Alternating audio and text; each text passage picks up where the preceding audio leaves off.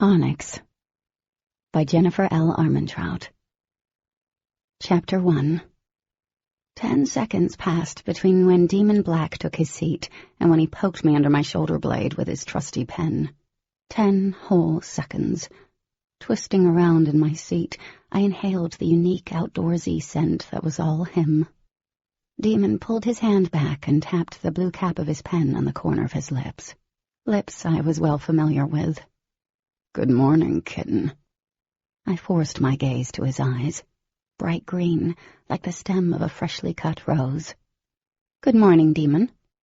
Unruly dark hair fell over his forehead as he tilted his head. "Don't forget we have plans tonight." "Yeah, I know. Looking forward to it," I said dryly.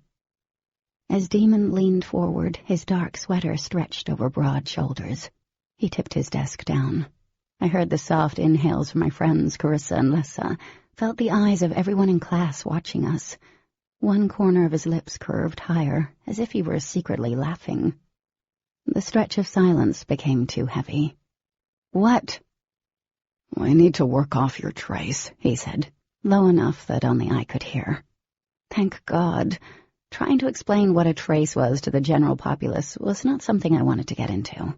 Oh, just alien residue that rubs off on humans and lights them up like a Christmas tree and becomes a homing signal to an evil alien race. Want some? Uh-huh. I picked up my pen and considered poking him with it. Yeah, I figured as much. And I have this really fun idea of how we can do it. I knew what his fun idea was. Me, him, making out. I smiled, and the green of his eyes heated. "Liking the idea," he murmured, and his gaze dropped to my lips. An unhealthy amount of excitement had my entire body humming, and I reminded myself that his sudden turnaround had more to do with the effect of his bizarre alien mojo on me than it did with me as a person. Ever since Demon healed me after the battle with the Arum, we were connected, and while that seemed to be enough for him to jump into a relationship, it wasn't for me. It wasn't real. I wanted what my parents had. Undying love, powerful, true. A whacked-out alien bond couldn't do that for me. "Not in this lifetime, buddy," I said finally. "Resistance is futile, kitten."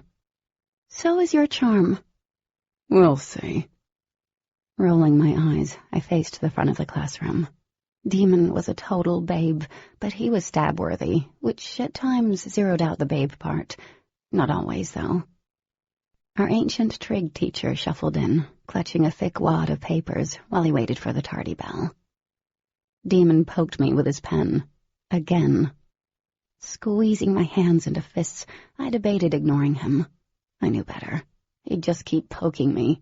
Turning around, I glared at him. "What, Demon?" He moved as fast as a cobra striking. With a grin that did funny things to my stomach, he glided his fingers along my cheek, plucking a tiny bit of fuzz out of my hair. I stared at him. "After school." I started to get all kinds of crazy ideas as his grin turned wicked, but I wasn't playing his game anymore. I rolled my eyes and whipped back around. I would resist my hormones, and the way he got to me like no one else.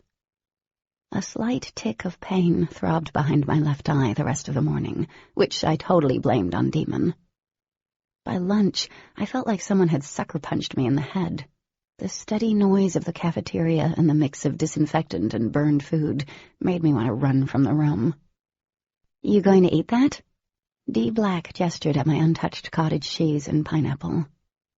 Shaking my head, I pushed my tray over, and my stomach roiled as she dug in. "You could eat the football team under the table." Lessa watched Dee with obvious envy sparkling in her dark eyes. I couldn't blame her. I'd once seen Dee eat an entire package of Oreos in one sitting. "How do you do it?" Dee shrugged dainty shoulders. "I guess I have a fast metabolism." "What did you guys do this weekend?" Carissa asked, frowning as she wiped her glasses with the sleeve of her shirt. "I was filling out college applications." "I was making out with Chad all weekend," Lessa grinned.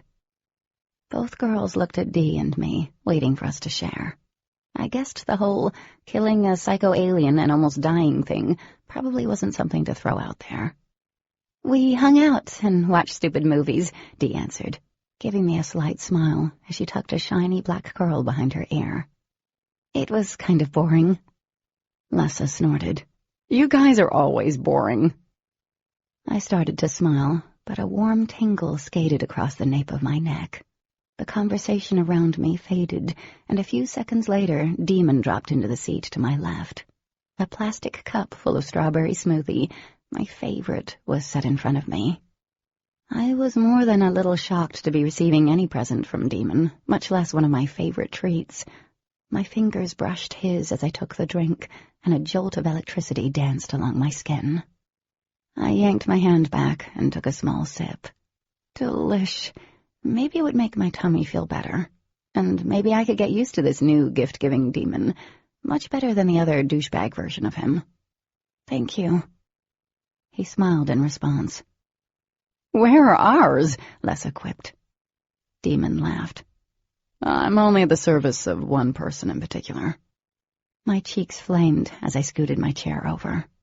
"You are not servicing me in any way." He leaned in, closing my newly gained distance. "Not yet." "Oh, come on, Demon, I'm right here." Dee frowned. "You're about to make me lose my appetite." "Like that will ever happen," Lessa retorted with an eye roll. Demon pulled a sub out of his bag. Only he could skip fourth period early to get lunch and not end up in detention. He was just so special. Every girl at the table, besides his sister, was staring at him. Some of the guys were, too. He offered his sister an oatmeal cookie. "Don't we have plans to make?" Carissa asked, two bright spots coloring her cheeks. "Yep," Dee said, grinning at Lessa. "Big plans." I wiped a hand over my damp, clammy forehead. "What plans?" "Dee and I were talking in English about throwing a party the week after next," Carissa jumped in.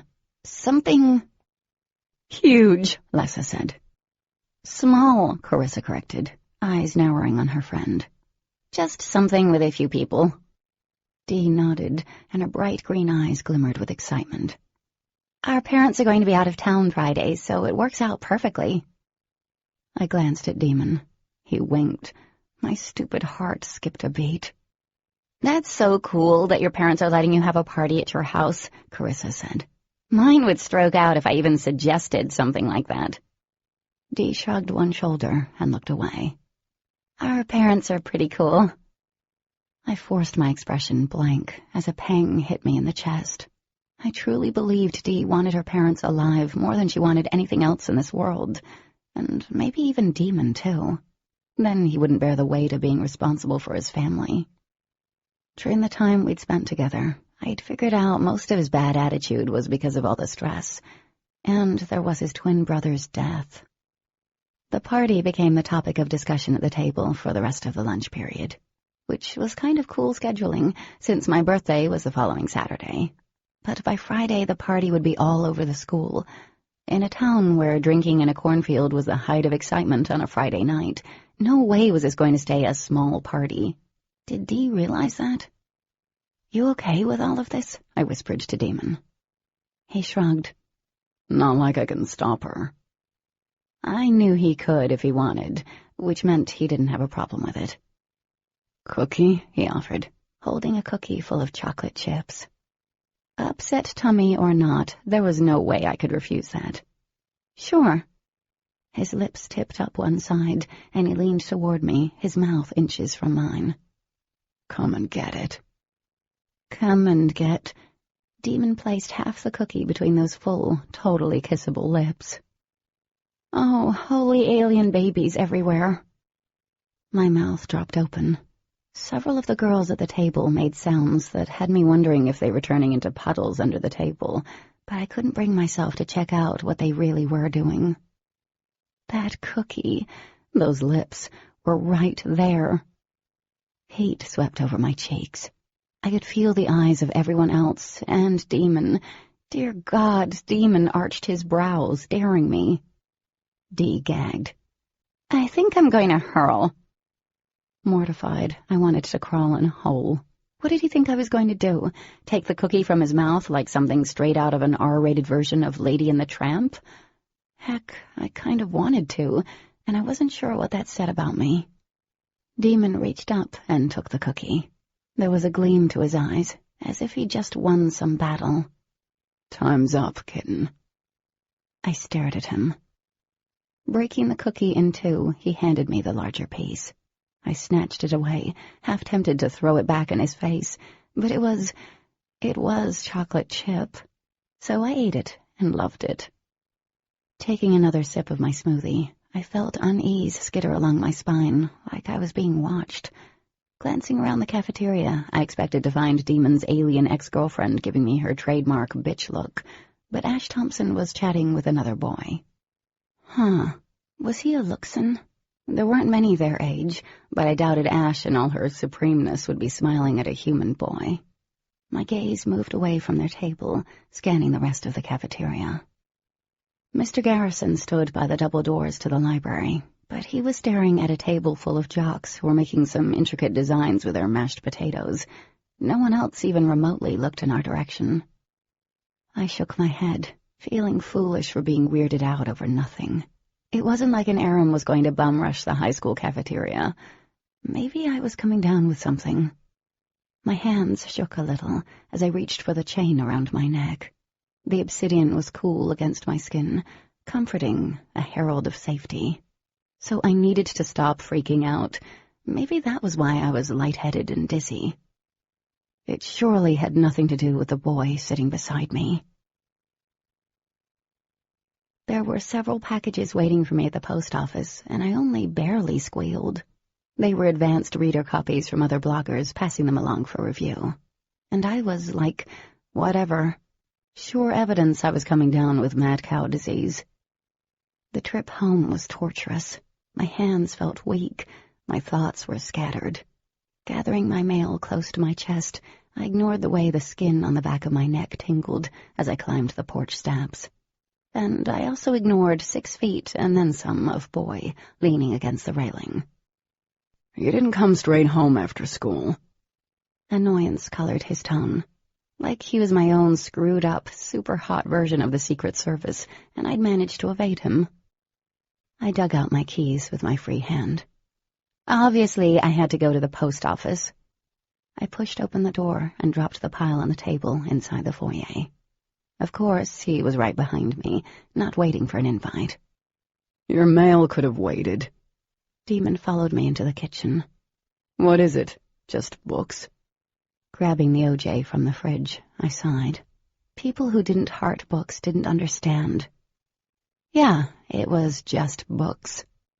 "I know there probably aren't any Aram around right now, but you can never be too careful, and you have a trace on you that will lead them right to our doorsteps. Right now, that's more important than your books." Nah, books were more important than the Aram. I poured myself a glass, too tired to get into it with Demon. We hadn't mastered the art of polite conversation yet. "Drink?" He sighed. "Sure. Milk?" I gestured at the fridge. "Help yourself." "You offered. You're not going to get it for me?" "I offered orange juice," I replied, taking my glass to the table. "You picked milk, and keep it down. My mom's asleep." Muttering under his breath, he grabbed a glass of milk. As he sat beside me, I realized he was wearing black sweats, which reminded me of the last time he'd been in my house dressed like that. We'd gotten into it. Our argument had turned into a steamy make-out session straight from one of those cheesy romance novels I read. The encounter still kept me up late at night. Not that I'd ever admit it. It was so hot, Demon's alien mojo had blown most of the light bulbs in the house and had fried my laptop.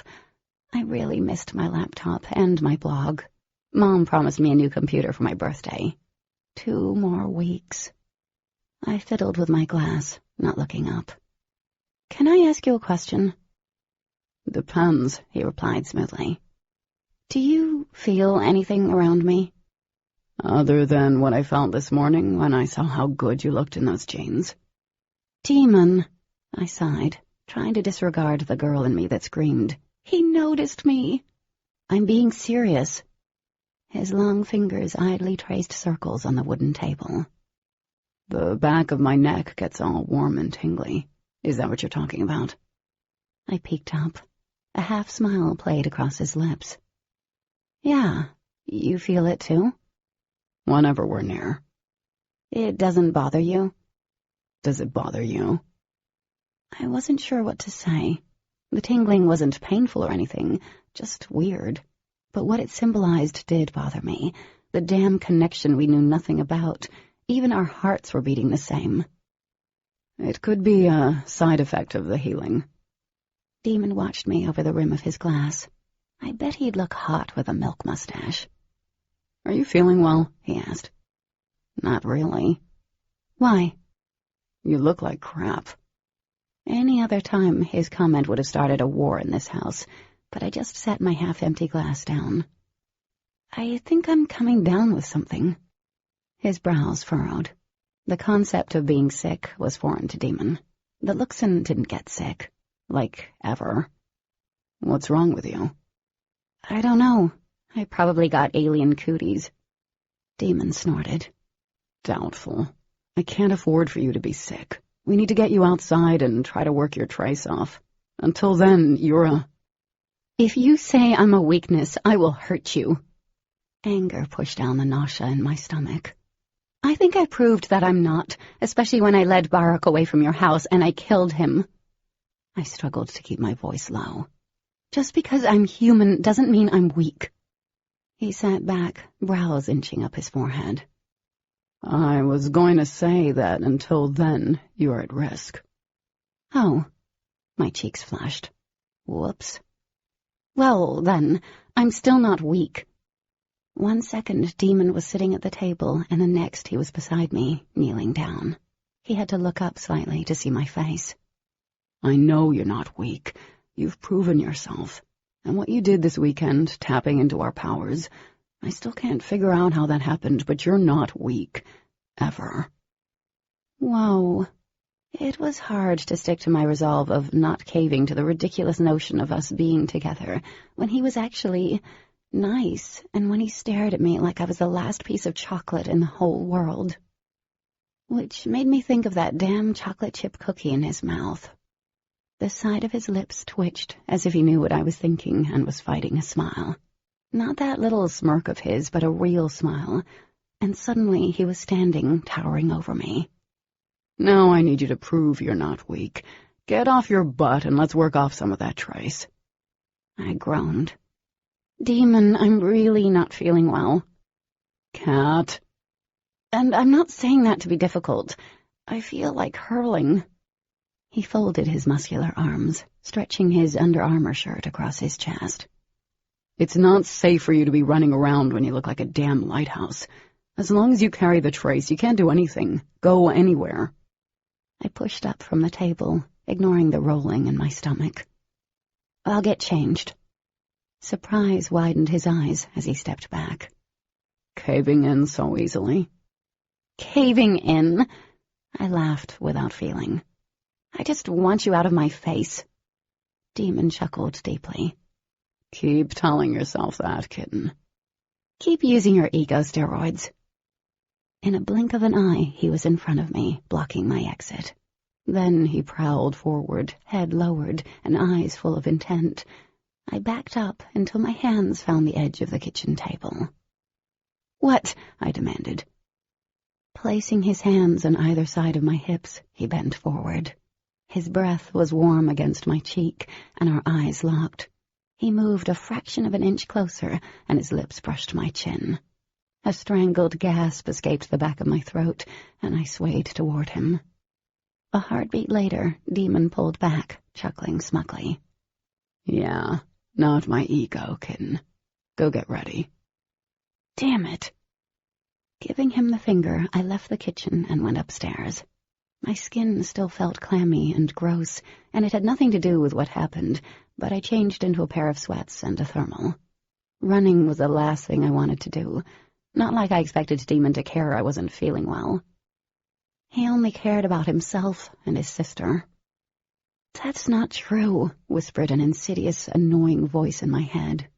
But maybe that voice was correct, He had healed me when he could have left me to die, and I'd heard his thoughts, heard him begging me not to leave him. Either way, I had to swallow the urge to puke and go for a fun jog. Some sixth sense knew this wasn't going to end well. Chapter 2. I lasted 20 minutes. With the uneven terrain of the woods, the brisk November wind, and the boy next to me, I couldn't do it. Leaving him halfway to the lake, I speed-walked all the way back to the house. Demon called out to me a couple of times, but I ignored him. Within a minute of reaching my bathroom, I threw up, the clutching the toilet on my knees, tears streaming down my face, kind of hurling. It was so bad, I woke up Mom. She hurried into the bathroom, pulling my hair back. "How long have you been feeling sick, honey? A few hours, all day, or just now?" "Mom, ever the nurse." "On and off all day," I moaned, resting my head against the tub. Tisking under her breath, she placed her hand against my forehead. "Honey, you're burning up." She grabbed a towel and ran it under the tap. "I should probably call in to work." "No, I'm okay." I took the towel from her, pressing it against my forehead. The coolness was wonderful. "It's just the flu, and I feel better already." Mom clucked over me until I got up and took a shower. Changing into a long sleep shirt took an absurd amount of time. The room did a tilt-a-whirl on me as I climbed under the covers, and I squeezed my eyes shut and waited for Mom to return. "Here's your phone and some water." She placed both on the table and sat beside me. "Open up." Prying one eye open, I saw a thermometer shoved at my face. I obediently opened my mouth. "Depending on how high your temperature is, we will determine if I'm staying home," she told me. "It's probably just the flu, but—" I groaned. She gave me a bland look and waited until the thing beeped. 101. I want you to take this." Pausing, she handed me 2 pills. I downed them, no questions asked. "The temp isn't that bad, but I want you to stay in bed and rest. I'll call and check on you before 10, okay?" I nodded and then snuggled down. Sleep was all I needed. She folded up another damp cloth and placed it over my forehead. I closed my eyes, almost certain I was approaching stage 1 of a zombie infection.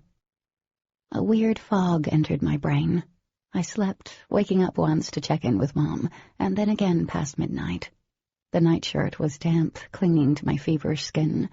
I went to push the blankets off and noticed they were across the room, covering my cluttered computer desk. Cold sweat dotted my forehead as I sat up.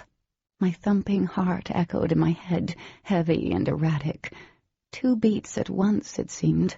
My skin felt stretched tight over my muscles, hot and prickly. I stood, and the room spun. I was so hot, burning up from the inside.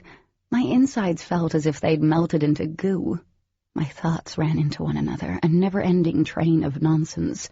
All I knew was that I needed to cool down. The door to the hallway swung open, beckoning me. I didn't know where I was going, but I stumbled down the hall and then downstairs. The front door was like a beacon, promising relief. It would be cold outside. Then I would be cold. But it wasn't enough. I stood on the porch, the wind blowing my damp shirt and hair back. Stars lined the night sky, intensely bright. I lowered my gaze, and the trees lining the road shifted colors. Yellow, gold, red. Then they turned a muted shade of brown. I was dreaming, I realized. In a daze, I stepped off the porch. Pieces of gravel poked at my feet, but I kept walking, the moonlight leading the way. Several times the world felt like it turned upside down, but I pushed on. It didn't take me long to reach the lake. Under the pale light, the onyx-colored water rippled.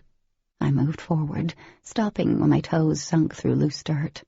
Prickling heat scorched my skin as I stood there, burning, sweltering. "Cat?" Slowly, I turned. Wind whipped around me as I stared at the apparition. Moonlight sliced his face in shadows, reflecting in his wide, bright eyes. He couldn't be real. "What are you doing, kitten?" Demon asked. He seemed fuzzy. Demon was never fuzzy. Fast and blurry sometimes, yes, but never fuzzy. I need to cool down." Understanding shot across his face. "Don't you dare go into that lake." I moved backward. Icy water lapped at my ankles and then my knees. "Why?" "Why?" He took a step forward. "It's too cold. Kitten, don't make me come in there and get you." My head throbbed. Brain cells were definitely melting. I sunk farther down. Cold water soothed the burning in my skin. It washed over my head, stealing my breath and the fire. The burn eased, nearly fading. I could stay under here forever. Maybe I would. Strong, solid arms surrounded me, pulling me back to the surface. Frigid air rushed me, but my lungs were seared. I dragged in deep gulps, hoping to extinguish the flames. Demon was pulling me out of the blessed water, moving so fast I was in the water 1 second and standing on shore the next. "What's wrong with you?" he demanded, grasping my shoulders and giving me a light shake. "Have you lost your mind?" "Don't," I pushed at him weakly. "I'm so hot." His intense gaze drifted down to my toes. "Yeah, you're hot. The whole wet white shirt. It's working, kitten, but a midnight swim in November? That's a little daring, don't you think?" He wasn't making sense. The reprieve was over, and my skin was burning again. I stumbled from his hands, back toward the lake. His arms were around me before I took 2 steps, turning me around. "Cat, you can't get in the lake. It's too cold. You're going to get sick." He brushed back the hair plastered to my cheeks. "How sicker than you already are. You're burning up." Something in what he said cleared a bit of the haze. I leaned into him, pressing my cheek into his chest. He smelled wonderful, like spice and man. "I don't want you." Now is not the time to get into that conversation." This was just a dream. I sighed, wrapping my arms around his taut waist. "But I do want you." Demon's arms tightened around me. "I know, kitten. You aren't fooling anyone. Come on." Letting go, my arms hung limply at my sides. I don't feel good." "Cat." He pulled back. Both hands were on my face, holding my head up. "Cat, look at me." I wasn't looking at him. My legs gave out, and then there was nothing. No demon, no thoughts, no fire, no Katie. Things were hazy, disjointed. Warm hands kept the hair back from my face. Fingers smoothed over my cheek. A deep voice spoke to me in a language that was musical and soft, like a song, but more beautiful and comforting. I sunk into the sound, lost for a little while. I heard voices. Once I thought I heard Dee. "You can't. It'll just make the trace worse." I was moved around, wet clothing stripped away. Something warm and soft slid over my skin. I tried talking to the voices around me, and maybe I did. I wasn't sure. At some point, I was wrapped in a cloud and carried somewhere. A steady heart beat under my cheek, lulling me until the voices faded and cool hands eventually replaced the warm ones. Bright lights intruded. I heard more voices. Mom? Mom sounded worried. She was talking to someone. Someone I didn't recognize. He had the cool hands. There was a prick in my arm, a dull pain that radiated to my fingers. More hushed voices, and then I heard nothing. There was no day or night, but this weird in-between where a fire raged in my body. Then the cool hands were back, pulling my arm out from underneath the covers. I didn't hear Mom as I felt the prick again on my skin. Heat swept inside me, rushing through my veins. Gasping, I arched my back off the bed, and a strangled scream escaped the back of my throat. Everything burned. A fire raged inside me 10 times worse than before, and I knew I was dying. I had to be. And then there was a coolness in my veins, like a rush of winter's air. It moved quickly, dousing the flames and leaving a trail of ice in its wake. The hands moved to my neck, tugging something up. A chain, my necklace. The hands were gone, but I felt the obsidian humming, vibrating above me. And then I slept for what felt like an eternity, not certain I was ever going to wake up. 4 days of being in the hospital, and I'd next to no recollection of any of it, only that I woke up Wednesday in an uncomfortable bed, staring at a white ceiling, and feeling fine. Great, even.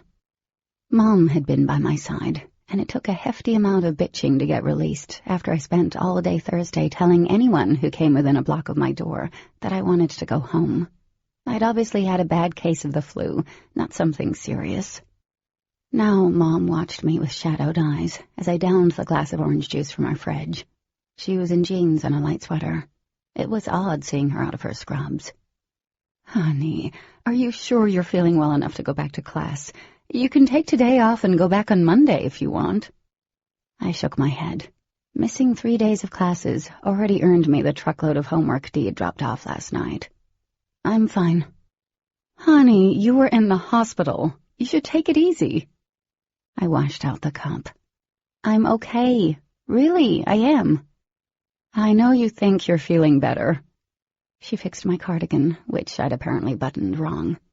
"Will, Dr. Michaels may have cleared you to go home, but you scared me. I've never seen you so sick. Why don't I give him a quick call and see if he can check on you before he goes in for his rounds?" Even more bizarre was that my mom was now referring to my doctor on a first-name basis. Their relationship had taken a trip into serious land, it seemed, and I'd missed it. Grabbing my backpack, I stopped. "Mom?" "Yes?" "You came home in the middle of the night Monday, right? Before your shift ended?" When she shook her head, I was even more confused. "How did I get to the hospital?" "Are you sure you're feeling okay?" She placed her hand on my forehead. "You don't have a fever, but your friend brought you to the hospital." "My friend?" "Yes, Demon brought you in, although I'm curious how he knew you were so sick at 3 a.m. Her eyes narrowed. "Actually, I'm very curious." "Oh, crap. So am I." Chapter 3. I'd never been more eager to get to Trig in my life. How in the hell had Demon known I was sick? The dream I had about the lake couldn't have been real. No way. If it was, I was going to... I didn't know what I'd do, but I was sure my flaming cheeks would be involved. Lessa was the first to arrive. "Yay! You're back. How are you feeling? Better?" "Yeah, I'm doing okay." My eyes darted to the door. A few seconds later, Carissa came in. She tugged on a strand of my hair as she passed, smiling. "I'm glad you're feeling better. We were all worried, especially when we stopped by to visit and you were completely out of it." I wondered what I'd done in front of them that I couldn't remember. "Do I even want to know?" Lessa giggled, pulling out her textbook. "You mumbled a lot, and you kept calling out for someone." "Oh, no." "I did." Taking pity on me, Carissa kept her voice low. "You were calling out for Demon." I dropped my face in my hands and moaned. "Oh, God." Lessa giggled. "It was kind of cute." A minute before the tardy bell rang, I felt an all-too-familiar warmth on my neck and glanced up. Demon swaggered into class. Textbookless, as usual. He had a notebook, but I don't think he ever wrote anything in it. I was beginning to suspect our math teacher was an alien, because how else would Demon get away with not doing a damn thing in class? He passed by without so much as a look. I twisted around in my chair. "I need to talk to you." He slid into his desk chair. "Okay." "In private," I whispered. His expression didn't change as he leaned back in his chair. "Meet me in the library at lunch. No one really goes in there. You know, with all those books and stuff." I made a face before flipping to the front of the class. Maybe 5 seconds later, I felt his pen poking me in the back. Taking a deep, patient breath, I faced him. Demon had his desk tipped forward. Inches separated us. Yes? He grinned. You look a lot better than the last time I saw you. Thanks, I grumbled. His gaze flickered around me, and I knew what he was doing. He was looking at the trace. Know what? I cocked my head to the side, waiting. You're not glowing, he whispered. Surprised, I let my jaw fall slack. I'd been shining like a disco ball on Monday, and now I didn't have a trace? Like, at all? He shook his head. The teacher started the class, so I had to face the front again, but I wasn't paying attention. My mind was stuck on the fact I wasn't glowing anymore. I should be... No, I was ecstatic, but the connection, it was still there. My hope that it would fade along with the trace was total bunk. After class, I asked the girls to let Dee know I'd be late for lunch. Since they'd overheard part of the conversation, Carissa was full of giggles, and Lissa launched into her fantasy about doing it in the library. Something I didn't need to know, or think about, but now I was, because I could so picture Demon getting into that sort of thing. Morning classes dragged. Mr. Garrison gave me the usual untrustworthy glance throughout biology, after his eyes widened upon seeing me. He was like the unofficial guardian of the Luxon, living outside of the alien colony. The non-glowy version of me seemed to get as much attention as the glowy version. Probably had more to do with the fact he wasn't too happy that I knew what they really were. The door opened just as he went for the projector, and a boy walked in, wearing a vintage Pac-Man shirt, which was made of awesome. A low murmur went through the classroom as a stranger handed Mr. Garrison a note. He was new, obviously. His brown hair was artfully messy, like it was styled that way on purpose. Good-looking, too, with golden-colored skin and a confident grin on his face. It seems we have a new student, Mr. Garrison said, dropping the note on his desk. Blake Saunders from... California, the boy supplied. Santa Monica. Several oohs and ahs followed that. Lessa sat up straighter. Yay! I'd no longer be the new kid. All right, Blake from Santa Monica. Mr. Garrison scanned the classroom, his gaze stopping on the empty seat beside me. There's your seat and your lab partner. Have fun. My eyes narrowed on Mr. Garrison, not sure if have fun was a thinly veiled insult or a secret hope the non-alien boy would distract me from the alien one. Appearing oblivious to the curious stares, Blake took his seat next to me and smiled. Hi. Hi, I'm Katie from Florida. I grinned. Now known as no longer the new kid. Ah, I see. He glanced up to where Mr. Garrison was wheeling the projector to the middle of the classroom. Small town, not many faces, everyone stares kind of thing. You got it. He laughed softly. Good. I was beginning to think something was wrong with me. He pulled out a notebook, his arm brushing mine. A static charge shocked me. Sorry about that. Totally okay, I told him. Blake gave me one more quick grin before turning his gaze to the front of the classroom. Fiddling with the chain around my neck, I sneaked a quick peek at the new boy. Well, at least Bio now had some eye candy. Couldn't go wrong with that. Demon wasn't waiting at the double doors to the library. Shouldering my bag, I entered the musty-smelling room. A young librarian glanced up and smiled as I looked around. The back of my neck was warm, but I didn't see him. Knowing Demon, he was probably hiding so no one would see his coolness in a library. I passed a few underclassmen at the tables and computers eating their lunches, and then roamed around until I found him back in the nosebleed section, Eastern European culture. A basic no man's land. He was lounging in a cubicle beside an outdated computer, hands shoved into the pockets of his faded jeans. A wavy lock of hair covered his forehead, brushing against thick lashes. His lips curled into a half-smile. I was wondering if you were ever going to find me. He made no move to clear up any space in the tiny 6x6 hole. I dropped my bag outside the walls and hopped up on the desk opposite him. Embarrassed someone would see you and think you're capable of reading? I do have a reputation to maintain. And what a lovely reputation that is. He stretched out his legs so that his feet were under mine. So what did you want to talk about? His voice lowered to a deep, sexy whisper. In private. I shivered, and it had nothing to do with the temperature. Not what you're hoping. Demon gave me a sexy smirk. Okay. I gripped the edge of the desk. How did you know I was sick in the middle of the night? Demon stared at me for a moment. You don't remember? His eerie eyes were way too intense. I dropped my gaze to his mouth. Wrong move. I stared at the map of Europe over his shoulder. Better. No, not really. Well, it was probably the fever. You were burning up. My eyes snapped back to his. You touched me?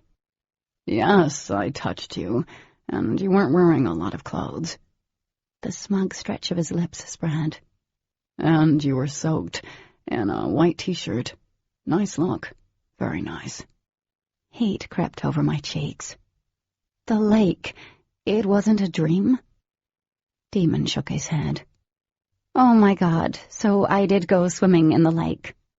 He pushed off the desk and took one step forward, which put him in the same breathing space as me, if he actually needed to breathe. You did.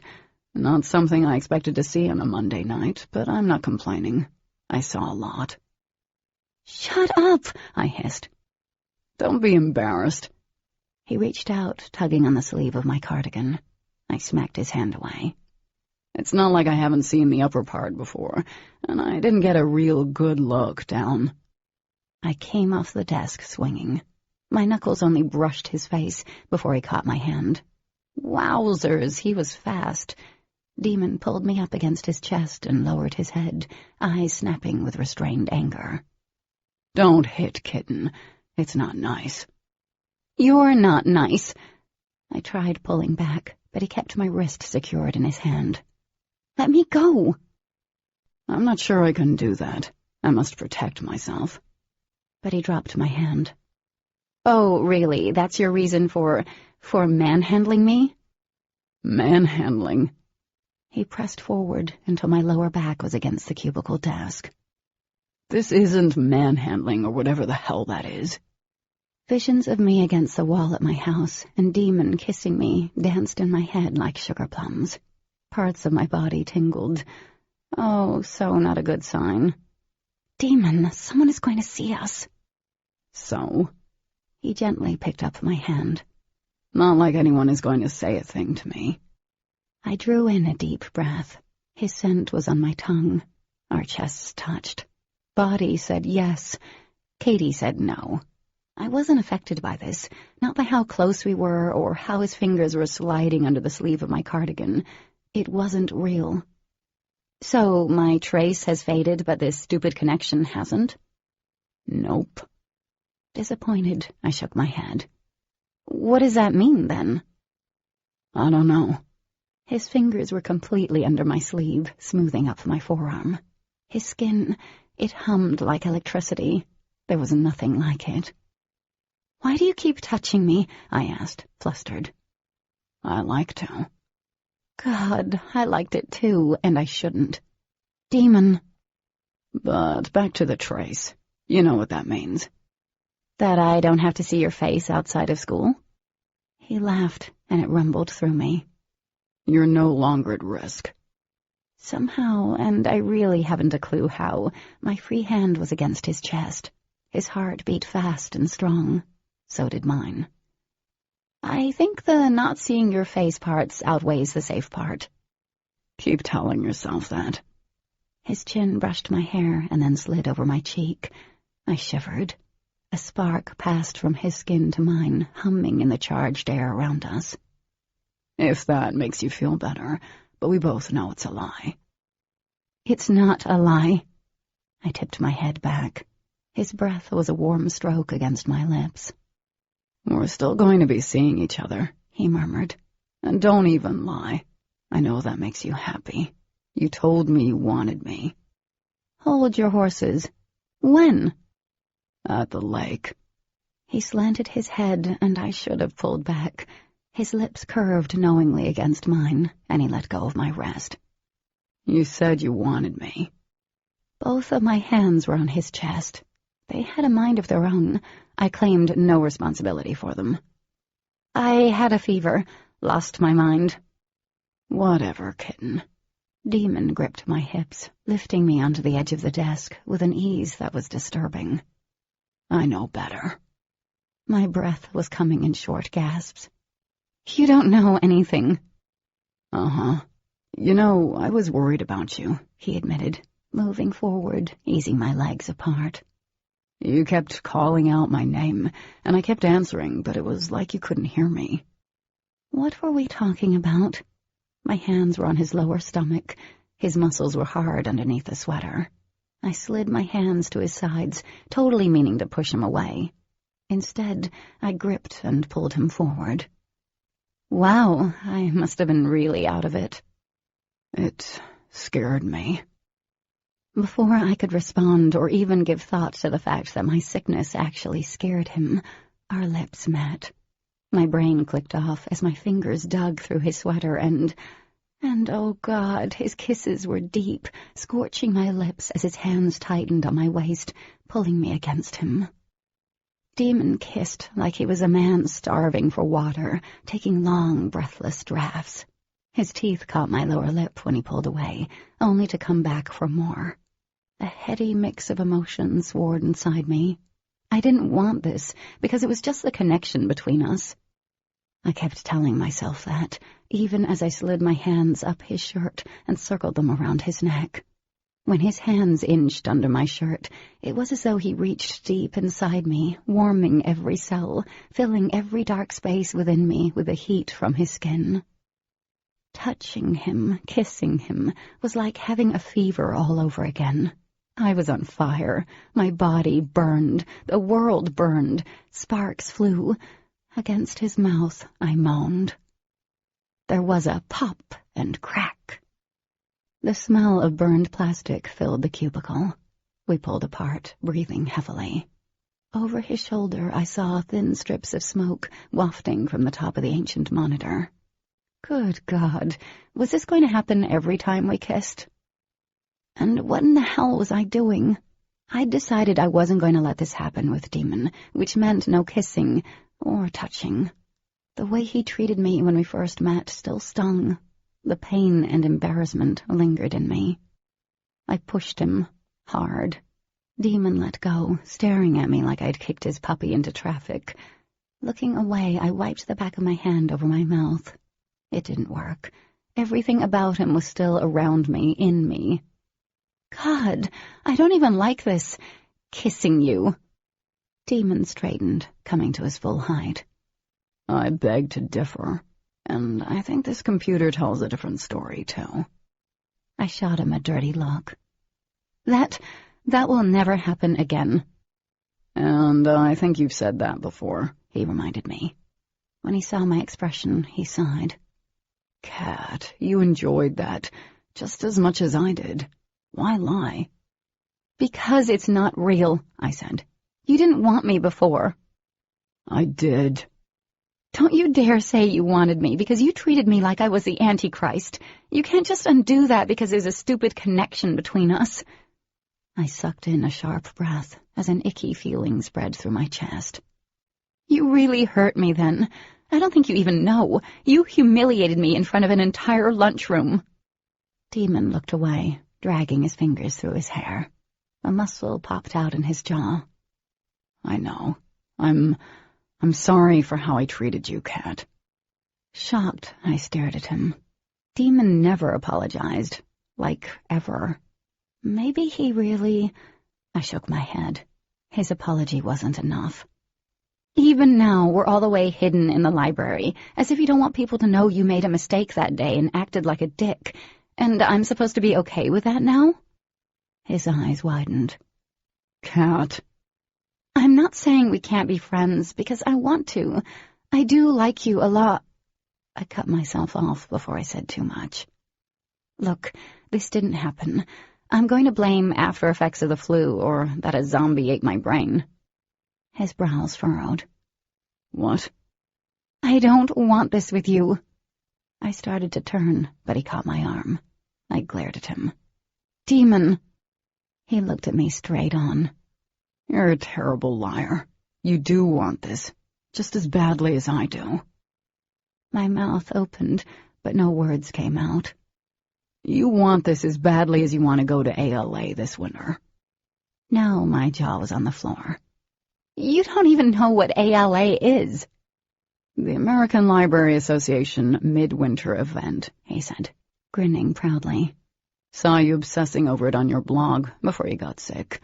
I'm pretty sure you said you'd give up your firstborn child to go. Yeah, I kind of did say that. Demon's eyes flashed. Anyway, back to the whole you wanting me part.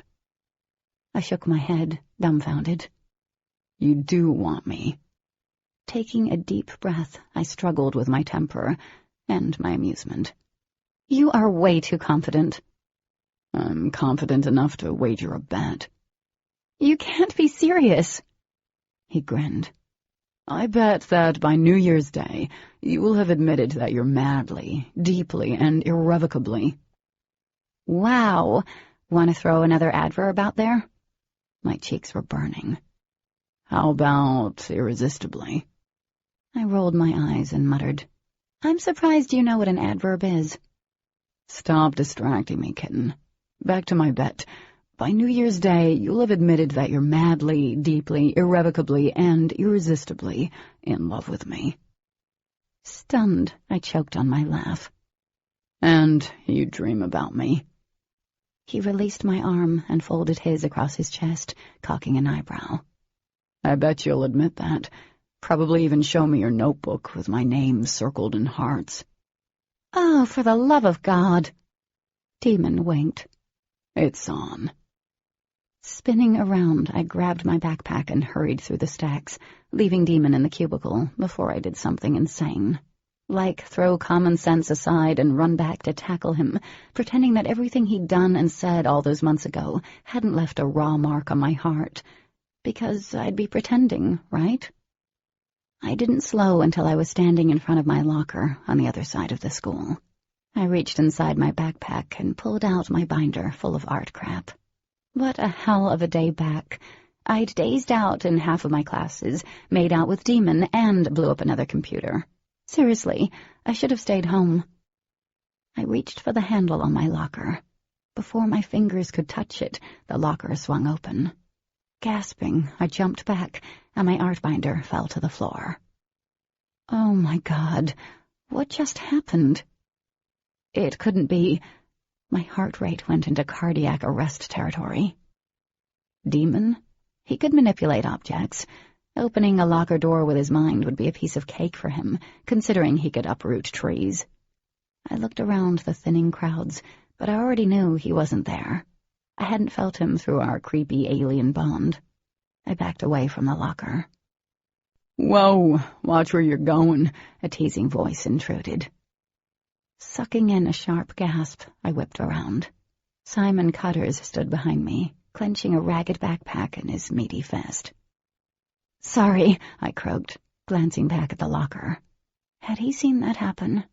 I knelt to pick up my artwork, but he beat me to it. Epic awkwardness ensued as we tried to pick up the papers without touching each other. Simon handed me a stack of craptastic drawings of flowers. I had no artistic talent. Here you go. Thanks. I stood, shoving my binder into the locker, ready to flee. Wait a sec. He grabbed my arm. I wanted to talk to you. My eyes dropped to his hand. He had 5 seconds before my pointy-toed shoe ended up between his legs. He seemed to sense this because he dropped his hand and flushed. I just want to apologize for everything that happened homecoming night. I was drunk, and I do stupid things when I'm drunk. I glared at him. Then maybe you should stop drinking. Yeah, maybe I should. He ran his hand over his closely cropped hair. Light reflected off the blue and gold watch around his thick wrist. Something was engraved on the band, but I couldn't make it out. Anyway, I just didn't. Yo, Simon, what are you doing? Billy Crump, a beady-eyed football player who only seemed to notice my boobs when he looked in my direction, sidled up next to Simon. He was closely followed by a rabid pack of teammates. Billy grinned as his gaze zeroed in on me. Hey, what do we have here? Simon opened his mouth, but one of the guys beat him to it. Let me guess, she's trying to get in your jock again. Several guys chuckled and elbowed one another. I blinked at Simon. Excuse me? The tips of Simon's cheeks turned ruddy as Billy lurched forward, dropping his arm over my shoulder. The scent of his cologne nearly knocked me out. Look, babe, Simon ain't interested in you. One of the guys laughed. Like my mama always said, why buy the cow when the milk's for free? A slow rush of fury inched through my veins. What the hell was Simon telling these douchebags? I shrugged out from underneath Billy's arm.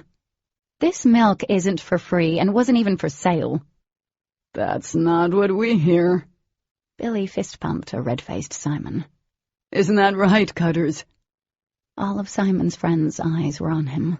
He choked out a laugh and stepped back, swinging his backpack over his shoulder. Yeah, man, but not interested in a second glass. I was trying to tell her that, but she wouldn't listen. My mouth dropped. You lying son of a... What's going on down there? Coach Vincent called from the end of the hallway. Shouldn't you boys be in class by now? Laughing, the guys broke apart and headed down the hall. One of them spun around, motioning a call me hand signal, while another made a rather obscene gesture with his mouth and hand. I wanted to slam my fist into something, but Simon wasn't my biggest problem. I faced my locker again, wincing as my stomach dropped to my toes. It had opened by itself. Chapter 4. Mom was gone, already having started her shift in Winchester earlier that day. I'd been hoping she'd be home so I could chat with her for a little while and forget about the whole locker incident, but I'd forgotten it was Wednesday, also known as Fend for Yourself Day. A dull ache had taken up residency behind my eyes, like I strained something, but I wasn't sure if that were possible. It had started after the whole locker incident and didn't show signs of stopping. I threw a load of clothes into the dryer before realizing there were no dryer sheets.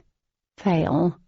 Going to the linen closet, I rummaged around, hoping to find something. Giving up, I decided that the only thing that was going to make today better was the sweet tea I'd seen in the fridge that morning. Glass shattered. I jumped to the sound and then hurried to the kitchen, thinking someone had broken the window from outside, but it wasn't like we had a lot of visitors out here, unless it was a Department of Defense officer bum-rushing the house. At that thought, my heart tripped up a little as my gaze went to the counter below an opened cupboard. One of the tall, frosted glasses was in 3 large pieces on the counter. Drip, drip, drip. Frowning, I looked around, unable to figure out the source of the noise. Broken glass and water dripping. Then it struck me. My pulse sped up as I opened up the fridge. The jug of tea was on its side, lid off. Brown liquid ran across the shelf, spilling down the sides. I glanced at the counter. I'd wanted tea, which requires a glass, and, well, tea. No way, I whispered, backing up. There was no way the act of wanting tea had somehow caused this. But what other explanation could there be? It wasn't like there was an alien hiding under the table, moving crap around for fun. I checked, just to be sure. This was the second time in one day that something had moved on its own. 2 coincidences. Numb inside, I grabbed a towel and cleaned up the mess. The whole time I was thinking about the locker door. It had opened before I reached it, but it couldn't be me. Aliens had the power to do that kind of stuff. I didn't. Maybe there had been a minor earthquake or something. A minor earthquake that only targeted glasses and tea? Doubtful. Weirded out to the max, I grabbed a book off the back of the couch and sprawled out. I needed a serious distraction. Mom hated that there were books everywhere. They weren't really everywhere, just wherever I was, like the couch, recliner, kitchen counters, laundry room, and even the bathroom. It wouldn't be like that if she caved and installed a wall-to-ceiling bookcase. But no matter how I tried to get into the book I was reading, it wasn't working. Half of it was the book. It had insta-love, the bane of my existence. Girl sees boy and falls in love. Immediately. Soulmate, breath-stealing, toes-curling, love after one conversation. Boy pushes girl away for some paranormal reason or another. Girl still loves boy. Boy finally admits love. Who was I kidding? I sort of loved all that angst. It wasn't the book. It was me. I couldn't clear my head and fully immerse myself in the characters. I grabbed a bookmark off the coffee table and shoved it in the book. Dog-eared pages were the Antichrist of book lovers everywhere. Ignoring what was happening wasn't working. It just wasn't in me to run from my troubles like this. Besides, if I was honest with myself, I knew I was more than a little freaked out by what was happening. What if I was imagining I was moving things? The fever could have killed off a few brain cells. I dragged in air so fast my head swam. Could a person get schizophrenia from being sick? No, that just sounded stupid. Sitting up, I pressed my head to my knees. I was fine. What was happening? There had to be a logical explanation for it. I hadn't closed the locker door all the way, and Simon's lumbering steps had jarred it open, and the glass left on the edge. And there was a good chance that Mom had left the cap on the tea loose. She was always doing stuff like that. I took several more deep breaths. I was okay. Logical explanations made the world go round. The only fault in that line of thought was the fact I lived next door to aliens, and that was so not logical. Pushing off the couch, I checked the window to see if Dee's car was out front. Pulling on my hoodie, I headed next door. Dee immediately pulled me into the kitchen. There was a sweet, burned smell. "I'm glad you came over. I was just about to come get you," she said, dropping my arm and rushing over to the counter. There were several pots scattered across the countertop. "What are you doing?" I peered over her shoulder. One of the pots looked like it was filled with tar. "Ew," Dee sighed.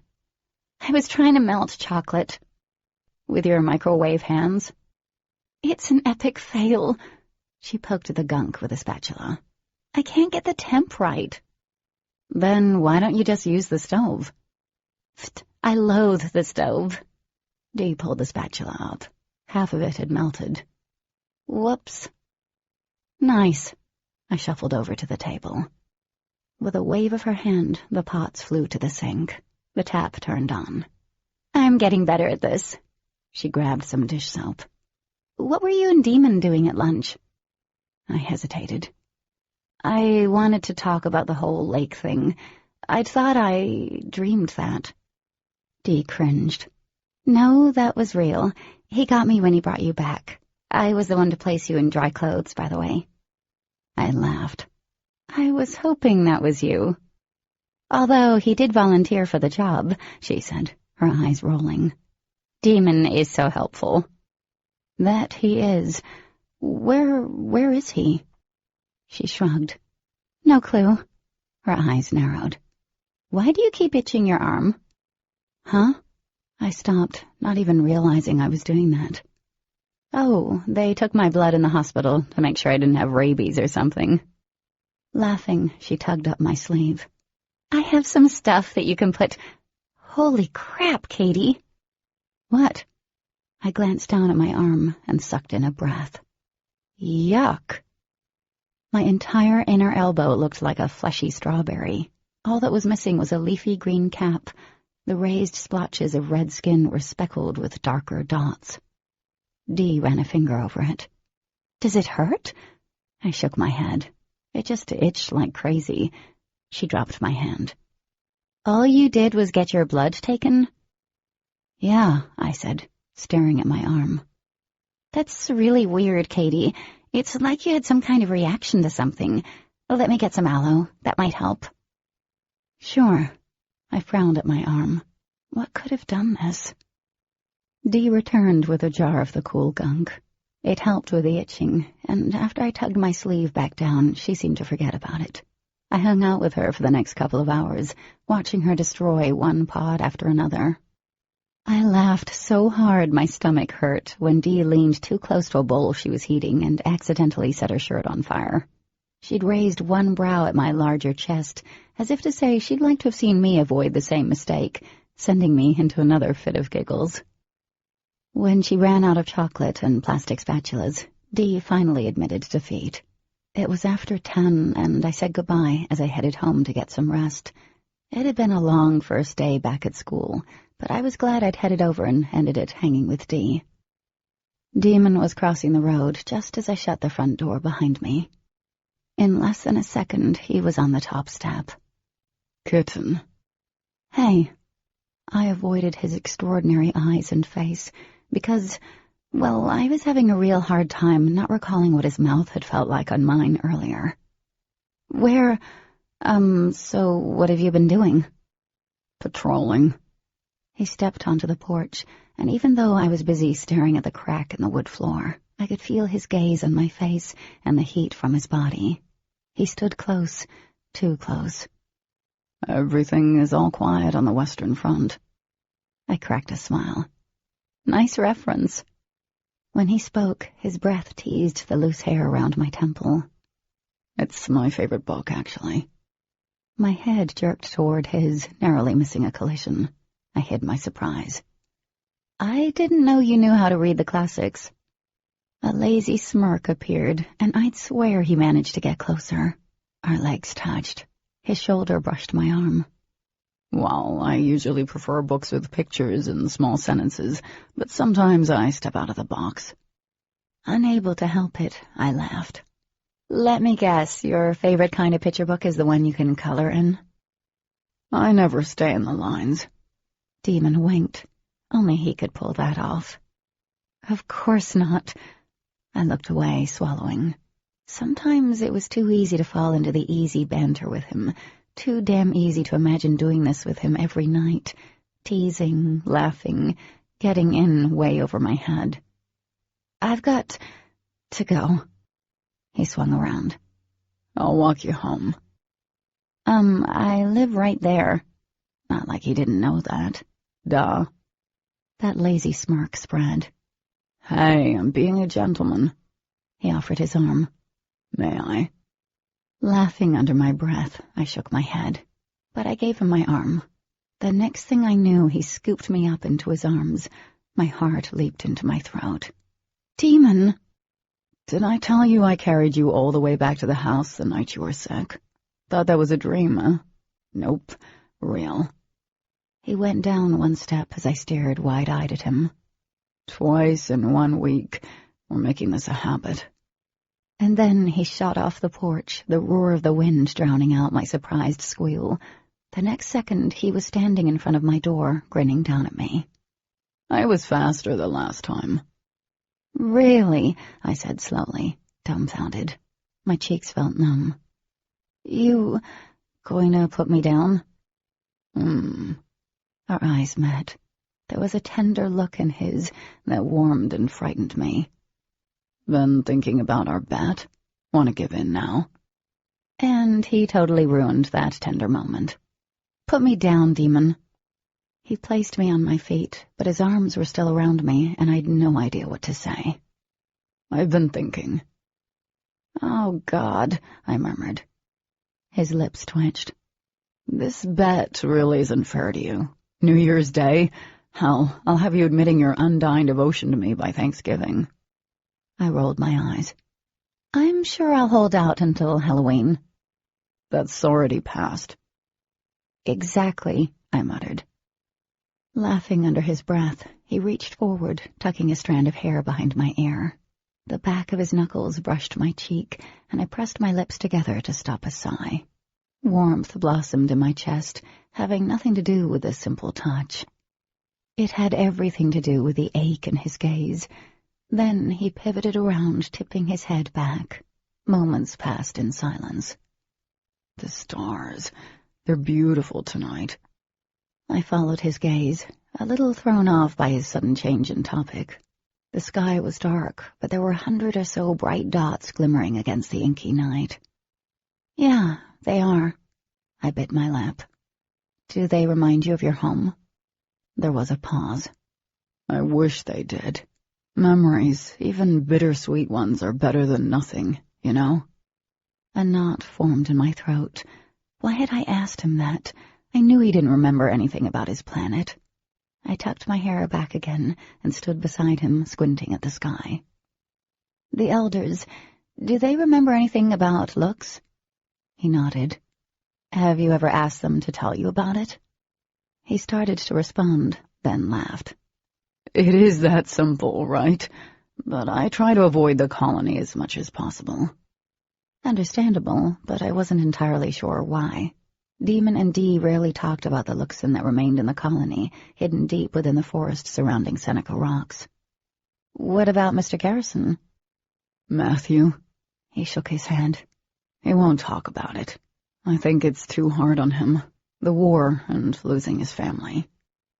Tearing my gaze away from the stars, I looked up at Demon. His profile was harsh and haunted. Christ, they'd had a tough life. All of the Luxon. War had turned them into refugees. Earth was practically a hostile planet to them, considering how they had to live.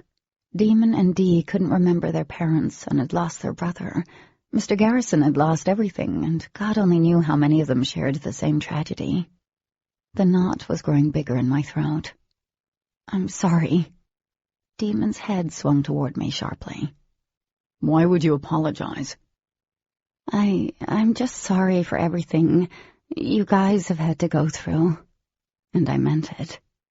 He held my gaze for a beat and then looked away, laughing under his breath. There was no humor in the sound, and I wondered if I'd said something wrong. Probably.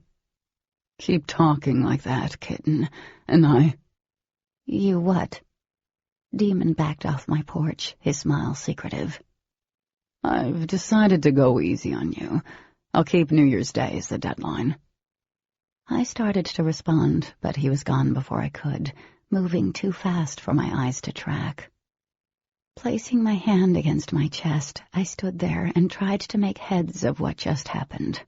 For a moment, a crazy moment, there had been something infinitely more than mad animal lust between us. And it scared me. I went inside and eventually was able to push Demon to the back of my mind.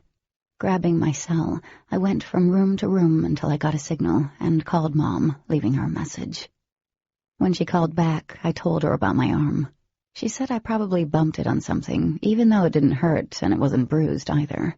She promised to bring me home a salve, and I felt better just hearing her voice. I sat on my bed, trying to forget about all the weird stuff and focus on my history homework. There was an exam on Monday. Studying on a Friday was the height of lameness, but it was either that or I fail. And I refused to fail. History was one of my favorite subjects. Hours later, I felt the weird warmth that was becoming increasingly familiar creep across my neck. Closing the textbook, I hopped off the bed and crept toward the window. The full moon lit everything in a pale, silvery glow. I tugged up the sleeve of my shirt. The skin was still patchy and red. Did being sick have anything to do with the locker, the glass of tea, and the connection to Demon? My gaze moved back to the window, drifting over the ground below. I didn't see anyone. A yearning sparked in my chest. I pulled the curtain back farther and pressed my forehead against the cool glass. I couldn't understand or explain how I knew, but I did. Somewhere, hidden in the shadows, was Demon. And every part of my being wanted, needed to go to him. The ache that had been in his eyes, it was so much, going beyond him and me, more than what I undoubtedly could wrap my head around. Denying that desire was one of the hardest things I'd ever done, but I let the curtain slip free and went back to my bed. As I opened my history text again, I focused on my chapter. New Year's Day wasn't going to happen. I was having one of those days where I wanted to start throwing things because only breaking crap would make me feel better. My limit for acceptable weirdness in my daily life had been maxed out. On Saturday, the shower turned on before I even got in it. Sunday night, my bedroom door opened as I walked toward it, smacking me right in the face. And this morning, to top it all off, I'd overslept and missed my first 2 classes, plus my entire closet emptied itself onto my floor as I debated what to wear. Either I was turning into an alien, about to have one crawl its way out of my stomach, or I was crazy. The only good thing about today was that I'd woken up without that itchy rash on my arm. The whole way to school, I debated what to do. These things couldn't be brushed aside as a coincidence any longer, and I needed to get over myself and confront them. My new outlook on not being a bystander in life meant I had to face the fact that I'd really changed. And I needed to do something about it before I exposed everyone. Just thinking about that possibility left a bitter taste in my mouth. There was no way I could go to D, because I'd promised Demon not to tell anyone that he'd healed me. I had no other option but to saddle him with another one of my problems. At least that was how it felt. When I first moved here, I'd been nothing but problems for him. Making friends with his sister, asking way too many questions, almost getting myself killed twice, plus discovering their big secret, and all the times I'd ended up with a trace.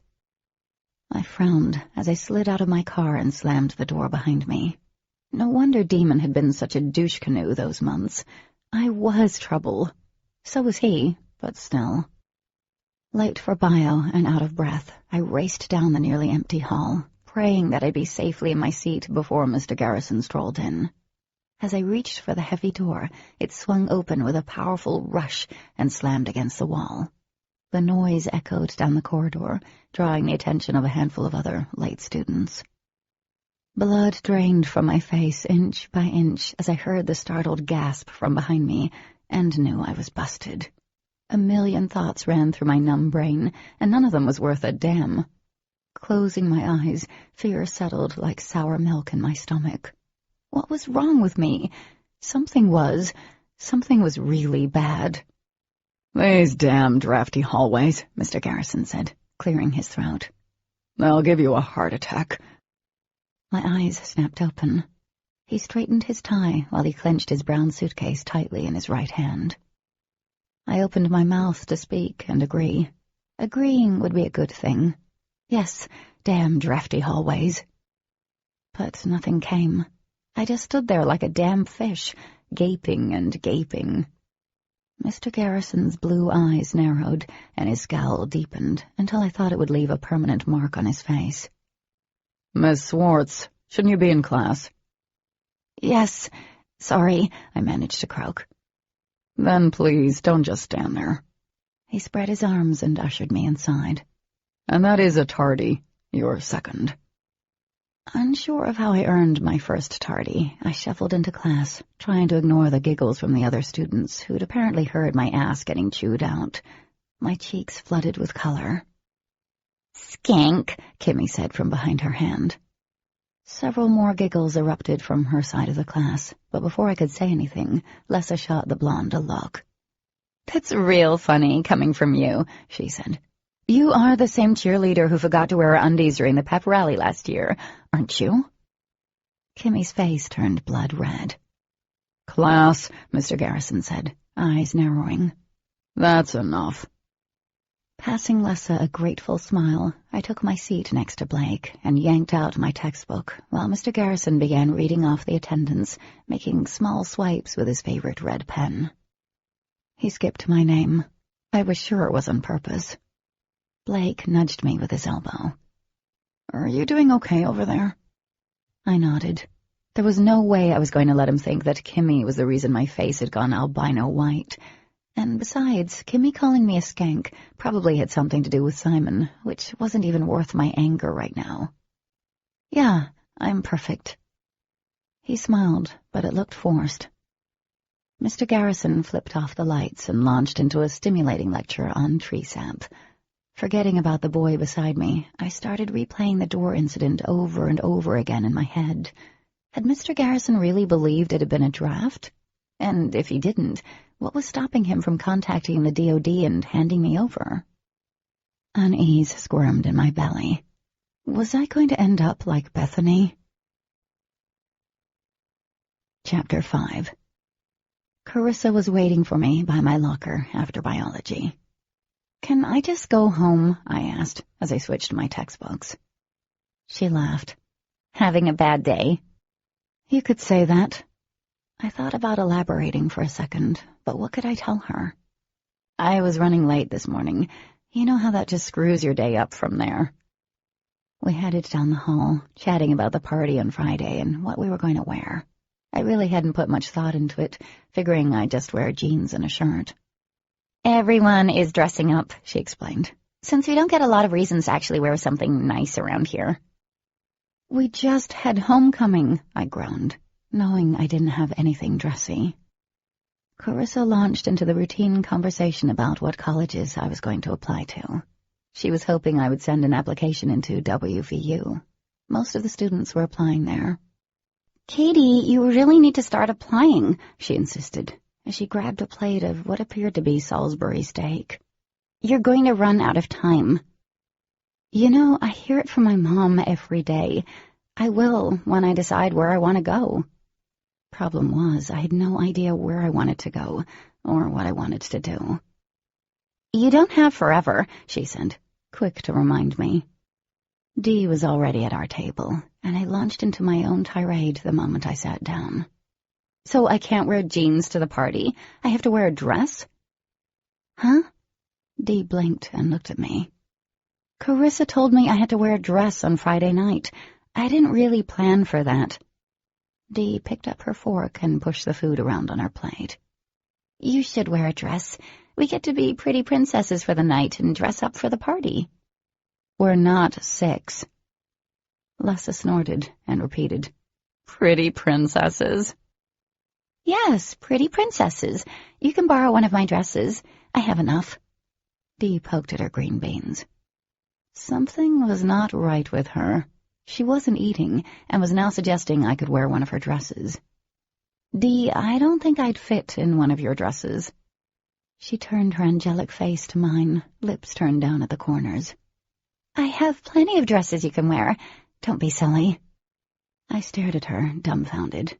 "If I wore one of your dresses, I'd look like a tightly packaged sausage." Dee's gaze darted over my shoulders, and whatever she was going to say died on her lips. Her eyes widened, and face paled. I was afraid to turn around, half expecting to find a set of DOD officers strolling through our school cafeteria in black suits. The picture in my brain was equally hilarious and frightening. I slowly twisted in my seat, preparing myself to be thrown on the floor and handcuffed, or whatever it was they did. It took me a moment to find what Dee was utterly transfixed by, and when I did, I was confused. It was Adam Thompson, the nice twin, as I like to refer to him, and he was Dee's friend, boyfriend. "What's going on?" I asked, swiveling around. Her gaze darted to me. "Can we talk later?" In other words, it wasn't something she could say in front of the others. I nodded and glanced behind me. Adam was getting food, but I noticed someone else. Blake stood by the doors to the cafeteria, scanning the crowds for someone. His gaze found our table, and his hazel eyes settled on me. He smiled, flashing a set of ultra-white teeth, and waved. I gave him a little wave back.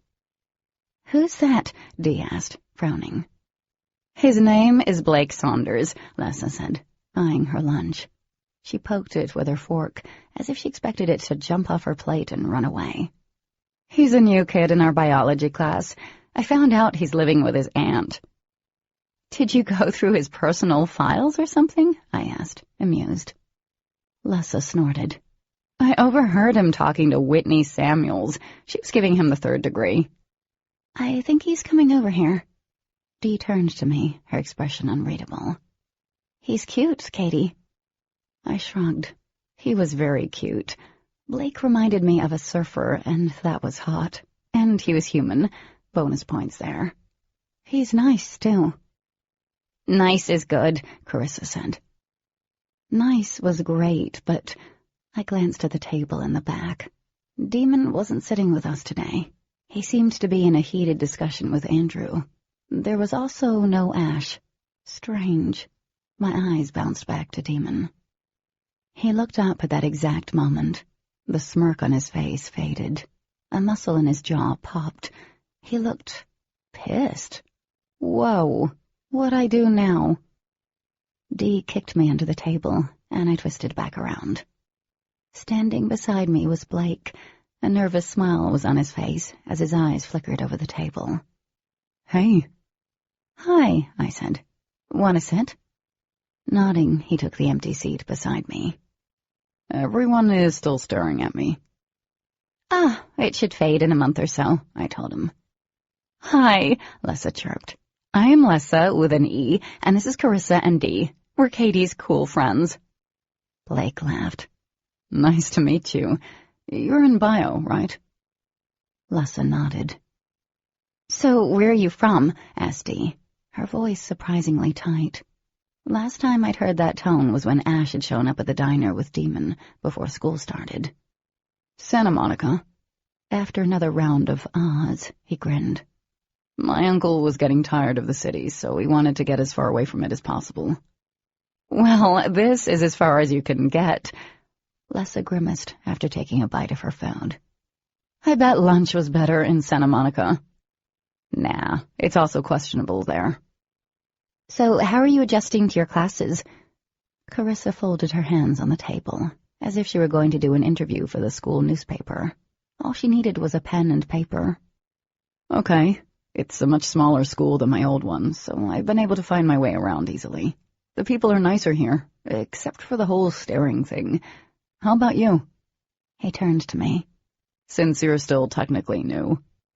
Oh, no, I hand over new kid status completely to you, but it's pretty cool around here.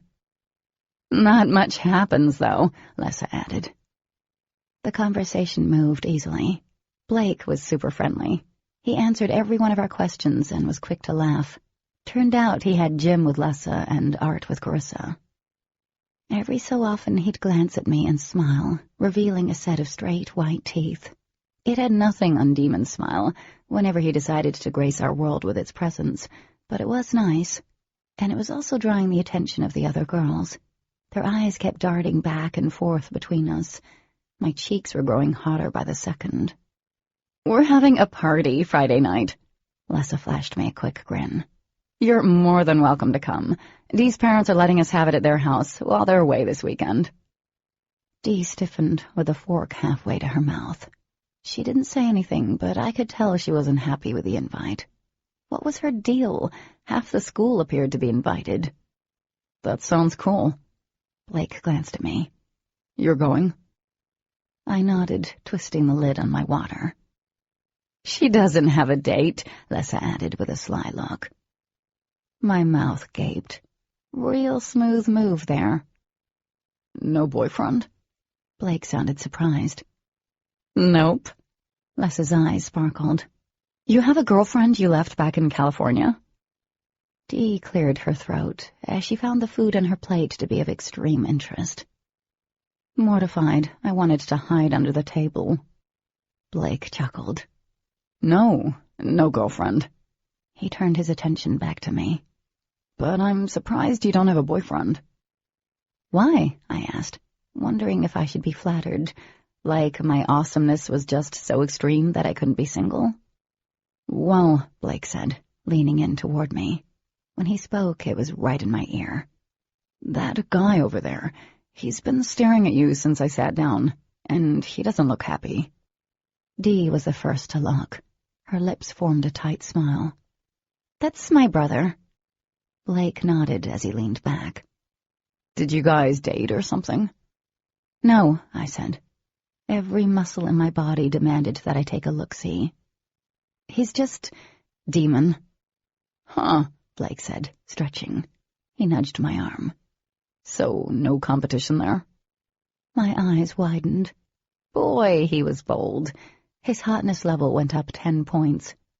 Not likely. A slow smile crept over Blake's lips. He had a fuller bottom one, looked totally kissable. Good to know, because I was wondering if you wanted to grab something to eat after school. Whoa. I glanced at Dee, who looked just as surprised as I did. I had every intention of finding out why she was acting so weird over Adam, and then talking to Demon about the weird stuff that had been happening. Dee misinterpreted my hesitation. "We can get together tomorrow after school."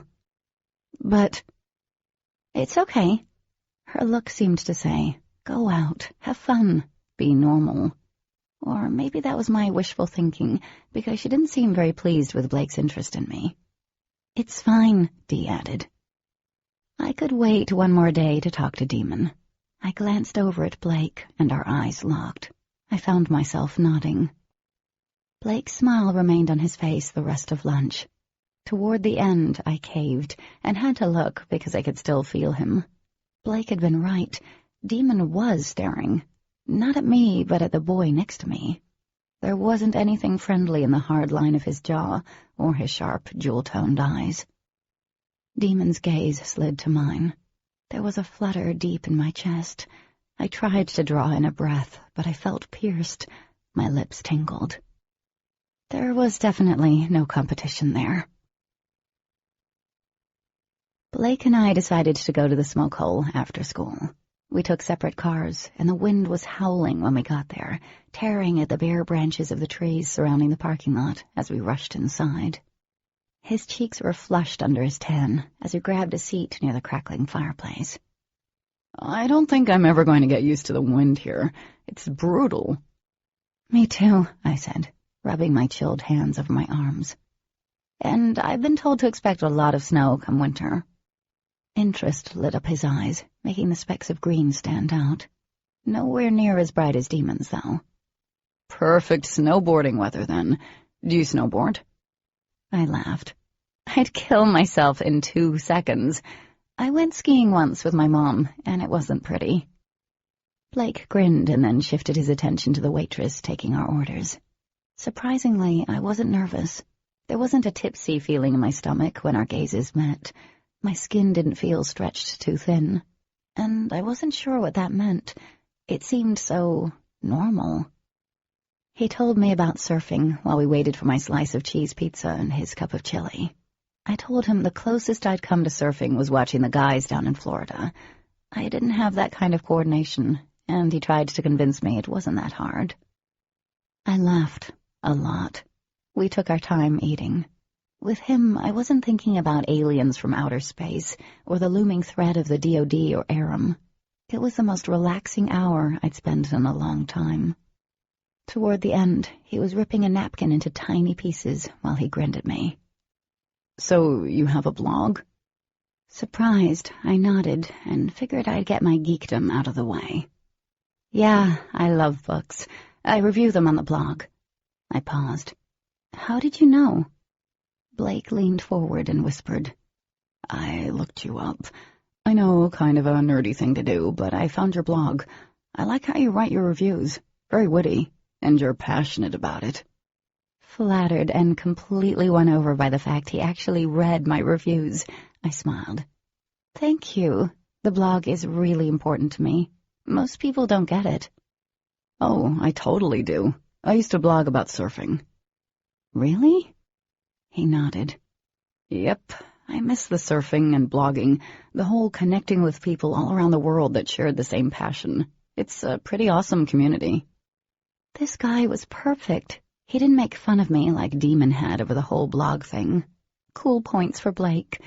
I took a sip of my drink as I glanced out the window. Dark, thick clouds blanketed the sky. "When I first saw you, I had you pegged for a surfer. You have that look." "What kind of look is that?" "You just have the surfer boy look going on.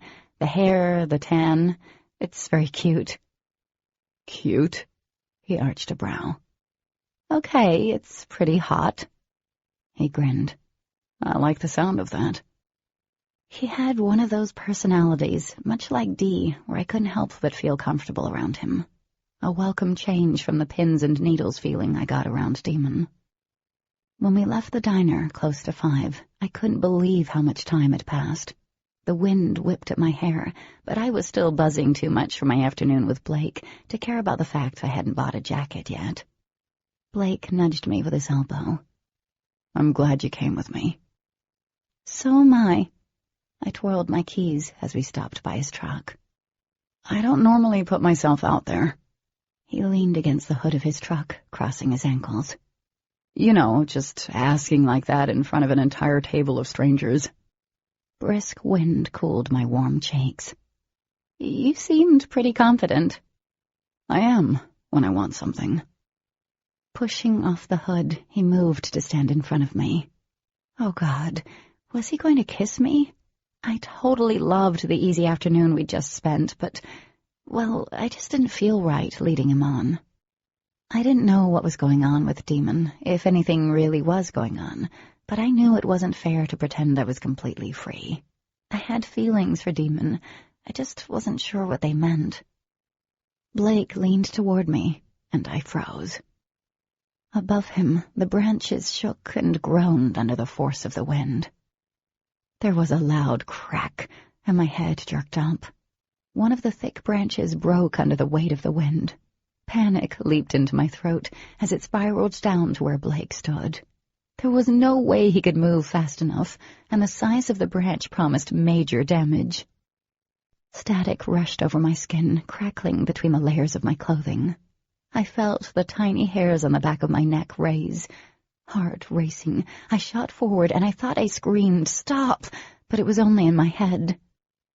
And the branch stopped, in midair, suspended by nothing.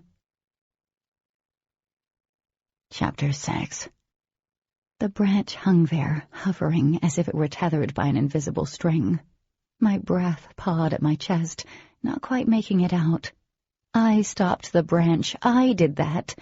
Panic and power rushed through me, leaving me dizzy. Blake was staring at me, his eyes wide with, what, fear? Excitement? He stepped to the side and lifted his gaze. The rush of power left me at once.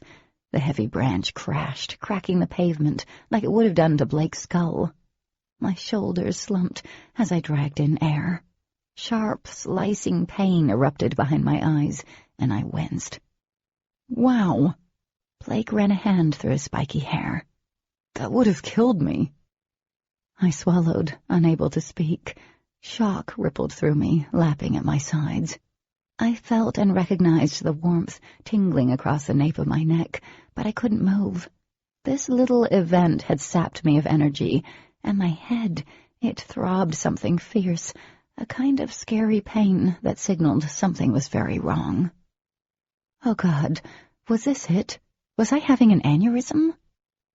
Katie, it's okay, Blake said, stepping forward as his eyes darted behind me. A warm, strong hand curled around my arm. Cat. I sagged at the sound of Demon's voice. Turning to him, I lowered my head, shielding my face with my hair. Sorry, I whispered.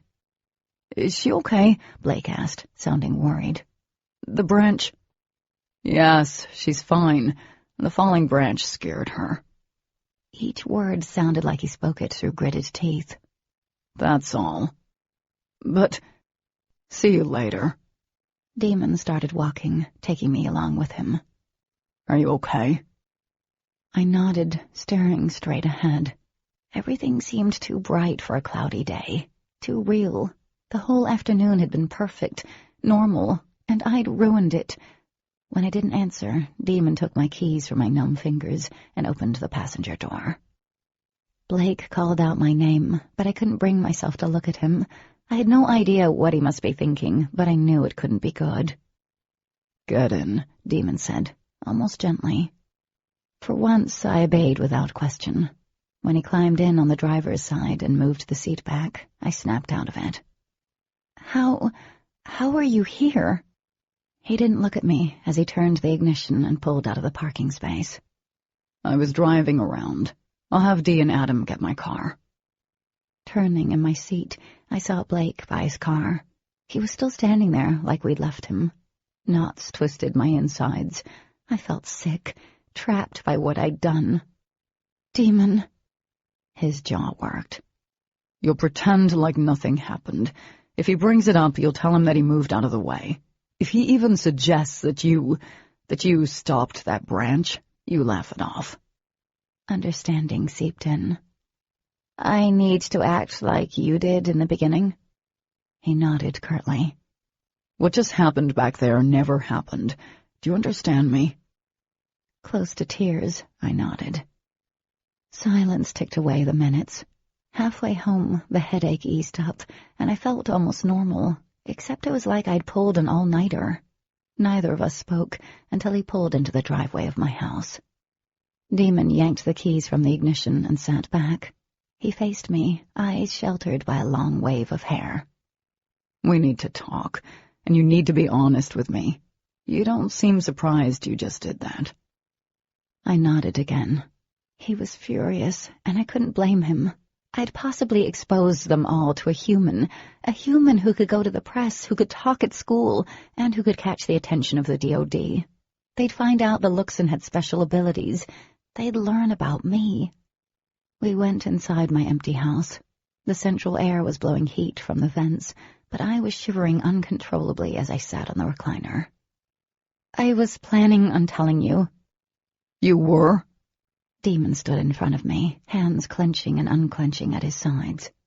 When exactly? Before or after you did something that puts you at risk? I flinched. I didn't plan on this happening. All I wanted was to have a normal afternoon with a boy. With a boy? He spat, eyes flaring an intense green. Yes, with a normal boy. Why did that sound so surprising? I took a deep breath. I'm sorry. I did plan on coming to you tonight, but Blake asked me to grab something to eat with him, and I just wanted one freaking afternoon with someone like me. His frown went so deep, I thought his face would crack. You have friends who are normal, Cat. It's not the same thing. Demon seemed to get what I wasn't really saying. For a second, his eyes widened, and I'd swear there was a flicker of pain in them, but then it was gone. Tell me what's been happening.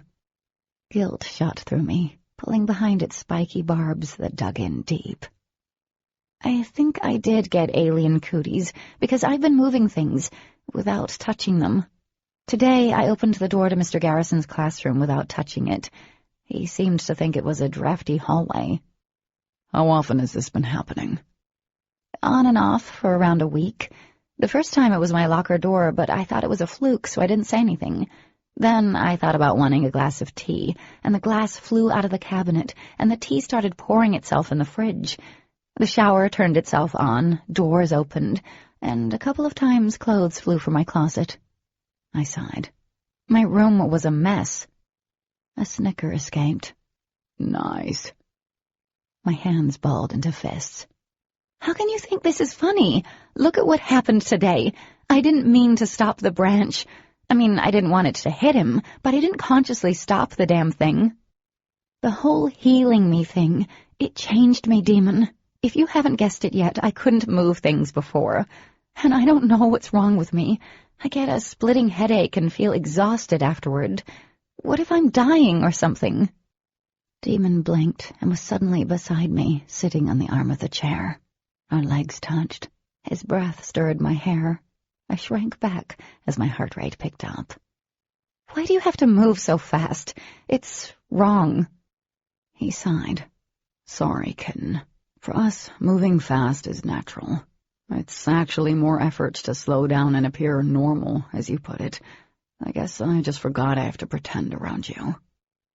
My heart ached. Why did everything I say lately come out as a criticism? You're not dying, he said. How do you know?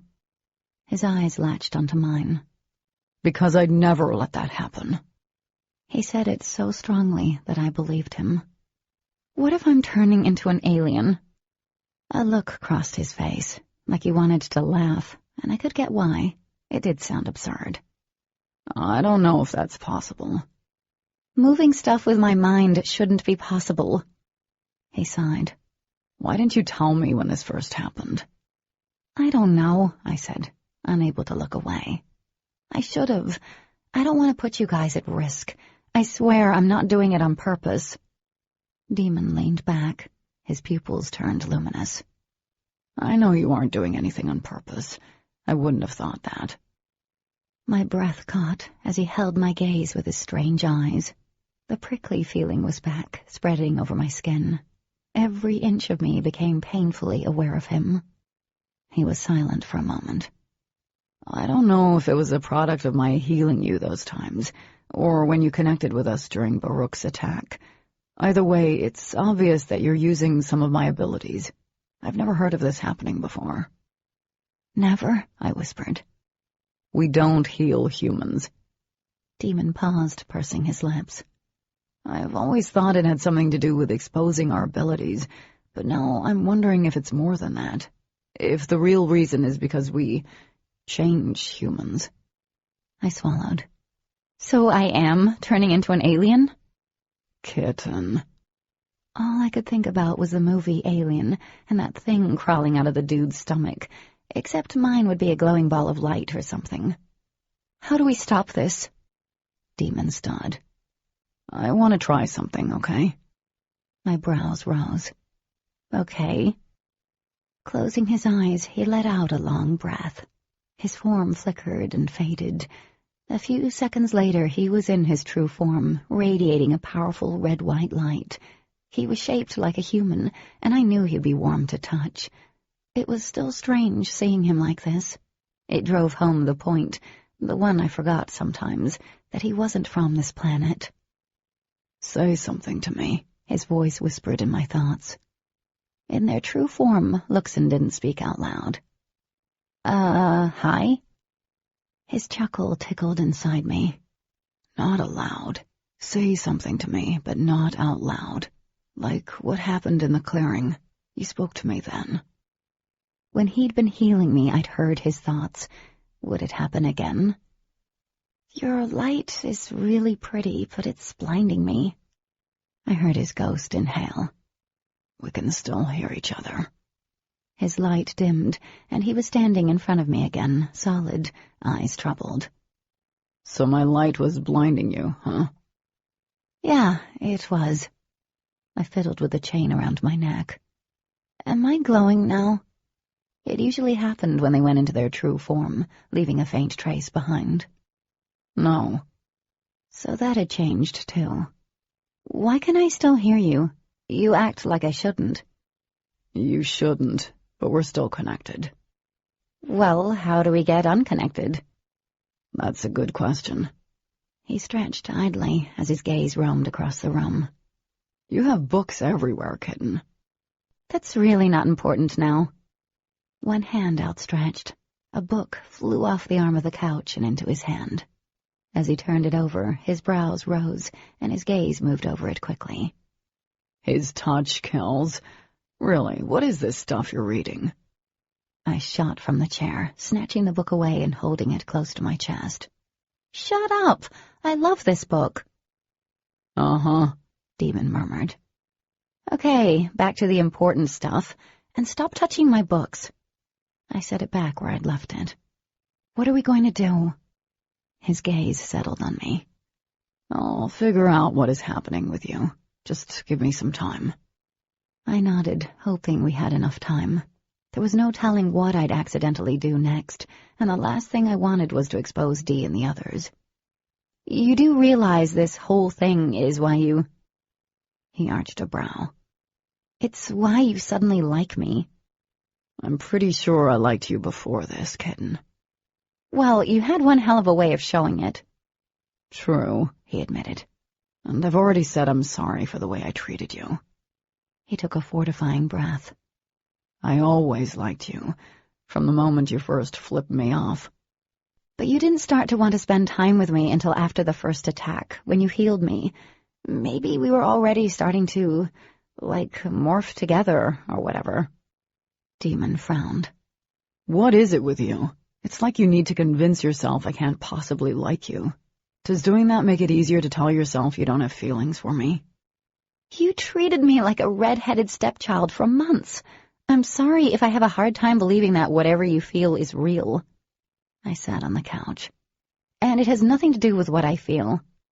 His shoulders tensed. Do you like that guy you were with? Blake? I don't know.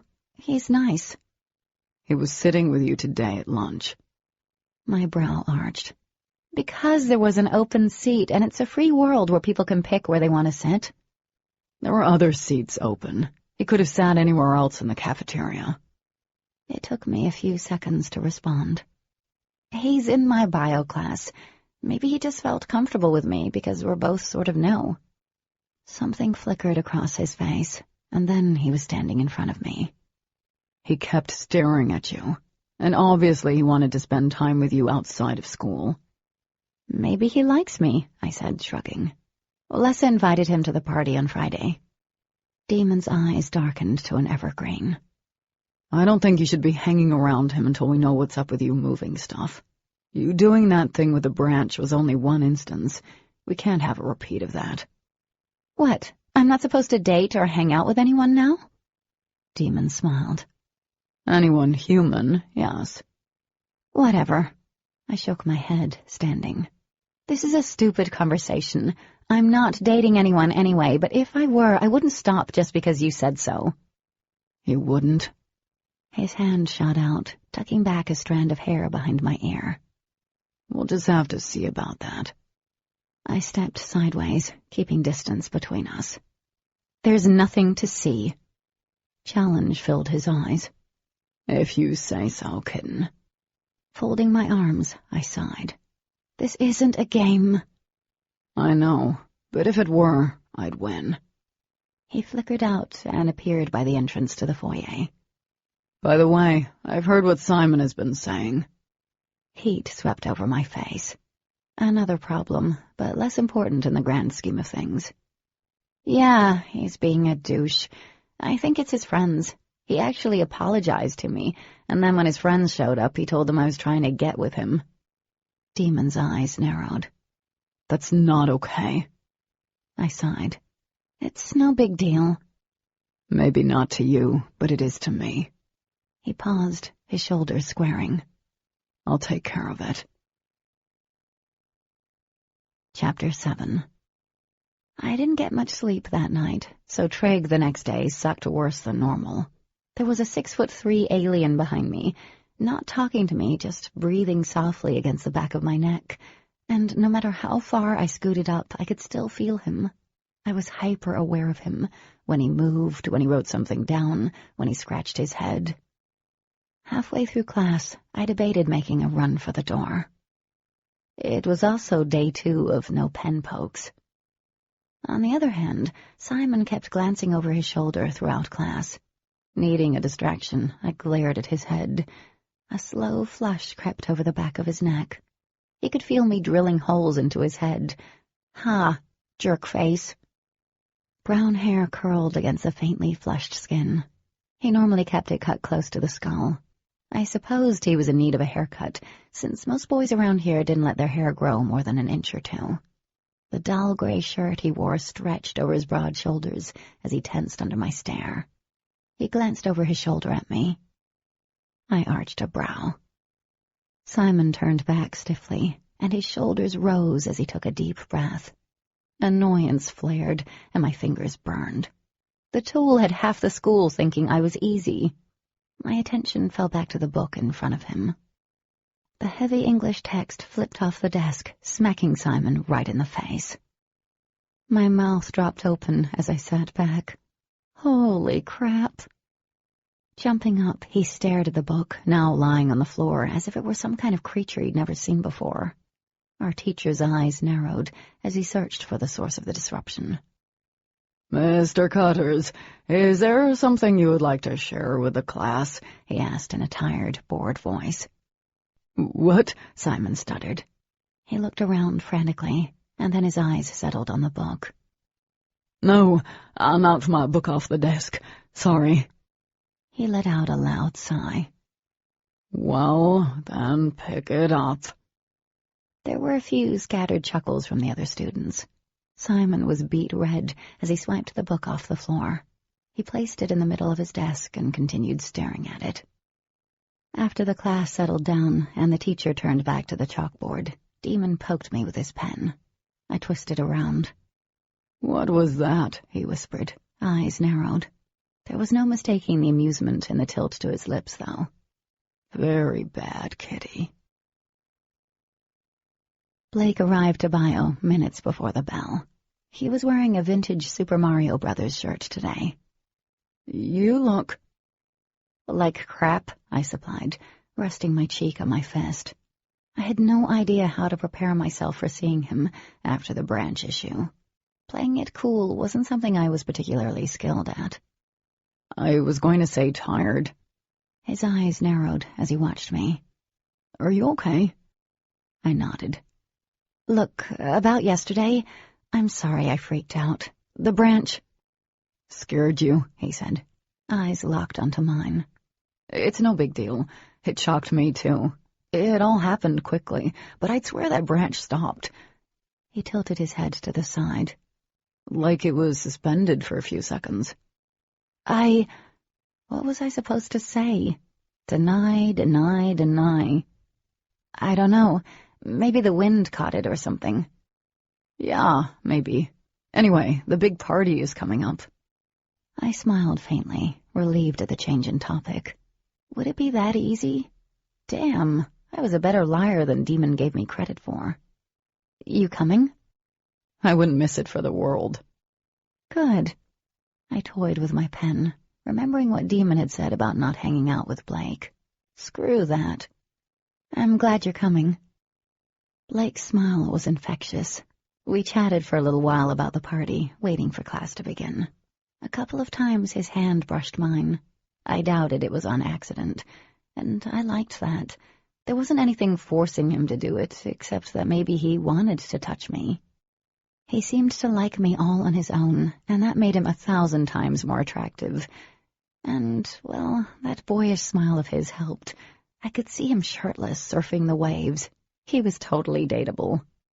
Taking a deep breath, I did something I rarely ever did. You can stop by my place first, before the party, if you want. His lashes lowered, fanning his golden cheeks. That sounds cool. Like a date?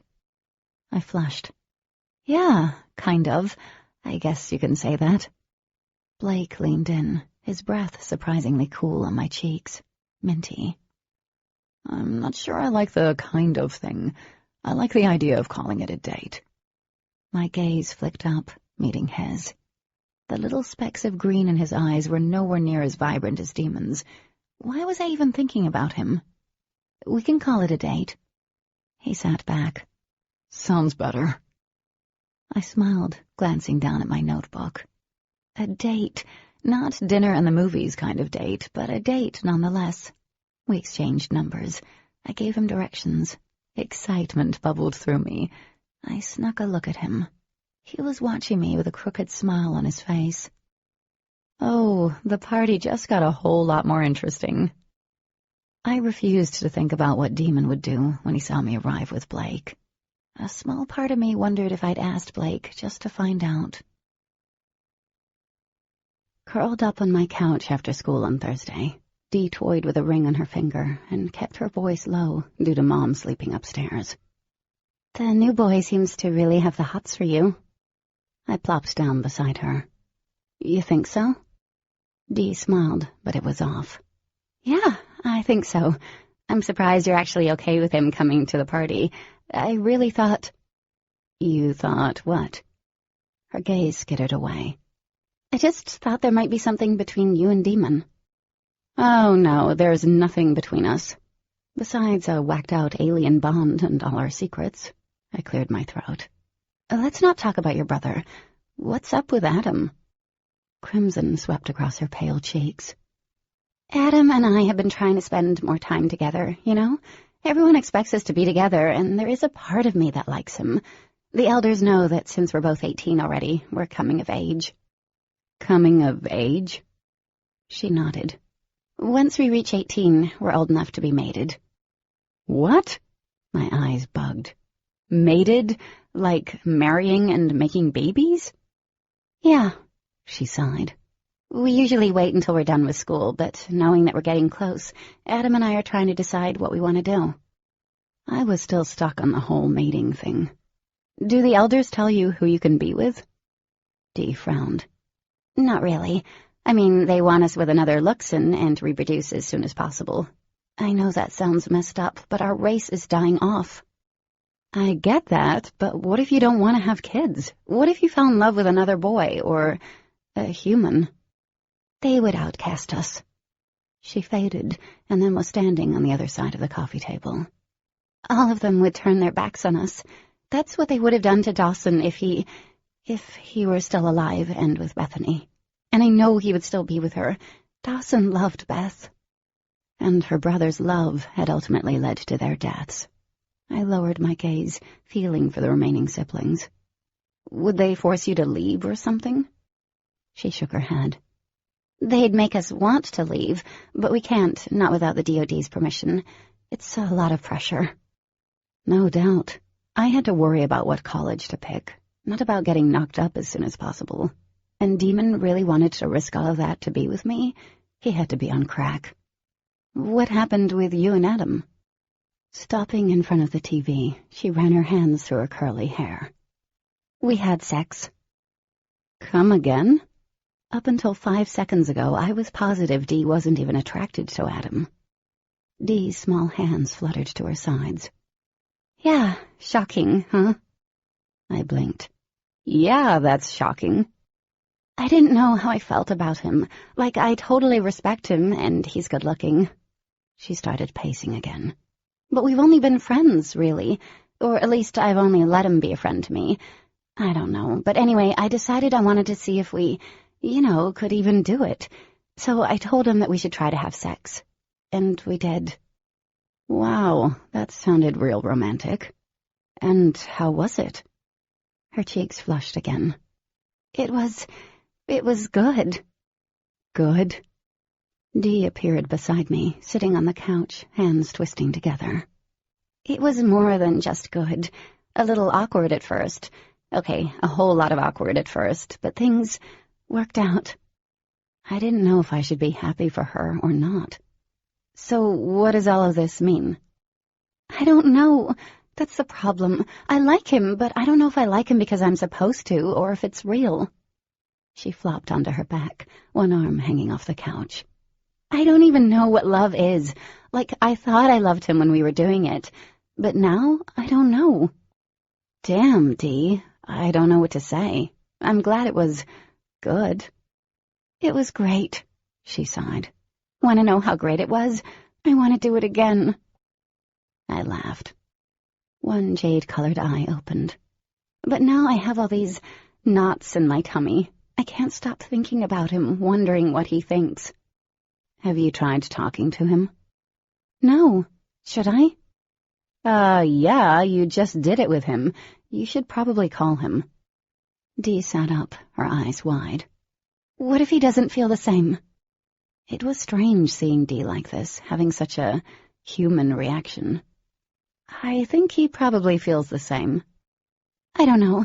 We were just friends and nothing more. We didn't even want to go to homecoming together. She was on her feet again. But I'm not sure if he felt that way because of me and how I'd acted. Maybe he's always felt more for me. Call him. That was the best advice I could give, since I had no experience in any of this. Wait, did you guys use protection? Dee rolled her eyes. I'm so not ready for a baby, Dee. We totally used protection. Relief flooded me. She hung around a little longer, then left to go call Adam. I was still shocked that Dee had sex. It was such a big step, even for aliens. At least it was great. But to have sex just to find out if you liked someone? Where was the romance in that? Of course, who was I to judge? I asked one guy to go out, I was pretty sure, just to see if another noticed. Yeah, I was totally not the go-to person for relationship advice. Poor Dee.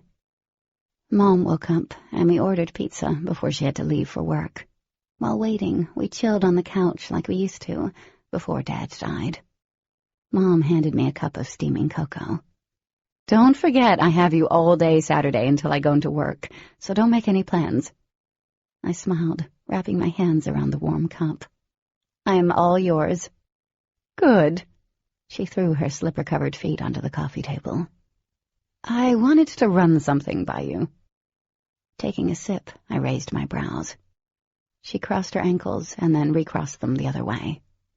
Will wants to do dinner with us on Saturday, for your birthday. Oh. A faint smile curved her lips. I told him I wanted to check with you first and make sure you were okay with it. She paused, crinkling her nose. You are the birthday girl and all. I'll only turn 18 once, right? I grinned. It's okay, Mom. We can do dinner with Will. Her eyes narrowed. I took another drink of cocoa. Should I dress up for this? Since he is a doctor and all. Oh, are we going to a fancy dinner and will we talk politics and current events? Shush it. She smiled, though, settling back. I think you'll like him. He's not stuffy or overbearing. He's really like... My heart did a funny thing. Like Dad? Mom smiled sadly. Yeah, like Dad. Neither of us spoke for a few minutes. Mom had met Dad her first year of nursing residency at the hospital in Florida. He'd been a patient, having fallen off the deck and broken his foot, trying to impress some girl. But according to my dad, the moment he'd looked into Mom's eyes, he couldn't even remember the other girl's name. They'd dated for 6 months, got engaged and married within the year. I came shortly thereafter, and there hadn't been 2 people more in love than them. Even when they'd argued, love fueled their words. I'd give anything to have that kind of relationship. I finished off the rest of my cocoa and wiggled closer to Mom. She lifted her slender arm, and I snuggled in, inhaling the apple-scented body lotion she always wore during autumn. Mom had this habit of changing her perfumes and lotions with the seasons. I'm happy you met him, I said finally. Will sounds like a really nice guy. He is. She kissed the top of my head. I like to think your father would approve. Dad would approve of anyone who made Mom happy. I'd been there, the day the hospice had told us it wouldn't be much longer. Standing outside their bedroom, I'd heard him tell Mom to love again. That was all he wanted. I closed my eyes. That kind of love should have been able to beat sickness. That kind of love should have conquered anything. Chapter 8. I readjusted the thin black straps for the 3rd time and finally gave up. No matter how many times I tugged on it, the neckline of the dress wasn't coming up any higher. I couldn't believe it fit me. Ah, hell, it fit a little too well, emphasizing the vast difference between Dee's body and mine. My boobs just might come out and say hello tonight. The dress clung to my bust and had a cinched empire waist before it billowed in soft waves to end before my knees. I kind of looked hot. But I needed to cover those babies up. I whipped open the closet door. I knew I had a red cardigan that wouldn't look too bad with this dress, but I couldn't find it in the mess. It took me a few minutes to realize that it was in the dryer. Holy crud, I moaned, and headed downstairs in a flurry of black and tapping heels. Thank God Mom had already left for work. She'd either stroke out or applaud the dress. Either one would have been embarrassing. I headed down the hallway, nervous and nauseous. I could hear the car doors outside, the laughter as I pulled out the cardigan, shook it and slipped it on. What if I did something stupid, like lift a TV in front of an entire house full of classmates? Just then there was a knock on the door. Taking a deep breath, I backtracked to the front door and swung it open. Hey! Blake stepped in, holding a half-dozen roses in his hands. His eyes drifted over me. Whoa, you look really great. He smiled as he held out the flowers. Blushing, I took the roses and inhaled their clean scent. Giddiness swept through me. Thank you, but you didn't have to. I wanted to. Ah, the key word again, want. Well, they're beautiful, and you look really nice, too. And he did, dressed in a dark V-neck sweater with a collared shirt on underneath. I stepped back, holding the roses close. No one had ever given me flowers before. Would you like something to drink before we head over? Blake nodded and followed me into the kitchen. Options were limited, so he settled on one of my mom's wine coolers. He leaned against the counter, looking around as I found a vase for the roses. You have books everywhere. It's really cute. I smiled as I set the roses on the counter. My mom hates it. She's always trying to pick them up. And you just put them right back, huh? I laughed. Yeah, sounds right. He moved forward, wine cooler in one hand. His gaze dipped, and he reached out, picking up the silver chain. His knuckles brushed the swell of my chest. Interesting necklace. What kind of stone is this? Obsidian, I told him. A friend gave it to me. It's really different. He let it drop. It's cool. Thanks. I placed my fingers on it, trying to push away the images of Demon it brought along with it. I searched for something to say. Thanks for the flowers again. They're really pretty. I'm glad you like them. I was worried I'd look like a nerd for giving them to you. No, they're perfect. I smiled. Are you ready to go over? He finished up the wine cooler and rinsed it before tossing it in the trash. Mom would have loved him for that. Well, not the underage drinking of her wine cooler part. Sure, he said. But I kind of have some bad news.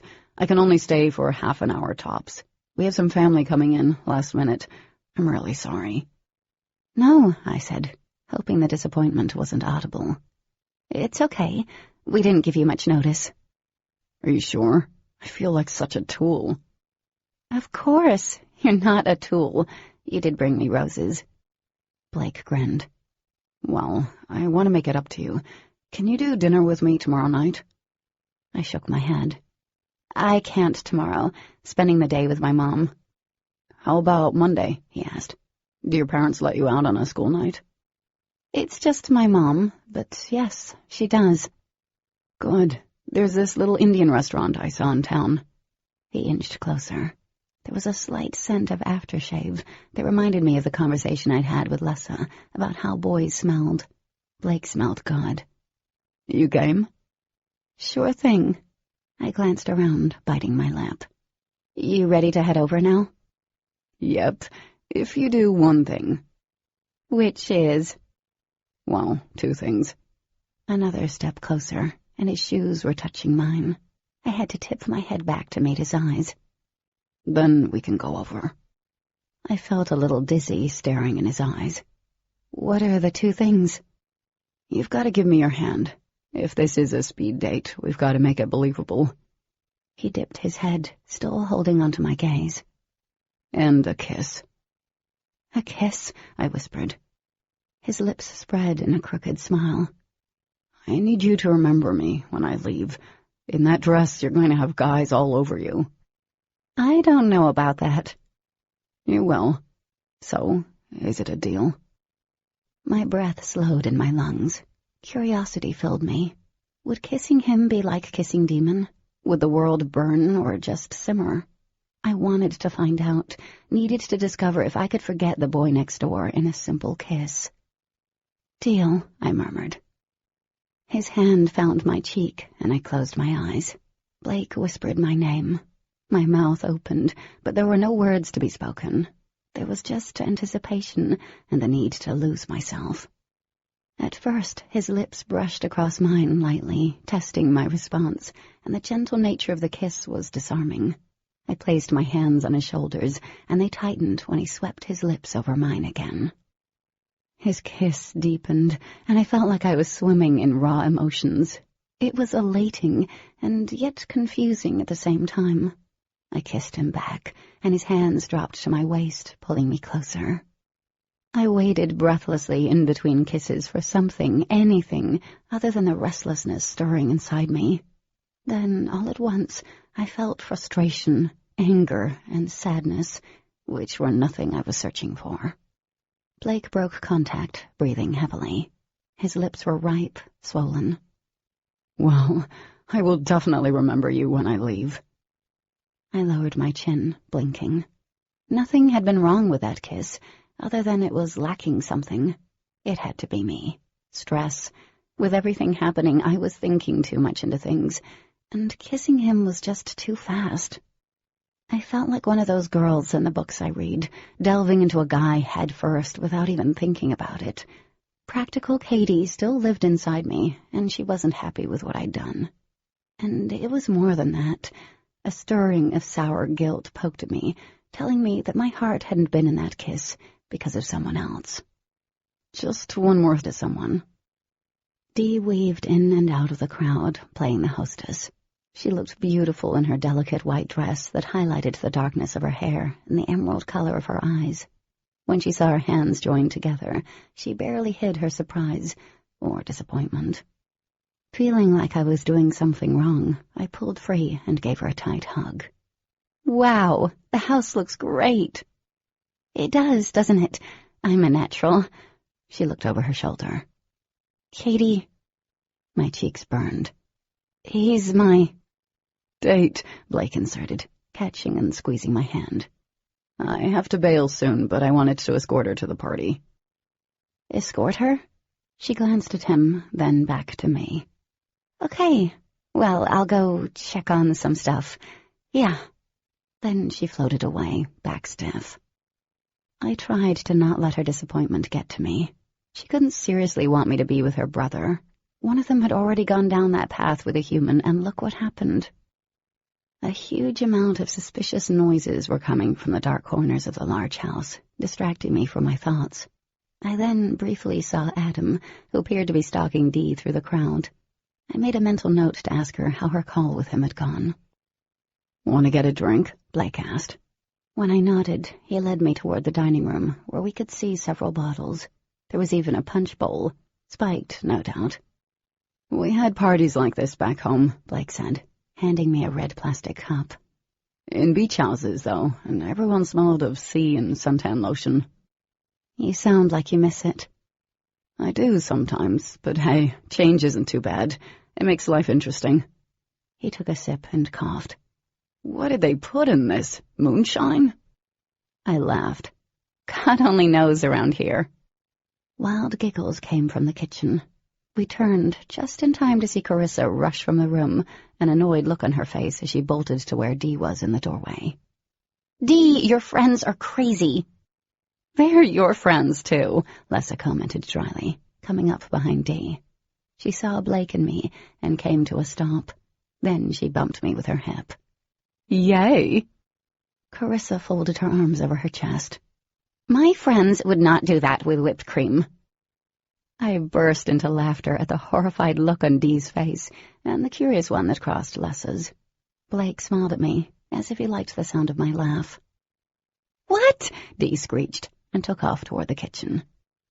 "I have to see this," muttered Lessa, following quickly behind the flurry of white. I glanced over at Carissa, whose cheeks were as red as my sweater. "You're kidding, right?" She shook her head emphatically. "You have no idea what Donnie and Becca are doing in there." "Aren't they the two who planned to get married after graduation?"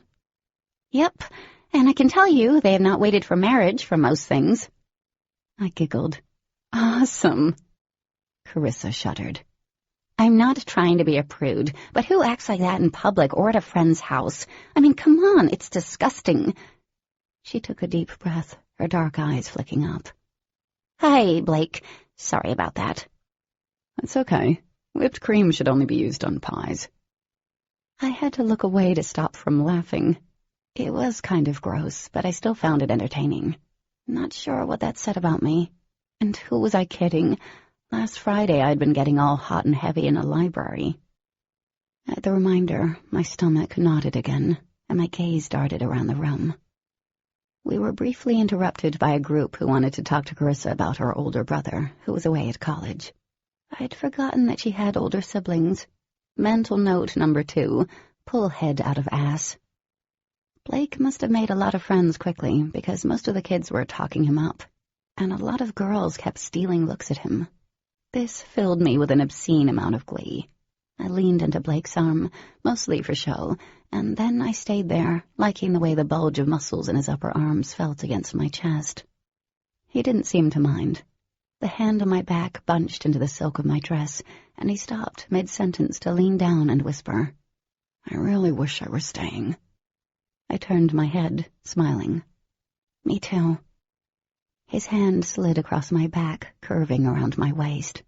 I liked this, whatever this was. It seemed natural to be close to a guy, to be flirting, having fun, kissing. It all felt easy. We stayed like that after Carissa drifted away, and then it was time for him to leave.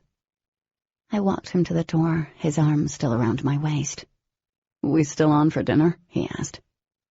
You bet. My back was to the stairs, but I still knew the second he came down. The air changed, grew heavier and warm. The nape of my neck tingled. Blake frowned. You're actually what? My heart sped up. I'm looking forward to it. He started to smile, and then he glanced up. His eyes widened slightly, and I knew Demon was there. I didn't want to turn around, but it seemed unnatural not to. And it was like being struck by lightning. I hated his effect on me, but at the same time it thrilled me. Nothing was easy about it. Demon was dressed casually compared to the rest of us, but still looked better than any guy in the room.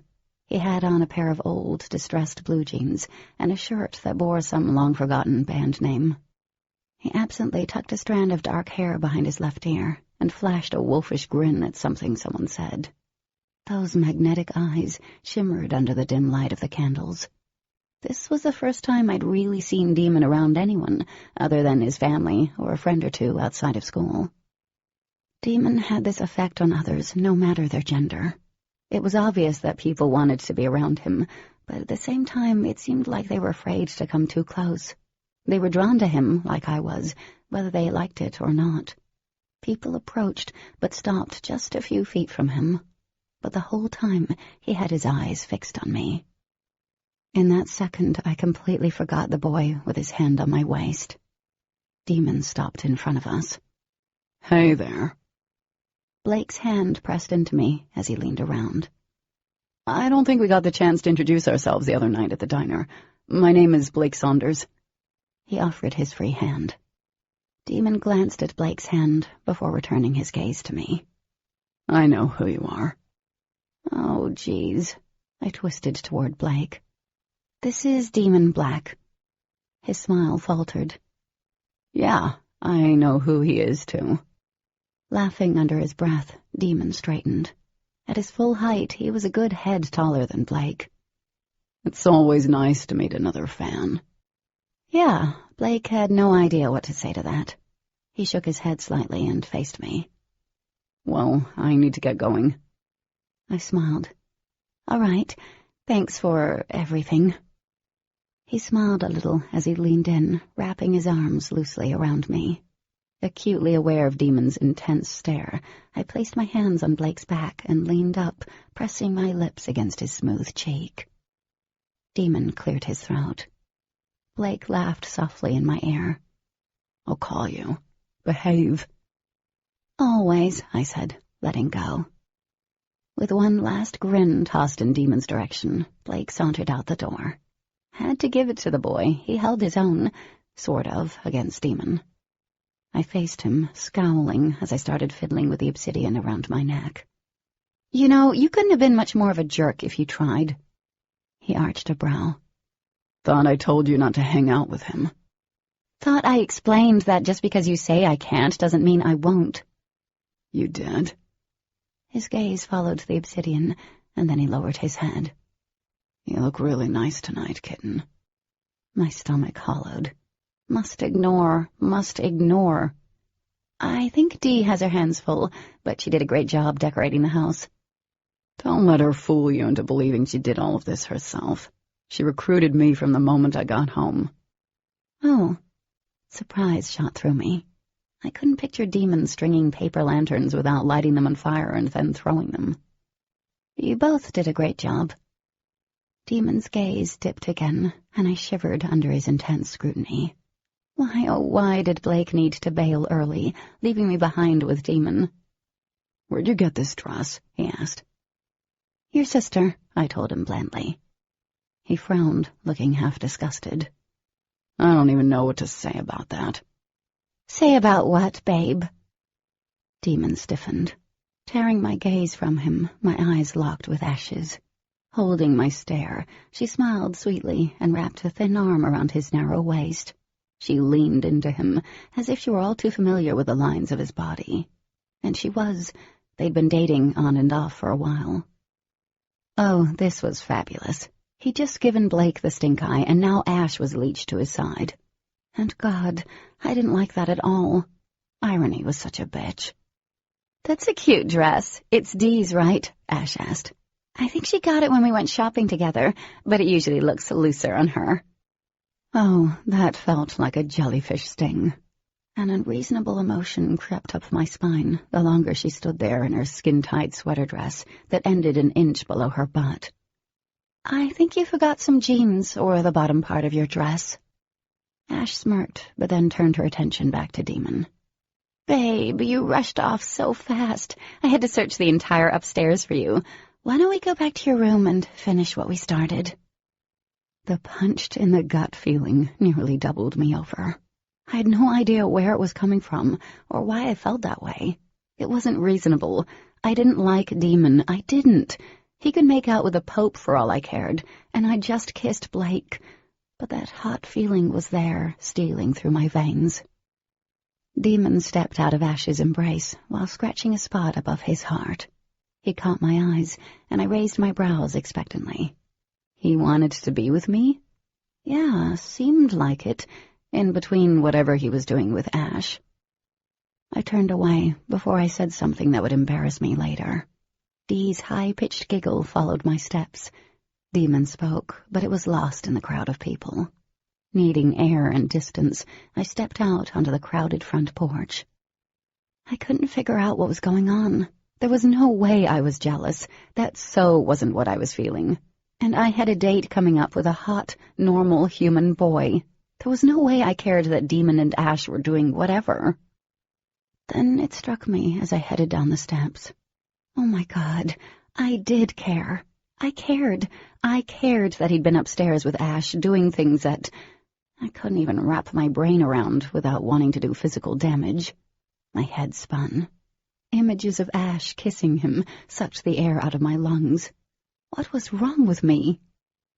Dazed, I started walking. At some point, I kicked off my heels and tossed them aside. I kept walking, my feet bare against the cold grass and gravel. I didn't stop until I stood beside the empty house at the end of the road. Taking several gulps of fresh, clean air, I tried to get control of my overexposed emotions. Part of me knew what I was feeling was ridiculous, but it still seemed like the world had stopped spinning. I felt like I wanted to explode, and everything was hot and cold at the same time. My breath shuddered in my chest. I squeezed my eyes shut and swore. What I was feeling wasn't right. The last time I'd been this jealous was when all the bloggers went to a book conference last year and Mom wouldn't let me go. Hell, this was worse. I wanted to scream. I wanted to run back in there and pull out every strand of Ash's hair. Jealousy I had no right to coursed through my veins, blinding any rational thought trying to tell me I was being stupid. But my blood was boiling. My palms were sweaty, and they felt foreign and cold. My entire body was shaking. I stood there, lost in my swirling emotions and messed-up thoughts, until I heard the sound of feet crunching over grass. The figure moved out of the dark shadows, and a stretch of moonlight bounced off a gold and blue watch. Simon. My stomach sunk all the way to my toes. What in the hell was he doing here? Had Dee invited him? I hadn't told her what had happened between us, but there was no doubt she'd heard the rumors. Katie, is that you? He staggered to the side and leaned against the house. Fully visible, he had a swollen, shut eye that was an ugly shade of violet. Bruises marred his jaw. A lip was split. I gasped. What happened to your face? Simon lifted a flask to his mouth. Your boyfriend happened to my face. Who? He took a drink, wincing. Demon Black. He's not my boyfriend. Whatever. Simon inched closer. I came here to talk to you. You've got to call him off. My eyes widened. When Demon said he'd take care of the problem, he hadn't been screwing around. Part of me felt bad for the dude, but it was overshadowed by the fact he and his friends had half the school calling me a skank. You've got to tell him I didn't mean anything that night. I'm sorry. He lurched forward, dropping the flask. Jesus, Demon must have put the fear of God in him. You've got to tell him I set everyone straight. I stepped back as a wave of alcohol and desperation crashed into me. Simon, I think you should sit down or something, because— You've got to tell him.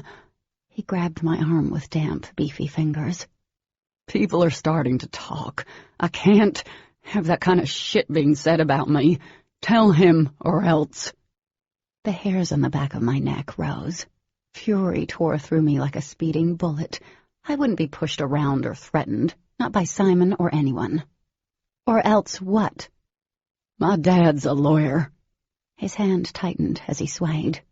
He'll— A couple of things happened next. He pitched toward me, too close, and my heart sped up. A horrible cracking sound deafened my ears. 4 of the 5 windows we stood next to trembled and then cracked. A large, jagged fracture streaked down the middle of each window, and then small ones spread out until the entire windows shuddered under the unseen force and exploded, sending shards of glass raining down on us.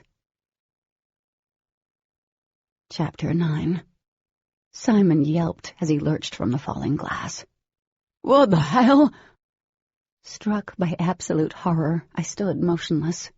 Simon shook his arms, and more glass fell away from his clothes. Little pieces slid through my hair, some falling out and others getting stuck in the tangled waves. My arm felt like someone pinched me, and I knew Dee's dress was torn. The other window shuddered. I didn't know how to control it. The pain continued to tremble violently. There was another loud crack. Backing up, Simon glanced from the windows and then to me. His glassy eyes were wide. You— I couldn't catch my breath. There was a faint reddish-white glow creeping into my vision. The remaining window on the 2nd floor vibrated. Face pale, he stumbled over his own feet, falling to the ground. You're glowing. You freak. I was glowing? No, it's not me. I don't know what's happening, but it's not me. He scrambled to his feet, and I took a step toward him. He threw up his hand and wobbled. Stay away from me. Just stay away from me. Unable to do anything, I watched him stagger around the house. A car door opened, and an engine roared to life. A distant part of my brain told me I needed to stop him, because he was obviously too drunk to drive. But then the top window exploded. Cringing, I shielded my face as glass rained down, pinging off the ground and me. My breath sawed in and out of my chest until the very last piece of glass landed. I stood there, mortified and frightened by what I'd done. Not only did I expose my freako abilities again, I'd almost turned Simon into a pincushion. Man, I was so screwed. Minutes passed before I straightened and picked my way around the shattered glass, making my way into the heavy tree line.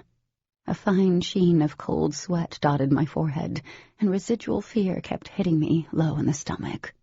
What had I done? When my house came into sight, I felt the familiar tingle along my neck. Branches and leaves crunched, and I turned. Demon's steps slowed as he spotted me. He pushed a low-hanging branch aside as he neared. What are you doing out here, Cat? Several moments passed before I could speak. I just blew up a bunch of windows. What? Demon moved closer, eyes widening. You're bleeding. What happened? He paused. Where are your shoes? I glanced down at my feet. I took them off. In the blink of an eye, Demon was beside me, knocking off tiny pieces of glass. Cat, what happened? Lifting my head, I sucked in a sharp breath. Full-blown panic squeezed my chest.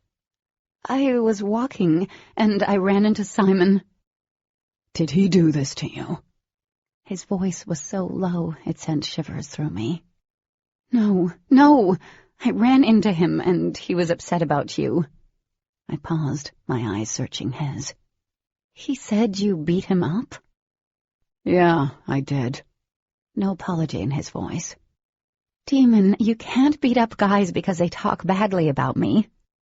Actually, I can. His hand clenched at his side. He deserved it. I'm not going to lie. I did it because of what he was saying. It was bullshit. I had no idea what to say. Me, speechless. He knows what he did, what he tried to do, and to spin that around on you. Demon's eyes flitted to the shadows seeping among the trees. I'm not going to let some punk-ass human talk about you like that, especially him or his friends. Wow, I murmured, blinking rapidly. Sometimes I forgot how protective Demon could be, or how downright scary. I don't think I'm supposed to say thank you, because that seems wrong, but, thanks. Anyway, that's not important. What happened?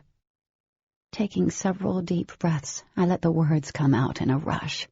When I was done, Demon wrapped an arm around me, tugging me against his chest. I didn't resist him, pressing my face into him and clutching his sides, feeling safer in his embrace than I did any place else, and I couldn't blame the connection for that. Even before it was formed, his arms had always been a sanctuary of sorts. I know you didn't do it on purpose, kitten. His hand pressed a soothing circle against my back.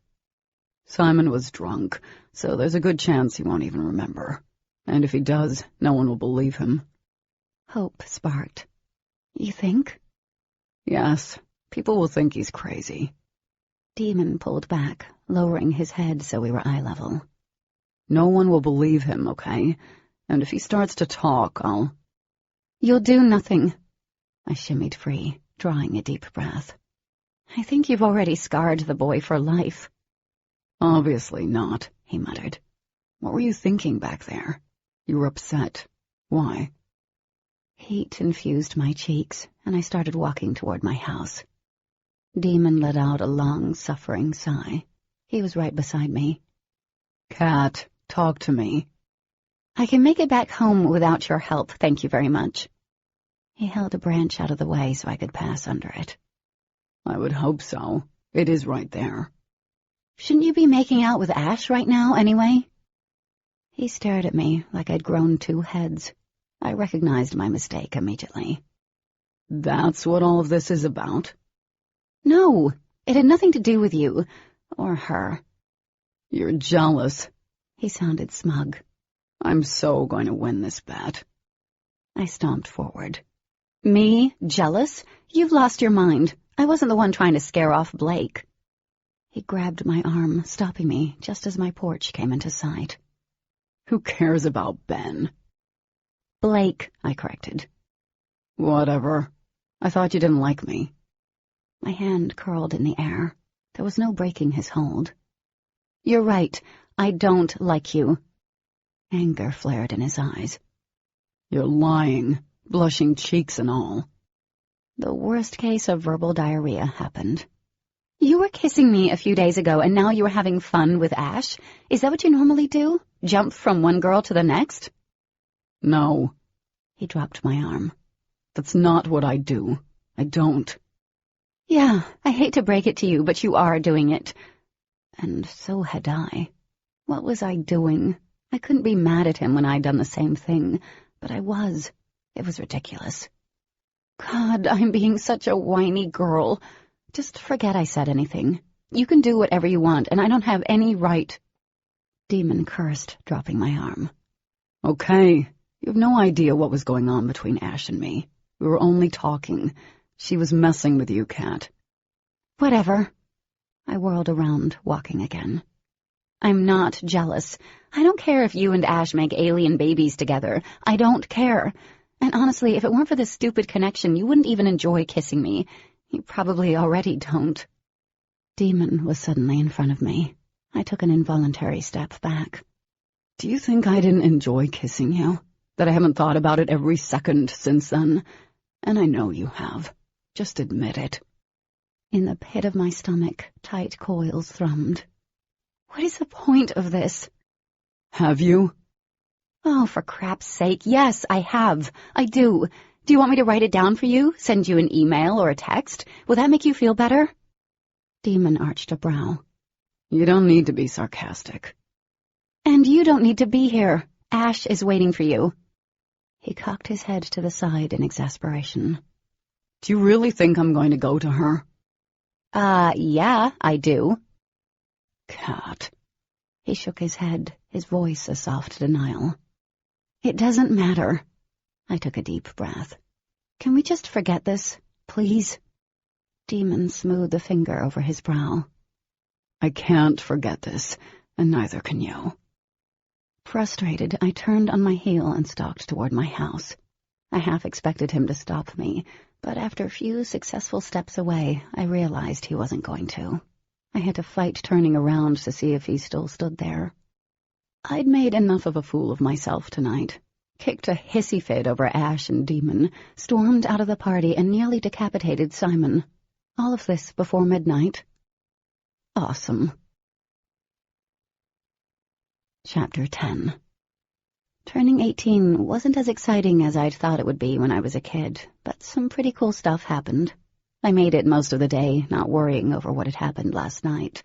Blake called to chat, and I received a shiny new laptop already set up with everything installed.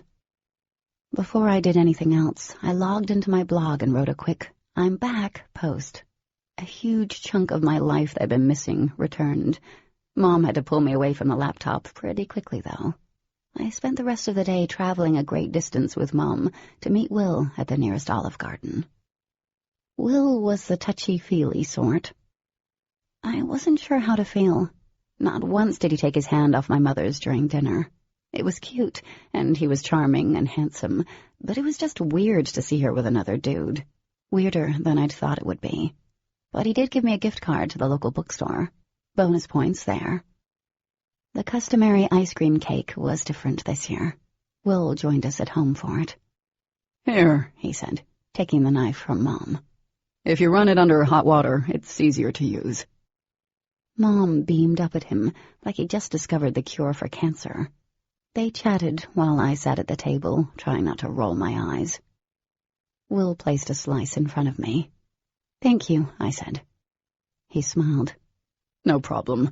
I'm just glad you're completely recovered from the flu. No one wants to be sick on their birthday. I second that, Mom said. She didn't take her eyes off him until it was near the time for her to get ready for her shift in Winchester. Will remained in the kitchen with me, finishing off the last of his cake, while the silence between us grew to an awkward level of epic proportions. Have you been enjoying your birthday so far? He asked, dangling the fork from his long fingers. I swallowed the last of the crunchy part, which was the only section of the ice cream cake I'd eat. Yeah, it's been really nice. Will picked up his glass, tipping it toward me. Well, let's toast to many more in the future, he said. I picked up mine, clanging it off his. He smiled, crinkling the skin around his eyes. I plan on being here to share them with you and your mother. Unsure of how to feel about him being here a year from now, I set my glass down and bit my lip. Part of me wanted to be happy for Mom, but the other part felt like I was betraying Dad. Will cleared his throat, inclining his head to the side as he watched me. Amusement flickered in his eyes that were so pale they were almost gray, like mine. I know you probably don't like the sound of that. Kelly told me how close you were to your father. I can understand your reluctance to having me around. I am not reluctant to the idea, I said honestly.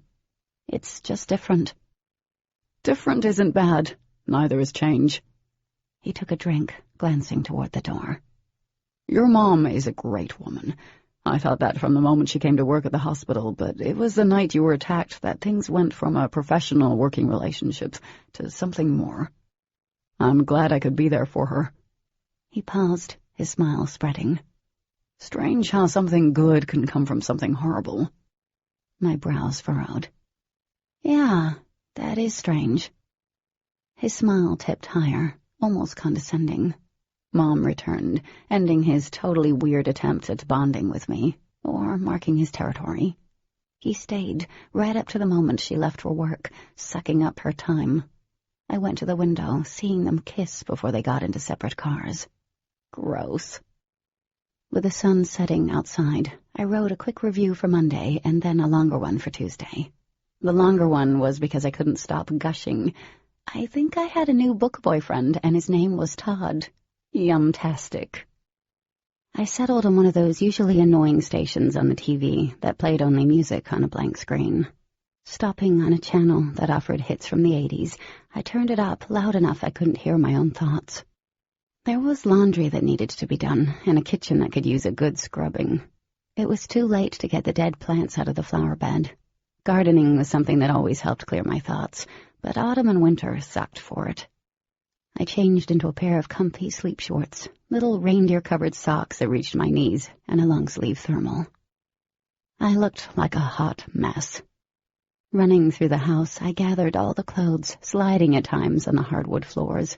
I dumped a load into the washer and started singing along to one of the songs.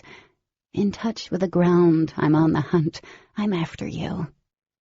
I scooted out of the laundry room and skipped down the hallway, arms flaying around my head like one of the hot pink puppets from the movie Labyrinth. A scent and a sound, I'm lost and I'm found. And I'm hungry like the wolf. Something on a line, it's discord and rhyme. Whatever, la la la, mouth is alive, all running inside, and I'm hungry like the... Warmth spread down my neck. It's actually I howl and I whine, I'm after you, and not blah or whatever. Startled by the deep voice, I shrieked and whipped around. My foot slipped on a section of well-cleaned wood, and my butt smacked on the floor. Holy crap, I gasped, clutching my chest. I think I'm having a heart attack. And I think you broke your butt. Laughter filled Demon's voice. I remained sprawled across the narrow hallway, trying to catch my breath. What the hell? Did you just walk into people's houses? And listen to girls absolutely destroy a song in a matter of seconds. Well, yes, I make a habit out of it. Actually, I knocked several times, but I heard your singing, and your door was unlocked. He shrugged. So I just let myself in. I can see that. I stood, wincing. Oh, man, maybe I did break my butt. I hope not. I'm kind of partial to your butt.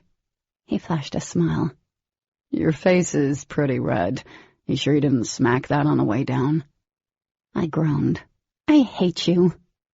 Nah, I don't think you do. His gaze went over me, down to my toes. His brows inched up. Nice socks. I rubbed my backside. Do you need something? He leaned against the wall, shoving his hands into his jeans. No, I don't need something. Then why did you break into my house? He shrugged again. I didn't break in. The door was unlocked and I heard the music. I guessed you were the only one here. Why are you doing laundry and singing 80s songs on your birthday?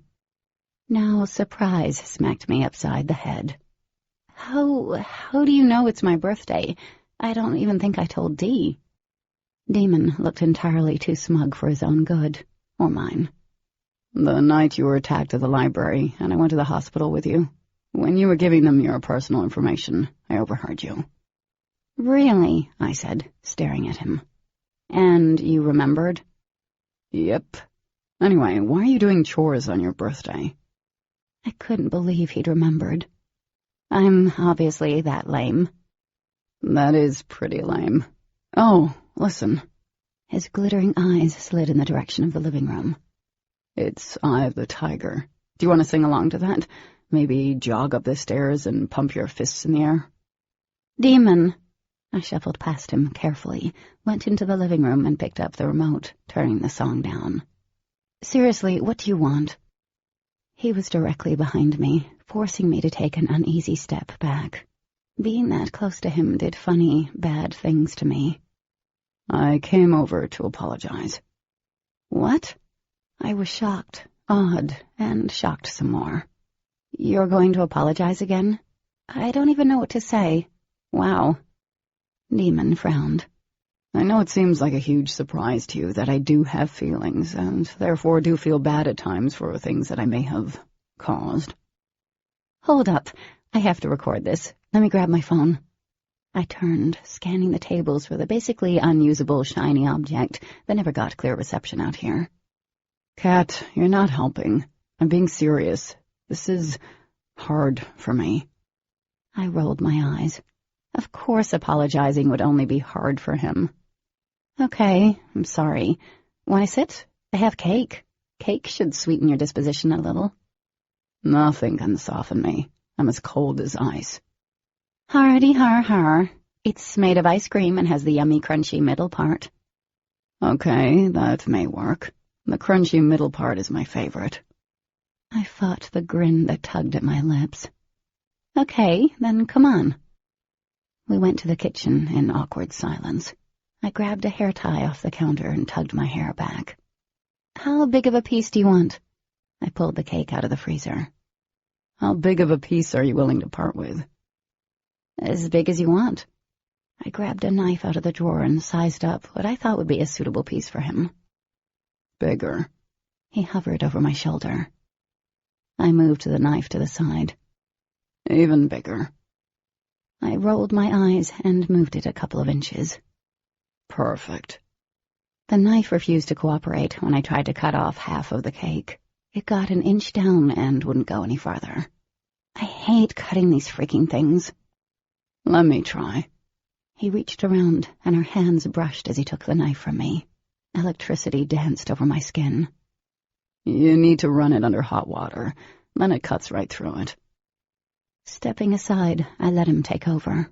He did the same thing Will had done earlier, and the knife went through the cake.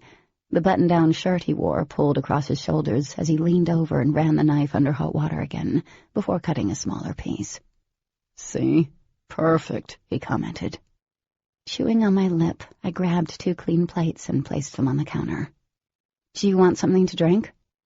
Milk is always good, if you've got some. Getting the milk, I poured 2 tall glasses. I grabbed the silverware and motioned toward the living room. You don't want to eat in here? No, I don't like eating at the dinner table. It seems so formal. Demon shrugged and followed me into the living room. I sat down on the couch, and he took a seat on the other end. I poked the cake, not really hungry at all. My stomach was full of knots. He cleared his throat. Nice roses, Brad. Blake.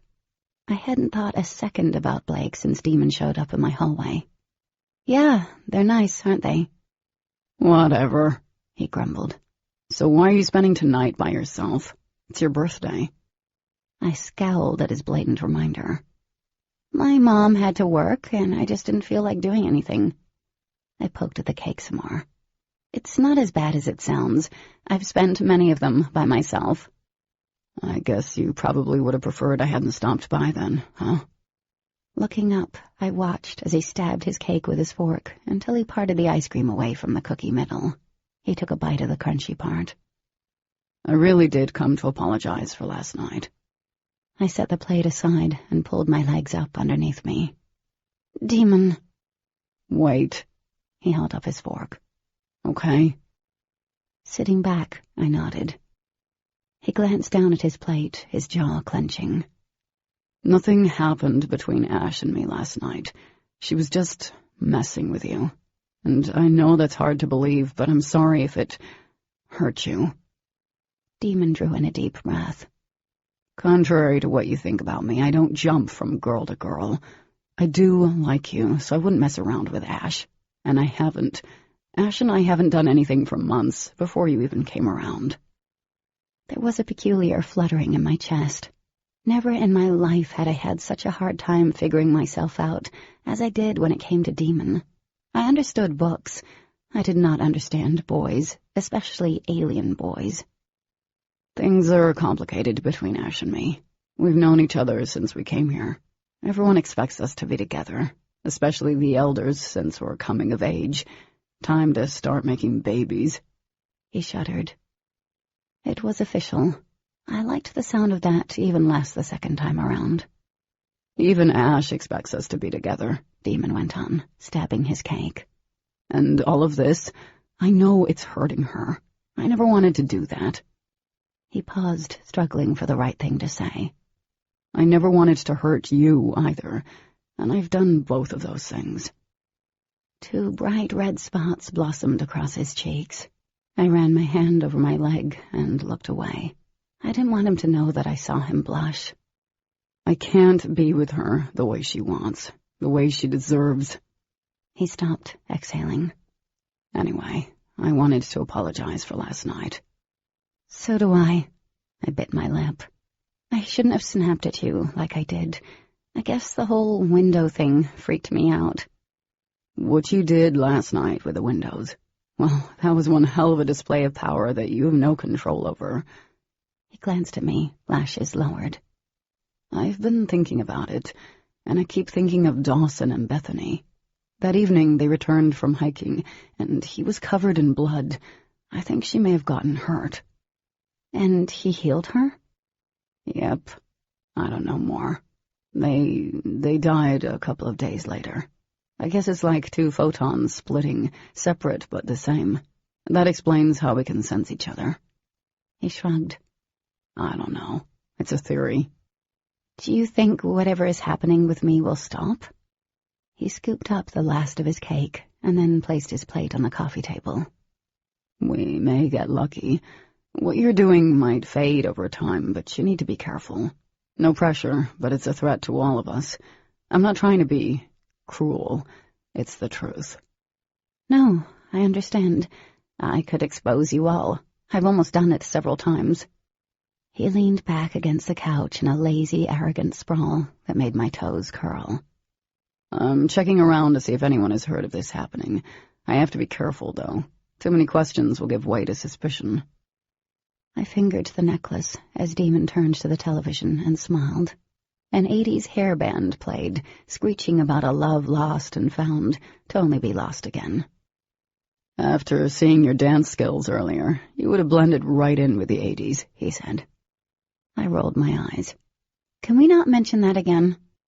He grinned as he turned to me, a sly look on his face. You were this close to having Walk Like an Egyptian down. You're a douche. Demon laughed. Did you know I had a purple mohawk? What? I laughed, not even able to imagine that, especially around these parts. When? Yep, purple and black. It was before we moved here. We were living in New York. I guess I went through this phase. Pierced nose and all, he said, grinning. I busted out laughing, and he shoved a throw pillow at me. I picked it up and placed it in my lap. You were a skater boy, huh? Something like that. Matthew was with us. He became our guardian of sorts. He had no idea what to do with me. But Matthew, he's not that much older. He's older than he looks. He's around 38. Wow, he's aging well. Demon nodded. He arrived at the same time we did, in the same area. I guess he thought he was responsible for us, being the oldest out of everyone. Where did you guys... How in the world would I say this? Coming up empty, I winced. Where did you all land? Reaching over, he picked a piece of lint off my thermal. We landed near Skyrus. Skyrus? I scrunched up my face. Is that even on Earth? Yes. He smiled slightly. It's actually a small island near Greece. It's known for this rocky region where a castle once stood. I'd like to go back one day. It's kind of like our birthplace, I guess. How many of you landed there? A couple dozen, or at least that's what Matthew has told us. I don't remember anything from the beginning. His lips pursed. We stayed in Greece until we were around 5, and then we came to America. There were 20 or so of us, and as soon as we arrived, the DOD was there. I couldn't imagine what that must have been like for him and the others. To be so young, to be from a different world, and then to be thrust right into the hands of a foreign government had to be scary. How did all of that go? He glanced at me. Not very good, kitten. We didn't know that humans were aware of us. All we did know was there were Aram around, but the DOD came as a huge surprise to us. Apparently, they knew about us from the moment we got here. They rounded up hundreds who had arrived in America. I twisted toward him, clutching the pillow to my chest. What did they do with you guys? They kept us in a facility out in New Mexico. No shit. My eyes went wide. Is Area 51 the real deal? He eyed me, amusement creeping into his eyes. Wow. I let that one sink in. All those crazies trying to get into the compound had good reason. I thought the whole Area 51 thing had been around a while. My family and friends arrived 15 years ago, but that doesn't mean the Luxon didn't come before that. He laughed at my expression. Anyway, they kept us there for the first 5 years. The DoD, had been assimilating the Luxon for years. We learned a lot about humans during that time, and when we were deemed ready to fully assimilate, they let us go. Usually with an older Luxon who could take care of us. Since Matthew had a relationship with us, we were placed with him. I did a quick calculation in my head. But you guys would have been only 10 years old. Did you live with Matthew until recently? Believe it or not, we mature differently than humans. At 10, I could have gone to college. We develop a lot faster, our brains and whatnot. I'm actually smarter than I act. Another fleeting grin graced his face. Matthew lived with us until we moved here. At 15, we were pretty much adults. The DoD set us up with a house and money. Well, that probably explained part of our national debt. But what about people asking questions, looking for your parents? Demon glanced at me sidelong. There is always an older Luxon we can pass off for our parent, or we can morph into an older version. The morphing thing we try to avoid because of the trace. Shaking my head, I settled back against the couch. Running their own lives since they were 15, with just Matthew checking in on them. I shouldn't be so shocked. My own life was sort of that way, with my mom working so much since Dad died. Demon was watching me in his intense way when I looked at him. Do you want me to leave? There was the opening, my chance to tell him to go. No, you don't have to. I mean, I'm not doing anything, and if you have nothing to do, you can stay, or whatever. Or I needed to just shut up. His eyes held mine a moment, and a swelling developed in my chest, threatening to consume me whole. His gaze moved to my shiny red laptop sitting on the coffee table. I see someone got something for her birthday. I grinned. Yeah, Mom got it for me. I've been without since then. He scratched his cheek. Yeah, I didn't apologize for that, did I? No, I sighed. Back to awkward conversation. And not only that, I was remembering just how I'd lost my last laptop. Demon cleared his throat. That's never happened before, the whole blowing stuff up part. My cheeks heated as I stared at my laptop. Same here. His gaze focused on the TV again. It happened with Dawson, in a way. It was how Bethany found out. There was a pause, and I held my breath. He rarely talked about his brother. He was making out with her and lost control. Turned full Luxon while kissing her. Yikes. That had to be... awkward. Yeah, awkward. Silence fell between us, and I couldn't help but wonder if we were thinking the same thing. How it had felt to be kissing, touching, skin uncomfortably hot. I searched for something safe to talk about. Dee said you guys had moved a lot. How many different places? We stayed in New York for a while, then we moved to South Dakota. And if you think nothing goes on here, you haven't lived in South Dakota. And then we moved to Colorado before coming here. I was always the one who provoked the change in scenery. It's like I was looking for something, but none of those places had it. I bet New York was your favorite place. Actually, it's not. A bit of his teeth showed in his slight smile. It's here. Surprised, I laughed. West Virginia? It's not that bad. There are a lot of us here, more so than any other place. I have friends who I can be myself with, a whole community, really. That's important. I can understand that. Clutching the pillow to my chest, I rested my head on it. Do you think Dee is happy here? She makes it sound like she can't leave, like ever. Demon shifted, bringing his legs onto the couch. Dee wants to pave her own way in life, and I can't blame her for that. Paving her own way had ended up with her having sex with Adam. I wondered if she still had dreams of going to college overseas. He stretched, as if he were trying to rid himself of some sort of tension that had suddenly settled over him. I scooted away, giving him more room. If you haven't noticed yet, there are more males than females, so the females are paired off very quickly and protected above all. I made a face. Paired off and mated? I understand it, you guys need to reproduce, but Dee can't be forced to do that. It's not fair. You should control your own lives. He glanced at me, deep shadows in his eyes. But we don't, kitten. I shook my head. It's not right. It's not. Most Luxon don't push for anything different. Dawson did. He loved Bethany. Demon exhaled raggedly. We were against it, and I thought he was stupid for falling for a human. No offense. None taken. It was hard for him. Our group was upset with him, but Dawson, he was the strong one. Demon smiled as he shook his head. He didn't cave, and if the colony had discovered the truth, I don't think they would have changed him. Couldn't he have left with her, snuck past the DOD? Maybe that's what happened. Dawson loved it here.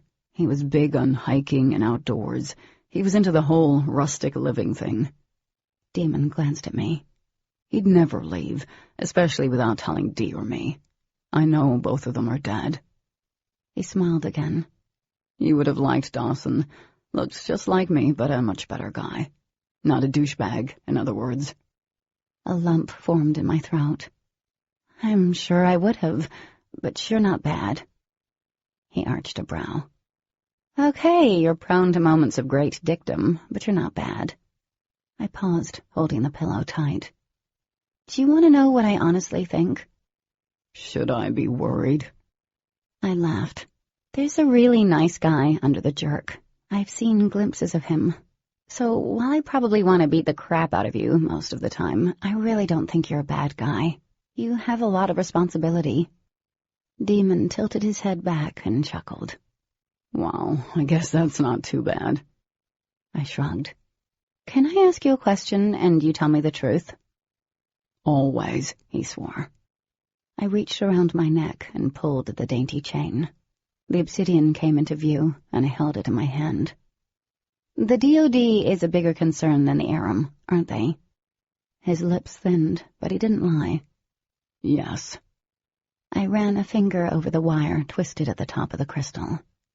What would they do if they knew I was moving things like you? They'd probably do the same thing they'd do to us if they knew. Demon reached out and cupped my hand that held the obsidian. He laid his finger over mine, stopping my movements.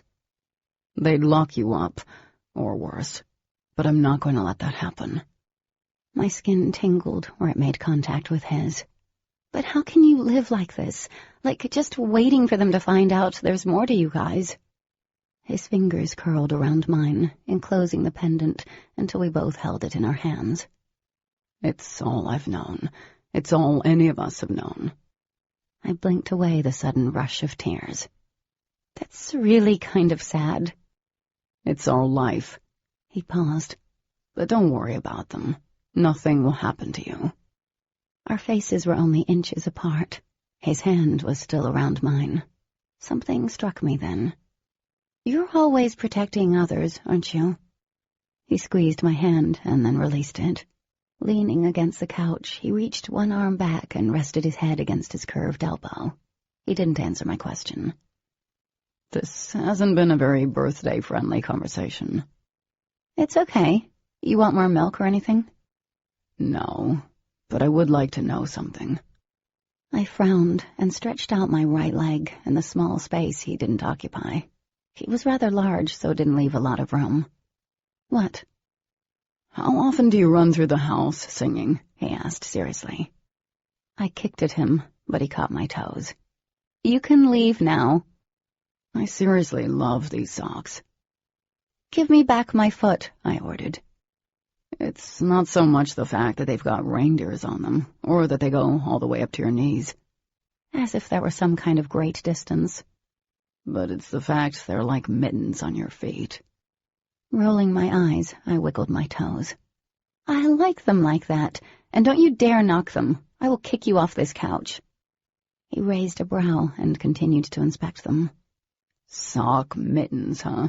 Never seen anything like it. Dee would love them. I pulled at my foot, and he let go.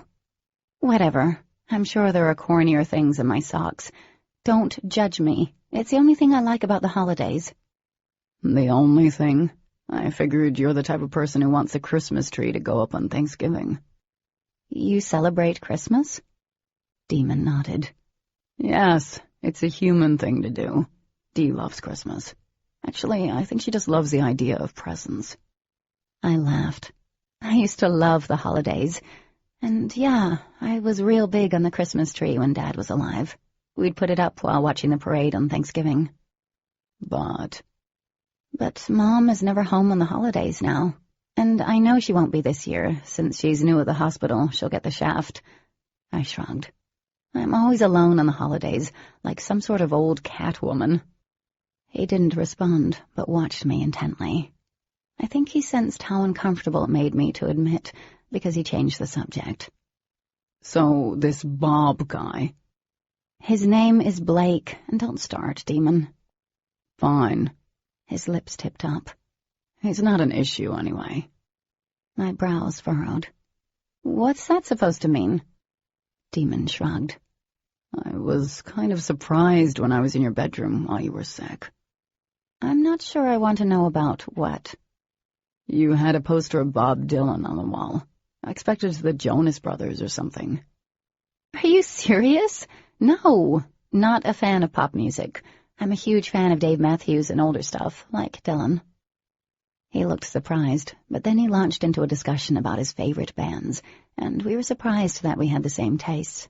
We argued over which Godfather movie was the best and what reality show was the stupidest. Hours went by, and I learned more about Demon. And there was that different side of him, the one I'd glimpsed a few times in the past. He was relaxed, friendly, and even playful, without making me want to bash him upside the head. We did argue over a few things a bit heatedly, but he wasn't a jerk. It all suddenly felt easy, and that scared the crap out of me. It was past 3 a.m. by the time I'd realized how long we'd been talking. I pulled my tired gaze off the clock and looked at him. His eyes had drifted shut, and his chest rose and fell evenly.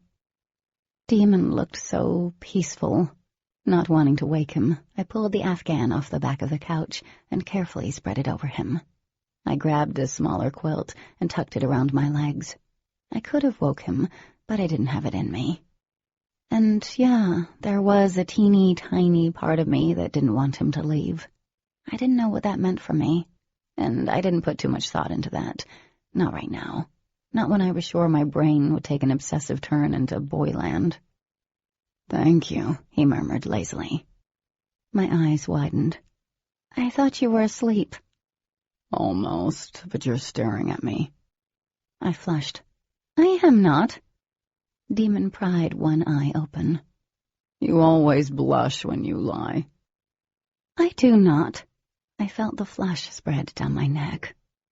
If you keep lying, I think I will have to leave, he threatened half-heartedly. I don't feel like my virtue is safe. Your virtue? I huffed. Whatever. I know how you get. His eyes closed. Smiling, I snuggled down in my corner of the couch. We never did change the channel.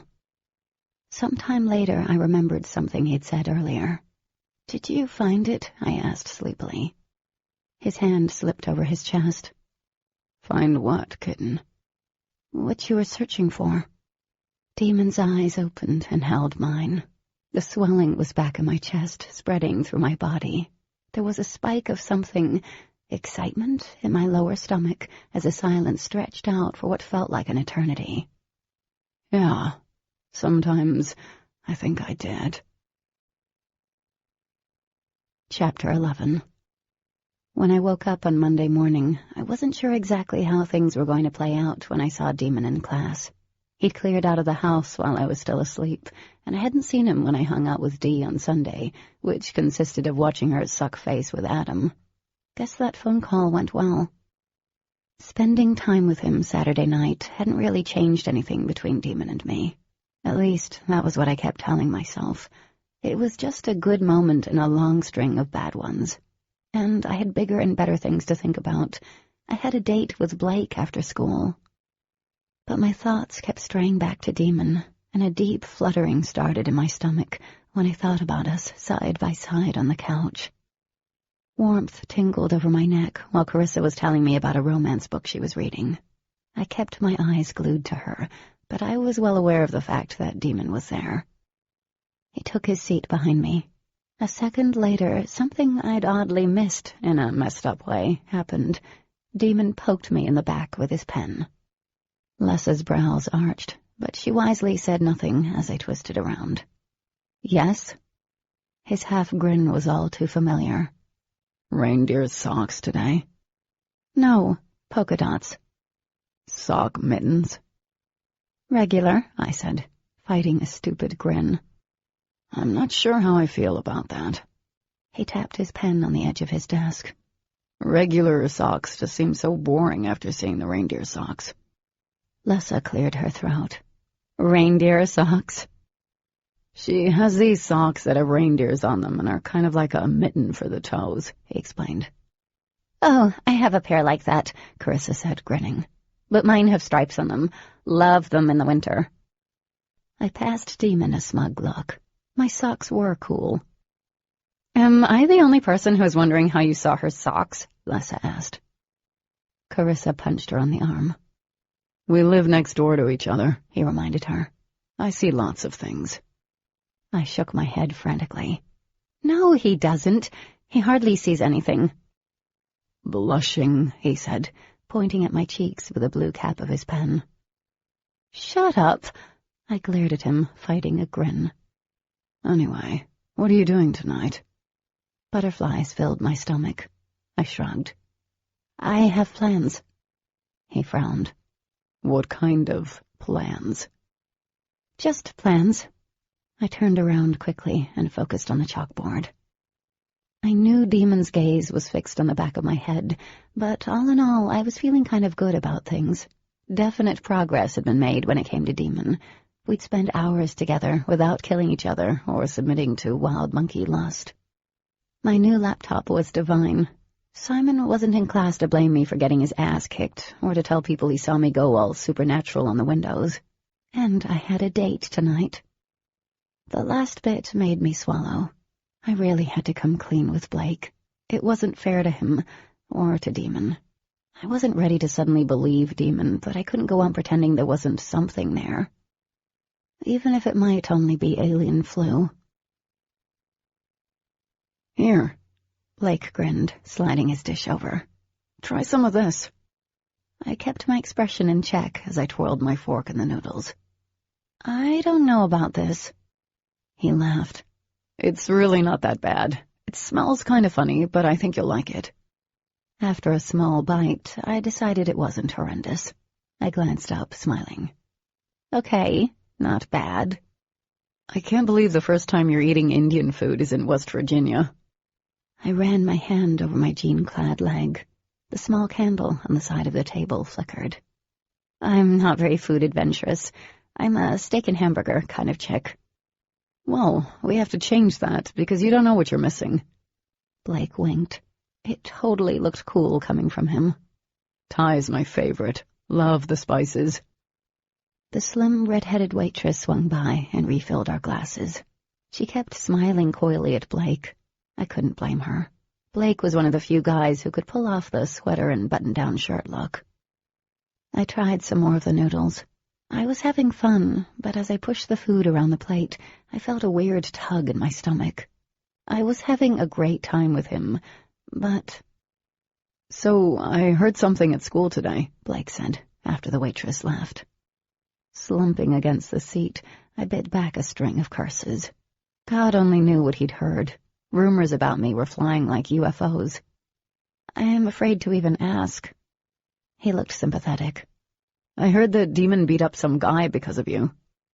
We'd made it this entire time without bringing up Demon. I slumped a little in my booth. Yeah, he kind of did. Both his brows rose in surprise as he leaned forward. You going to tell me why? You haven't heard the rumors? He ran a hand through his messy spikes. I hear a lot of things, but I don't believe them. It was the last thing I wanted to do, but I figured he'd hear the not-so-true parts sooner or later. Hell, he might have already, so I told him about my homecoming date from hell. Anger flashed in his hazel eyes, and when I'd finished, he sat back. I'm glad Demon did pummel the dick, but that's kind of an extreme reaction for someone who's just a friend. Demon can be an asshole, Blake suggested. Yeah, that, but he's kind of protective of, Dee's friends. I squeezed my fork, feeling all kinds of awkward. And so he got a little mad over what Simon was saying.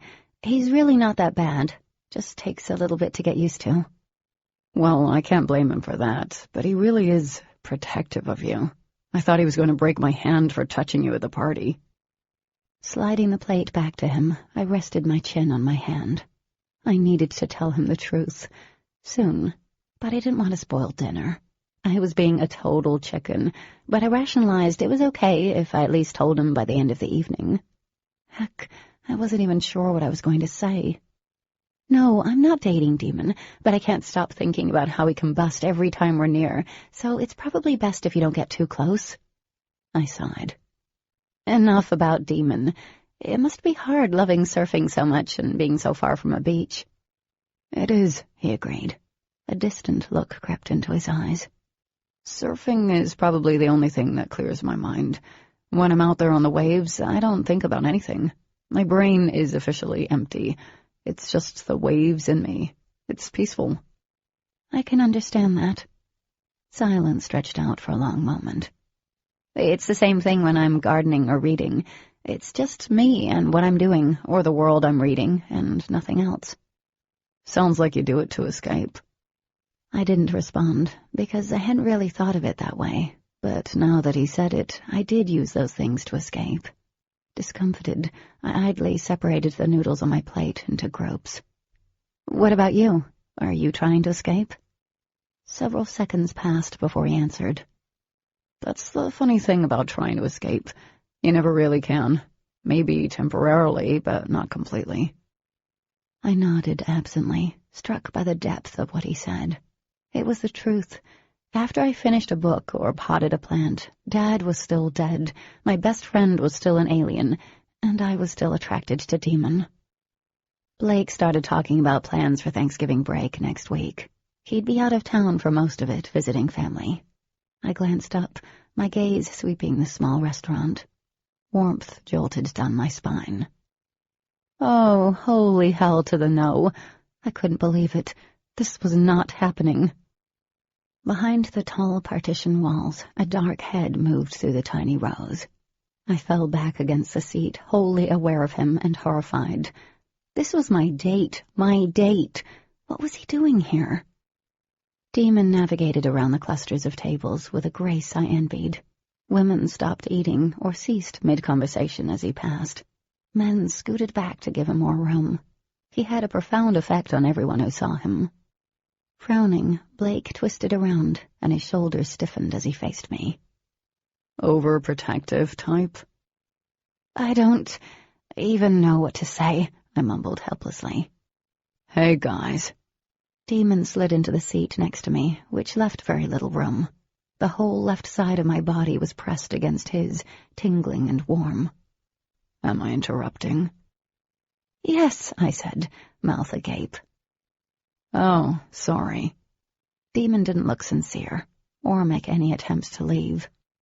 A half-smile formed on Blake's lips as he sat back and folded his arms. How are you doing, Demon? I'm doing great. He stretched, draping his arm along the back of our booth. How about you, Brad? Blake laughed softly. My name's Blake. Demon's fingers tapped off the back of the booth, brushing my hair. So what were you guys up to? We were having dinner, I said, and started to scoot forward, but Demon's fingers hooked around the back of my turtleneck, fingers gently sliding against my skin. I shot him a death glare and ignored the goosebumps peeking my skin. And I think we were just about done, Blake said, his eyes centered on Demon. Weren't we, Katie? Yeah, we just need our check. Very discreetly, I lowered my hand under the table, found Demon's thigh, and pinched, hard. He tugged me back, causing my knee to hit the table. What were you planning to do after dinner? Was Biff taking you to a movie? Blake's easy grin started to falter. Blake, and that would be the plan. Demon's gaze flicked up, and a second later, Blake's glass tipped over. I gasped. Water sloshed over the table, spilling into Blake's lap. He jumped up, letting out a curse. The movement shook the table again. His plate of spicy noodles flew onto the front of Blake's sweater. My jaw dropped.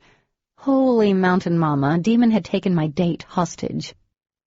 Jesus, Blake muttered, hands at his sides. Grabbing napkins, I turned to Demon.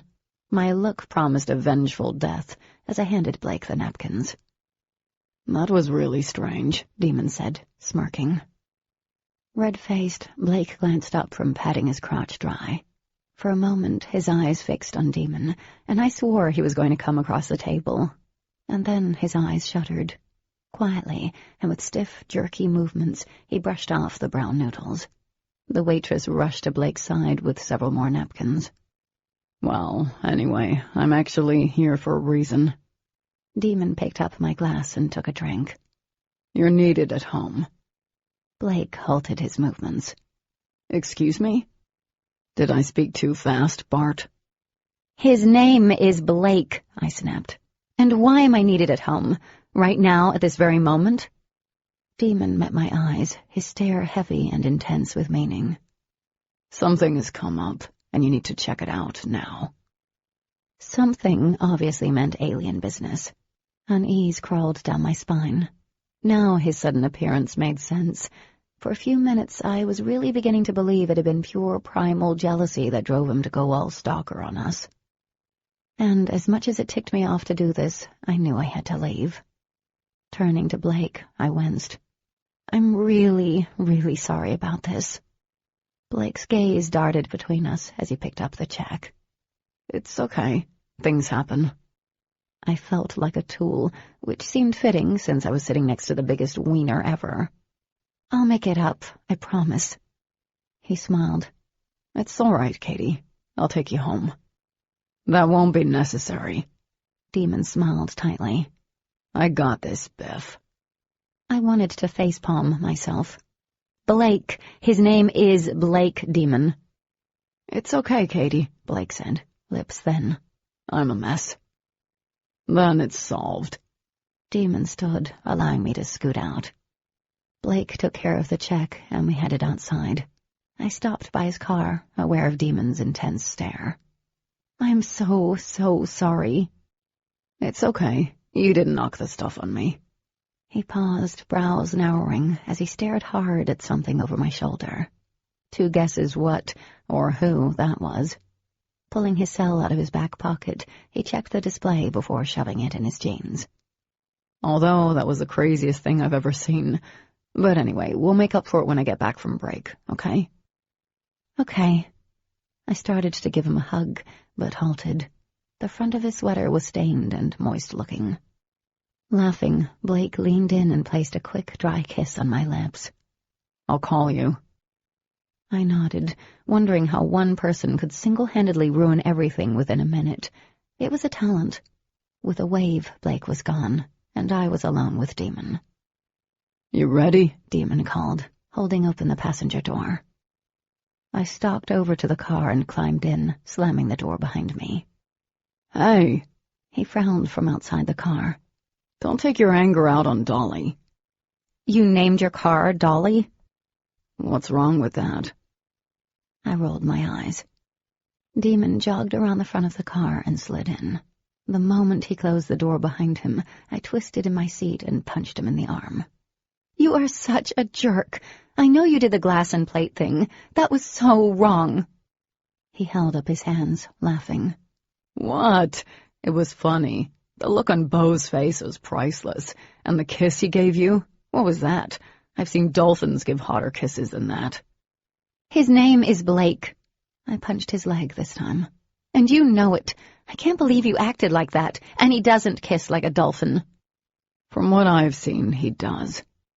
You didn't see the last time we kissed. His laughter died off. Uh-oh. He turned to me slowly. You've kissed him before? That's none of your business. My cheeks flushed, giving me away. Anger sparked in his magnetic eyes. I don't like him. I gaped at Demon. You don't even know him. I don't need to know him to see that there's something off about him. He turned the key and the engine rumbled to life. I don't think you should be hanging out with him. Oh, this is rich, Demon. Whatever. Staring straight ahead, I hugged my elbows and shivered.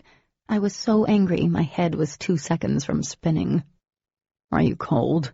Where's your jacket? I don't like jackets. Did they do something terrible and unforgivable to you, too? He turned on the automatic temperature setting. Warm air blasted out of the vents. I find them cumbersome. I sighed loudly. What was so freaking imperative that you had to go stalker mode and find me? I wasn't stalking you. He sounded offended. Oh, you weren't? Did you use your alien GPS system to find me? Well, yeah, sort of. Ugh, this is so wrong. I seriously doubted Blake would be calling me again. Not that I blamed him. If I were him, I wouldn't be. Not when a psychotic alien was shadowing me. So what's the deal? Demon waited until we pulled onto the highway. Matthew, it's called a meeting of the minds, and you should be there. It has to do with the DOD. Something's happened. Chapter 12. We got back to his house before the rest of them showed up, and I was trying to keep calm as I settled into the recliner in the corner. Demon wasn't panicking, but he didn't know what was going on yet. Outside, several car doors slammed shut. I wrapped my arms around my waist, and Demon moved to my side, sitting on the arm of my chair. Ash and the Thompson boys were the first to come in. Adam smiled at us before sitting next to Dee. She offered him the bag of popcorn she'd been scarfing, and he dug in. Andrew took one look in my direction and rolled his eyes. Anyone have a clue why she's here? I loathed Andrew. She needs to be here, Mr. Garrison said, closing the door behind him. He moved to the center of the living room, all eyes on him. Outside of school, he always dressed down in jeans. I want to keep this little get-together short. Ash smoothed the hand over her purple tights. The DOD knows about her, right? We're all in trouble. My breath caught. I wasn't mad at the scornful tone in her voice. A lot was at stake if the DOD found out about me, about them. Do they, Mr. Garrison? As far as I know, they don't know about you, he said. The elders called a meeting tonight because of the increase in DOD presence here. It appears something has caught the DOD's attention. I sank back against the chair, relieved. But then it hit me. I may be off the hook, but they weren't. I glanced around the room, not wanting to see any of them in trouble, not even Andrew. Adam stared at a buttery piece of popcorn. Well, what did they see? No one's done anything wrong. Dee set the bag of popcorn aside. What's the deal? Matthew's ultra-bright blue gaze circled the room. One of their satellites picked up the light show from Halloween weekend, and they've been out to the field, using some sort of machine that picks up on residual energy. Demon scoffed. The only thing they're going to find is a burned patch of ground. They know we can manipulate light for self-defense, so from what I've gathered, that's not what caught their attention. Mr. Garrison glanced at Demon, frowning. It's the fact that the energy was so strong, it disrupted a satellite's signal, and they weren't able to snap any pictures of the event. Nothing like that has ever happened before. Demon kept his expression blank. I guess I'm just that awesome. Adam laughed under his breath. You're so powerful you're disrupting signals now? Disrupted only the signal? Mr. Garrison barked a short laugh. It destroyed the satellite, a satellite designed to track high-frequency light and energy. It zeroed in on Petersburg, and the event destroyed the satellite. Like I said, I'm that awesome. Demon's smile was smug, but I was filling with anxious energy. Wow, Andrew murmured. Respect gleamed in his eyes. That's pretty awesome. As awesome as that is, the DOD is very curious. The elders believe they will be here a while, monitoring things. That they've been here. He glanced at his wristwatch. It's imperative that everyone is on their best behavior. What do the other Luxon have to say about this? Dee asked. They aren't too concerned at this point, and they have no reason to be, Matthew said. Because it was Demon who caused such a disruptive burst of energy and not them, Ash said, and then she gasped. Does the DoD suspect we have more abilities? I think they want to know how it's possible that he was able to do something like that. Matthew studied Demon. The elders told them there was a fight between our kind. No one implicated you, Demon, but they already know you're strong. You can be expecting a visit from them soon. He shrugged, but fear spiked in me. It hadn't been Demon who'd taken out Baruch, so how could he explain what happened? And would the DoD guess the Luxon were far more powerful than they realized, capable of almost anything? If so, my friends and Demon were in danger. Katie, it's very important that you're careful when hanging around the Blacks, Mr. Garrison continued. We don't want the DoD suspecting that you know anything you shouldn't. Speak for yourself, Andrew muttered. I shot him a look, but Demon responded before I could. Andrew, I'm going to knock the...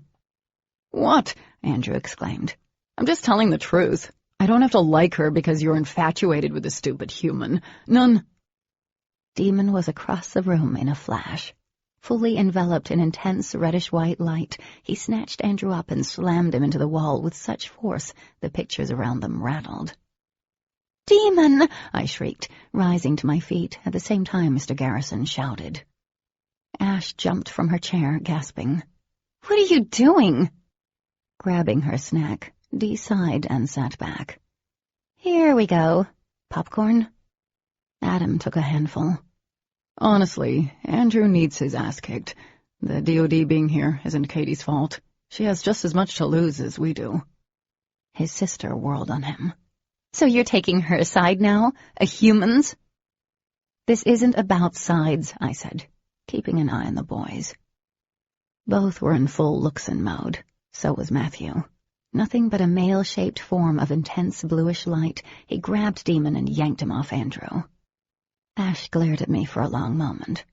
"None of this would be happening if you hadn't shown up here. You would have never gotten the original trace on you. The Aram would have never seen you, and this whole messed-up chain of events would have never happened." "Oh, shut up, Ash." Dee threw a handful of popcorn at her. "Seriously, Katie risked her life to make sure the Aram didn't know where we lived." "That's great and dandy," Ash snapped back. "But Demon wouldn't have gone all Rambo on the Aram if his precious human wasn't in danger every 5 seconds. This is her fault."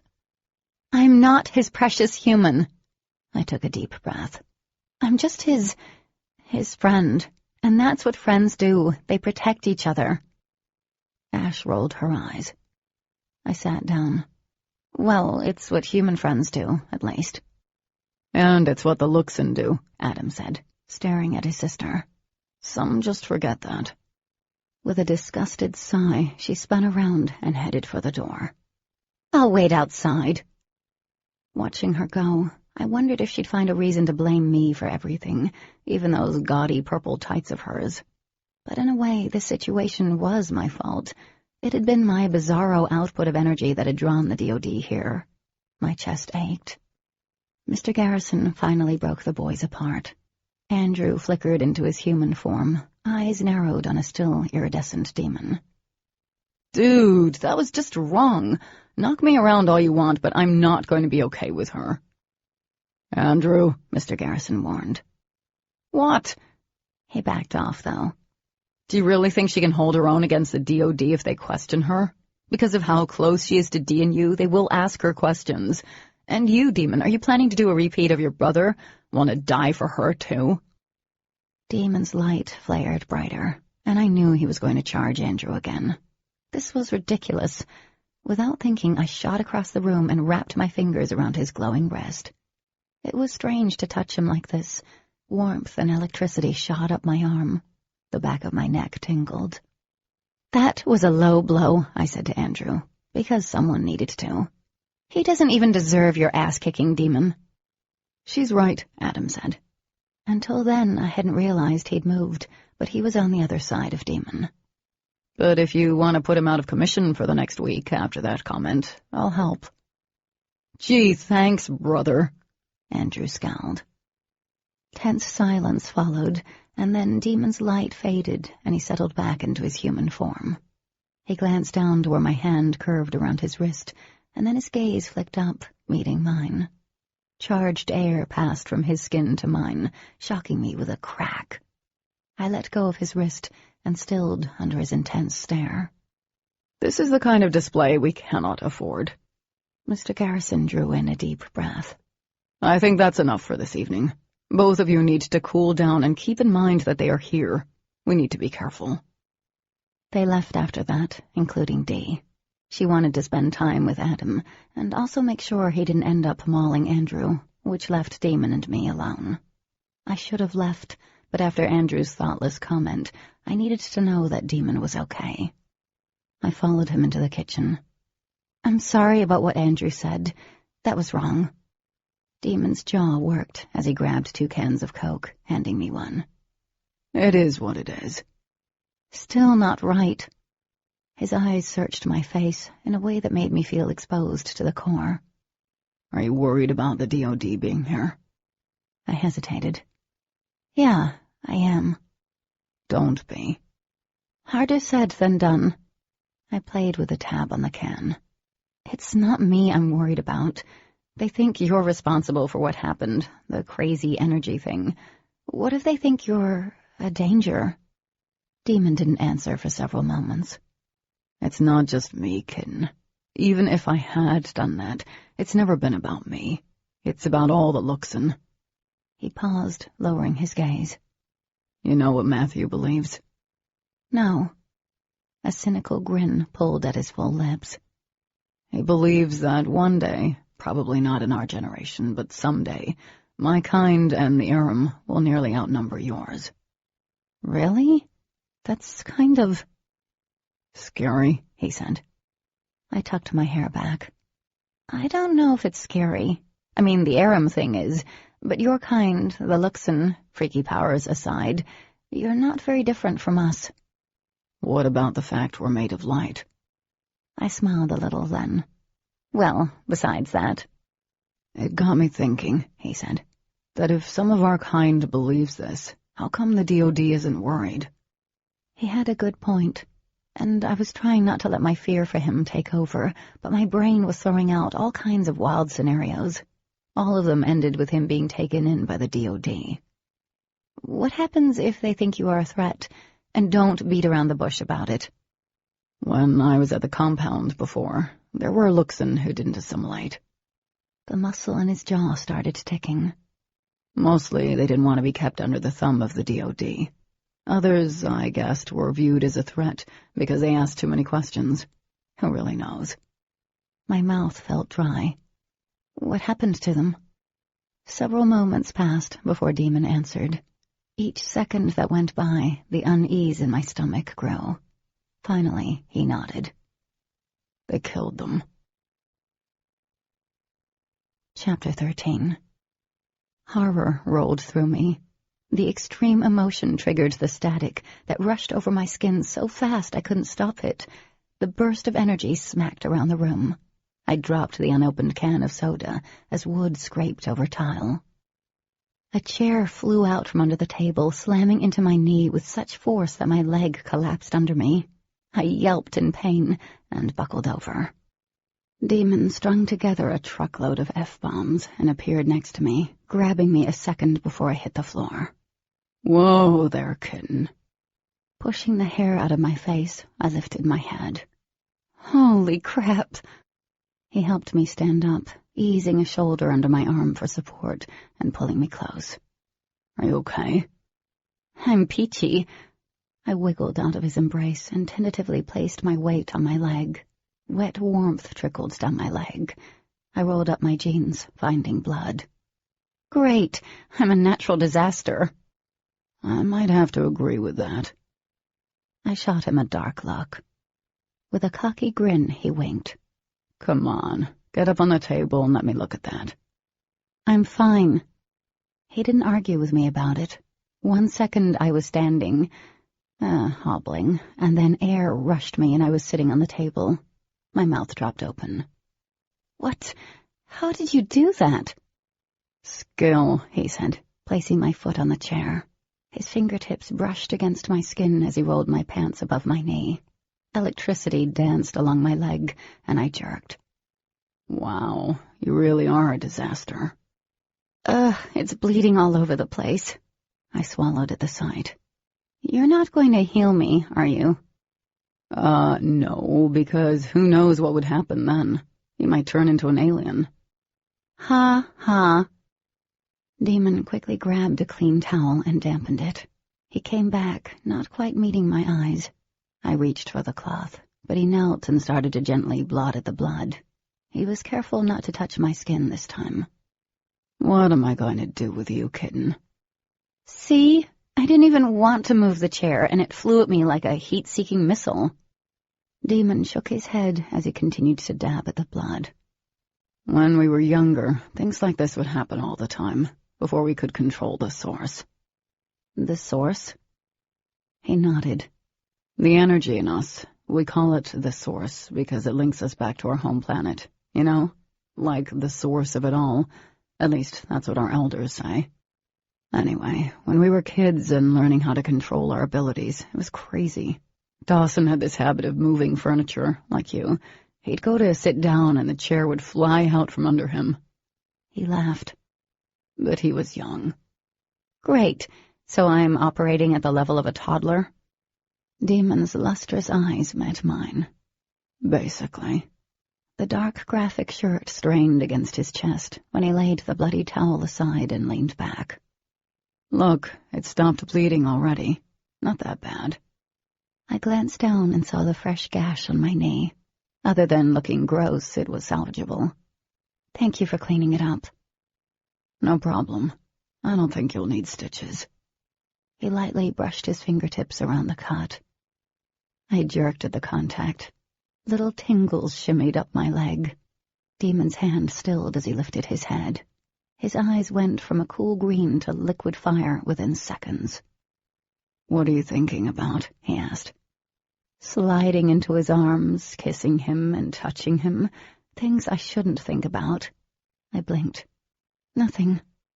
Demon rose slowly, holding my gaze. My whole body tensed as he neared and placed his hands on either side of me. Then he bent over the chair between us, resting his forehead against mine. He inhaled deeply, and it came out in an unsteady rush. When he spoke, his voice was rough. Do you know what I've been thinking about all day? With him, it was anyone's guess.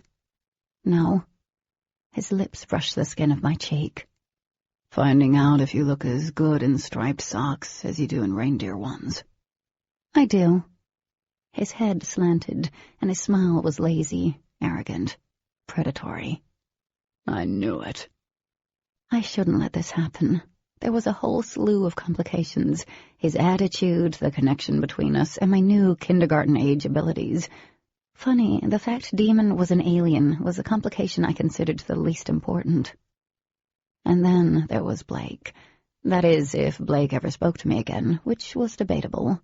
But due to Demon's interruption at dinner, I didn't get to talk to Blake. Irony was a bitch. Knowing all of that, I still didn't pull away. And neither did he. Oh no, he was moving closer. His pupils started to glow, and his breath seemed to have stalled in his chest. Do you have any idea what you'd do to me? He asked gruffly. I'm not doing anything. Demon shifted his head just enough that our lips brushed once, and then twice before he increased the pressure. This kiss, it was nothing like the other times, which seemed to be angry and challenging, as if we'd kissed to punish each other. But this was gentle and soft, feather-light, infinitely tender, like the kiss we'd shared in the clearing the night he'd healed me. Light swept through me as we kissed, but soon the kisses, they weren't enough. Not when a slow fire was burning under my skin, and under his. Cupping my cheeks, he exhaled a soft groan, and his lips scorched mine as he deepened the kiss, until we both were breathless from its intensity. Demon moved as close as he could with a chair between us. Gripping his arms, I held onto him, wanting him closer. The chair prevented all but our lips and hands from touching. Frustrating. "Move," I ordered restlessly. It trembled under my foot, and then the heavy oak chair slid out from under me, dodging our leaning bodies. Unprepared for the sudden void, Demon lurched forward, and I was unable to carry the unexpected weight. I collapsed backward, bringing Demon along with me. The full contact of his body flush against mine sent my senses into chaotic overdrive. His tongue swept over mine as his fingers splayed across my cheeks. His hand slid down my side, gripping my hip as he urged me closer. The kisses slowed, and his chest rose as he drank me in. With one last lingering exploration, he lifted his head and smiled down at me. My heart skipped a beat as he hovered over me with an expression that tugged deep in my chest. He moved his fingers back up along my cheek, trailing an invisible path to my chin. "I didn't move that chair, kitten." "I know." "I'm assuming you didn't like where it was." "It was in your way," I said. My hands were still curled around his arms. "I can see that." Demon smoothed the fingertip over the curve of my bottom lip before taking my hand, pulling me up. Letting go, he watched me carefully and waited for... What had happened slowly sank in beyond the fog in my brain. I'd just kissed him, again, and right after he'd taken over my date with another guy, the guy I should be kissing, or not. I didn't know anything anymore. "We can't keep doing this." My voice shook. We like each other," he said, stepping forward, grasping the edges of the table on either side of me. "And before you say it, we were attracted to each other before I healed you. You can't say that's not true." He leaned in, his nose brushing my cheek. A shudder rolled through me. His lips pressed against the spot under my ear. "We need to stop fighting what we both want." Air caught in my throat. I closed my eyes as his fingers inched down my turtleneck, clearing a path for his lips to meet my wildly beating pulse. "It's not going to be easy," he said. "It wasn't 3 months ago, and it won't be 3 months from now."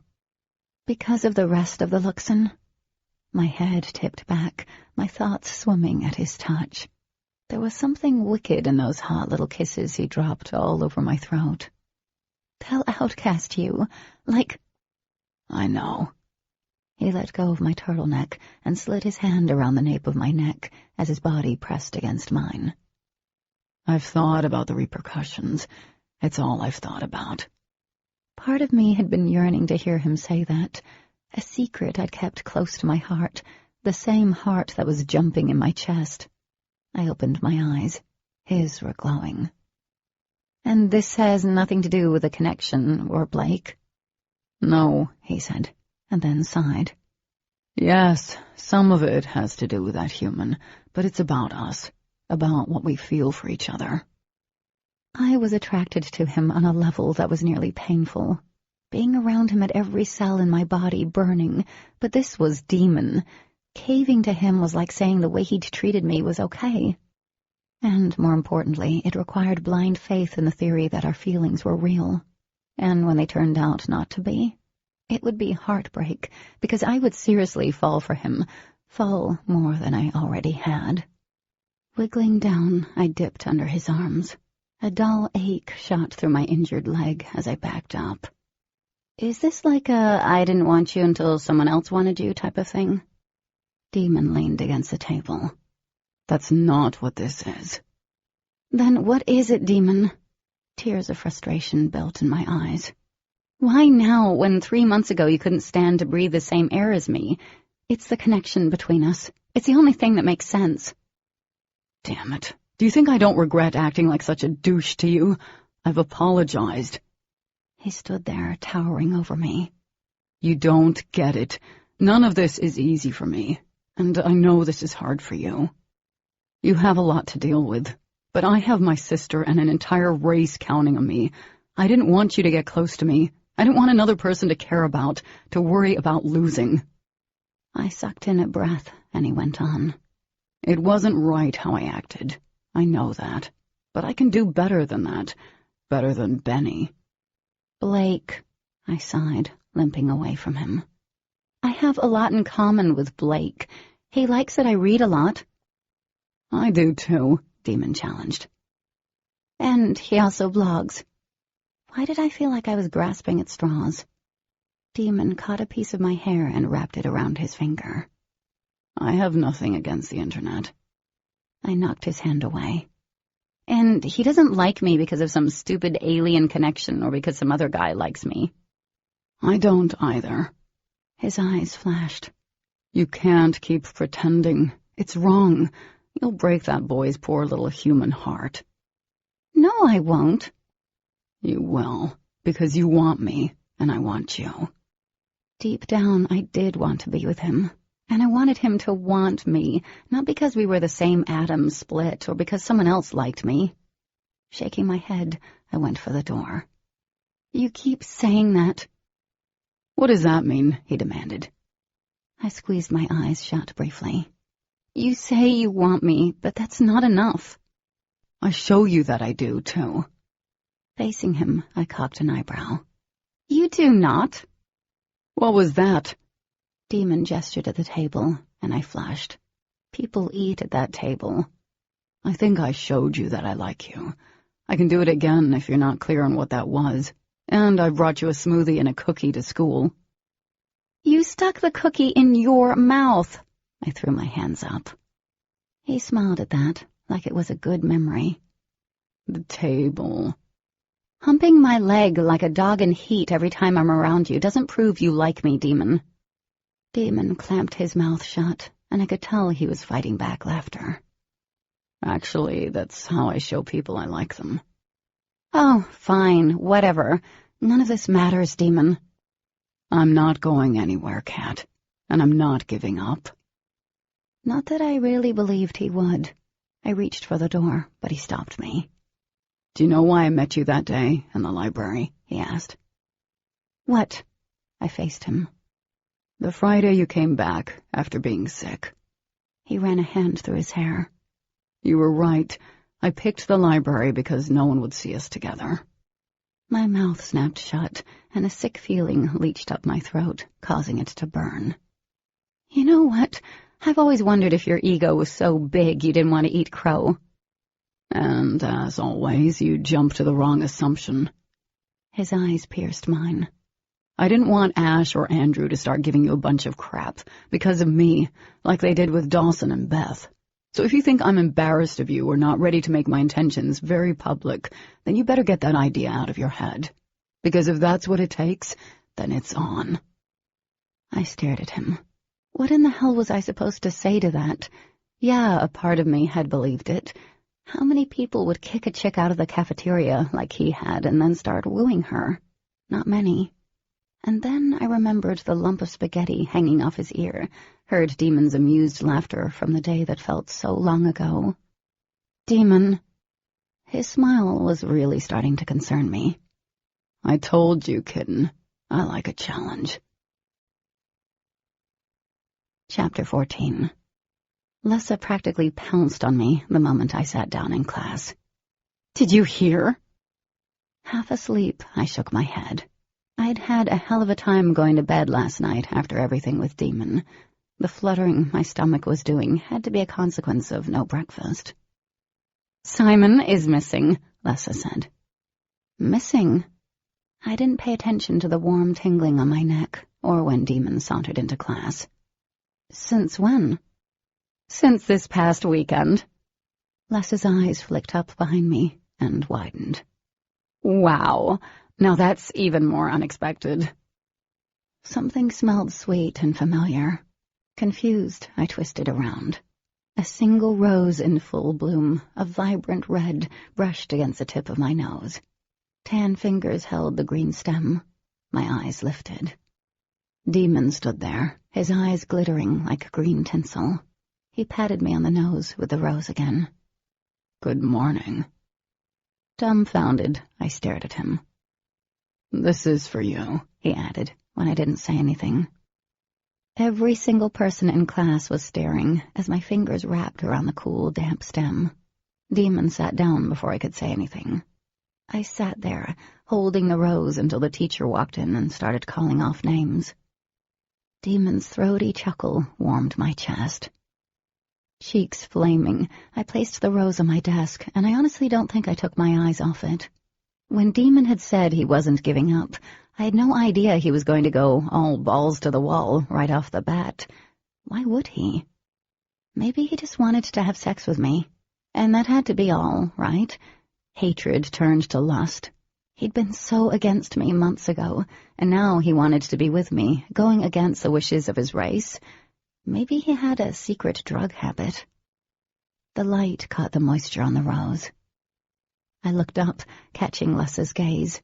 She mouthed, "Nice." Nice? It was nice and sweet and romantic, and about 1,000 other things that had my heart doing backflips. Sneaking a peek at Demon over my shoulder, I watched him scribble along a blank piece of notebook paper. His brows were lowered in concentration. Thick, sooty lashes hid his eyes. They lifted, and his lips spread into a grin. I was in so much trouble. Cops were everywhere over the next couple of days, asking students and teachers questions about Simon. Demon and I ended up being some of the first people they talked to, as if we were a modern-day Bonnie and Clyde, plotting to take out jocks everywhere. Well, the fact that Demon had beaten the crap out of Simon didn't look good, but the cops didn't treat us like suspects. After my first and only questioning with them in the principal's office, I determined that 2 of the state troopers were aliens. And I also got the distinct impression they suspected I knew their secret. I wondered if someone had let the alien out of the bag. Ash was the most likely suspect, especially since Demon had become the bearer of gifts. One day he brought me a pumpkin-spiced latte, my favorite, then an egg and bacon breakfast croissant, glazed donuts on Thursday, and a lily on Friday. He did nothing to hide his intentions. Part of me actually felt bad for Ash. She'd spent her whole life expecting to be with Demon. I couldn't even imagine what she was thinking, if she was mourning the final downfall of their relationship, or if it was just that she'd lost something she'd believed was hers. If I ended up being found in a ditch somewhere, my bets would be on Ash or Andrew. Adam had left the dark side and was now sitting with Dee at lunch. They literally couldn't keep their hands off each other, or our food. Each night, Demon soaked up my time. Keeping an eye on me was what he claimed to be doing, waiting to see if I was attacked by a chair again. In his world, that translated into time suckage that involved every possible way he could get close to me. Like, really will-breaking, body-tingling close. Blake spoke to me in class. He texted a few times a night, and I always had to wait until Demon decided to leave before I could call him back, but there had been no talk of another date. Demon had been successful with the scare tactics, which he was unabashedly proud of. Saturday afternoon, I was in a marathon review writing spree when someone knocked on my front door. Finishing up my last sentence, mesmerizing debut, heart-stopping action, and swoon-worthy romance, the hidden circle is a forget your homework, don't feed your kids, and quit your job once it read, before shutting my laptop. As I neared the door, I felt the tingling on my neck. Demon. I tripped over the upturned corner of the area rug, and took a second to straighten the ribbed sweater that had ridden up before I snatched open the front door. Familiar feelings of anxiety slid through me. What did he have up his sleeve today? In other words, how much more could he possibly complicate my life? My no-kiss policy had remained strong since Monday. But strangely, even as innocent and clandestine as our meetings were, there was still a level of intimacy that couldn't be denied. Demon was changing. I was used to the sarcastic and rude Demon. In an odd way, that version was easier to deal with. We could trade insults all day. But this Demon, this one who wouldn't give up, was kind and gentle, funny and, dear God, thoughtful. Demon waited on the porch, his hands shoved deep into the pockets of his jeans. He'd been gazing into the distance, but pivoted around the moment I pushed open the door. He brushed past me and into the hallway. The scent of him, a mixture of the outdoors and sandalwood, followed. It was a heady aroma, all completely his. "You look nice today," he commented unexpectedly. I glanced down at my gray hoodie and tucked a tangled strand of hair behind my ear. Thanks." I cleared my throat. "So, what's up?" His excuse for spending time with me was always the vague, watching out for you, so I wasn't expecting anything different today. "I just wanted to see you." "Oh, well, hell." He chuckled deeply. "I thought we could take a walk. It's nice outside." Glancing back at my laptop, I debated. Spending time with him wasn't something I should be doing. It just encouraged his not-so-bad behavior. "I'll behave myself," he said. "I promise." I laughed at that. "All right, let's go." It was brisk outside, nowhere near as cold as it would become once the sun set. Instead of heading toward the woods, he steered me in the direction of his SUV. "Exactly where are we going to take a walk?" "Outdoors," he said dryly. "Well, I think I figured that part out." "You ask a lot of questions, you know." "I've been told I'm very inquisitive." He leaned forward and whispered, "I think I figured that part out." I made a face at him, but I was intrigued. I climbed into the passenger's seat. "Have you heard anything about Simon?" I asked, after he'd backed out of the driveway. "I haven't." "I haven't either." An array of golden, red, and brown leaves blurred as Demon flew down the highway. "Do you think an Aram had anything to do with his disappearance?" Demon shook his head. "I don't think so. I haven't seen any, but we can't be too sure." An Aram taking Simon wouldn't make any sense, but kids around here didn't disappear without it having something to do with the Luxon and Aram. I glanced out the window at the familiar scenery. It didn't take me long to realize where we were going. Confused, I watched Demon pull the SUV off the road and park along the entrance to the field the kids partied in. The same place we'd fought Baruch. "Why here?" I asked, climbing out. Dead leaves of various colors littered the ground. With each step, my feet sunk an inch or two through the leaves. For a while, the only sound we heard was the rustling of our feet, wading through the colorful sea of leaves. "This place might hold a lot of residual energy from our fight and from Baruch's death." He stepped around a fallen tree limb. "Watch out. The branches are scattered everywhere." I moved around one particularly gnarly-looking one. "This might sound messed up, but I wanted to come back here. I don't know why. Crazy, huh?" "No," he said quietly. "It makes sense to me." "Is it the whole energy thing?" "It's what's left over." Demon bent and pushed another fallen limb out of the way. "I want to see if I feel anything. If the DOD has been out here to check it out, it might be good to be in the know." We walked the rest of the way in silence. I was following slightly behind him, careful of the rough terrain. I felt a peculiar stirring in me as soon as it came into view. The ground was covered in leaves, but the trees were still bent, looking even more grotesque as they twisted toward the ground. I stopped at the edge and tried to find the spot where Baruch had last stood. I pushed the dead foliage with my foot. Soon the scarred ground came into view. The soil seemed to remember what had happened that night and refused to let go of the memory.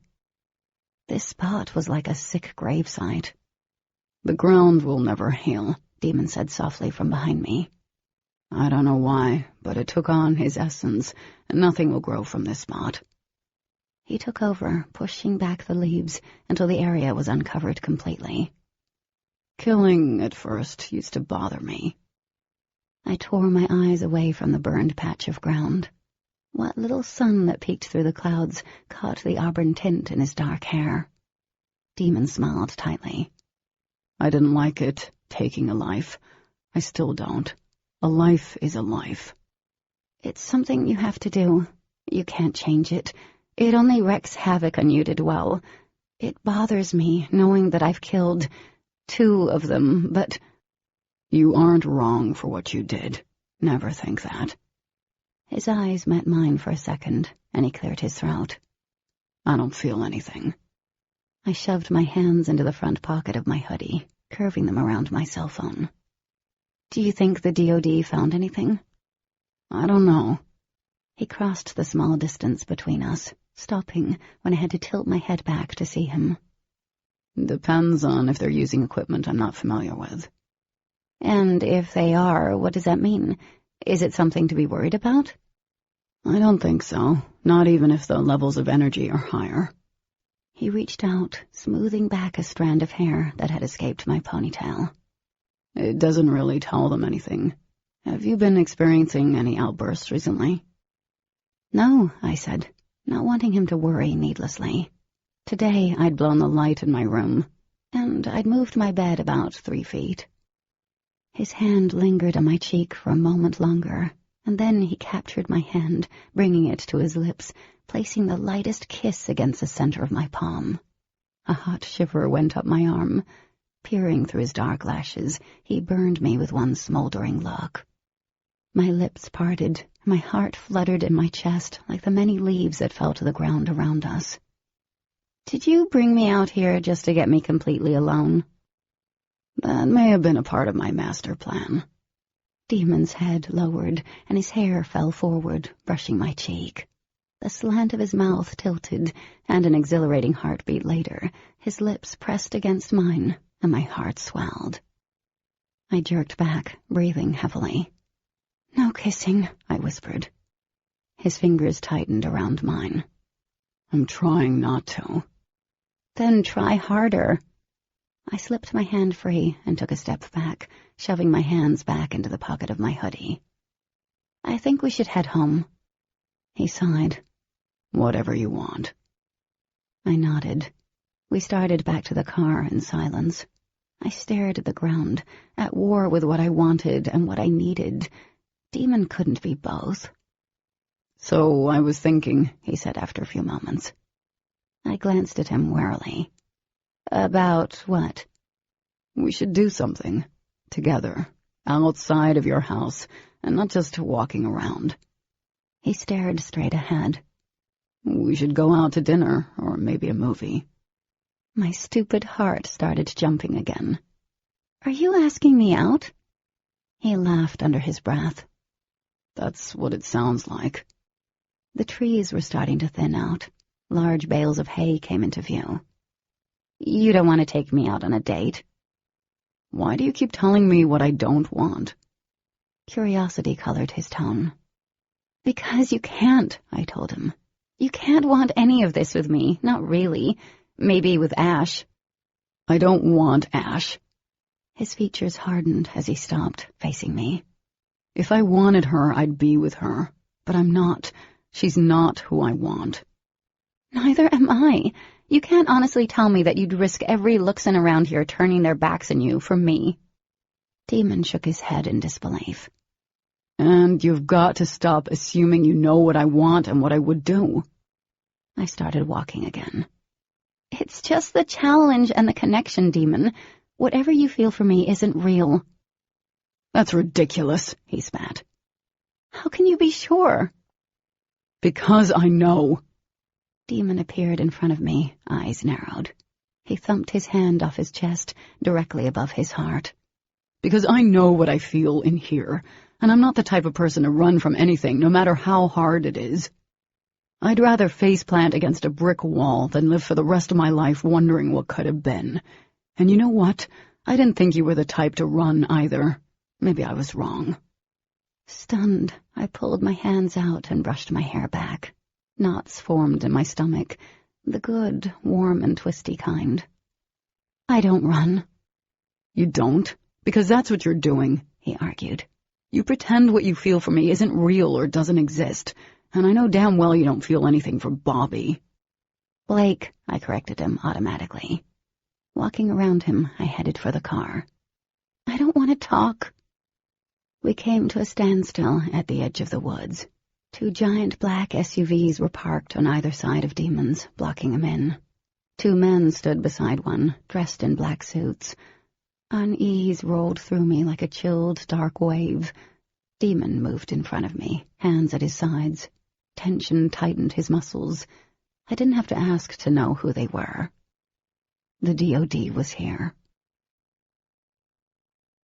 Chapter 15. One of the suits stepped forward, eyes trained on Demon. "Hello, Mr. Black and Miss Swartz." "Hey, Lane," Demon answered in a monotone voice, apparently knowing the one guy. "I wasn't expecting you today."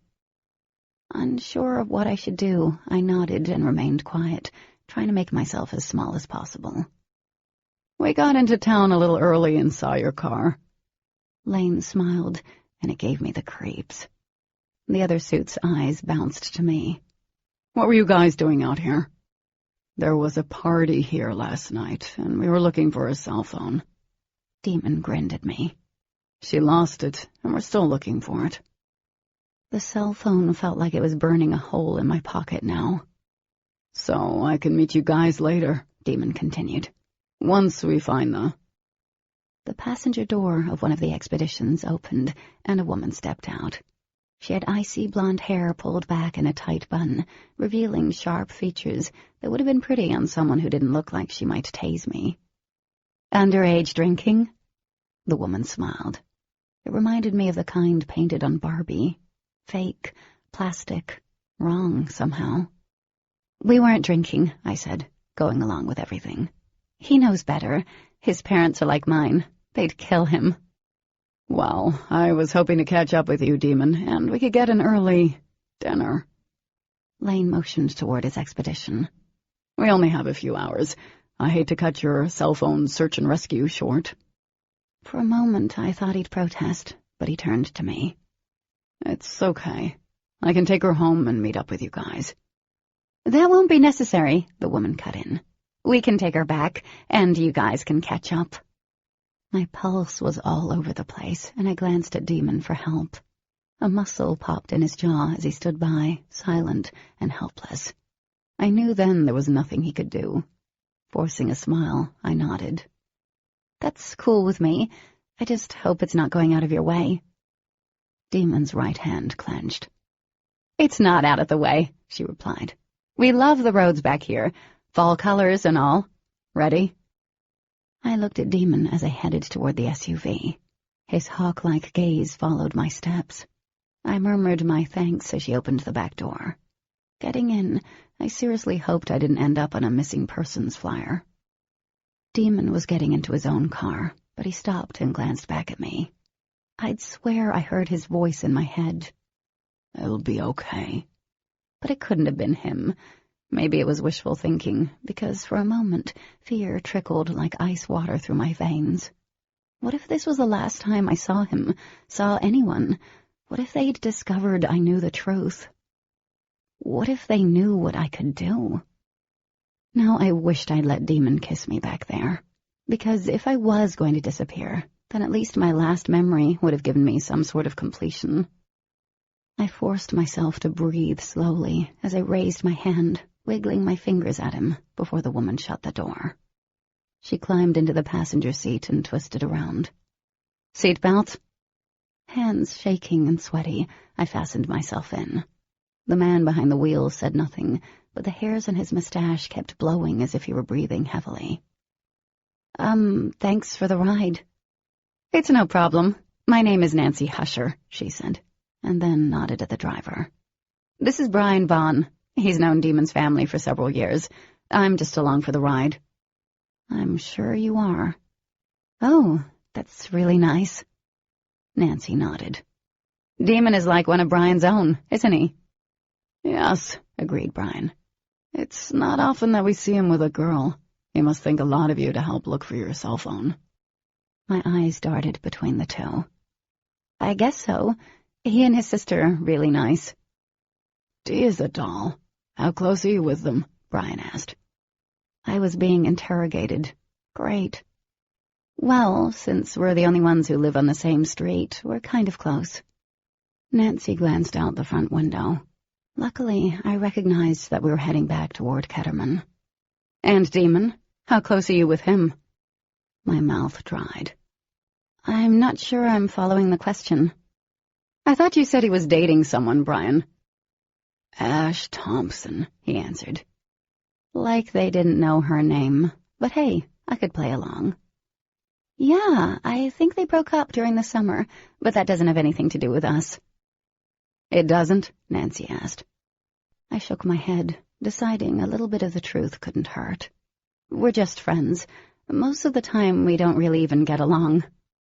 But you just said he was nice. Shit. Face blank, I shrugged. He can be nice when he wants.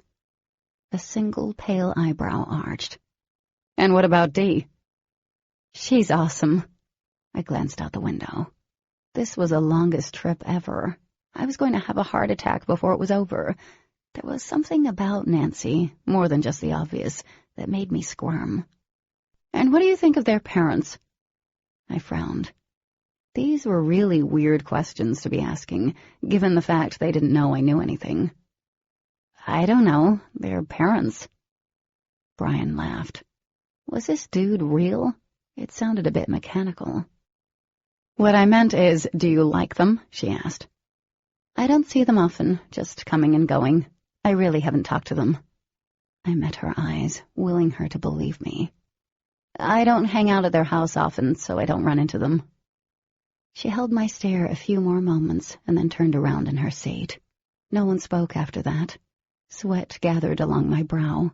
When Brian turned onto my road, I almost cried in relief. The car coasted to a stop, and I was already unbuckling my seatbelt. Thanks for the ride, I said hastily. No problem, Nancy said. Take care, Miss Swartz. The tiny hairs on my body rose. I opened the door and climbed out. And just then, with the worst case of bad timing in the world, my cell phone went off in my pocket, blaring like an alarm. Holy crap! My eyes flicked up to Nancy's. She smiled. I'm sure he's okay, Dee said again.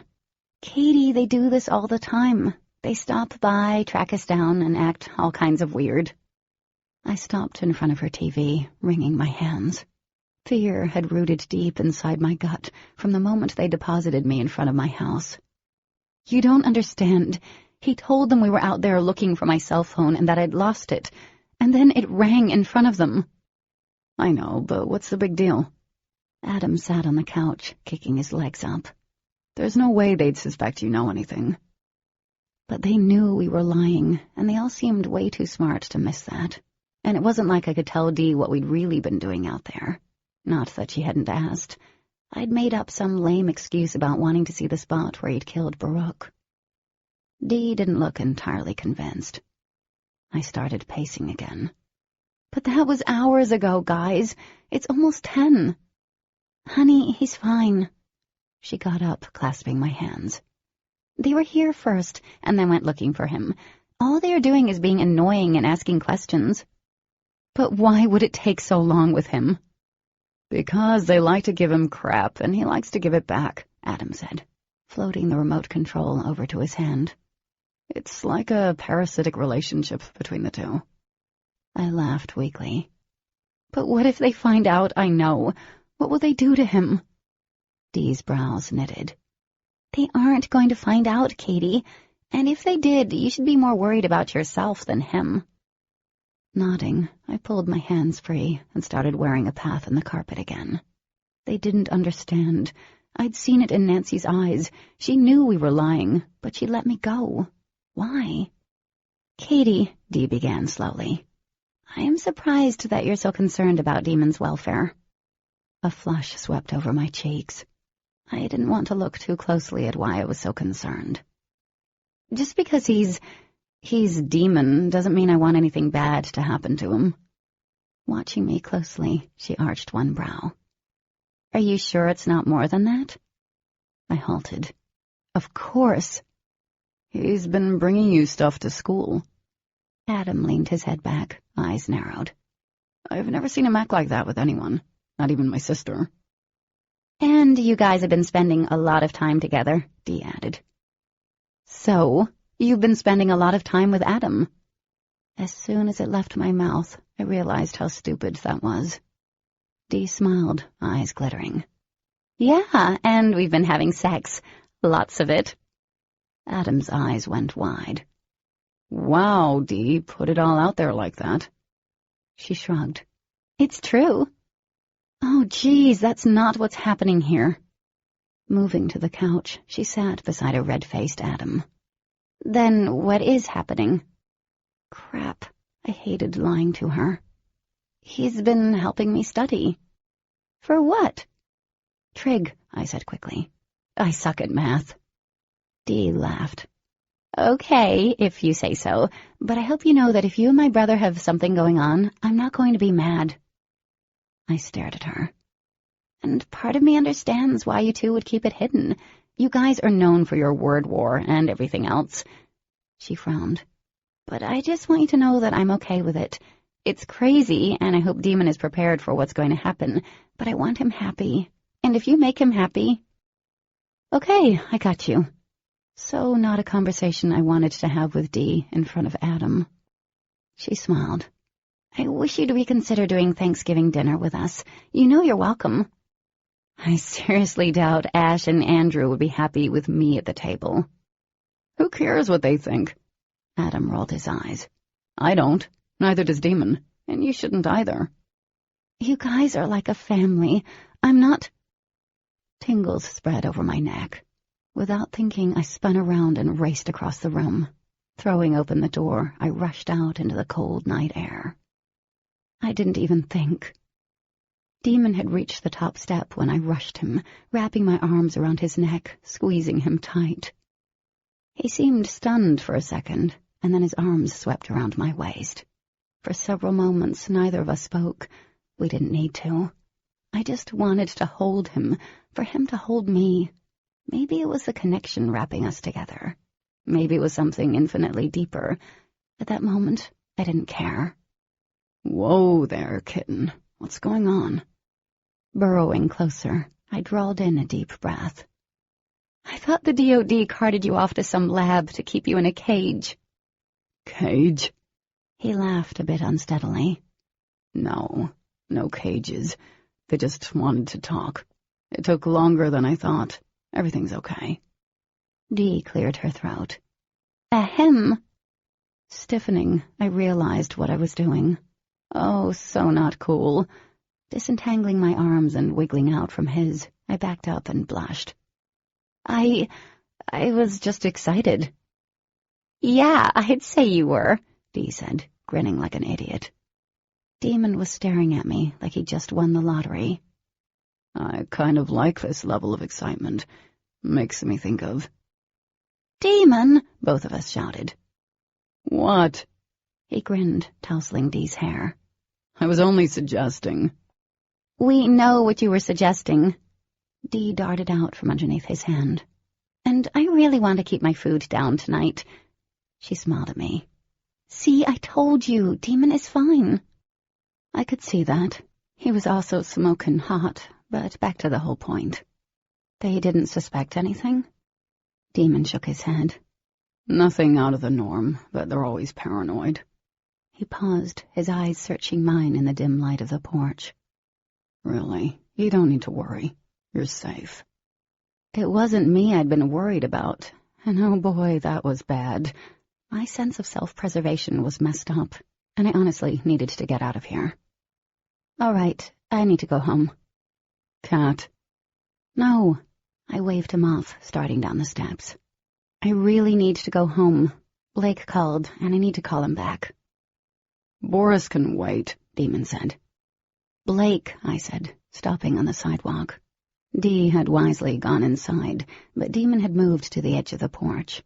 My thoughts, my emotions felt overly exposed when I met his eyes.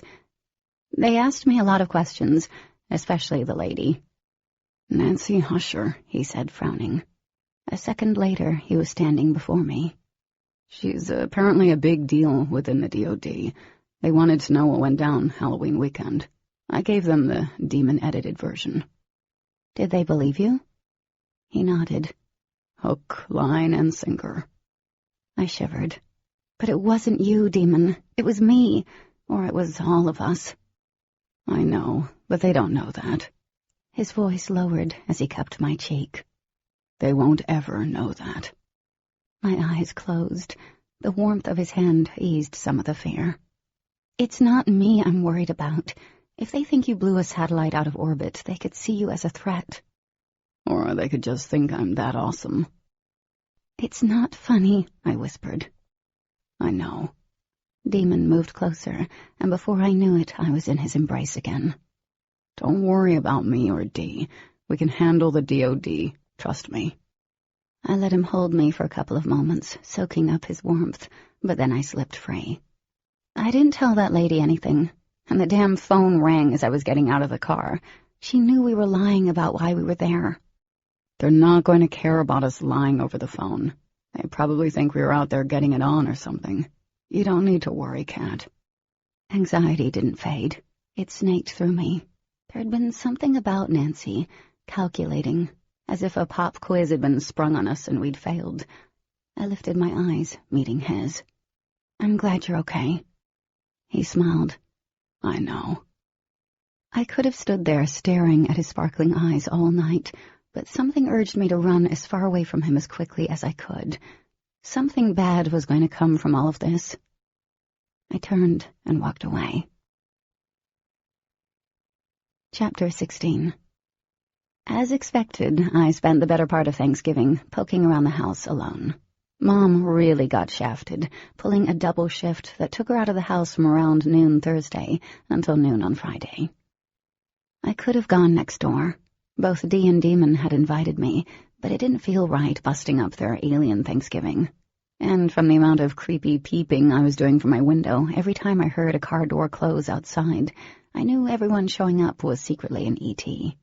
Even Ash arrived with her brothers, looking like she was going to a funeral rather than a dinner party. Part of me didn't like that she was there. Yeah, I was jealous. Stupid. But I'd made the right call by not going. I was an anxious wreck. Today alone I'd tipped over the coffee table, shattered 3 glasses, and blew a light bulb. Being with people probably wasn't a good idea, but it would have been nice to lose myself in the holiday festivities for a little while. The only good thing was the fact my head didn't feel like it was being ripped apart after the shenanigans. Around 6 in the evening, I felt that now oh-so-familiar tingle on the back of my neck right before Demon knocked. A ball of confusing feelings unfurled inside me as I hurried to the door. The first thing I noticed was the large box beside him, and then the scent of roasted turkey and yams. Hey, he said, holding a stack of covered plates. Happy Thanksgiving. I blinked slowly. Happy Thanksgiving. You going to invite me in? He held up the plates, wiggling them. I come bearing gifts in the form of food. I stepped aside. Still grinning, he came in and waved his free hand. The box lifted off the porch and trailed behind him, like a dog. It landed just inside the foyer. As I shut the door, I caught sight of Ash and Andrew climbing into their car. Neither of them looked over. A lump formed in my throat as I turned to Demon. I brought a little of everything. He headed toward the kitchen. There's turkey, yams, cranberry sauce, mashed potatoes, green bean casserole, some kind of apple crisp thing, and pumpkin. Kitten, are you coming? Peeling myself away from the front door, I went into the kitchen. He was setting up the table, uncovering the dishes. I didn't know what to think. Demon raised his hands, and 2 depression glass candle holders Mom never used floated to the table. Candles came next, and with a wave of his hand, their wicks sparked tiny flames. The lump grew, nearly choking me. Dinnerware and glasses came from several opened drawers. Mom's wine flew out of the fridge, pouring into 2 crystal flutes, while Demon stood in the middle of everything. It was like a scene straight out of Beauty and the Beast. I kept waiting for a teapot to start singing. And after dinner, I have another surprise for you. You do? I whispered. He nodded. But you've got to join me for dinner first. I shuffled to the table and sat, watching him with eyes that were blurry. He made me a plate and then sat beside me. I cleared my throat. Demon, I don't know what to say, but thank you. Thanks aren't necessary, he said. You didn't want to come over, which I understand. but you shouldn't be alone. Lowering my gaze before he could see the tears gathering in my eyes, I grabbed the flute and downed the bitter-tasting white wine. When I looked up, his brows were raised. "Lush," he murmured. I grinned. "Maybe, for today." He nudged me with his knee under the table. "Dig in before it gets cold." The food was divine. Any doubts I had about Dee's cooking abilities vanished. Throughout our little makeshift dinner, I drank another glass of wine. I also ate everything that Demon put on my plate, including second helpings. And by the time I stabbed the pumpkin pie with my fork, I was either a little tipsy or I was starting to believe that there was more than just the connection propelling him. That maybe he did care for me, because I was able to fight it, sort of, and I know damn well that Demon could if he wanted to. Maybe he just didn't want to. Cleaning up dinner was a strangely intimate experience. Our elbows brushed several times. Amiable silence descended as we washed the dishes side by side. My cheeks felt flushed. My thoughts were way too giddy. Too much wine. I followed Demon into the foyer afterward. He moved the large box to the living room without touching it. It sort of jingled. Sitting on the edge of the couch, I folded my hands and waited, having no clue what he was up to. Demon opened the box, reached inside and pulled out a green-needled branch and poked me with it. "I think we have a Christmas tree to put up. I know it's not during the parade, but I think Charlie Brown's Thanksgiving special is on, and, well, that's not too bad." That was it. The lump in my throat was back, but there was no stopping it this time. Jumping from the couch, I raced out of the room. Tears formed, then slid down my cheeks. Emotion clogged my throat as I wiped under my eyes. Demon appeared in front of me, blocking the staircase. His eyes were wide, pupils luminous. I tried to turn away, but he quickly enveloped me in his strong arms. "I didn't do this to make you cry, Cat." "I know," I sniffled. It's just what?" He cupped my cheeks, his thumbs brushing away the tears. My skin tingled from the contact. "Kitten." "I don't think you know how much something like this means to me." I took a deep breath, but the stupid tears kept falling. "I haven't done this since Dad was alive, and I'm sorry to cry because I'm not sad. I just didn't expect this." "It's okay." Demon tugged me forward, and I went. He wrapped his arms around me, holding me close as I buried my face into the front of his shirt. "I get it. Good tears and all." There was something warm and right about being in his arms, and I wanted to deny it, but for the first time I stopped. I just stopped. Even if Demon saw me as one giant Rubik's Cube he had to crack, or if it was the healing mojo, it didn't matter. Not right now. I grabbed a handful of his shirt and held on. He may have thought he knew how much this meant to me, but he really didn't. Demon would never know. I lifted my head and reached up, clasping his smooth cheeks. With his help, I brought his lips to mine and kissed him. It was a quick and innocent kiss, but I felt the zing all the way to my toes. I pulled back, breathless. "Thank you. I really mean it. Thank you." He brushed the backs of his fingers over my cheek, smoothing the last of my tears away. "Don't let anyone know about my sweet side. I have a reputation to keep up." I laughed. "All right, let's do this." Trimming a Christmas tree with an alien was a different experience. He moved the recliner out from in front of the window with a jerk of his chin. Bulbs hung in the air, along with twinkling lights that weren't plugged in. We laughed. A lot. Every so often I'd get choked up when I thought of Mom's face tomorrow afternoon. She'd be happy, I thought. Demon dropped silvery tinsel on my head while I plucked a bulb out of the air. "Thanks," I said. "It kind of fits you." The scent of artificial pine filled the living room. The holiday spirit woke inside me like a slumbering giant. I grinned at Demon and held up a bulb that was so green it almost matched his eyes. I decided it was going to be his bulb. I placed it right under the twinkling star. It was almost midnight by the time we finished. Sitting on the couch, thigh against thigh, we stared at our masterpiece. The tree was a little tinsel-heavy on one side, but it was perfect. A rainbow of colored lights shimmered. Glass bulbs glimmered. "I love it," I said. "Yeah, it's pretty good." He leaned into me, yawning. Dee put up the tree this morning. She has to have everything the same color, but I think our tree looks better. It's like a disco ball. "Our tree." I smiled, liking the sound of that. He bumped me with his shoulder. "You know, I had fun doing this." "I did, too." Demon's lashes lowered. "Man, I'd kill for a set of those babies." "It's light." "I know." I hesitated. "You want to stay?" A single brow arched. That hadn't come out right. "I don't mean that." "Not that I'd complain if you did." His gaze dropped. "Not at all." I rolled my eyes, but my tummy was coiling tight. Why had I offered for him to stay? His assumption wasn't too far off. Demon didn't strike me as the type to dig PG-13 slumber parties. I remembered the last and only time we'd shared a bed. Flushing, I stood. I didn't want him to leave, but I didn't know what I wanted. "I'm going to get changed," I said. "Need help?" "Wow, you're so chivalrous, Demon." His smile widened, flashing deep dimples. "Well, the experience would be mutually beneficial, I promise." "No doubt it would be." "Stay," I ordered, then hurried upstairs.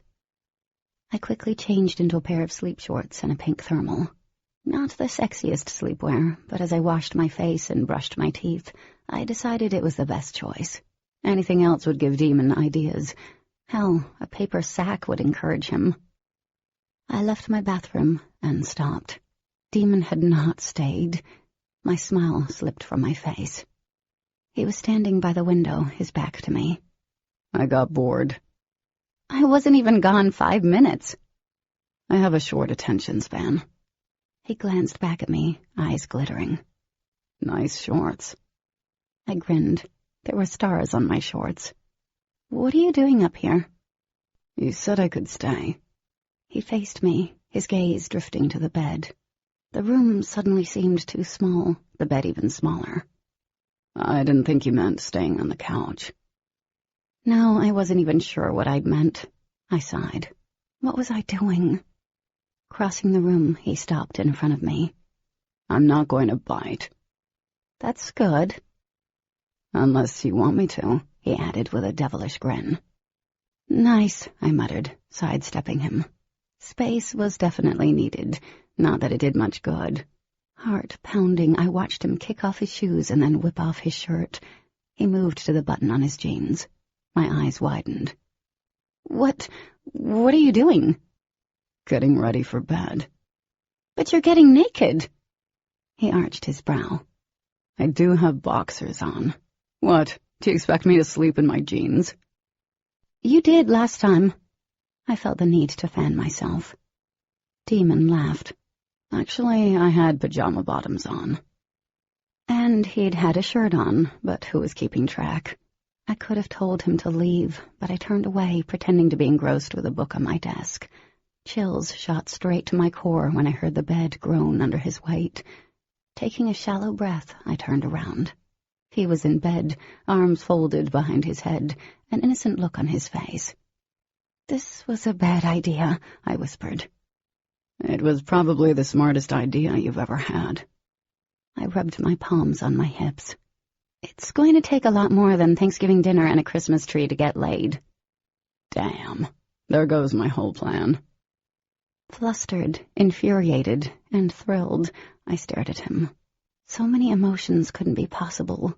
My head was spinning as I stalked over to my side of the bed. Oh my God, when had we developed sides? And quickly slid under the covers. I did not want to know if he left the jeans on or not. "Can you turn off the light?" Darkness descended without him moving. Several moments passed. "That's a handy ability." "It is." My eyes focused on the pale light peeking through the curtains. Maybe one day I can be just as lazy as you are and turn off lights without moving. That's something to aspire to. I relaxed a fraction of an inch and smiled. God, you're so modest. Modesty is for saints and losers. I'm neither. Wow, Demon. Just wow. He rolled onto his side, his breath stirring the hair along my neck. My heart leaped into my throat.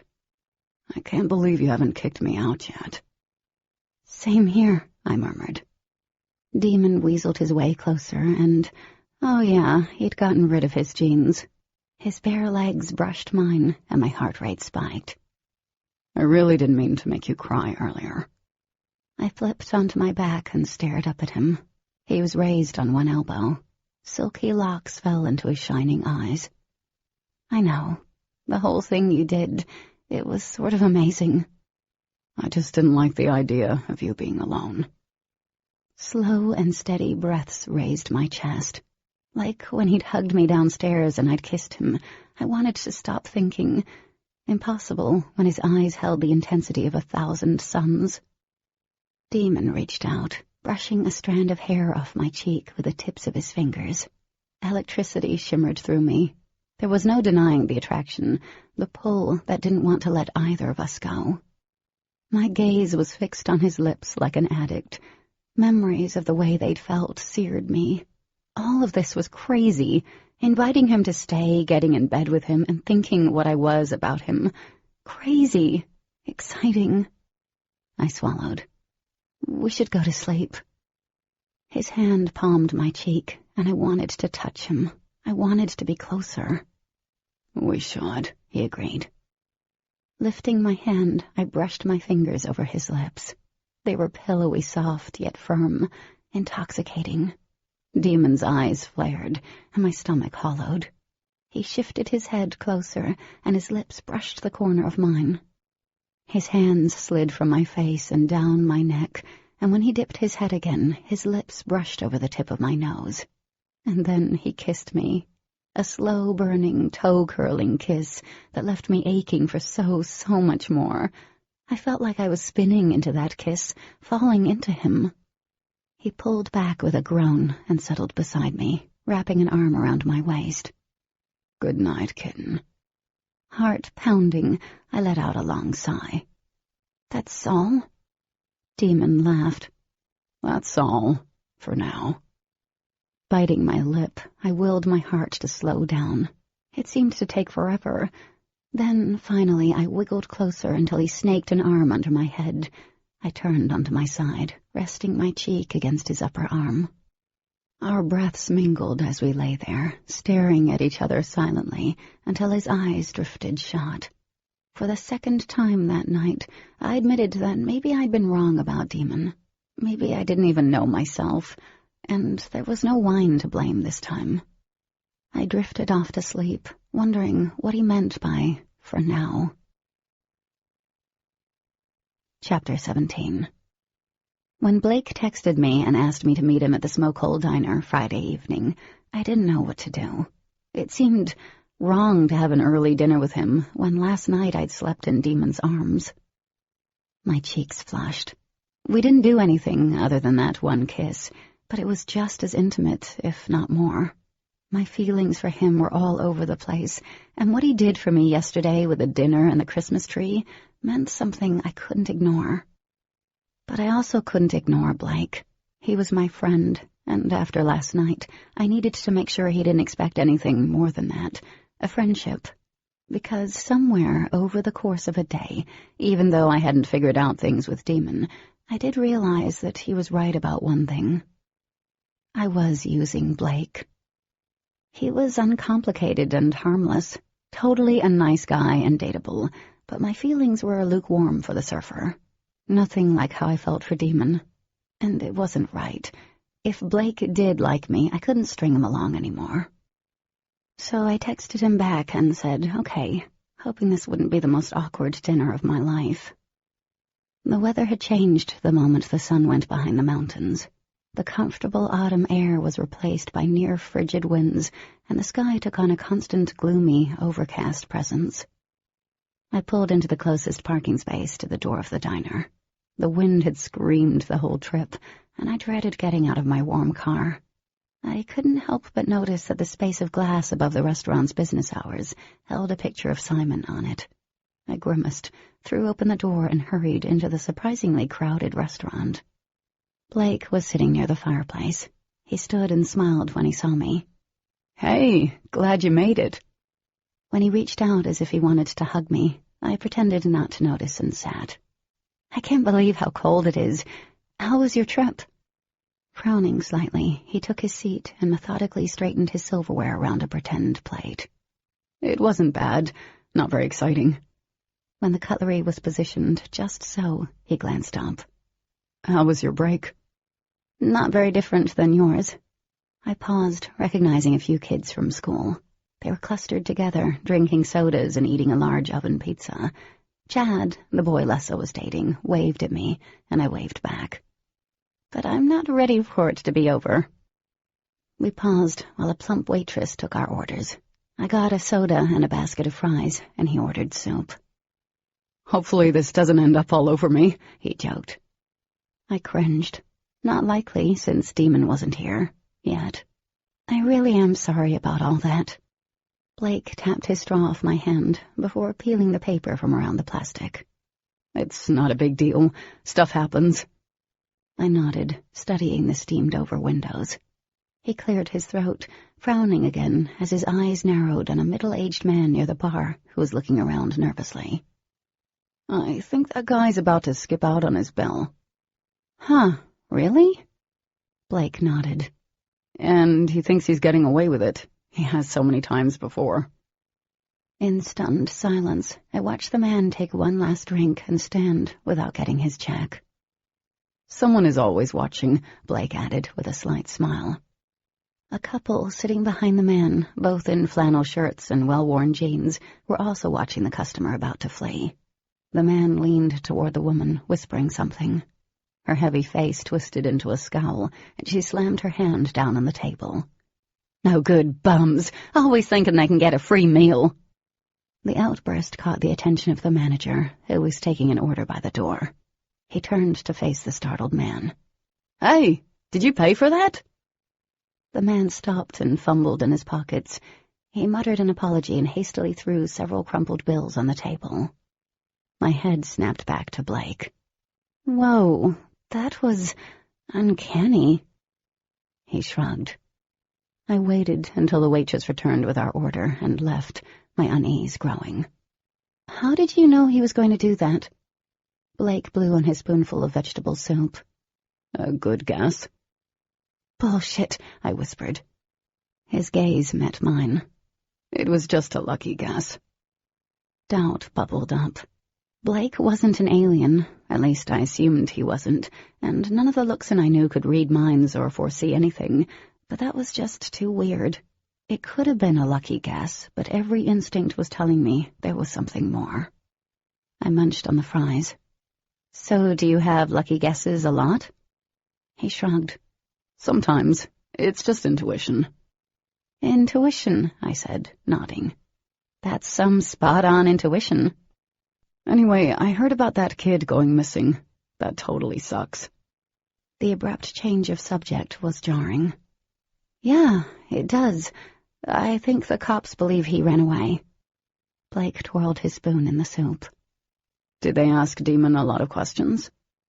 I frowned. "Why would they?" Blake's hand stilled.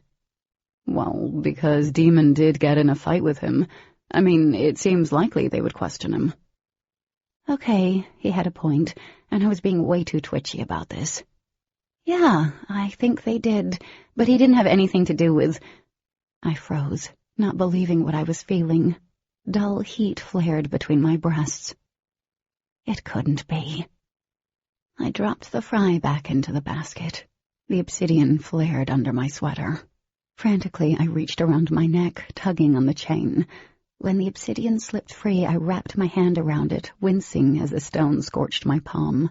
Panic clawed up my throat as I lifted my eyes. Blake was doing something with his wrist, but my eyes latched onto the front door. It swung open. Fallen leaves scattered across the tile. The low hum of conversation continued, the customers unaware a monster was in their mix. Near scalding heat radiated from the obsidian. Our table started to rattle softly. In the doorway, a tall and pale woman with dark sunglasses covering half her face scanned the crowded patrons. Her raven-colored hair hung in thick, ropey strands around her cheeks. Her red lips were spread in a serpent's smile. She was an Aram.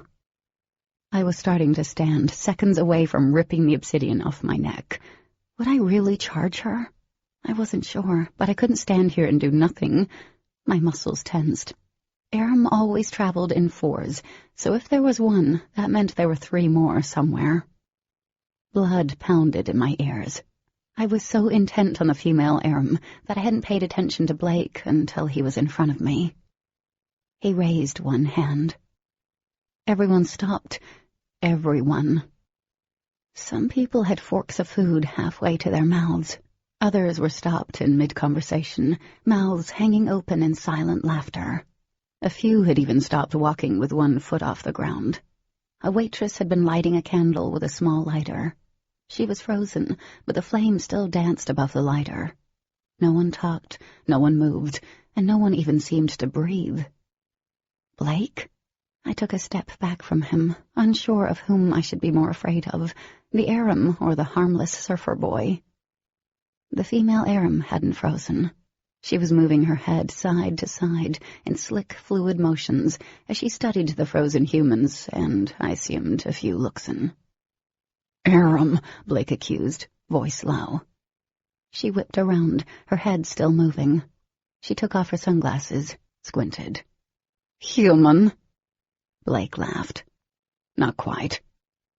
And then he launched himself at her. Chapter 18.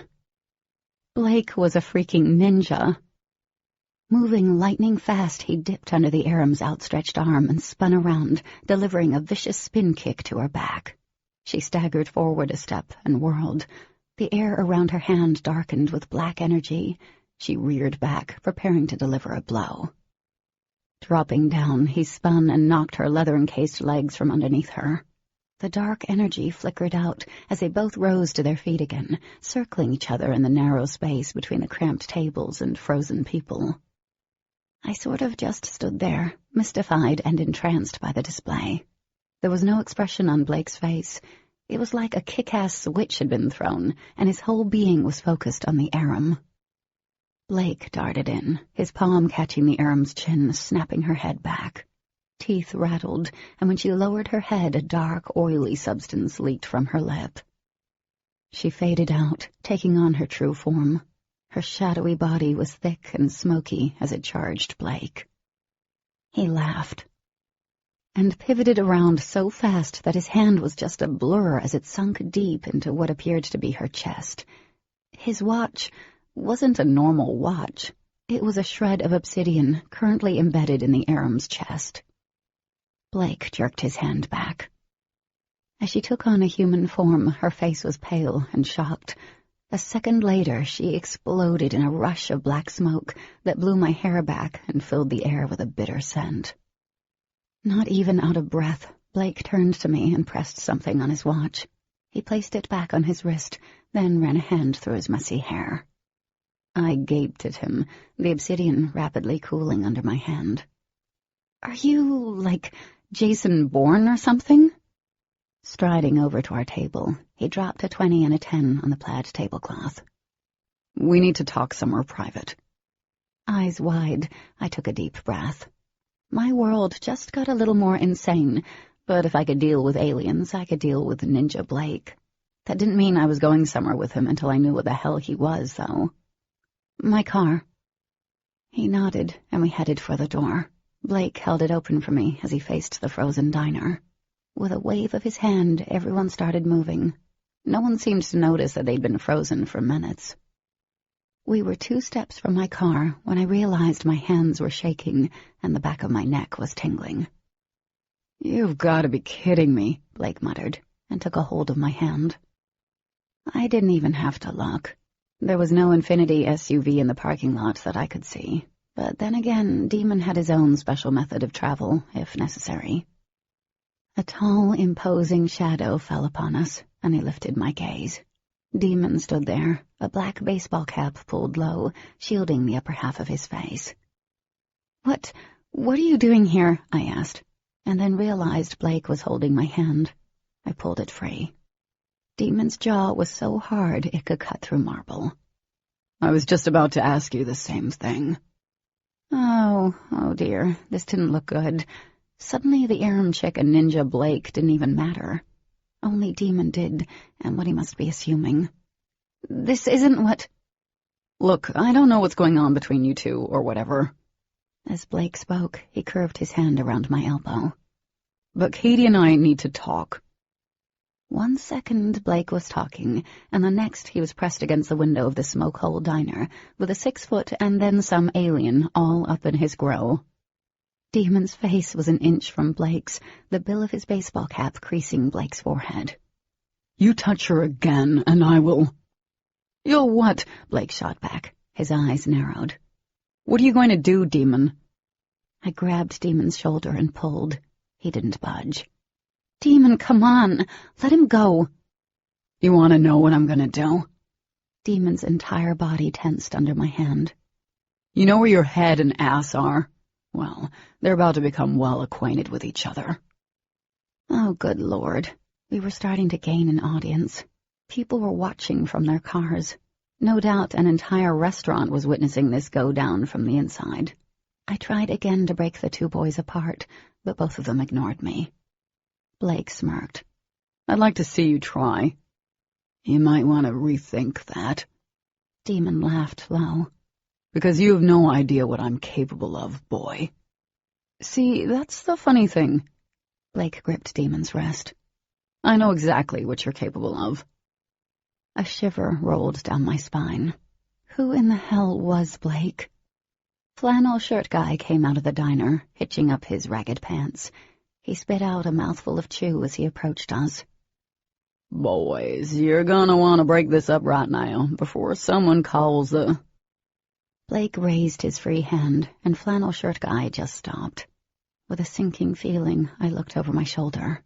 Everyone in the parking lot was frozen. No doubt they were just as immobile inside the diner.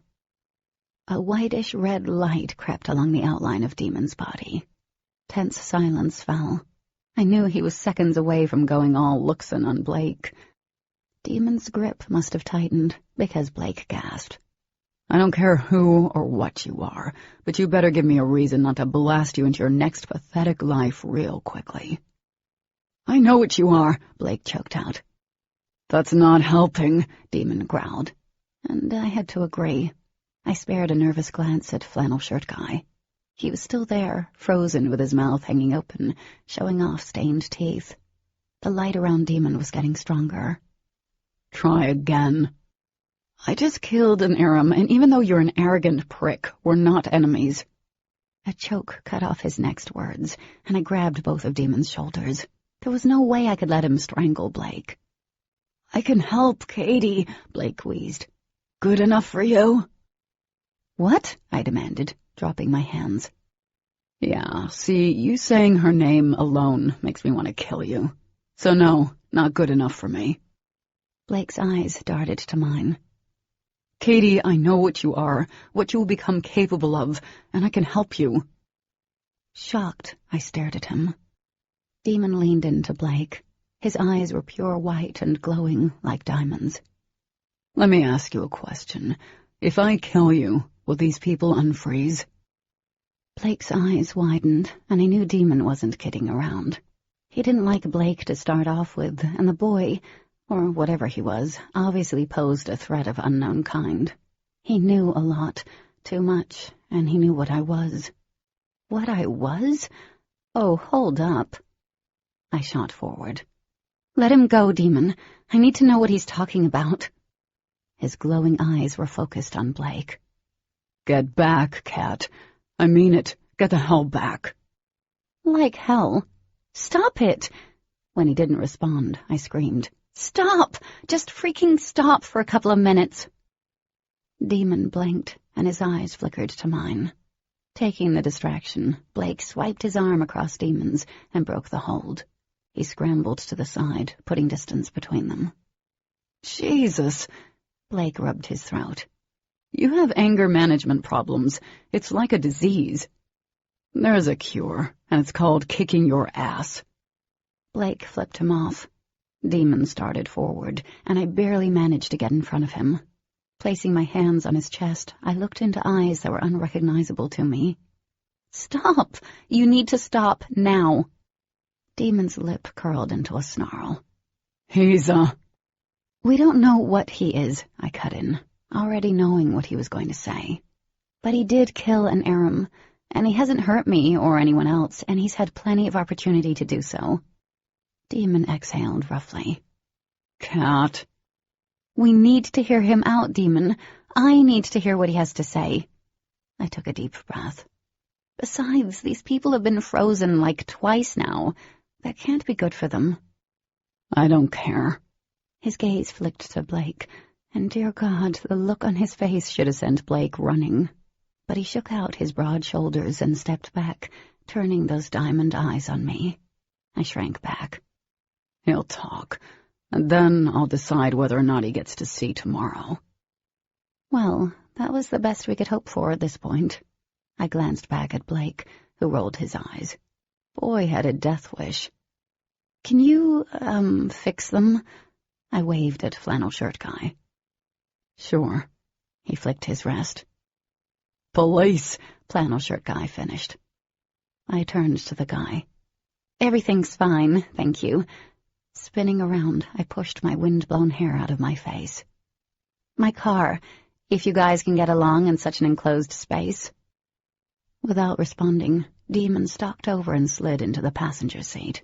I let out a ragged breath and headed for the driver's side. Is he always so damn touchy? Blake asked. I shot him a dark look as I opened the door. Not looking at Demon, I turned the heat on and then twisted around in my seat, facing Blake in the back. What are you? Staring out the window, his jaw worked. The same thing I suspect you are. My breath caught. And what do you think I am? Demon cracked his neck, but said nothing. He was like a grenade that had its tab pulled. We all were just waiting for him to explode. I didn't know at first. Blake sat back. There was something about you that drew me to you, but I didn't understand what it was. Proceed with caution when it comes to your next word choices, Demon growled. I squirmed in my seat, clutching the obsidian in my hand. What do you mean by that? Blake shook his head and then stared straight ahead. The first time I saw you, I knew you were different. Then when you stopped the branch and I saw your necklace, I knew. Only those who know to fear the shadows wear obsidian. Seconds ticked by in silence. Then our date. Yeah, that glass and plate didn't just fall into my lap on its own. A snicker came from the passenger seat. Good times. Unease tripled my heart rate. How much do you know? There are 2 alien races on Earth, the Luxon and the Aram. He paused as Demon twisted in his seat. Blake swallowed.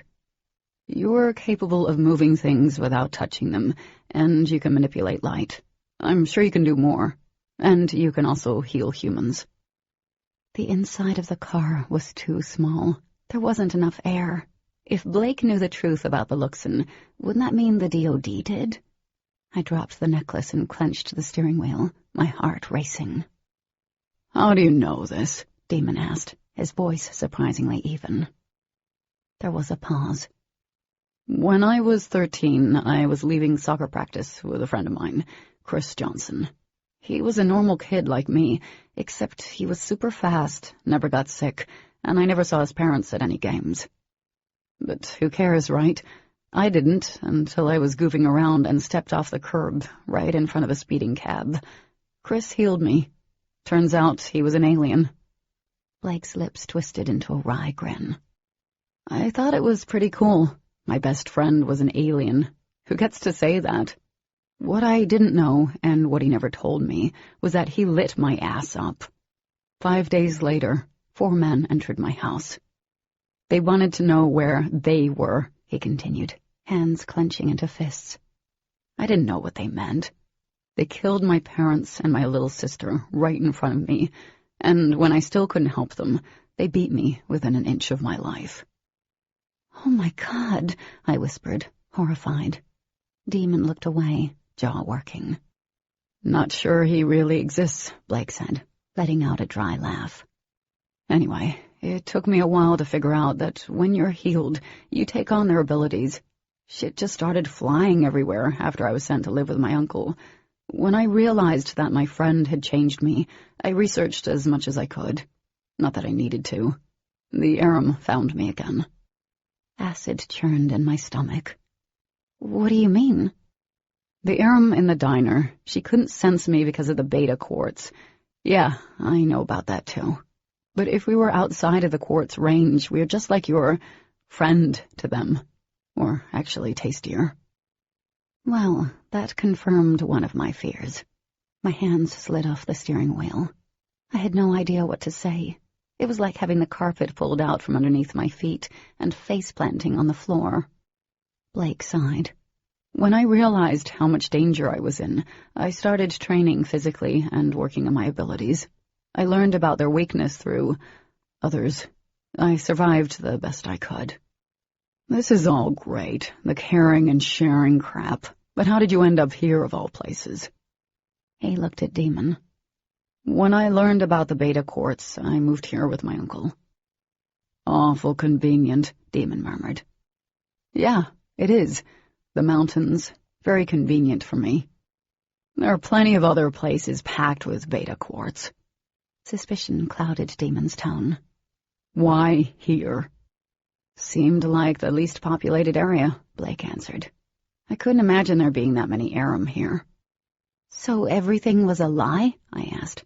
Santa Monica, the surfing? No, not everything was a lie. I'm from Santa Monica and I still love surfing, he said. I've lied as much as you have, Katie. He had a point. Blake leaned his head back against the seat and closed his eyes. He sank into the shadows, fatigue weighing his shoulders down. It was obvious his little freeze show earlier had worn him out. You've been hurt, haven't you? And healed by one of them. Demon stiffened beside me. My loyalty to my friends wouldn't allow me to confirm that. I wouldn't betray them, not even to someone who may be like me. He sighed again. You're not going to tell me which one it was? It's not your business, I said. How did you know I was different? You mean besides the obvious obsidian, the alien entourage, and the branch? He laughed. You're full of electricity, see? He reached between the seats and placed his hand over mine. Static crackled, jolting us both. Demon grabbed Blake's hand and threw it back at him. I do not like you. Feelings mutual, bud. Blake looked at me. It's the same whenever we touch an Aram or a Luxon, isn't it? You feel their skin hum. I remembered the first time we'd touched in biology. How do you know about the DOD? I met another human like us. She was under the DOD's thumb. Apparently she exposed her abilities, and they swooped in. She told me everything about the DOD and what they really want, which isn't the Luxon or the Aram.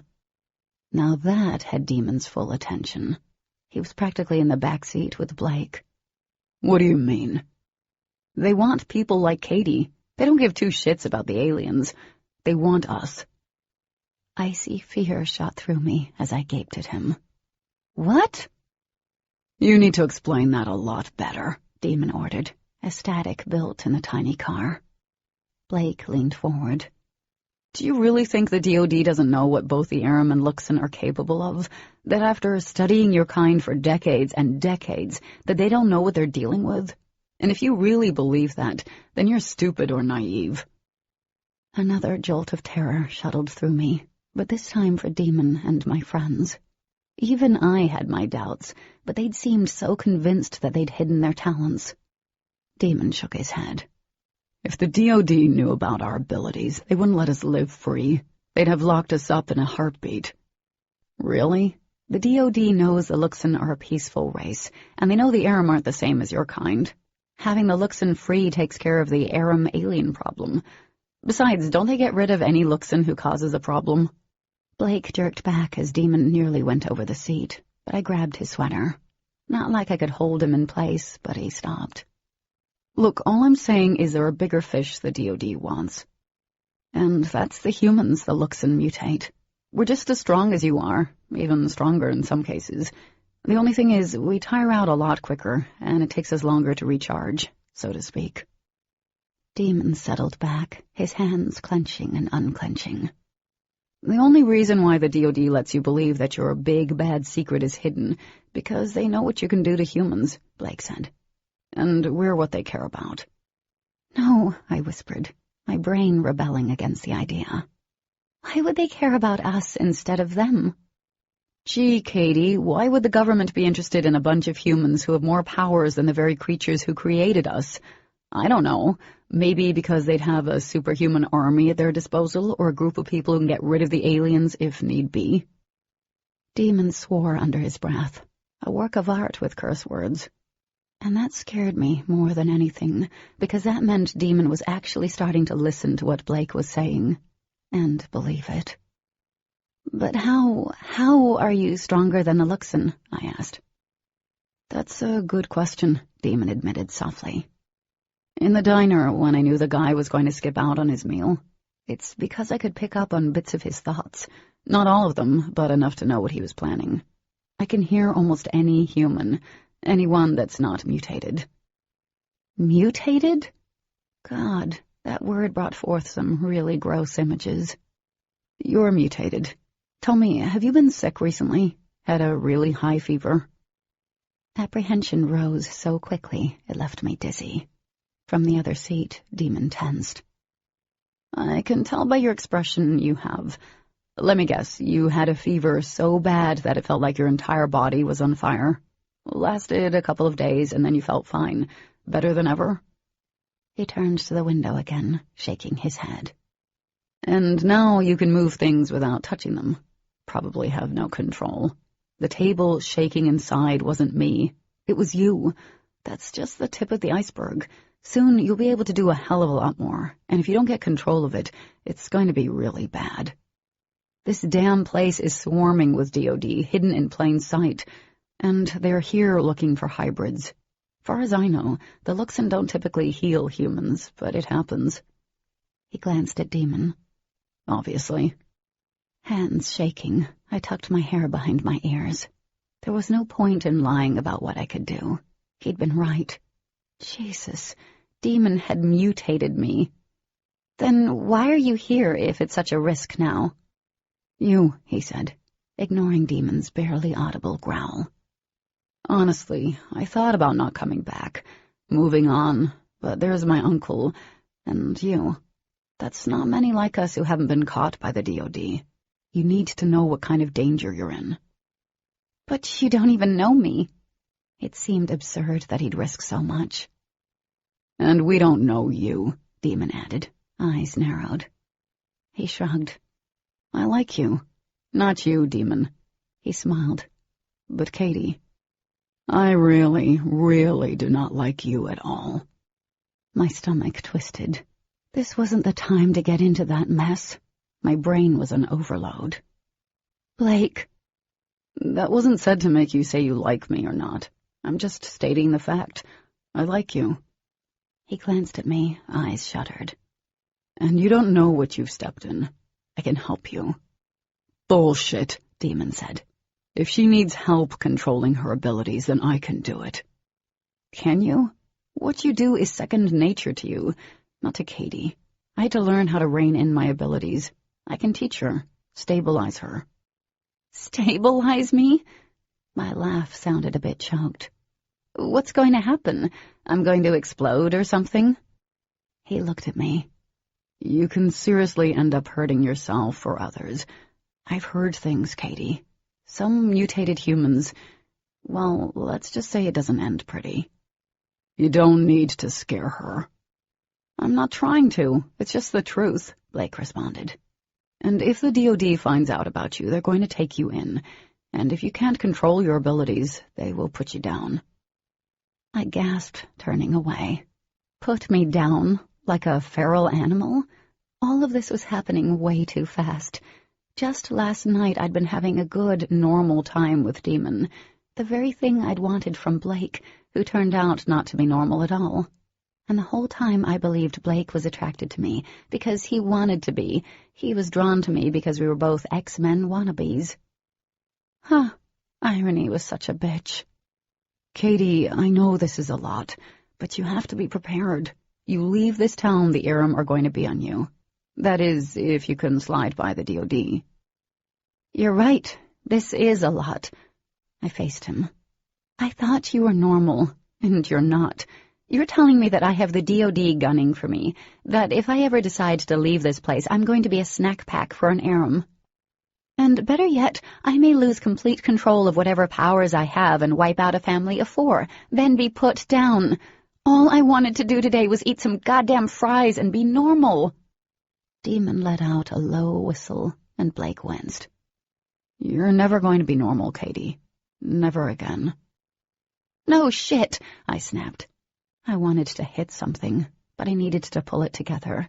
If I'd learned anything from my dad's sickness, it was that things couldn't be changed. But I could change how I dealt with them. Since I moved here, since I met Demon and Dee, I changed. Taking a deep breath, I pulled in the anger, fear, and frustration. Perspective was needed. What are we going to do? We don't need his help, Demon said.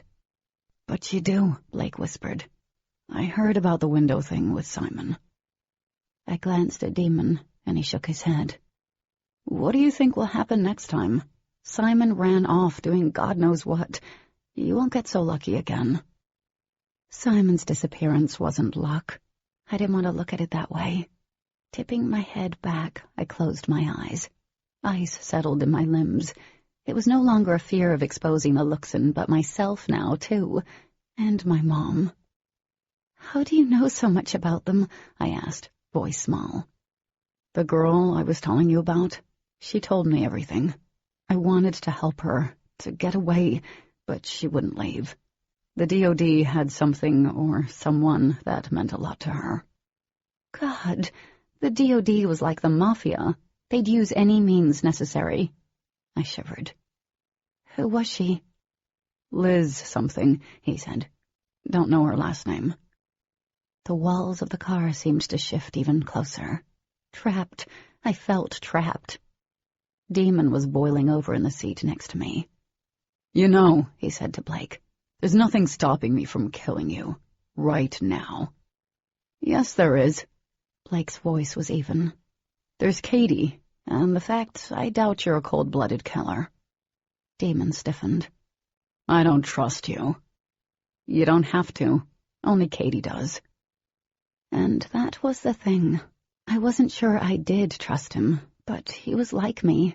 And if he could help me not expose Demon and my friends, I'd do anything. It was just that simple. Everything else would have to be played by ear. I looked at Demon.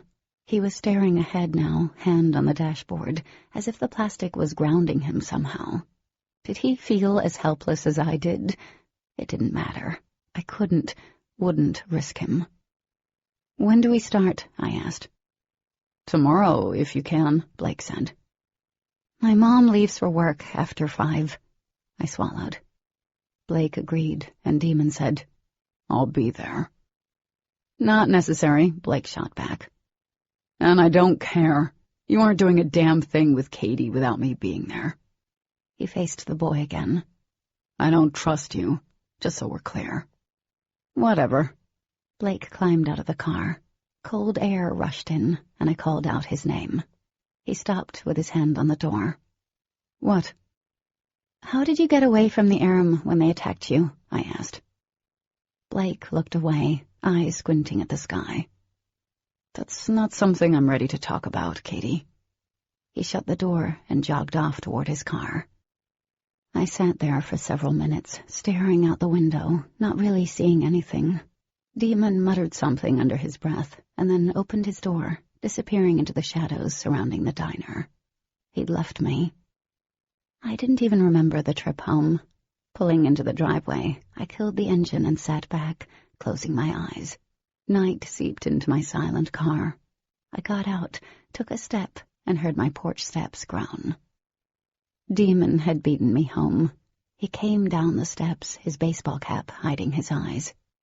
I shook my head. Demon. I don't trust him. I don't trust a damn thing about him, Cat. He took off his hat, thrust his fingers through his hair, and then slammed the cap back down.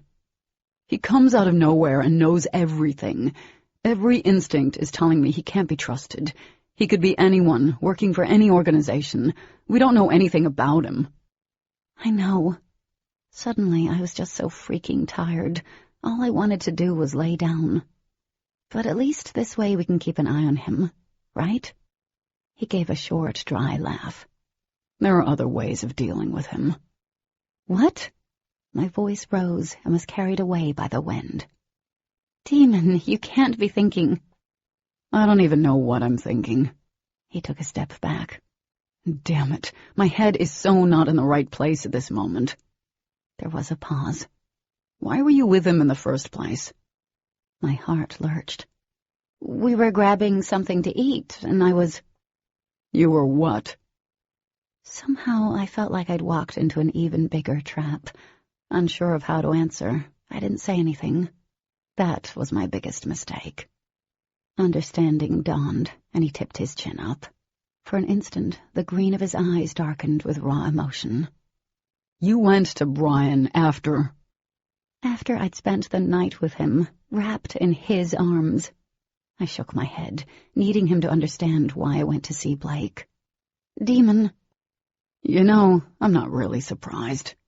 His smile was half knowing and half bitter. We kissed twice. You spent the night using me as your own body pillow and liking it. I'm sure that had you freaking out the moment I left. You ran straight to Boris because he really doesn't make you feel anything. And feeling something for me scares the hell out of you. My mouth snapped closed.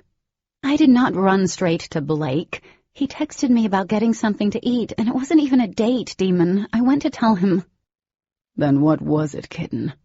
He stepped forward, peering down at me. He obviously likes you. You've kissed him before. He's willing to risk his own safety to train you. It's not what you think. If you'd let me explain. You don't know what I think, he snapped. Something awful unfurled in my stomach. Demon. You know, you're unbelievable. I was sure he didn't mean that in a good way. The night of your party, when you thought I was messing around with Ash, you were so pissed that you went outside and blew up windows, exposing yourself. I flinched. All true. And now you're doing, what, messing around with him in between kissing me? But I like you. The words wouldn't leave my lips. I didn't know why, but I couldn't say them.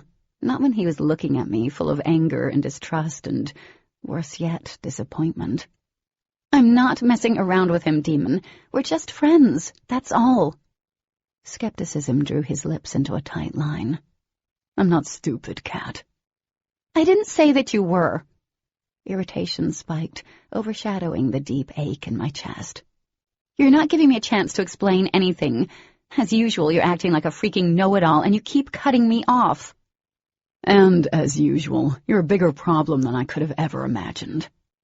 Flinching, as though I'd been slapped, I took a step back. I'm not your problem. My voice cracked. Not anymore. Regret seeped through his anger. Cat. No, I was never your problem in the first place. Anger sped through me like an out-of-control forest fire. And I'm sure as hell not your problem now.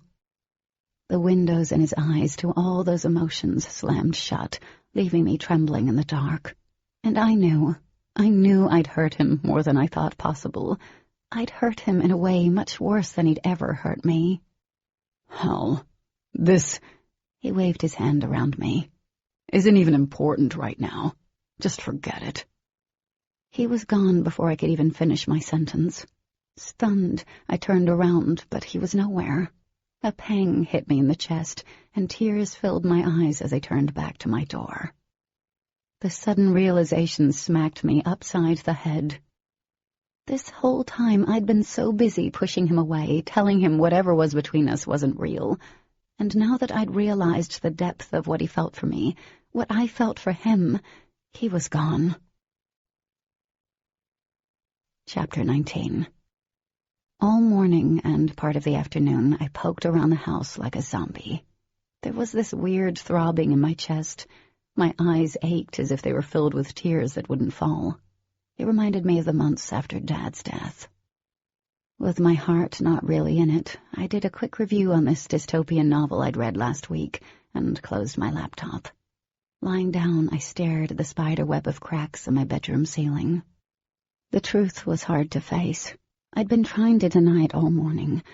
A jumbled knot of clogged emotions had formed under my ribs last night, and it was still there. Every so often it seemed heavier, more intense. I liked Demon. Really, really liked him. I'd been so caught up nursing my hurt over the way he'd acted when we first met that I'd been blind to my growing feelings, to what I wanted and to how he felt. And now what? Demon, who never backed down from anything, had walked away before allowing me to explain anything. There was no escaping it. I'd hurt him. Rolling over, I shoved my face into the pillow. His scent was still there. I clutched it tightly and closed my eyes. How had things gotten so tangled up? At what point had my life turned into some bizarre science fiction soap opera? Honey, are you feeling okay?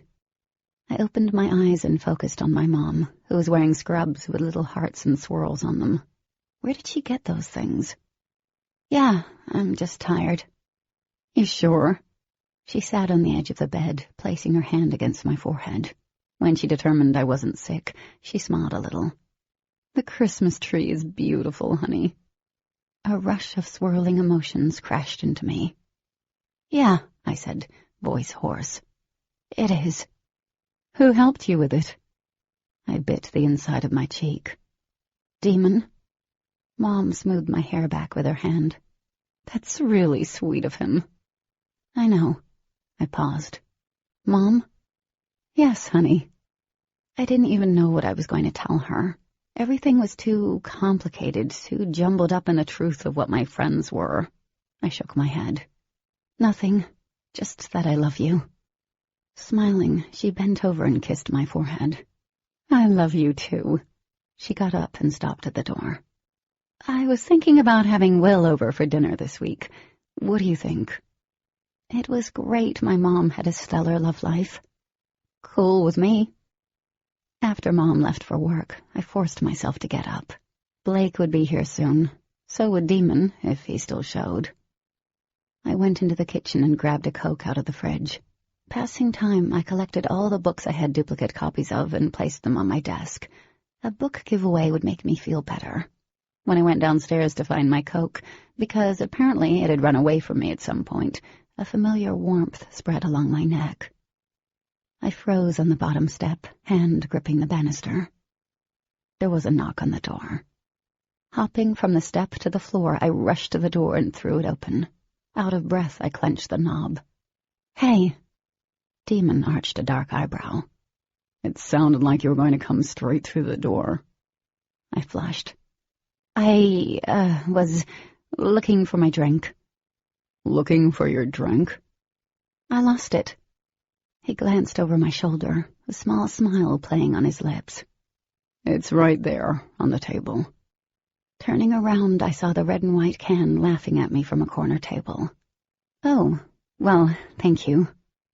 Demon stepped aside, brushing my arm as he passed.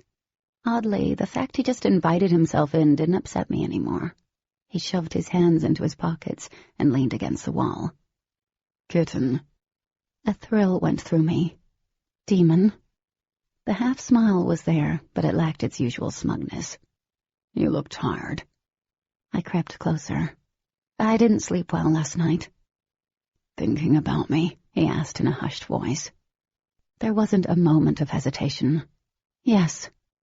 His eyes widened slightly with surprise.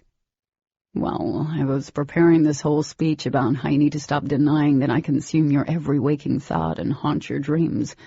Now I'm not sure what to say. Leaning against the wall beside him, I could feel his body heat. You speechless? That's one for the record books.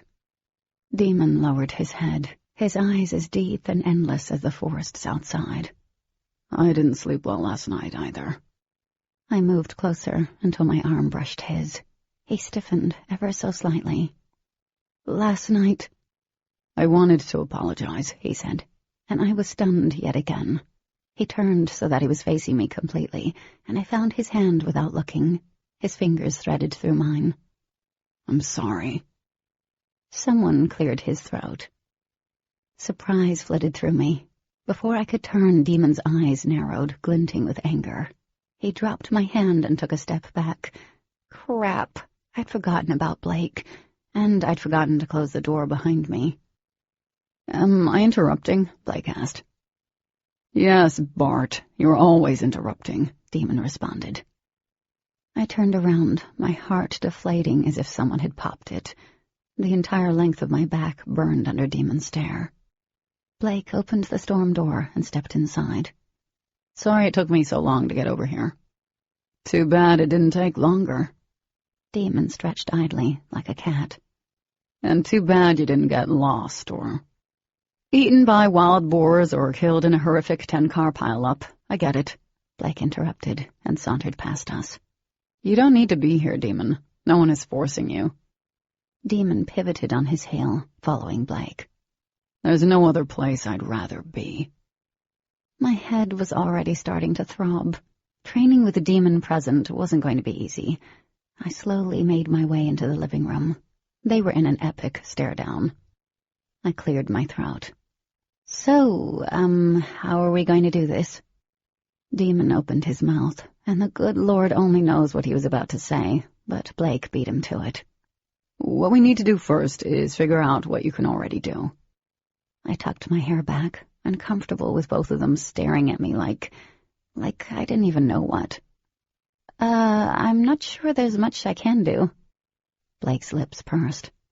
Well, you stopped the branch, and the time with the windows. That's 2 things. But I didn't do them on purpose. At Blake's confused expression, I looked over at Demon. He appeared bored, sprawled on the couch. What I mean is, it wasn't a conscious effort, you know. Oh.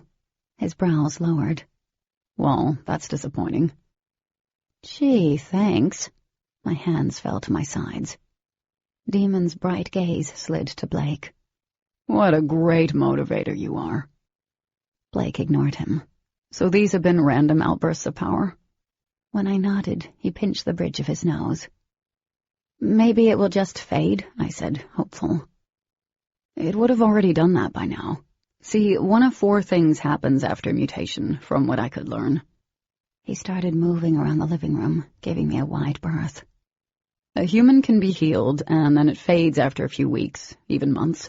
Or a human can be mutated, and it sticks, and they develop the same abilities as a Luxon, or more. Then there are the ones who kind of self-destruct. But you're out of that stage. Thank God, I thought wryly. And then there are humans who are mutated beyond what would be expected, I guess. What does that mean? Demon tapped his fingers on the arm of the couch. I glared at them. Blake folded his arms and rocked back. Like in the freakish mutant looks department and in the head, and it's different for everyone. Am I going to turn into a mutant? I squeaked. He laughed. I don't think so. I don't think so wasn't high on the reassurance scale. Demon's fingers stopped their annoying tapping. And how do you really know all of this, Flake? Blake, he corrected. Like I said, I've known others like Katie who've been sucked into the DOD. Uh-huh, Demon smirked. Blake shook his head. Anyway, back to the important stuff. We need to see if you can control it. If not... Before I even had a chance to respond, Demon was on his feet and in Blake's face. Or what, Hank? What if she can't? Demon, I sighed. First off, his name is Blake. B-L-A-K-E. And really, can we do this without any macho man moments? Because if not, this is going to take forever. He spun around, pinning me with a dark look that made me roll my eyes. Okay, So what do you suggest? The best thing to start with is to see if you can move anything on command. Blake paused. And I guess we can go from there. Move what? Blake looked around the room. How about a book? A book?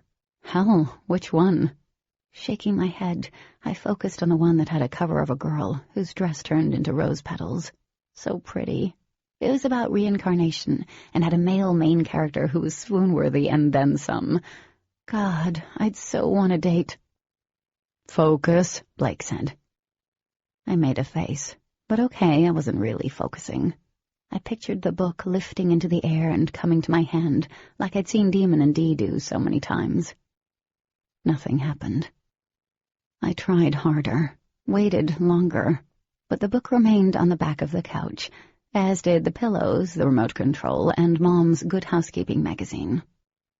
3 hours later, and the best I'd done was cause the coffee table to tremble, and Demon to doze off on the couch. I fail. Tired and cranky, I ended practice and woke up Demon by kicking the leg of the coffee table. I'm hungry, I'm tired, and I'm done. Blake's brows shot up. Okay, we can pick up tomorrow. No biggie. I glared at him. Stretching his arms, Demon yawned. Wow, Brad, you're such a great trainer. I'm amazed. Shut up, I said, and then ushered Blake out the front door. On the porch, I apologized. I'm sorry for being so bitchy, but I feel like an epic fail right now, like I'm the captain of my own personal fail boat. He smiled.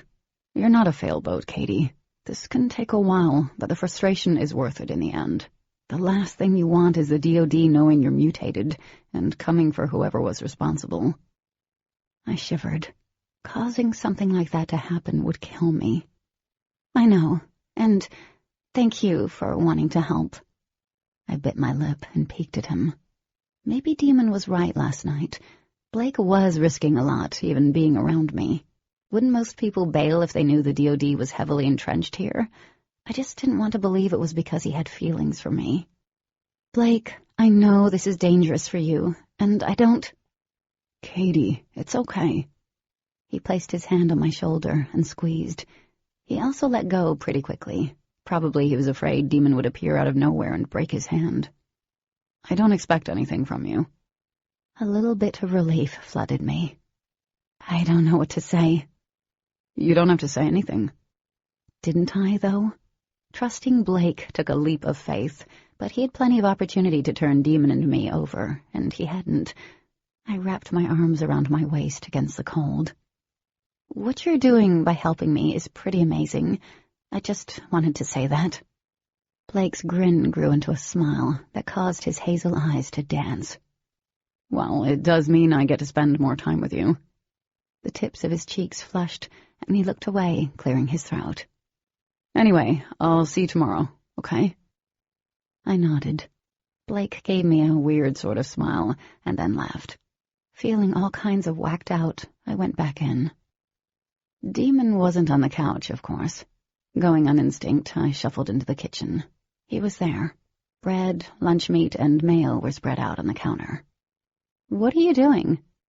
He waved a knife around. You said you were hungry. My heart did a back handspring. You didn't have to make me anything, but thank you. I was also hungry. Demon plopped mayo on the bread, spreading it out evenly. He made 2 ham and cheese sandwiches quickly. Turning, he handed me mine as he leaned against the counter. Eat. I stared at him. He smiled and then took a huge bite of his. Chewing slowly, he watched me eat, and the silence seemed to stretch on forever. After he went round 2 with the ham and cheese, which really was just cheese and mayo, I cleaned up. I finished washing my hands and turned off the faucet when Demon placed his hands on either side of my hips, his fingers curving over the counter. Heat rolled up and down my back, and I didn't dare move. He was way, way too close. So, you had a very interesting conversation with Butler on the porch. His breath danced over my neck. I fought the shiver and failed. His name is Blake, and were you eavesdropping, Demon? I was keeping an eye on things. The tip of his nose brushed the side of my neck, and my fingers spasmed against the stainless steel sink. So his helping you is amazing. Closing my eyes, I cursed under my breath. He's putting himself at risk, Demon. Whether you like him or not, you have to give him props for that. I don't have to give him anything other than the ass-kicking he deserves. He rested his chin on my shoulder. I don't want you doing this. Demon. And it has nothing to do with my raging dislike of the boy. His hands left the counter and found my hips. Or the fact that... That you're jealous, I said, turning my cheek so that it was daringly close to his lips. Me jealous of him? No. What I was going to say was, or the fact that he has a stupid name. Blake. It rhymes with flake. Come on. I rolled my eyes, but then he straightened and tugged me against him. With my back flush against his front, he wrapped his arms around my waist. Dizzying warmth zinged through my veins. Why, oh why, did he always have to be so damn close? Kitten, I don't trust him.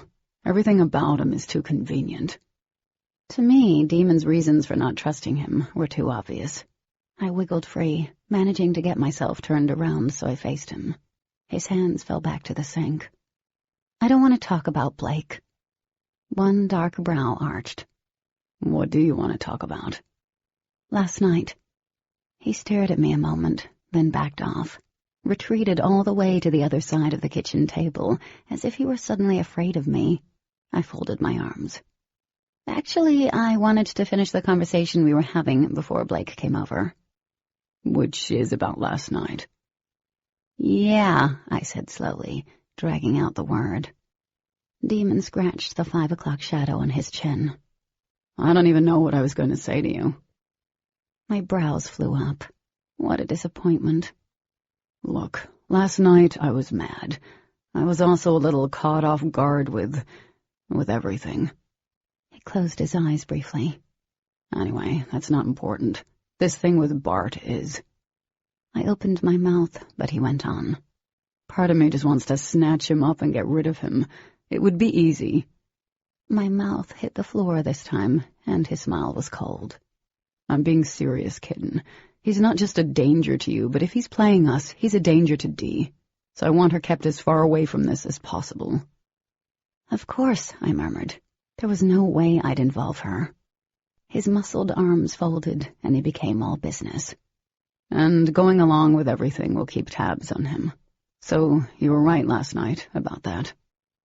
This wasn't the part of last night's conversation I wanted to talk about. After seeing how affected he was when he thought I'd gone out on a date with Blake, even though he seemed to have gotten over that pretty quickly, and spending all day feeling heartsick and shattered, I wanted to talk to him about us, about what I'd realized as I moped around the house all day. I don't like this, but... He paused. But I'll ask you one more time to not do this with him. Trust that I can find something out that can help you, help us.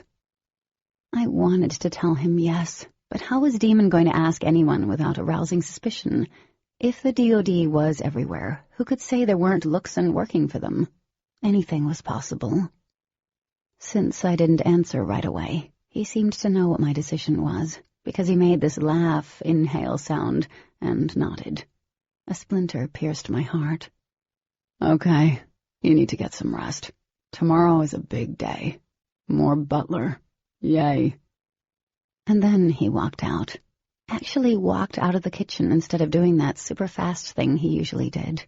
And I stood there, wondering what the hell just went down, and why I never stopped him and told him what I was thinking. What I was feeling. Courage. I really needed to find the courage to tell him how I felt tomorrow, before things went further south between us. This audiobook has been broken into multiple parts to make the download faster. You have reached the end of a part, but not the end of the complete audiobook. So please check your library for the next part of this audiobook. Audible hopes you have enjoyed this program. This is Audible. Onyx by Jennifer L. Armentrout. Narrated by Justine Eyre. Chapter 20. Days and then weeks went by. Each morning started the same as the one before. I'd wake up dizzy, feeling like I hadn't slept at all. Every day the dark smudges under my eyes grew more prominent. I didn't speak to my mom most mornings, which blew because that was the only time we really got to see each other. She was busy with work and I was busy with school, Blake, and a distant, closed-off demon, who spent most of the practices watching Blake like a hawk does when searching for prey. A frosty air had developed between Demon and me, and no matter how many times I tried to start up a conversation about our relationship, he was quick to shut me down. My heart ached. Even though he didn't stop the training sessions and rarely missed them, he was still dead set against them.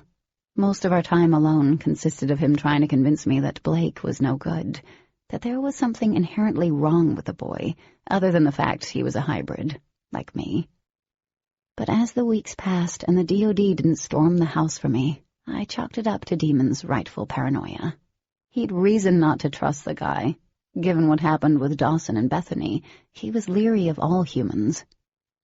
And Blake did his best to handle Demon. I had to give it to him. Not many people would keep coming back, especially considering I sucked butt at the whole ability thing, and Demon made him feel less than welcome. Blake was patient and supportive, while Demon was the pissy pink elephant in the room with the bad attitude. All the training after school affected any and all social life. Everyone knew that Blake and I were hanging out. No one, not even Dee, realized that Demon was there, too. Since she was spending all of her time over at Adams, she didn't know where Demon was or what he was doing. So Carissa and Lessa believed that Blake and I were dating, and I'd given up on trying to convince them otherwise.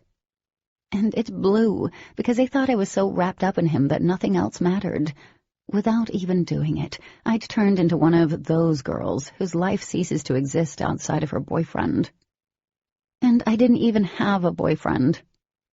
Their detailed attempts to draw me back into their world were incessant, but each time Dee wanted to take a shopping trip or Lessa wanted to grab something to eat after school, I had to turn them down.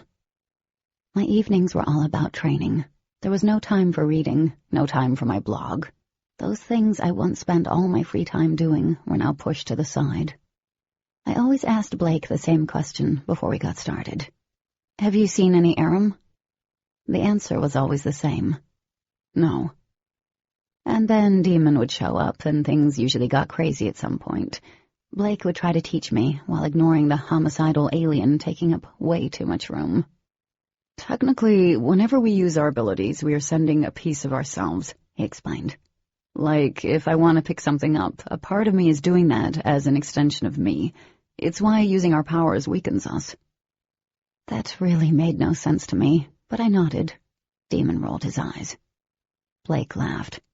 You have no idea what I'm talking about. Nope, I smiled. All right, back to the arms then. His fingers slipped over the curve of my shoulders, and the crazy began. Demon was up and off the couch in a nanosecond, forcing Blake to back away. I took a deep, patient breath and faced the alien. He glared Blake into submission. I think I can help her with this. Sitting on the arm of the couch, Blake waved his hand. Sure, whatever. She's all yours. Demon grinned.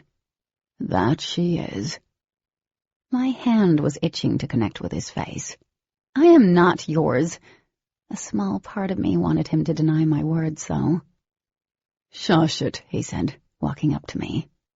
How about I shush it right up your... Kitten, your language is so unladylike. He stepped behind me, placing his hands on my shoulders.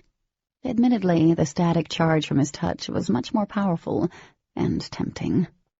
He leaned in, his cheek against my hair. Ben over there is onto something.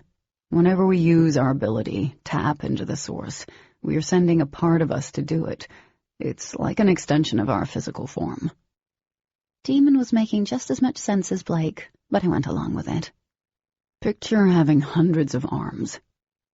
I did as he instructed. In my head, I imagined I looked like that Hindu goddess. I giggled.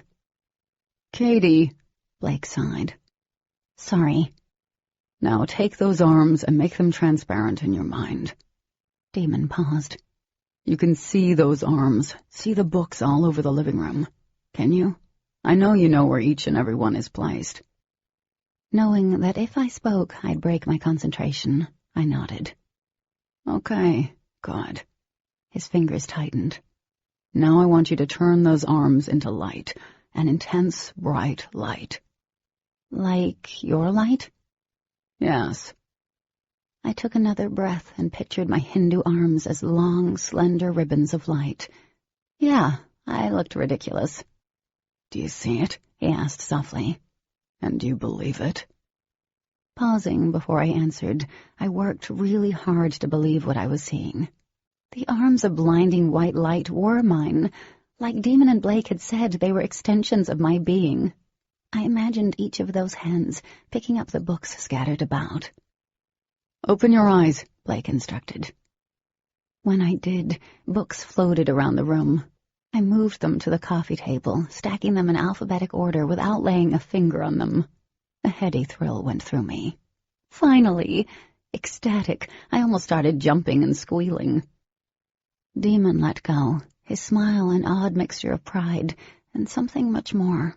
It tugged at my heart, so much so that I had to look away, and my gaze collided with Blake's. He grinned at me, and I grinned back. I actually did something. You did. He stood. And it was pretty damn good. Nice work. I turned to say something to Demon, but there was a rush of warm air, and I realized the spot where Demon had stood was empty. A door opened and then closed. Surprised, I turned to Blake. He sure can move fast, he said, shaking his head. I can move fast, but damn, not as fast as him. I nodded, blinking back hot tears. The one time I actually did something right, Demon bailed. How freaking typical. Katie, Blake said softly, wrapping his hand around my arm. Are you okay? Yeah. I pulled free, dragging in deep breaths. He followed me into the living room. Do you want to talk about it? I choked out a laugh, embarrassed. No. Blake was silent for several moments. It's probably better this way. It is? I folded my arms, willing my tears to go away. Crying fixed nothing. He nodded. From what I've gathered, relationships between the Luxon and humans don't work out. And before you tell me there's nothing between you two, I know better. I can see the way you look at each other. But it's not going to work out. If this was supposed to be a motivational speech, it was so not working. Blake picked up the first book, smoothing his hands over the glossy purple cover. It's better if you cut ties, or he does before someone gets hurt. My stomach hollowed. Hurt? He nodded solemnly. Look at it this way. If he thought the DOD was onto you, what do you think he'd do? Risk his life, right? And if the DOD does find out you've been mutated, they're going to want to know who did it. Their first guess is going to be him. I started to tell Blake that it wasn't Demon, but that would just sound suspicious. And damn if he didn't have a point. Demon was the obvious suspect. I sat down, rubbing the heel of my hand over my forehead. I don't want anyone to get hurt, I said finally. Blake sat beside me. Do we ever? But what we want rarely changes the outcome, Katie. In Trig the following day, Demon tapped his pen off my back. I'm not going to be at your training today, he said in a low voice. Disappointment swelled inside me. Even though Demon usually wasn't the most helpful person during these sessions, I truly believed the reason I'd been able to move the books was because of him. And yeah, I also looked forward to seeing him. Sigh. I forced a shrug, playing it cool. Okay. His emerald-colored eyes met mine for a brief moment, and then he sat back, scribbling along his notebook. Feeling as if I'd been dismissed, I faced the front of the class and exhaled slowly. Carissa tossed a folded-up note on my desk. Curious, I spread it open. Why the sad face? Gosh, was I that obvious? I scribbled a quick message. Just tired. Heart your new glasses. And I did. They were a rocking zebra print. I managed to toss the note back to her. We weren't worried about our teacher. It was doubtful he could see all the way to the back of the classroom. The guy made Santa look young. A few seconds later, the note was back on my desk.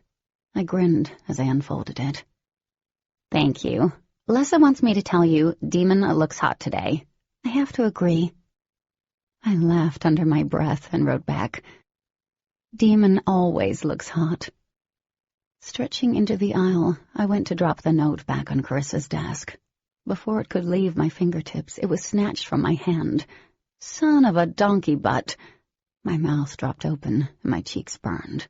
Twisting around in my seat, I glared at Demon. He held the note close to his chest and grinned. Passing notes is bad, he murmured. Give it back, I hissed. Shaking his head, he unfolded the note, much to my, and I'm sure to Les's and Carissa's, horror. I wanted to die as I watched those vibrant eyes quickly scan the note. I knew when he got to my part, because his dark brows shot up his forehead. He grinned, used his mouth to pop off the cap on his pen, and wrote something on the page. Groaning, I glanced at Lessa and Carissa. Lessa's mouth was hanging open, and Carissa's cheeks matched mine. God, he was taking enough time.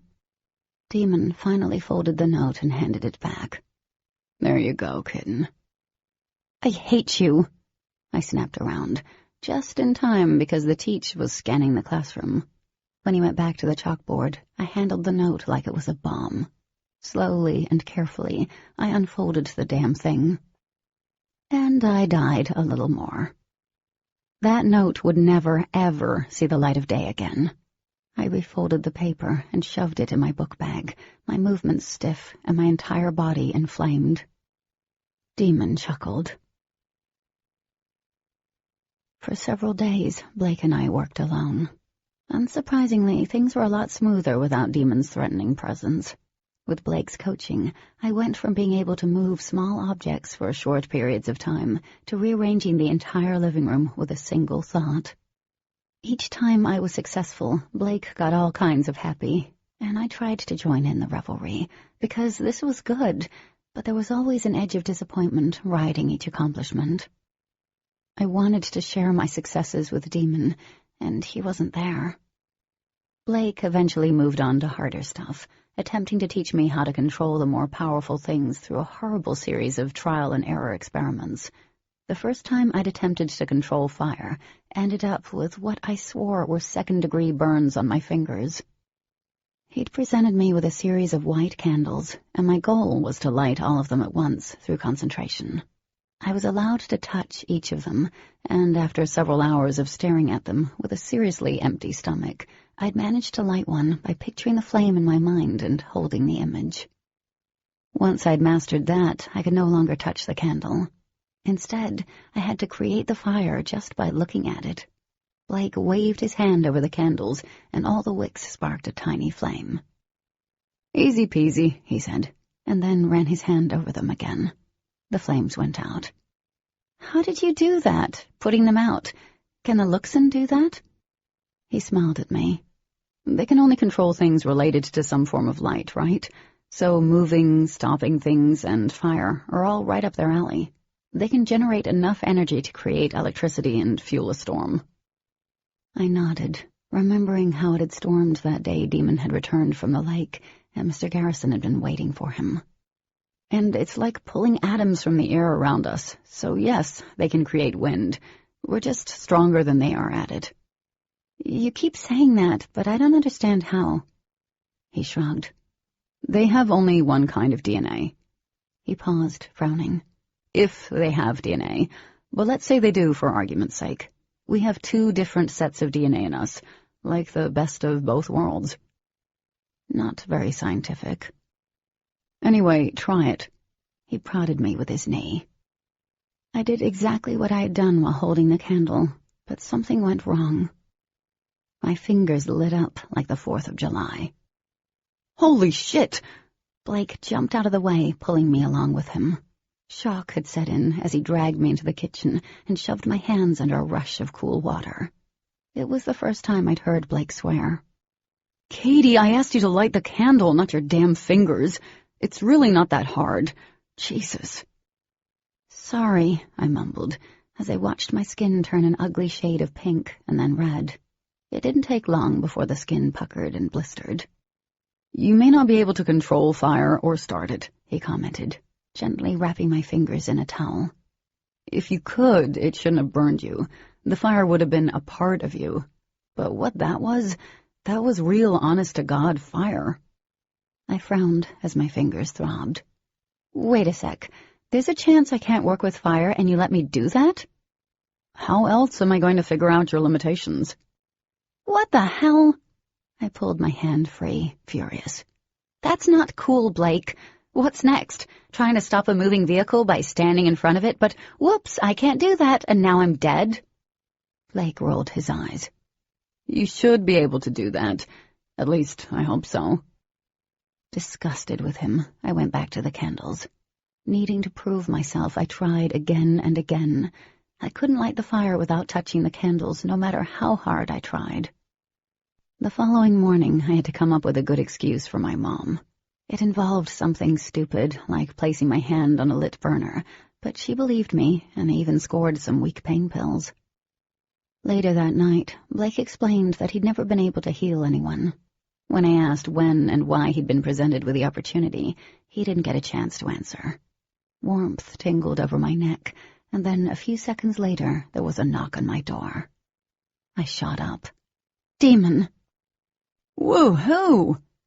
Blake exuded so much false enthusiasm, he could have been an actor. Ignoring him, I rushed to the front door. Hey, I gasped, feeling hot and dizzy when I saw him. It never failed to amaze me how striking Demon really was. Are you helping tonight? Demon's gaze dropped to my bandaged fingers and nodded. Yeah. Where's Bilbo? Blake, I corrected. He's in the living room. He shut the door behind him. About your hand. When Demon had asked me about it in class earlier, I'd avoided answering because I seriously doubted he would think how it happened was kosher. The last thing any of us needed was for him to kill Blake over my own ineptitude. I burned it on the stove last night. I shrugged, looking down at the tips of his black boots peeking out from his denim jeans. That is... I sighed. Lame? Yeah, really lame, Cat. Maybe you should stay away from the stove for a little while. He sidled past me and headed for the living room. I trailed behind, knowing I couldn't leave him alone with Blake for any amount of time. Blake gave him a half-hearted wave. Nice of you to join us again. Grinning, Demon plopped down next to Blake and spread his arm over the back of the couch, crowding the other boy. I know you've missed me. It's all right. I'm here. Yay, Blake said, sounding real genuine. We got started with moving stuff around for a little while, and Demon didn't say much, not even a wow or congratulations, but he watched me, constantly. Moving stuff is just a parlor trick, really. Blake's arms were pinned to his chest. Wow. Demon cocked his head to the side. You're just now figuring that out? Blake ignored him. The good news is you can do it on command now, but that doesn't mean you have control. I hope it does, but we really don't know. Damn, Blake was such a downer sometimes. I have an idea. You're going to need to completely trust me. If I ask you to do something, you can't fire back with 1,000 questions. He paused while Demon's eyes narrowed. We need to see something amazing. Amazing? I was moving stuff without touching it. That's pretty amazing in my book. But then again, there was the fire hoopla. I'm doing my best. Your best isn't good enough. He exhaled loudly. Okay, stay here. I glanced at Demon as Blake disappeared into the foyer. I have no idea what he's up to. Demon arched a brow. I'm guessing it's going to be something I don't like. Like there was much Blake could do that Demon would like. What he didn't know or get was that Blake hadn't put the moves on me. Not once since he tried to hug me that day in the diner. But maybe it was just plain old dislike. While we waited, I heard drawers opening in the kitchen. There was a clank of silverware. Oh, goody, more glassware to destroy. Blake returned and stopped in the doorway, one hand behind his back. You ready? Sure. He smiled and then cocked his arm back. Light reflected off the sharp edge of metal. A knife? And then the butcher knife was flying straight at my chest. A scream caught in my throat. I threw up my hand, horrified and panicked. The knife stopped in midair, frozen inches from my chest, pointy end facing toward me. It just stayed there, suspended. Blake clapped. I knew it! I stared at him as my critical thinking skills slowly trickled back in. What the hell, Blake? Several things happened all at once. Now that my concentration was broken, the knife fell out of the air, smacking off the floor harmlessly. Blake was still clapping. I let loose several curses that would have caused my mom to cry, and Demon, who appeared to have been knocked into a stupor by what Blake had done, snapped out of it. Demon shot off that couch like a rocket, simultaneously flipping into his true form. A heartbeat later, he had Blake pinned halfway up the wall, swathed in an intense whitish-red light that lit up the entire living room. I craned my neck and whispered, "Holy smokes!" Whoa! Whoa! Blake yelled, arms flailing in the light. You need to check yourself. Katie wasn't in any danger. There was no response from Demon, not one that Blake could hear anyway, but I did. Loud and clear. That's it. I'm going to kill him. Windows began to shake and walls trembled. The flat screen on the TV stand rattled. All around, little puffs of plaster filled the air. Demon's light flared, swallowing Blake whole, and for a horrible moment, I really thought he'd killed Blake. "Demon!" I shrieked, darting around the coffee table. "Stop!" But then there was a crackling sound, like air heated and charged after a lightning strike. Still in his looks and form, Demon jerked back and let Blake go. The boy landed on his feet and staggered to the side as he rose. Demon hummed and started toward Blake, but I got in the middle. "Okay, you two need to freaking stop." Blake ran both his hands down his shirt, straightening it. I'm not doing anything. "You did throw a freaking knife at me," I shot back. Wrong thing to say, because I heard Demon promise. I will break him in two. "Stop!" She wasn't in any danger. If I thought for a second she couldn't do it, I wouldn't have thrown it at her. Demon sidestepped me, his large hand curled into a fist. Human or alien, Demon could do some real damage. But there was no way you would have known she could do it, not 100%. Turning wide, pleading eyes to me, Blake shook his head. I swear you were never in any danger, Katie. If I thought you couldn't stop it, I wouldn't have done it. Demon cursed again, and I moved, blocking him. Who does that? Demon demanded. Heat rolled off his body. Actually, Kiefer Sutherland did, in the original Buffy movie, he explained. When I continued to gape at him, he grimaced. It was on TV a few nights ago. He threw one at Buffy, and she caught it. That was Donald Sutherland, the dad, Demon corrected, much to my surprise. Blake shrugged. Same difference. "I'm not Buffy," I yelled. A slow grin pulled at his lips. You're definitely cuter than Buffy. And that wasn't the right thing to say. Demon growled low in his throat. You got a death wish, because you're really pushing it tonight, buddy. I'm dead serious. Really pushing it.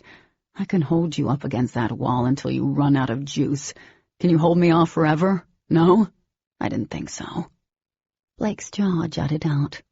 Okay, I'm sorry. But if you hadn't been able to catch it, I would have stopped it, just like you would have. No harm, no foul. A whirlwind of rage was building inside Demon, and I doubted I could stop him again if he went after Blake. I tensed. "I think that's enough for tonight." But... "Blake, I really think you should leave," I said meaningfully. "Okay? I think you need to go." Blake looked over my shoulder and seemed to get it, because he nodded. All right. He started toward the door and stopped. But you did great, Katie. I don't think you realize how awesome that was. A low hum rattled the floors, and Blake took his cue, hightailing his behind out of the house. Only when I heard the rumbling of his truck's engine did I relax. "No more," Demon said, voice low. "Absolutely no more." Slowly, I turned around. His eyes were still doing the glow thing. Up close, they were sort of beautiful, odd, but really striking. "He could have killed you, Kat. I'm not okay with that. I won't be okay with that." Demon, he wasn't trying to kill me. He looked incredulous. "Are you insane?" No.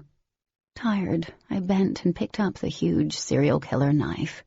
As I held it, it sunk in that I'd stopped a knife whizzing toward my chest. I faced Demon, swallowing. He was still ranting. "I don't want you doing any more training with him. I don't even want you near him. That boy's got a few screws loose."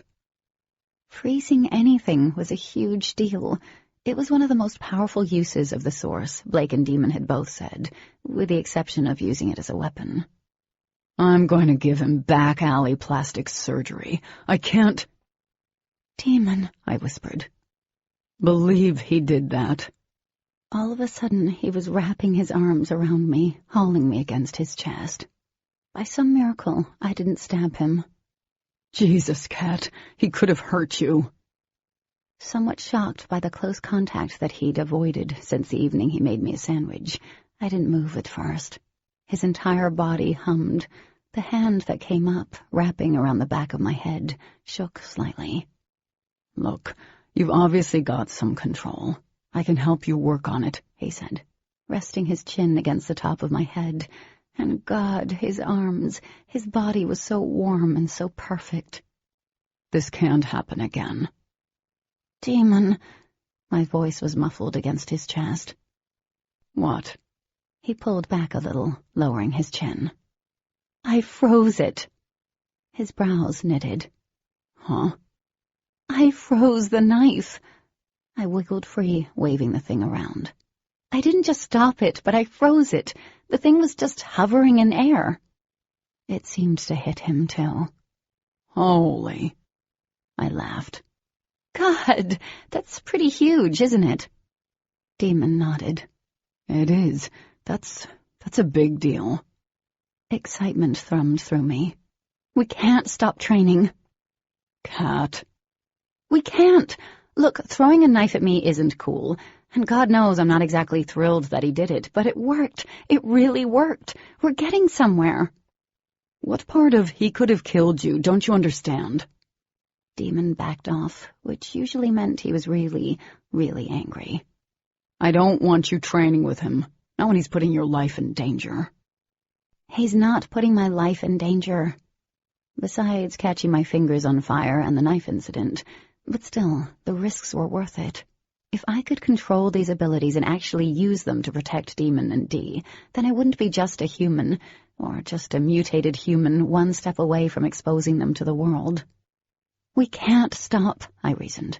"I'll be able to control it and use the Source, just like you and Dee can. I can help you." "Help me with what?" Demon stared at me, then laughed. "Help me to fight Aram?" Okay, I wasn't going that far, but now that he mentioned it, why not? According to Blake, I had potential to be stronger than Demon. Crossing my arms over my chest, I tapped the edge of the knife on my arm. "Yeah, what if I wanted to?" He laughed again, and I wanted to kick him. "Kitten, you're not helping me fight Aram." "Why not? If I can control the Source and help, why not? I could fight." "I think the reasons are pretty huge," he yelled, all the humor vanishing. "First off, you're a human." "Not really." His eyes narrowed. "Granted, you're a mutated human, but a human who's a hell of a lot weaker and more vulnerable than a Luxon." I exhaled slowly. "You don't know how weak or vulnerable I'll be fully trained." "Whatever. Secondly, you have no business going up against the Aram. That will never happen." "Demon!" "It won't if I'm still alive. Do you understand that? You will never go after an Aram. I don't care if you can stop the world from spinning." I tried to push down my anger. One thing I hated more than Demon's douche nozzle side was him telling me what to do. You don't own me, Demon. It's not about ownership, you little nut. Nut? I glared at him. I wouldn't call me names when I have a knife in my hand. He ignored that. Thirdly, there is something off about Blake. You can't tell me you don't see or sense that. Oh, don't. You know nothing about him. Nothing deeper than that he likes to surf and blog. Big deal. These aren't good enough reasons. Because I don't want you in danger. How about that? Is that damn good enough for you? He shouted, and I jumped. He looked away, drawing in several deep breaths. I hadn't realized that could have been the real reason behind it all. About every part of me softened, and my temper slipped away like a snowflake melting. Demon, you can't stop me just to protect me. His head swung back to me. I need to protect you. Need was such a strong word that it stole my breath and my heart. Demon, I'm flattered. I am, but your job is not to protect me. I'm not Dee. I'm not another one of your responsibilities. Damn right you're not Dee, but you are my responsibility. I got you into this mess, and I will not be dragging you further into it. My head was spinning. His reasons for wanting me to stop training with Blake were right, but all wrong. I needed to prove to him that I wasn't a liability, or something to be constantly watched over. If he felt that way and did keep putting himself in jeopardy because of me, he could lose his own life or Dee's. I'm not stopping, I said. Demon stared at me. Does it even matter that I don't want you in that kind of danger? That I won't facilitate something as idiotic as you gearing up to go against the Aram? I flinched. Ouch, that stung. Wanting to help you and your kind is idiotic? His jaw tightened. Yeah, it is. Demon, I whispered. I get that you care. You don't get it. That's the problem. He stopped, pulling it all back in, sucking the air right out of the room with it. I won't be a part of this. I mean it, Katie. You choose this, then whatever.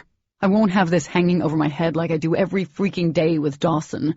I won't make another mistake and condone this. I sucked in a sharp breath. My chest ached at the thought of him carrying that kind of guilt that didn't belong to him. Demon. What will it be, Katie? He looked at me dead on. Tell me now. I don't know what to tell you, I whispered, tears burning my eyes. Didn't he see? Going through with this would give me a better chance of not turning out like Bethany and Dawson, of being able to take care of myself and protect him, because one day he'd need it. Demon took a step back, as though I'd hit him. That was the wrong thing to say. His face turned hard, his eyes like glaciers. The coldness radiating from him chilled me to the bone. He'd never looked more detached. I'm done. Chapter 21. Part of me wanted to skip classes the next day, but it wasn't like I could hide forever. Unexpectedly, Demon was a no-show. I didn't see him in the halls either, or when I grabbed my stuff out of my locker before lunch. He never showed. I'd chased him right out of the damn school. Hey, Blake said, strolling up to me. You don't look any better. Through the duration of bio, I'd pretty much had my face stuck in my textbook. I sighed, closing the door. Yeah, not feeling it today. Hungry? When I shook my head, he tugged on my backpack. Me neither. I know a place to go, no food and no people. Sounded good to me, because the last thing I could stomach right now was watching Adam and Dee go to second base at the lunch table. Turned out, the place Blake had in mind was the empty auditorium. Perfect. We sat in the back, propping our feet up on the seats in front of us. Blake pulled an apple from his bag. Did Demon ever calm down last night? I groaned inwardly. Yeah, not really. I was afraid of that. There was a pause as he bit into the shiny red fruit. You really weren't in any danger. If you didn't stop it, one of us would have. I know. I scooted down and laid my head on the back of my seat. He just doesn't want to see me hurt. And that actually hurt to say, because I knew there was a mile-long road of good intentions behind what he'd been saying last night, but he needed to see me as an equal, not someone who was weak and needed rescuing. That's admirable. Blake grinned around his apple. You know I don't like the tool, but he cares about you. And I'm sorry. I didn't mean to cause trouble between you two. It's not your fault. I patted his knee, not surprised when I got a little shock. Everything will be okay. Blake nodded. Can I ask you something? Sure. He took another bite before he continued. Is Demon the one who healed you? I ask because it may give me a better understanding of your power to know who changed you. Anxiousness blossomed. Why would you think it was him? Blake gave me a pointed look. It would explain how close you two are. My friend and I were close afterward. I almost always knew when he was around. We were like two halves of the same whole after he healed me. It was a strong bond. Healing me was so forbidden that even an army of Aram couldn't get me to admit that it had been Demon. That's good to know, but that's not the case. Curiosity did get the best of me, though. You say you two were close. Did it make you attracted to him? What? He laughed. No, we were like brothers, but the connection, whatever it is that they do to us, doesn't force us to feel anything. It just makes us close to who healed us. It's stronger than a familial bond, but not sexual or even emotional on that kind of level. I lowered my lashes before he could see the rush of fresh tears that burned my eyes. Great. I was the biggest asshat alive. This whole time I'd kept throwing the alien connection in Demon's face, and it hadn't been what was propelling him. Well, that's good to know. My own voice sounded strange to me. Anyway, why is it so important who healed me? He looked at me like he doubted my IQ as he finished off his apple.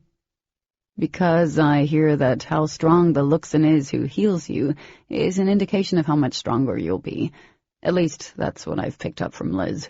Her power and limitations were linked to who healed her, same as me. Oh, well, that explained how I blasted a satellite into outer space. Demon's ego would go through the charts if he knew. I started to grin, but thinking of him renewed the ache in my chest. Which is why I thought it was Demon, but he's pretty damn powerful. No offense, but you really haven't done anything extraordinary, so... Gee, thanks. I laughed at his chagrined look. Anyway, it's not anyone you'd ever expect, and that's all I'm willing to say about it, okay? All right. He held up the core of his apple, frowning. You don't trust me, do you? I was quick to tell him that I did, but I stopped. Someone at least deserved my honesty. Don't take it personally, but right now, I think trust is something not easily given, considering. Blake glanced at me sideways and smiled. Good idea. If I saw another knife in the next 10 years, I'd need long-term psychiatric care. Spending time with a knife being thrown at me wasn't my idea of fun. Thankfully, I'd been able to stop them all. And without Demon there, Blake stayed in one piece. He moved on to throwing non-deadly stuff at my head, like pillows and books by the end of the week. After several hours, I'd mastered the art of not eating fabric. I never let the books hit me or the floor, though. That just seemed sacrilegious. It seemed ass-backward to start off with the knives and end with the pillow, but I understood his master plan. My ability was also tied to my emotions, like fear. I needed to be able to tap into those strong feelings and use them when I wasn't freaking out. I also needed to be able to control them when I was spazzing. I groaned as I picked up all of the pillows off the floor and the books off the coffee table, putting them each back where they belonged. Tired? Blake commented, lounging against the wall. Yeah, I yawned. You know how the Luxon get tired from using their powers? Blake grabbed the last book, placing it where he'd gotten it, the TV stand. Yeah, and I remember you saying something about us tiring out faster than they do. We are just like the Luxon in that sense. They use up energy to do things, the whole sending a piece of them thing. We're the same way, but they can go a lot longer than we can. I don't know why. has something to do with the fact that we only have half alien DNA, but we have to be careful, Katie. The more abilities we use, the weaker we get, and faster. Great, I muttered. So Demon could have really held you against the wall all night? Yep. He stopped beside me. Sugar helps, but so does the Melody Stone. The what? I rubbed the back of my neck as I dropped onto the couch. It's a type of crystal, a very rare opal. He sat beside me, so close that his thigh pressed against mine. I scooted away. What does it do? He rested his head back on the cushion and gave me a lopsided shrug. From what I've learned, it can help increase our powers, possibly even stabilize them so we don't grow tired like the Luxon do. The whole crystal business didn't make sense to me. It sounded like a bunch of New Age crap, but then again, what did I know? Do you have one? Blake laughed. No, they're hard to get. Grabbing an abused pillow, I placed it under my head and closed my eyes, snuggling against the arm of the couch. Well, then I guess it's just me and Sugar. There was a pause. You did really well, though. You're a fast learner. Huh, you weren't saying that the first week of training. I yawned. Maybe this won't be so hard. I'll get control of my abilities, and everything will go back to normal. Things won't ever be normal, Katie. Once you step outside the range of the beta quartz, the Aram will find you. The couch dipped on my side, but I was too tired to open my eyes. But if you can really control this, you'll be able to defend yourself. And that's what I wanted, to stand beside Demon, not cower behind him. You're such a bearer of great news, you know that? I don't mean to. The cushion under me shifted even more, and I felt Blake's fingers brushing my hair aside. My eyes snapped open, and I jerked up, twisting around to face him. Blake. He sat back, placing his hand on his thigh. I'm sorry. I didn't mean to startle you. I just wanted to make sure you were okay over there. Was that all, or more? Oh man, this was so awkward. Things are really complicated right now. Understandable, he said, sitting back. You like him, don't you? I clutched the pillow to my chest, not sure what to say. Don't lie. He laughed when I frowned. You always blush when you lie. I don't know why people keep saying that. My cheeks are not a human lie detector. I toyed with a frayed thread, knowing we needed to have that conversation, especially since we were working together. I'm sorry. Just right now. Katie, it's okay. He placed his hand on mine, squeezing reassuringly. For real. I like you. I do, obviously. But you have a lot going on, and probably some of that was before I even came here. So it's okay. Really. The first real smile in 2 days turned up my lips. Thanks for being so understanding. Blake pushed off the couch, running his hand through his hair. Well, I have the time to be patient. I'm not going anywhere. I sat in class, trying to focus on what Carissa and Lessa were talking about. My skin was alternating between hot and cold flashes. So, Katie, you've been hanging out with Surfer Boy a lot. Lessa cocked an eyebrow. Care to share the details on that? I shrank in my seat. No, we're just hanging out. Just hanging out, Lessa repeated slyly, is like code for having sex. Carissa's mouth dropped open. No, it's not. You obviously haven't dated a lot of guys around here. Lessa sat back in her chair, pulling on a tight curl. Actually, pretty much everything with guys around here is code for sex. I'm going to have to go with Carissa on this one. Hanging out does not equal sex, the last time I... Tingles shot across my neck, and my heart rate spiked. I caught a glimpse of Demon coming through the doorway, and I focused on Lessa's face, as though she were my lifeline. Demon glided past my seat and took his behind me. I clenched the edges of my notebook, hoping our teacher wouldn't take his sweet time getting to class. A pen poked me in the back. An unbelievably giddy rush swept through me. I turned slowly. I couldn't pick up anything from his guarded expression. I see you've been busy, he said, lashes lowered. Sucky part about living next to Demon was the fact he pretty much saw everything I did, and that meant he knew I was still training with Blake. Yeah, kind of. Demon's elbows scooted over the desk as he cupped his chin in his hands.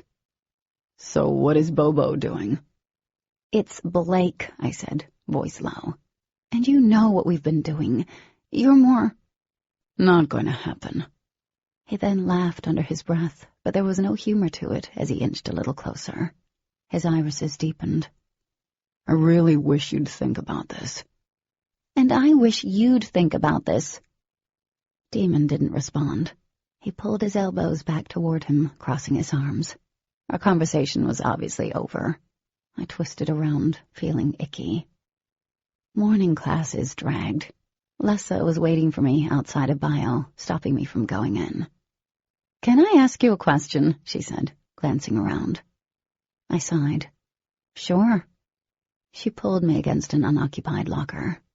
What's going on? You kissed Demon before Halloween, went out with Blake once, and now you went out with him again, but you and Demon undeniably have something going on. I made a face. Gee, it sounds like I'm a hoe bag or something. Lessa made a face. I'm so not the one who's going to slut-shame. Trust me, I'm just curious. Do you have any idea what you're doing?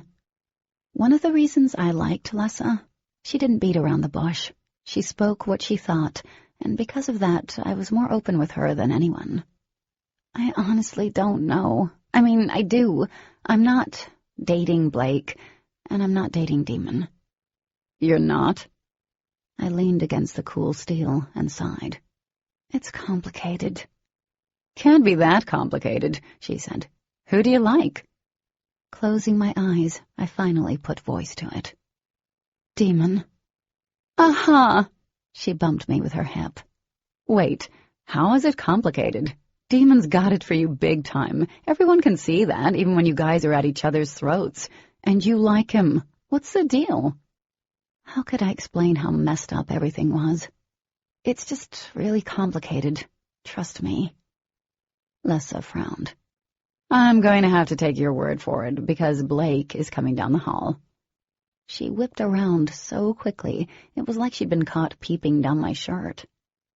Bio was uneventful.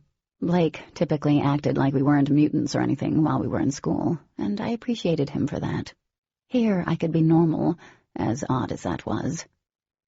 I discovered they were serving cold lasagna and salad that smelled funny for lunch. Yum. I slopped some on my plate while craving a strawberry smoothie. Doubtful I'd get that delivered today. Demon had stopped bringing me treats about the time training had started. I missed it. I missed him. Dee and Adam were joined at the mouth when I sat down. I glanced at Carissa. She rolled her eyes, but I smiled. My sucky love life aside, I was still on Team Love rocks. The only thing I honestly couldn't deal with was my mom and Will making out, which I'd gotten an eyeful of yesterday before she left for work. Ew. You going to eat that salad? Dee asked. It's cute how you stopped kissing for food. I laughed, pushing my tray toward her. Hey, Adam. His cheeks were flushed. Hey, Katie. Sorry, I worked up an appetite. Dee grinned. And I lost mine, Carissa muttered. Blake never arrived at the cafeteria, but Demon had. He'd taken his seat beside Andrew and Ash. Against my will, I watched him. Demon glanced up, holding a smoothie. He smirked. Bastard. I shifted my gaze to Dee. How can you eat that? I swear the edges of the lettuce are brown. It's gross. Adam laughed. Dee can eat anything. So can you. She offered him the tomato on her fork. Want some? Okay, I sat back. If you feed him, I'm going to have to find a new table. I second that, Carissa added. Dee rolled her eyes, but relented. I like to share. What's wrong with that? Then she looked at me, her expression hopeful. I'm glad you're eating with us, alone today. Uncomfortable, I nodded and focused on pulling apart my lasagna. I hated layered food, unless those layers involved chocolate and peanut butter. Lunch and the afternoon classes finally ended, and I swung by the post office to pick up the mail before Blake came over. As I was placing the junk and packages on the back seat, I caught sight of one of the black expeditions parked at the edge of the parking lot, as if they'd pulled over abruptly and left the engine running. It could be any expedition, I told myself as I closed the door, but a shiver danced down my spine and all the tiny hairs rose on my arms. Maybe I'd developed some kind of wicked sixth sense along with my alien mojo. Going to the driver's side, I kept an eye on the expedition. Smoke plumed out of the muffler, choking the air. Suddenly, the passenger door jerked open, and I saw two people. Brian Vaughn, the DOD officer who owned the creepiest laugh ever, was leaning over the passenger, grabbing for the door. His mouth was a thin, angry slash as he groped for the door with one hand, while his arm braced a girl against the seat. Squinting, I took another look at the girl when I should have been climbing into my car and getting the hell out of there. The last thing I needed was for Vaughn to catch me peeping at him, but I knew this girl. I'd seen her face on a flyer taped on the glass windows of Fooland. Her brown hair was pulled back tightly from her pale, elfin face. Her eyes weren't dancing with laughter when she turned to the door, watching Vaughn pull it shut, closing her in, closing me out. Her eyes were empty. But it was her. It was Bethany. Chapter 22. Bethany, Dawson's girlfriend, was alive, and she was with the DOD. It sounded insane, and I went through every stage of denial as I made my way home, but it was her. That face had been burned into my memory. I paced the house until Blake showed up, stunned by what this could mean. He took one look at me and frowned. You look like you've seen a ghost. I think I have. My hands opened and closed at my sides. I think I saw Bethany today, with this guy from the DOD. Blake frowned. Who's Bethany? It felt wrong telling Blake about this, but I needed to tell someone. Bethany was Dawson's girlfriend, and Dawson was Demon and Dee's brother. They were supposedly attacked by an Aram and killed, but their bodies were taken away by the DOD before Demon or Dee could see them. Understanding dawned in his eyes. Man, I was curious. Every Luxon comes in threes. I nodded. But if it's really her, and I'm pretty sure it's her, what does that mean? Blake sat on the arm of the recliner, turning the TV remote over and over above his hands, without touching it. How close were Dawson and Bethany? Then it hit me.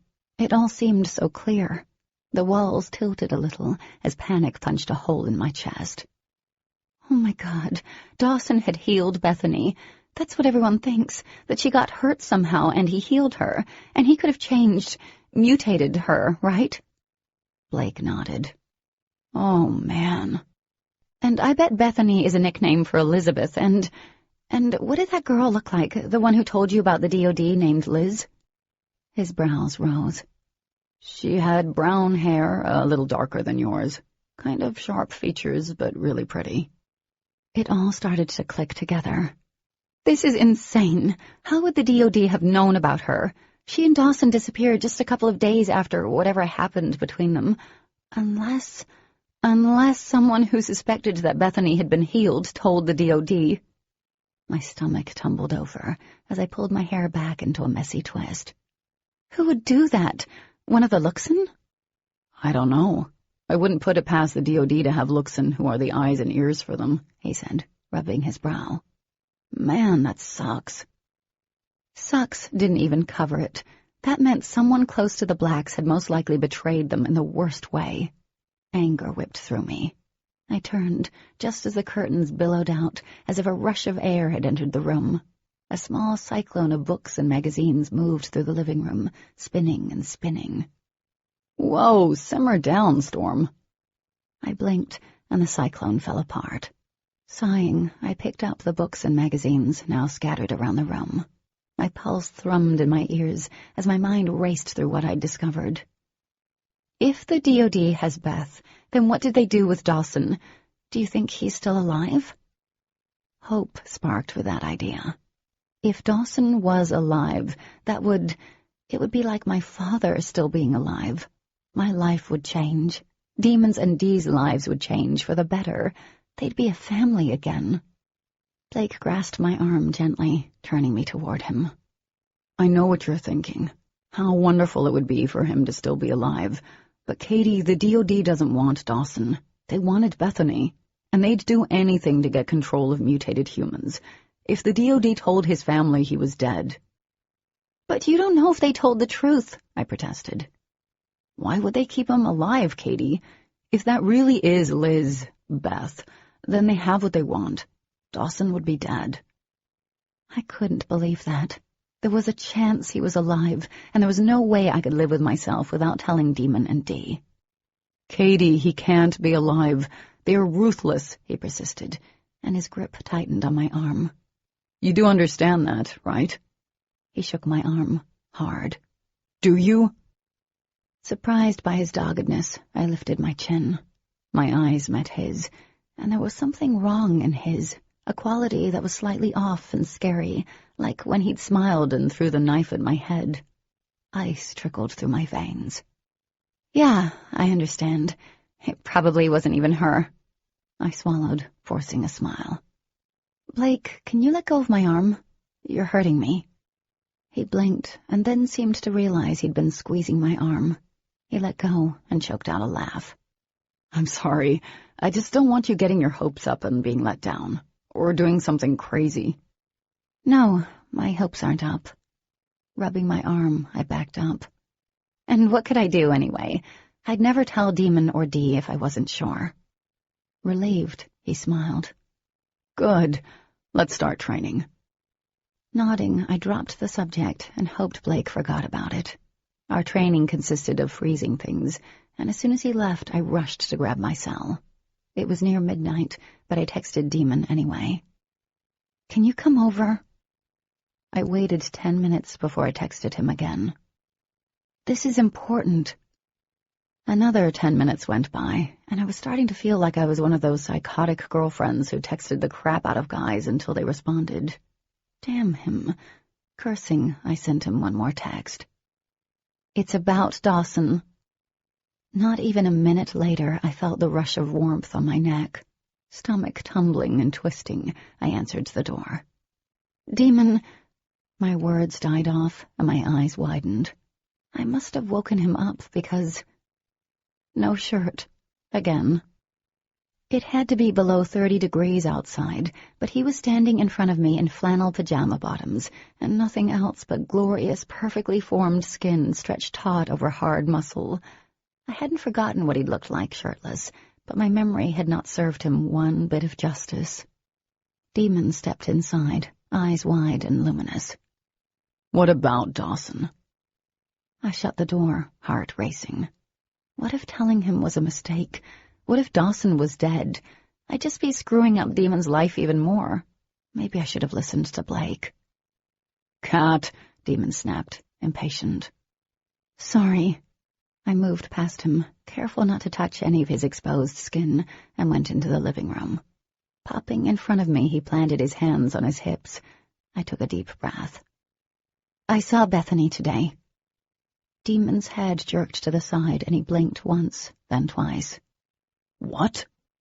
Dawson's girl. I know what you said, he interrupted me, dragging both hands through his tousled hair. For a moment, I was a bit distracted by the way the muscles in his arms and shoulders rippled. Focus. How can you be sure it was her, Cat?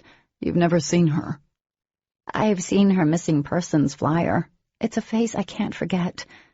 I sat down, rubbing my hands over my knees. It was her. Holy shit. Demon sat beside me on the couch, dropping his hands between his legs. Where did you see her? I watched the confusion lining his face, and I wanted nothing more than to comfort him somehow. At the post office after school. And you waited until now to tell me? Before I could answer, he laughed under his breath.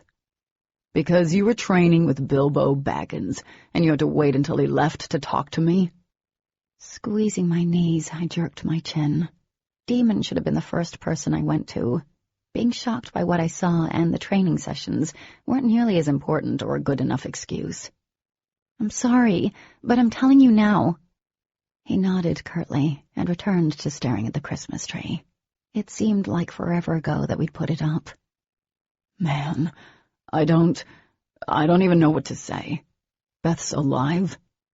I nodded, pressing my lips together. Demon, I saw her with Brian Vaughn. She's with the DOD. They'd pulled over on the side of the road and the car door had opened. That's how I saw them. He was closing the door, and he looked angry. Demon slowly twisted his head toward me, and our gazes locked. Time stretched. An array of emotions went through his eyes, turning them from a bright green to a dark, stormy color. I saw the moment he knew what I was getting at, the second that his entire world came crumbling down and was rebuilt within seconds.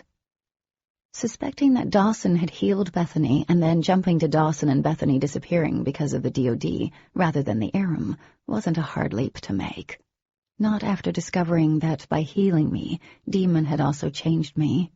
Then you throw Blake into the mix, plus everything he'd told us about the DOD and their search for mutated humans. Demon was smart. He shot to his feet, and within seconds he was out of his human form and blinding me. His light flared a shade of red-white as he pinged across the room. Wind picked up, stirring the bulbs on the Christmas tree. She was with the DOD. His voice whispered to me, tight with fury. The DOD is responsible for this. Hearing Demon's voice in my head always took me a few seconds to get accustomed to, and out of habit I answered verbally. I don't know, Demon, but that's not the worst part of this. How would the DOD know what happened between Dawson and Bethany unless...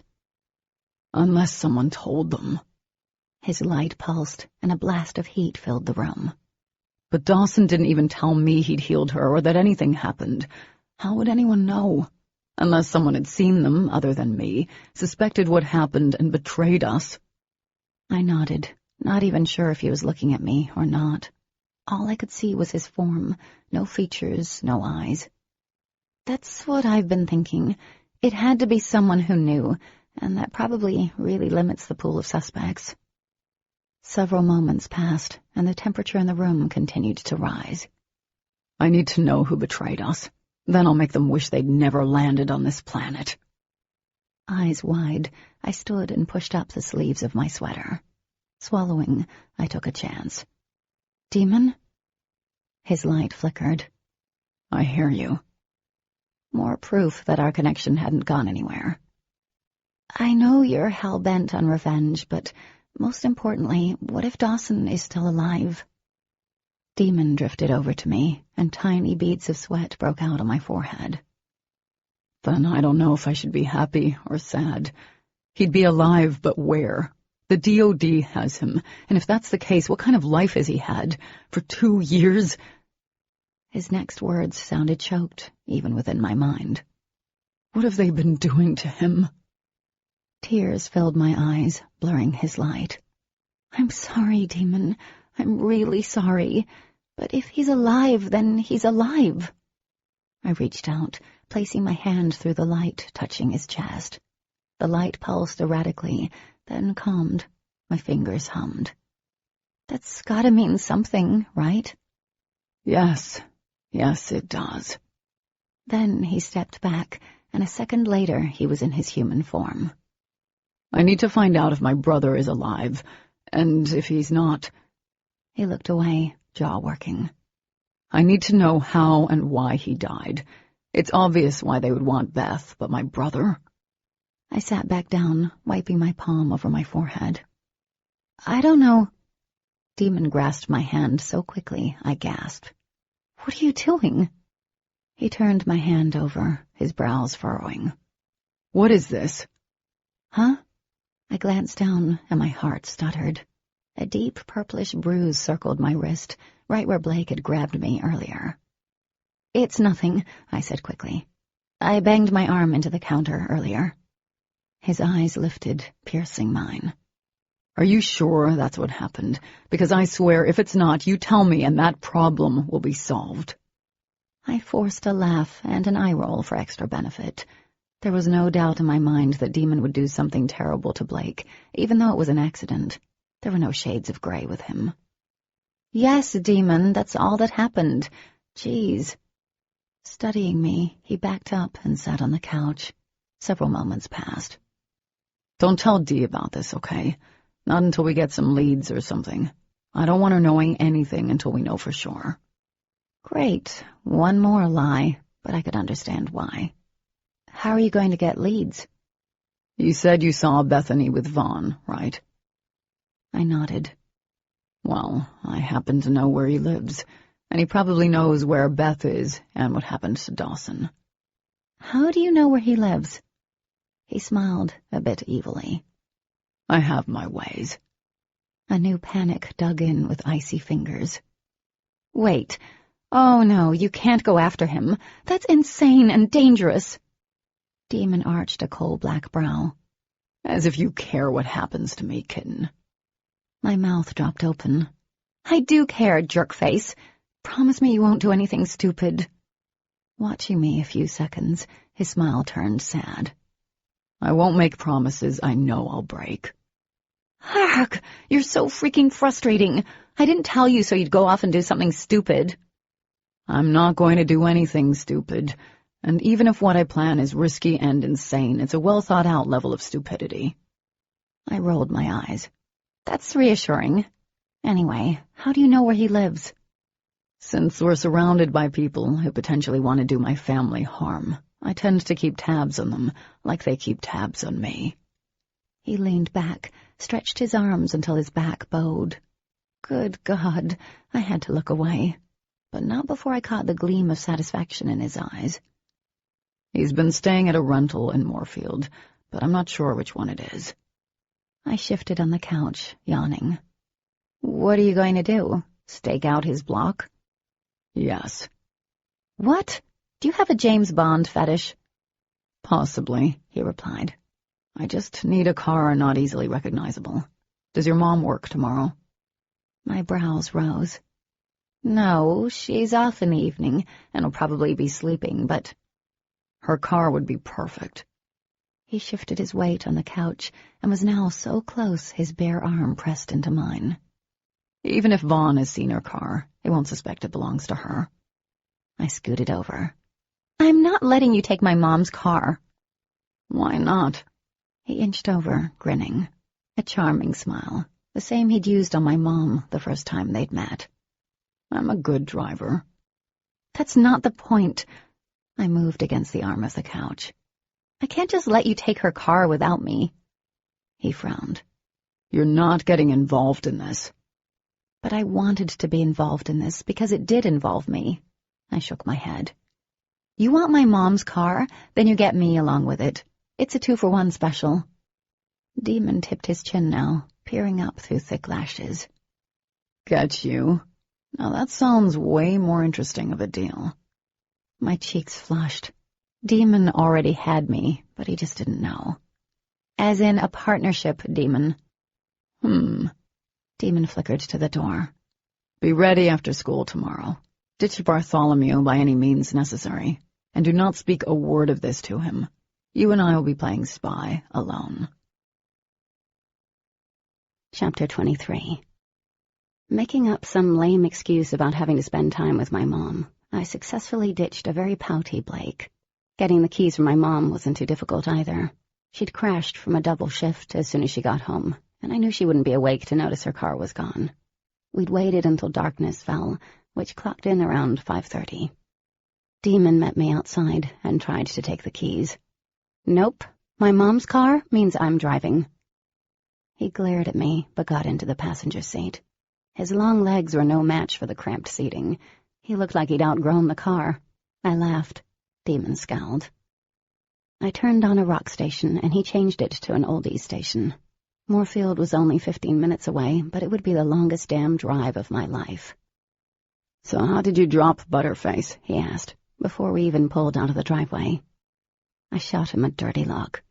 I told him I have plans with my mom.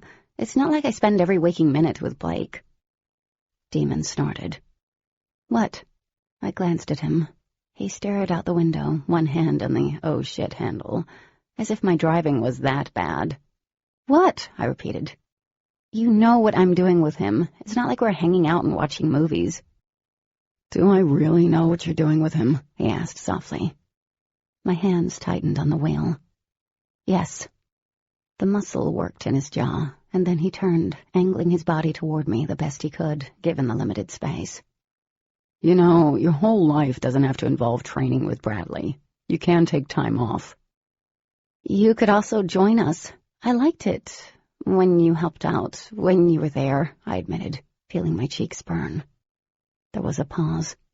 "You know my stance on that, but you need to stop avoiding Dee. She misses you, and that's just messed up." Guilt chewed at me with small, razor-sharp teeth. "I'm sorry." "You're sorry?" he said. "What for? For being a crappy friend?" In a second, anger flashed through me, wild and hot like a fireball. "I'm not trying to be a crappy friend, Demon. You know what I'm doing. You're the one who told me to keep her out of this. Just tell Dee I'm sorry, okay?" The familiar challenge was in his voice. "No." "Can we not talk?" "And that would also be a no." But he didn't say anything else while he gave me directions to the subdivision where Vaughn lived. I parked the car halfway between the suspected 6 houses, grateful that my mom tinted the windows of her car. Then Demon started in again. "How has your training been going?" "If you got over yourself, you'd know." He smirked. "Are you still able to freeze things, move objects around?" When I nodded, his eyes narrowed. "Have you had any unexpected outbursts of power?" Besides the whole mini-cyclone in my living room after seeing Bethany, I hadn't. "No." "Then why are you still training? The whole purpose was for you to get control. You have." Wanting to bang my head against the steering wheel, I groaned. "That's not the only reason, Demon, and you know that." "Obviously I don't," he retorted, pushing back against his seat. "God, I love how you're all up in my personal business but don't want to be involved in it." "I like talking about your personal business.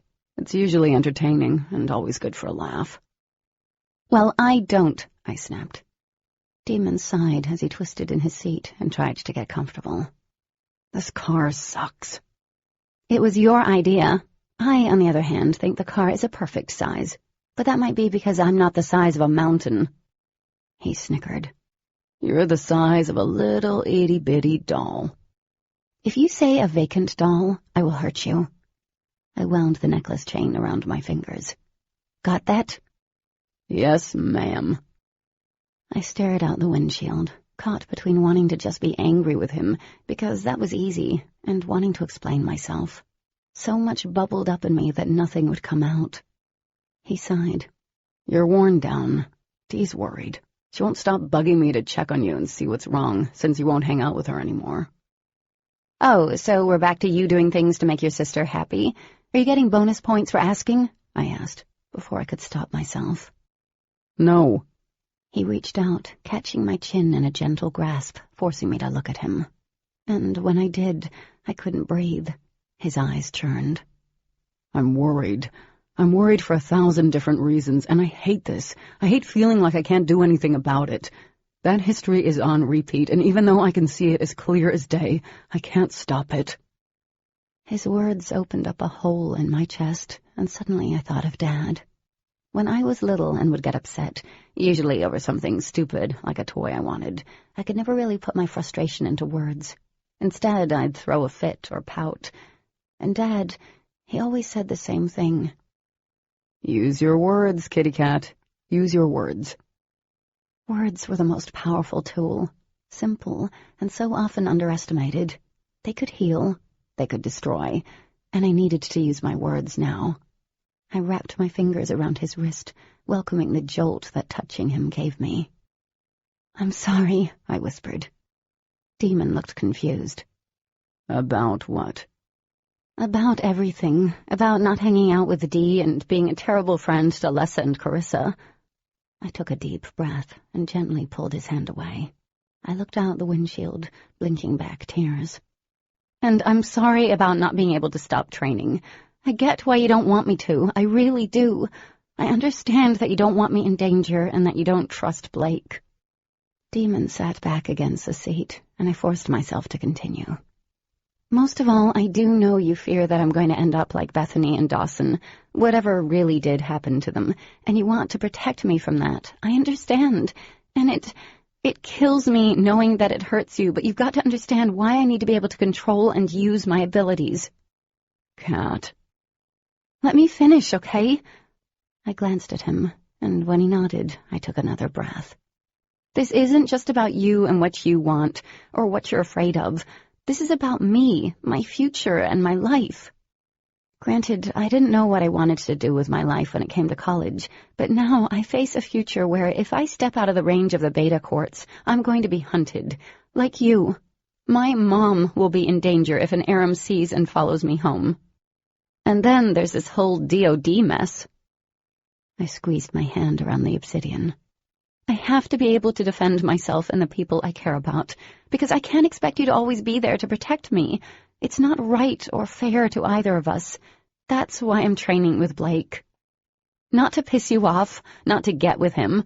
I'm doing it so that I can stand beside you as your equal and not be someone you need to protect. And I'm doing this for myself, so that I don't have to rely on anyone to save me. Demon's lashes lowered, shielding his eyes. Seconds passed in silence, and then he said, I know. I know why you want to do this, and I respect that. I do. There was a but coming. I could feel it in my bones. But it's hard to stand back and let this happen. You don't know what's going to happen, Demon. He nodded, and then turned to the passenger window. One hand came up, rubbing along his jaw. It's hard. That's all I can say about this. I'll respect what you want to do, but it's hard. I released the breath I hadn't realized I was holding on a soft sigh and nodded. I knew he wasn't going to say anything more about this. Respecting my decision was better than an apology. At least now we were on the same page, and that was important. I peeked at him. Anyway, what are we going to do if we see Vaughn? Haven't thought that far ahead yet. Wow, this was a good plan. I paused. I really doubt Bethany is in one of these houses. That would just be too dangerous. I agree, but why did they have her out in public like that? He'd asked the million-dollar question. Where anyone could see her. I shook my head. I got the distinct impression that Vaughn wasn't too happy. Maybe she escaped. He looked at me. That would make sense. But Vaughn, well, he's always been a punk. You know him? Not extremely well, but he started working with Lane a few months before Dawson disappeared. The last word seemed to get stuck on his tongue, as if he were still getting acquainted with the possibility that Dawson wasn't dead. Lane had been our handler for God knows how long, and then Vaughn showed up with him. He was there when they told us about Dawson and Bethany. Demon's throat worked. Lane seemed genuinely upset. Like Dawson wasn't just a thing that had died, but a person. Maybe he grew attached to Dawson over the years. See, he cleared his throat. Dawson had that kind of effect on people. Even when he was being a smart-ass, you couldn't help but like him. Anyway, Vaughn couldn't have cared less. I didn't know what to say, so I reached over the small space between us and squeezed his arm. He looked at me, his eyes bright. Beyond him, several large snowflakes fell with a quiet hush. Demon placed his hand on mine for the briefest moment. Something infinite flared between us, stronger than physical, which was weird because it really fueled all that physical stuff in me. Then he pulled back, watching the snow. You know what I've been thinking? Why I hadn't crawled over the center console and into his lap yet? Because damn if I was wondering that very thing, but the car was way too small for those kinds of shenanigans. I cleared my throat. What? Demon leaned back against the seat, watching the snow, just like I was. If the DOD knows what we can do, then none of us are really safe. Not that we've ever been safe, but this changes everything. He turned his head toward me. I don't think I said thank you. For what? For telling me about Bethany. He paused, a tight smile pulling at his lips. You needed to know. I would... Wait! 2 headlights turned onto the straight. It was at least the 5th one, but it was from an SUV. We've got one. Demon's eyes narrowed. It's an expedition. We watched the black expedition slow down and pull into the driveway of a single-story home 2 houses in. Even though the windows in our car were tinted, I wanted to slide down in the seat and hide my face. The driver's door opened, and Vaughn stepped out, frowning at the sky, as if it dared to annoy him by snowing. Another car door closed, and a figure moved into the light. Damn it, Demon said. Nancy's with him. Well, you weren't really planning on talking to him, were you? Yeah, I kind of was. Dumbfounded, I shook my head. That's insane. What were you going to do, bust up in his house and demand answers? When he nodded, I gaped. Then what next? Another thing I hadn't fully worked out yet. Jeez, I muttered. You suck at this whole spy thing. Demon chuckled. Well, we can't do anything tonight. If one of them went missing, it probably wouldn't be such a huge deal, but 2 of them would raise too many questions. My stomach churned as I watched the agents disappear into the house. A light turned on inside, and a slender figure moved in front of the window, drawing the curtains closed. Huh. Private bunch, aren't they? Maybe they're getting some bow-chicka-bow-wow. I looked at him. Ew. He flashed his teeth. She's definitely not my type. His gaze dropped to my lips, and parts of me quivered in response to the heat in his gaze. But now I totally have that on my mind. I was breathless. You're a dog. If you pet me, I'll... Don't even finish that sentence, I said, fighting a grin. Smiling only encouraged him, and he needed no extra reason to be a terror. And knock the innocent look off your face, I so know. The obsidian flared quickly, heating up my sweater and chest like someone placed a hot coal against my skin. I yelped and jerked in my seat, banging my head on the roof. What? An arum, I gasped. An arum is nearby. You don't have any obsidian on you? Alert and tense, he scanned the dark road. No, I left it in my car. I stared at him, shocked. Seriously? You left the one thing that kills your enemy in your car? It's not like I need it to kill them. Stay here. He started to open the door, but I grabbed his arm. What? You can't get out of the car. We're right in front of their house. They'll see you. I ignored the rising fear that always came with the arum. Are we still close enough to the rocks? Yes, he growled. They protect us for about 50 miles in every direction. Then just sit still. He looked like he didn't understand the concept, but he took his hand off the door and sat back. A few seconds later, a shadow moved up the street, darker than the night itself. It glided to the curb, drifting over the lawns coated with a thin layer of snow, stopping in front of Vaughn's house. What the hell? Demon placed his hands on the dashboard. The arum took form right there, out in the open.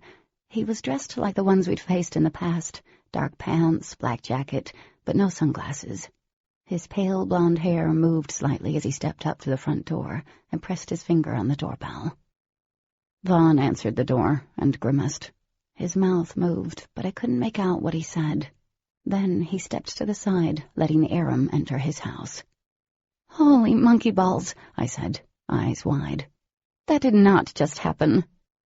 Demon sat back, his voice tight with fury when he spoke. That did, and I think we've discovered how the DoD knows what we're capable of.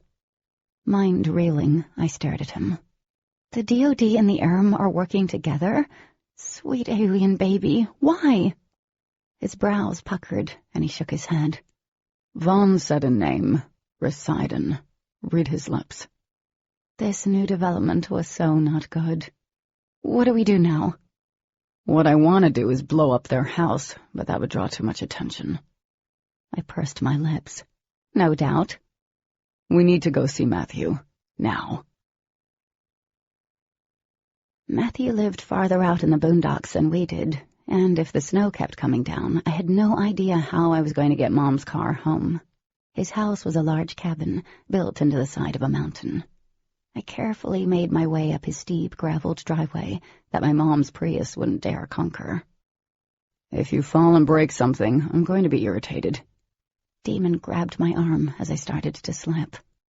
"Sorry, not all of us can be as awesome," I squealed as he slid an arm around my back and lifted me into his arms. Demon zipped us up the driveway, wind and snow blowing at my face. He put me down, and I stumbled to the side, dizzy. "Could you give me a warning next time?" He grinned as he knocked on the door. "And miss that look on your face? Never." Sometimes I seriously wanted to just punch him in the face, but it made me warm in all the right places to see the side of him again, too. "You're insufferable." "You like my kind of suffering." Before I could answer, Mr. Garrison opened the door. His eyes narrowed when he saw me standing next to Demon, shivering. "This is unexpected. We need to talk," Demon said. Eyeing me, Mr. Garrison led us into a very sparsely decorated living room. The walls were bare log, and a fire in the fireplace crackled, throwing off heat and the scent of pine. There wasn't a single Christmas decoration. Needing to thaw out, I sat close to the fire. "What's going on?" Mr. Garrison asked, picking up a small glass full of red liquid. "I'm assuming it's something I don't want to know, considering she's with you." I checked myself before I said something back. The man was an alien, but he was also in control of my biograde. Demon sat beside me. On the way up here, we agreed not to tell Mr. Garrison I'd been healed, much to my relief. "I guess we should start from the beginning, and you're probably going to want to sit." He moved his hand, swirling the ruby liquid in his glass. "Oh, this is starting out good. Katie saw Bethany yesterday with Vaughn." Mr. Garrison's brows shot up. He didn't move for a long breath, and then he took a drink. "That's not what I was expecting you to say. Katie, are you sure that's who you saw?" I nodded. "It was her, Mr. Garrison." "Matthew. Call me Matthew." He took a step back, shaking his head. I felt like I just completed some major task to move to a first-name basis with him. Matthew cleared his throat. "I really don't know what to say." "It gets worse," I said, rubbing my hands together. "I know where one of the DOD officers lives, and we went there tonight." "What?" Matthew lowered his glass. "Are you insane?" Demon shrugged. "While we were watching his house, Nancy Husher showed up, and guess who else did?" "Santa," Matthew said dryly. I laughed out loud. Wow, he did have a sense of humor. Demon ignored that. "An Aram showed up, and they let him in. Even greeted him by name, Residon." Matthew downed the entire drink and set the glass on the mantel above the fireplace. "This isn't good, Demon. I know you want to rush up there and find out how Bethany is still alive, but you can't. This is too dangerous. Do you understand what this means?" Demon stepped forward, holding his hands out, palms up. "The DOD has Bethany. Vaughn was one of the officers who came and told us that they were both dead, so they lied about her, and that means they could have lied about Dawson." "Why would they have Dawson? They told us he was dead. Obviously Bethany isn't, but that doesn't mean he's alive. So get that out of your head, Demon." Anger flashed in Demon's deep green eyes. "If it was one of your siblings, would you get it out of your head?" "All my siblings are dead." Matthew stalked across the room, stopping in front of us. "You guys are all I have left, and I will not stand by and humor false hope that will get you killed, or worse." Demon sat down beside me, taking a deep breath. "You're family to us, too. And Dawson also considered you family, Matthew." Pain flashed in Matthew's ultra-bright eyes, and he looked away. I know. I know." He moved over to his recliner and sat down heavily, shaking his head. "Honestly, it would be best if he weren't alive, and you know that. I can't even imagine. But if he is, we need to do something about it." Demon paused. "And if he's truly dead, then—" Then what kind of closure would that be? They'd already believed he was dead, and finding out that it wasn't the Aram would rip open old wounds and dump salt on them. "You don't understand, Demon. The DOD would have no interest in Bethany unless Dawson healed her." Blake had been saying this all along. The confirmation relieved me. "What are you saying, Matthew?" Demon asked, keeping up with the cluelessness. Matthew rubbed his brow, wincing. The elders, they don't talk about why we're not allowed to heal humans, and they have good reason. It's forbidden, not only because of the risk of exposure on our end, but because of what it does to a human. They know. So do I. What? Demon glanced at me. Do you know what happens? He nodded. It alters the human, splicing his or her DNA with ours. There has to be a true want for it to work, though. The human takes on our abilities, but it doesn't always stick. Sometimes it fades. Sometimes the human dies from it, or the change backfires. But if successful, it forms a connection between the two. As Matthew went on, Demon grew more agitated, and rightfully so. The connection between a human and a Luxon after a massive healing is unbreakable at a cellular level. It marries the two together. One cannot survive if the other perishes. My mouth dropped open. Blake had so not told me that, but that meant... Demon was on his feet, chest rising with every rough, painful breath. Then if Bethany is alive... Then Dawson would have to be alive, Matthew finished, sounding weary. If he had, in fact, healed her. He had to have. There was no other reason why the DOD would be interested in Bethany. Demon just stared at the fire, twisting and curling on itself. Once again, I wanted to do something to comfort him, but what could I really do to make any of this better? I shook my head. But you just said he couldn't be alive. That was my weakest attempt to persuade this one from getting himself killed. Did you know this the entire time? Raw emotion filled Demon's voice. His form started to fade, as if he were losing all control. Did you? Matthew shook his head. No. I believed both of them to be dead, but if he did heal her, did change her, and she's alive, then he has to be alive.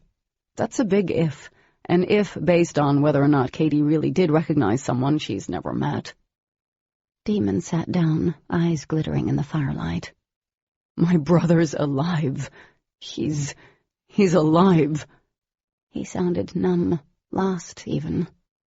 Wanting to cry for Demon, I dragged in a shallow breath. What do you think they're doing to him?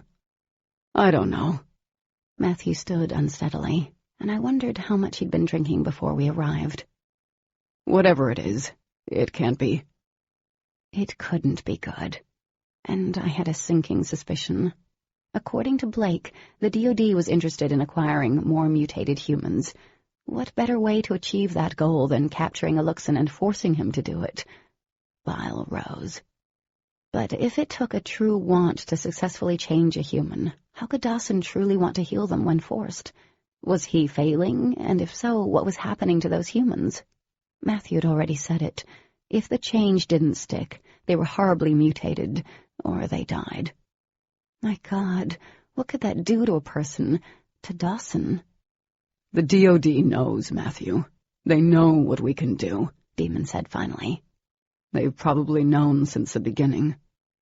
Matthew's lashes swept up, and he met Demon's stare. I've never truly believed they didn't, to be honest. The only reason I never voiced my belief is because I didn't want any of you to worry. And the elders, do they know this too? The elders are just grateful to have a place to live in peace and be basically separated from the human race.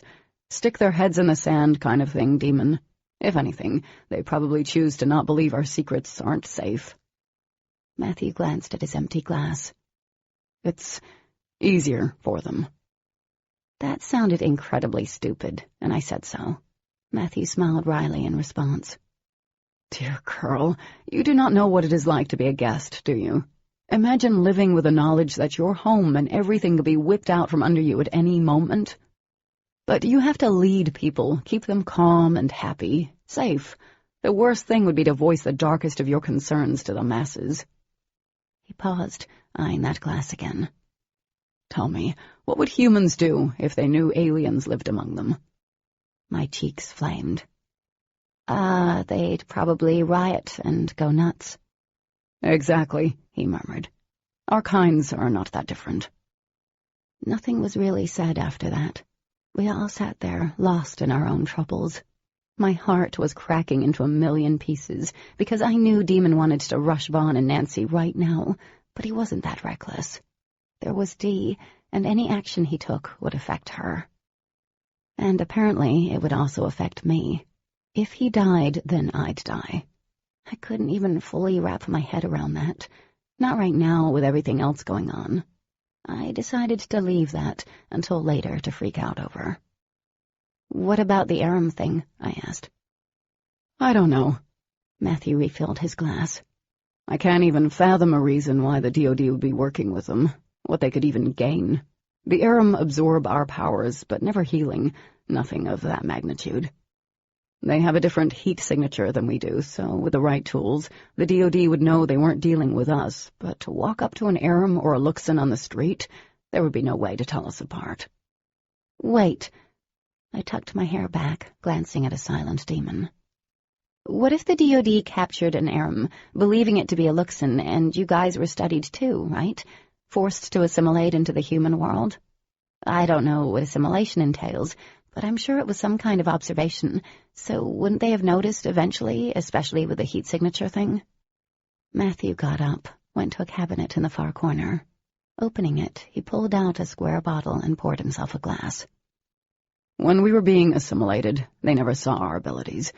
So if we work off the theory that they've known for some time, they studied our abilities on Luxon, who could never tell us that the DoD is aware what we can do. Nasha rose sharply. You're saying that those Luxon would be... Dead, he said, turning around and taking a drink. I'm not sure how much Demon has told you, but there were Luxon who didn't assimilate. They were put down, like feral animals. No stretch of the imagination to believe that they used some Luxon to study their abilities, to learn about us, and then got rid of them. Or sent them back as spies, ones who could keep an eye on the others, report back to the DoD with any suspicious activity.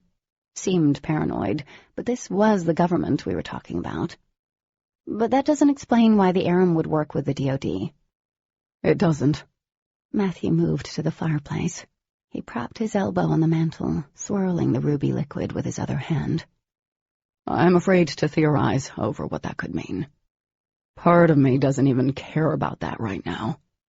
Demon finally spoke again, sounding tired. Someone betrayed Dawson. Someone had to tell the DoD. It could be anyone, Matthew said wearily. Dawson didn't try to hide his relationship with Bethany, and if anyone was watching them closely, they could have suspected something happened. We all watched them when they first got together. I'm sure some of us didn't stop. That did nothing to really calm Demon. Not that I expected it to. We left Matthew's house shortly after that, silent and stuck, somewhere between hope and despair. At my mom's car, I handed him the keys when he asked for them. I started toward the passenger side, then stopped. Turning around, I went back to him and snaked my arms around his taut body. "I'm sorry," I whispered, squeezing him tight. "We'll figure out something. We'll get him back." After a moment of hesitation, his arms wrapped around me and held me so tightly I could have molded to him. I know, he said against the top of my head, his voice firm and strong. I'll get him back, if it's the last thing I do. And part of me already knew and was afraid of what Demon was willing to sacrifice for his brother. Chapter 24. Demon didn't want his sister to know Dawson was most likely alive. I promised, mainly because I understood that imagining what was being done to Dawson right now was probably worse than thinking he was dead. Demon didn't want to share that helplessness with his sister. He was that kind of guy, and I respected him for it. But there was a rising tide of sorrow for his brother I wished I could take away. During the next couple of days, I did my training with Blake, and then, after he left, Demon and I would drive to Moorfield. Brian hadn't returned home since the night we'd seen him and Nancy with the Aram. I had no idea what Demon planned, but whatever it was, I wasn't letting him do it alone, and for once, he wasn't hell-bent on doing everything alone. On the Thursday before Christmas break, Blake and I worked on manipulating light. It was harder than freezing an object. I had to pull from within me to tap into an ability I had no real understanding of. Frustrated after hours of me not being able to produce even a spark of the deadly light, Blake looked like he wanted to run his head into a wall. It's not that hard, Katie. You have it in you. My foot tapped the floor. I'm trying. Blake sat on the arm of the recliner, rubbing his brow. You can move things easily now. This shouldn't be that much harder. He was doing wonders for my self-confidence. Look at it this way. Every cell in your body is encased in light. Picture in your mind pulling all those cells together and feel the light. It's warm. It should vibrate and hum. It's like lightning in your veins. Think of something that feels that way. I yawned. I've tried. He shot off the chair, moving faster than I'd ever seen him. Grabbing my wrist until his thumb and forefinger met, he stared into my wide eyes. You're not trying hard enough, Katie. If you can't manipulate light, then... Then what? I demanded. Blake drew in a deep breath. It's just that if you can't control the strongest part of you, there's a chance you'll never really be under control, and you'll never be able to defend yourself. I wondered if it had been this hard for Bethany. I'm trying. I promise. He let go of my wrist and ran a hand through his spiky hair. Then he smiled. I have an idea. Oh, no. I shook my head. I don't like your ideas at all. He cast a grin over his shoulder as he pulled his keys out of his pocket. You said you'd trust me, right? Yeah, but that's before you threw a knife at my chest and caught my fingers on fire. Blake laughed, and I scowled. None of that was funny. I'm not doing anything like that. I think we just need to get out of here. Go grab something to eat. Wary, I shuffled from one foot to the next. Really? That doesn't sound like a bad idea. Yeah, why don't you grab a jacket and we'll get some food? Lately, I was always hungry, so the prospect of greasy food sealed the deal. Grabbing my chunky sweater, I slipped it on and followed Blake out to his truck. It wasn't as huge as the ones the guys drove around here, but it was nice and brand spanking new. What are you in the mood for? He clapped his hands together, warming them up as the engine roared to life. Anything that will cause me to gain 10 pounds. I buckled myself in. Blake laughed. I know just the place. Pressing against the seat, I decided to ask the question that had been plaguing me since Demon and I talked to Matthew. What happened to the Luxon who healed you? His hand clenched the steering wheel until his knuckles bleached. I don't know. And not knowing kills me, Katie. I'd do anything to find out. I stared at him as sadness crept into me. Since Blake was here, his friend had to be alive. Most likely the DOD had him. I started to say something about it, but stopped. Lately, I'd started to feel more and more weird around Blake. I couldn't put my finger on it, and maybe it was just a matter of Demon repeating it every chance he got, but I didn't trust Blake as much anymore. Why do you ask? He glanced at me, face drawn tight. I shrugged. I was just curious. I'm sorry about what happened. He nodded, and neither of us said anything for a while. It wasn't until we passed the exit from Moorfield that I started to get nervous. Is it safe for us to go this far? The rocks only have a 50-mile radius, right? That's just a guesstimate. We'll be fine. I nodded, unable to shake the sudden dread curling around my insides. Each mile farther Blake took me from home, I started to get antsy. The Aram were obviously around, could even know who we were, since it looked like they might be in cahoots with the DOD. This was reckless, even stupid. Running my hands over my jeans, I stared out the window as Blake hummed along to a rock song. I reached into my purse and pulled out my cell. If we were really within the shelter of the Beta Quartz, Blake should be cool with me letting Demon know. You're not one of those girls who has to tell her boyfriend every move she makes, are you, Katie? Blake nodded at my phone and smiled, but the humor never reached his eyes. Besides, we're here anyway. I wasn't one of those girls, but... He pulled into the parking lot of a little joint that boasted the best wings in West Virginia. Christmas lights decorated their pitch-black windows.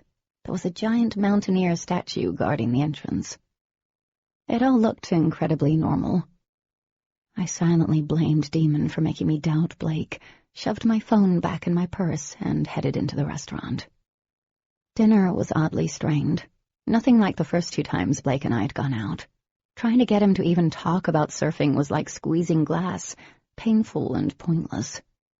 I talked about how much I missed blogging and reading, while he texted away on his phone. Or played a game, I couldn't be sure. Once I thought I heard a pig oink. Eventually, I stopped talking and focused on ripping the skin off my wings. It was past 6, and we'd been sitting at the little table going on our 3rd soda refill when I couldn't deal with this anymore. "Are you ready?" Just a few more minutes. This was the 2nd set of just a few more minutes. I sat back, blowing out a long breath, and started counting the red squares on some dude's flannel jacket. I'd already memorized the Christmas song they'd been playing over and over. I glanced at Blake. "I'm really ready to go home." Annoyance flared in his hazel eyes, turning the flecks of brown dark. "I thought you'd enjoy getting out and just chilling." "I am, but we're sitting here and not even talking to each other while you play some pig-poking game on your phone. Seriously, not a fun time for me." He propped his elbows on the table and rested his chin in his hands. "What do you want to talk about, Katie?" My irritation rose at his tone.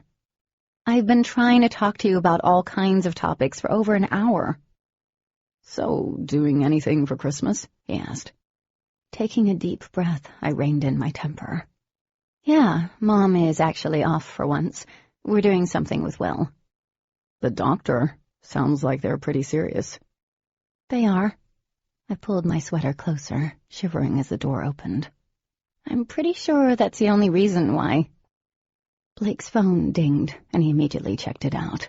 Annoyed, I clamped my mouth shut and stared at the empty table behind him. "You ready?" he asked. "Thank freaking God."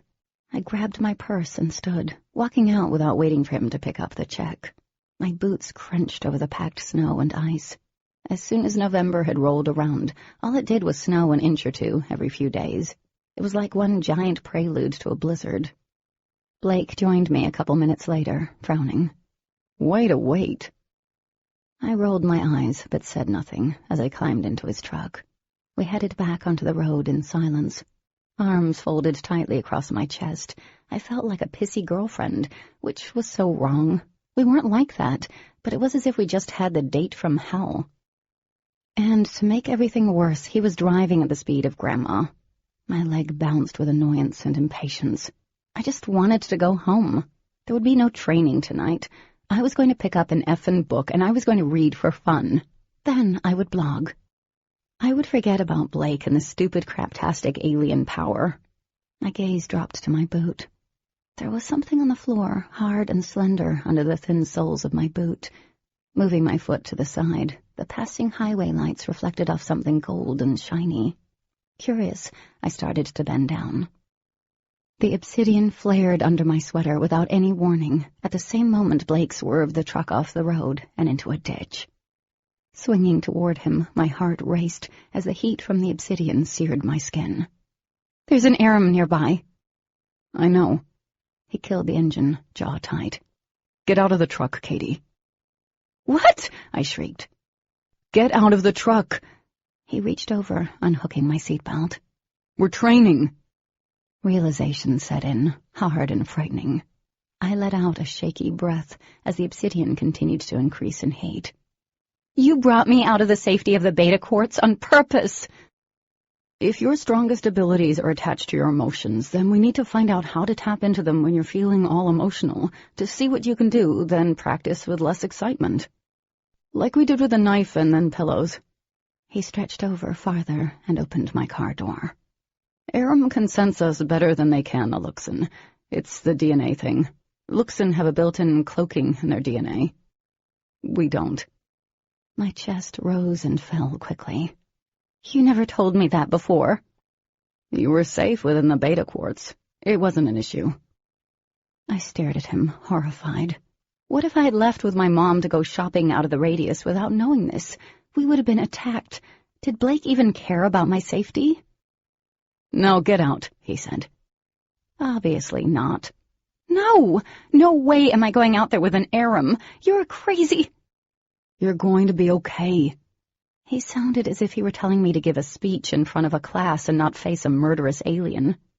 I'm not going to let anything happen to you. Then he got out of the car, disappearing into the thick tree line and leaving me alone in the truck. Too stunned to move, I stared at the encroaching darkness. I couldn't believe he'd done this. If I survived tonight, I was going to kill Blake. An inky shadow glided over the road and followed the trail Blake had walked into the woods. A burst of light exploded, filling up the sky, but was quickly snuffed out as I heard Blake's pained scream. Scrambling out of the truck, I slammed the door shut and squinted into the darkness. "Blake?" After several moments of no answer, panic clawed up my throat. "Blake!" I stopped at the edge of the woods, wary to enter them. Clutching my sweater close, I shivered as an unnatural silence settled around me. Screw this. Turning around, I headed back to the truck. I'd call my mom. I'd even call Demon. There was no... A shadow pooled in front of the passenger door before I could take another step. Dark and oily, it built onto itself until an outline of a man blocked my path. "Crap," I whispered. It took the form of a human male, a startling resemblance to the one we'd seen outside of Vaughn's house. "Hello, little one. Aren't you something special?" Spinning around, my sweater flapped like wings behind me as I took off. I ran fast, faster than I'd ever run before. So fast that the little flakes of snow the biting wind pelted against my cheeks felt like tiny pebbles. I wasn't even sure my feet were touching the ground. But no matter how fast I ran, the Aram was faster. A dark, murky shade appeared beside me and then in front of me. Sliding across snow and ice, I grabbed for my obsidian, ready to shove the point into whatever part my hand landed on. Anticipating the move, an arm took form and swung out. It caught me in the stomach. Up in the air I went, landing on my side. Jarring pain shot through my bones. I rolled onto my back, blinking snow from my lashes. Now I knew why Demon was so adamant against me running out and fighting the Aram. I'd just got my ass kicked, and the fight hadn't even started. A dark, insidious shadow crept into my vision.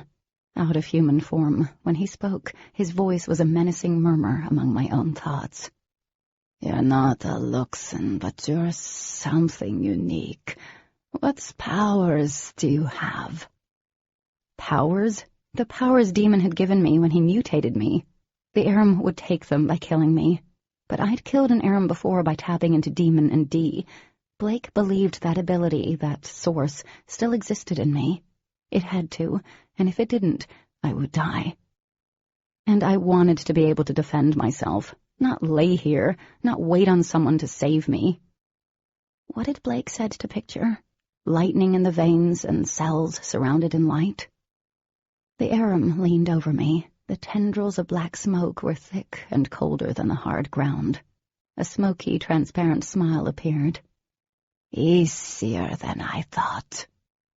I squeezed my eyes shut and pictured every weird cell I'd ever seen in bioclass surrounded by light, and I thought about that one moment, that first time I'd ever felt lightning in my veins. I held onto the image as the first brush of the Aram's cold fingers swept over my cheek. I latched onto the swamping, red-hot lava coursing through my veins. It started with a crackle. A small light burned behind my eyelids. A strange feeling spread down my arm, scalding hot. The light behind my eyes was red-white. The source of the power was utterly destructive, shattering in its complexity. I could feel it burning through my veins, whispering 100 promises. It called to me, welcomed me home. It had been waiting, wondering when I would heed its call. Wind whipped the snow out from underneath me as I rose. When I opened my eyes, the Aram was gliding back, shifting between human and Aram. I was on my feet now, barely breathing. I could feel it, and it was exciting and terrifying. Every nerve in my body came alive and tingled in anticipation. It wanted to be used, this power. It seemed like the most natural of all things. My fingers curved inward. The world around me was lit in red and white. "Destroy!" The arum shifted back into its true form, spreading out and endless like the night sky. There was a snapping sound coming from inside me, and the source rushed from my fingertips, slamming into the arum at an alarming speed. He spun into the air, but the source followed him. Or I made it follow him. But he was shifting forms so quickly, it was dizzying. He froze, and then shattered into a million thin shreds of glassy shadows. The obsidian cooled against my skin. "Perfect," Blake said, clapping his hands together. "That was freaking unbelievable. You killed an arum with one shot." Waves of electricity returned to me, and the red-white haze faded away. When the source left, so did most of my energy. I turned to Blake, feeling something else replace the void the source had left behind. You left me alone with an arum." "Yeah, but look at what you did." He strode forward, grinning at me like I was the prized pupil. "You killed an arum, Katie. You did it all by yourself." I took a breath, and it hurt. Everything hurt. What if I hadn't been able to kill the arum? Confusion marked his expression. "But you did." I stepped back, winced, and realized my pants were soaked and clinging to my chilled, chafed skin. What if I couldn't do it? Blake shook his head. Then I would have died. My hand shook as I placed it on my hip. My entire backside throbbed from the fall. Do you even care? "Of course I do." He moved forward, placing his hand on my shoulder. I yelped as sparks of pain shot straight down my arm. Don't touch me. In a flash, the confusion was gone and replaced by anger. "You're overreacting when you should be celebrating. You did something amazing. Don't you understand that? No one kills an arum in one blast." I don't care. I started limping back toward the car. I want to go home. "Katie, don't act like this. Everything's fine. You did—" Just take me home, I screamed, close to tears, close to completely shutting down, because there was something wrong with him. I just want to go home. Chapter 25. Running late to Trig on the last day of classes before break, I eased into my seat and winced. There was a good chance that I'd broken my butt last night. Sitting was extremely painful. Lessa raised a brow as she watched me struggle to get comfortable. "Are you okay?" Demon asked, causing me to jump a little. "Yeah," I breathed out, as I carefully turned halfway, surprised that he hadn't poked me. "Just slept wrong." His eyes were sharp. "Did you sleep on the floor or something?" I laughed dryly. "Feels like it." Demon stopped me from turning around. "Cat." "What?" Unease crept through me. When he looked at me like that, I felt exposed to the core. "Never mind."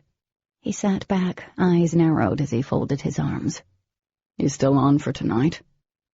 Biting my lip, I nodded and made a mental note to pick up some energy drinks on the way home. When I'd gotten back last night, I brutalized Mom's secret chocolate stash. It did nothing to help replenish my energy. Easing back around, I gritted my teeth and ignored the flare of pain. It could be worse. I could be dead right now. Sitting in the seat during class sucked to the nth degree. My body ached from hitting the cold, hard ground last night. The only reprieve I had was that Blake wasn't in bio, and I wasn't sure how to feel about that. I'd lain awake last night, replaying everything that had happened. Would Blake have let me get seriously hurt or die if I hadn't been able to use the source to take out the arum? I didn't have an answer, and that troubled me. Walking out of bio, Matthew called out to me. He waited until the class was empty before speaking. "How are you feeling, Katie?" "Good," I said, surprised. "You?" Matthew smiled tightly as he leaned against the corner of his desk. "You looked like you were in pain during class. Hopefully my lecture wasn't that bad." I flushed. "No, it's not your lecture. I slept wrong last night. Now I'm all achy." He looked away. "I don't want to keep you, but how is—" Now I understood why he'd really stopped me. I glanced at the open door. Demon's okay. I mean, he's as okay as he can be, I guess. Matthew closed his eyes briefly. That boy is like a son to me. Both he and Dee are. I don't want to see him doing anything crazy. He won't, I told him, wanting to reassure the man. And I also didn't want Matthew knowing that Demon was stalking Vaughn. Doubted that would go over well. I hope so. Matthew looked at me, eyes bloodshot. Some things are best left unknown, you know? People search for answers, and they don't always like what they get. Sometimes the truth is worse than the lie. He turned back to his desk, messing with a stack of papers. I hope you sleep better, Katie. Realizing I'd been dismissed, I left the class weirded out to the max. Was Matthew drinking while at work? Because that was the strangest conversation I'd ever had with him. And it was the longest conversation alone with him. At lunch, I joined my friends and tried to forget about last night. Watching Dee and Adam make out was a good distraction. During the rare moments her mouth wasn't attached to his, she talked about this weekend and Christmas. Whenever she looked at me, though, there was a sadness in her eyes. A gulf had developed between us, and I missed her. I missed my friends so much. When classes were over, I headed to my locker to grab my English book, since there was a paper due once school started back up. Just as I shoved it into my backpack, I heard my name. I looked up, tensing when I saw Blake. Hey, you weren't in bio. I came in late today, he said, leaning against the locker beside me. I'm not going to be able to do any practice tonight or during Christmas break. I'm visiting some family with my uncle. Sweet relief flooded my system, leaving me dizzy. After last night, I wasn't sure I wanted to continue training with Blake, despite my need to be able to defend myself. Now just wasn't the time to talk about any of that. That's okay. I hope you have fun. There was a distant, closed-off look in his eyes as he nodded. I cleared my throat. Well, I'm going to get going. See you when... Wait. He stepped closer. I wanted to talk to you about last night. I closed my locker door when I wanted to slam it shut. What about it? I know you're pissed. Yeah, I am. I faced him. Could he really not understand why I was mad? You risked my life last night. What if I didn't use the source? I'd be dead now. I wouldn't have let him hurt you. Sincerity filled his words and eyes. You were safe. The bruises up and down the side of my body are telling me I got hurt. He blew out an exasperated breath. I still don't get why you're not happier about this.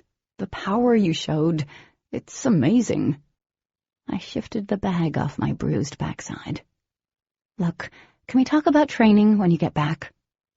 He looked like he wanted to argue, because those green flecks in his eyes deepened and churned, but he turned his cheek and let out a harsh breath. I wanted to be out of this school, to be home in my bed, and to be away from him. Away from this boy I'd once believed was normal, once believed wanted to help me because we were alike, and now I wasn't sure if he really cared if I survived any of his training techniques at all. Changing into a pair of loose sweats and a thermal when I got home, the first thing I did after that was take a nap, and I slept most of the evening away. Mom was gone when I got up, and I scrounged together a sandwich and then gathered all the books I'd gotten in the last month. I stacked them beside my laptop and was in the process of getting my webcam to not zoom up my nose when I felt the familiar tingles like a warm breath on the back of my neck. I glanced at the clock. It wasn't even 10 o'clock yet. Sighing, I got up and went to the front door, opening it before Demon could knock. He stood there, his hand raised in midair. I'm really beginning to dislike the fact that you know when I'm coming, he said, frowning. I thought you loved it. It enables you to be such a great stalker. I've already told you, I don't stalk you. He followed me into the living room. I use it to keep an eye on you. There's a difference. I sat on the couch. Demon sat right beside me, his thigh pressing against mine. There is a difference. Sometimes your logic scares me. I wished I'd changed into something else. He was just in jeans and a sweater, but he looked good. And my thermal had little strawberries on it. Embarrassing. So what are you doing over here so early? Leaning back against the cushions, he was even closer than before, smelling of a crisp autumn morning. Why, oh why did he have to always get so close? Bill didn't come by tonight. I tucked my hair back behind my ear, ignoring the mad rush of the desire to climb into his arms. No, he had something to do with family. His eyes narrowed on the laptop. What are you doing? Making another one of those videos? I was planning to. I haven't done one in a while, but then you showed up. Plan ruined. He grinned. You still can film one. I promise I'll behave. Yeah, not going to happen. Why not? He raised his hand, and the book on the top of the pile shot toward him. Hey, I have an idea. I could pretend to be him. What? I frowned as he showed me the blonde guy on the cover. Wait, you don't mean... Demon shimmered out, and in his place was the exact replica of the cover model, right down to the curly lock of blonde hair, baby blue eyes, and brooding stare. Wow, such a pretty boy. Hello there. Oh my God. I poked his golden cheek. Real? I laughed. You can't do that. People would freak. But it would definitely get a lot of attention. He winked. It would be fun. But this cover model, I took the book from him and waved it around, is a real person somewhere. He'd probably be curious how he ended up in my mailbox video. His full lips pouted. You do have a point. The cover model faded out, and Demon reappeared. But don't let that stop you. Go ahead and film. I'll be like your assistant. Trying to determine if he was being serious or not, I stared at him. I don't know about this. I'll be completely quiet. I'll just hold books for you. I don't think you have the ability to be completely quiet, ever. I promise, he said, grinning. This would probably end up disastrous, but the idea of him being in the video had me all giddy and amused. I adjusted the webcam so he was included in the picture and pressed record. Taking a deep breath, I started to do my blog. Hi, this is Katie from Katie's Crazy Obsession. Sorry for such a long absence. School and... My eyes darted to Demon for a fraction of a second. Stuff have gotten in the way, but anyway, I have a guest. This is... Demon Black, he answered for me. I'm the guy she lays awake at night and fantasizes about. My cheeks flushed as I elbowed him back. And that is so not the truth. He's my neighbor. And the guy she's completely obsessed with. I forced a weak smile. He's very egotistical and likes to hear his voice, but he's promised to stay quiet, right? He nodded and smiled angelically for the camera, but his eyes stirred with amusement. Yep, this was a bad idea. I think reading is sexy. Demon smiled at himself. My brows inched up my forehead. Do you now? Oh, yes, and you know what else I think is sexy? He leaned forward, so his entire face filled the picture, and nodded his head toward me. Bloggers like this. Hot. Rolling my eyes, I smacked his arm. Get back, I whispered.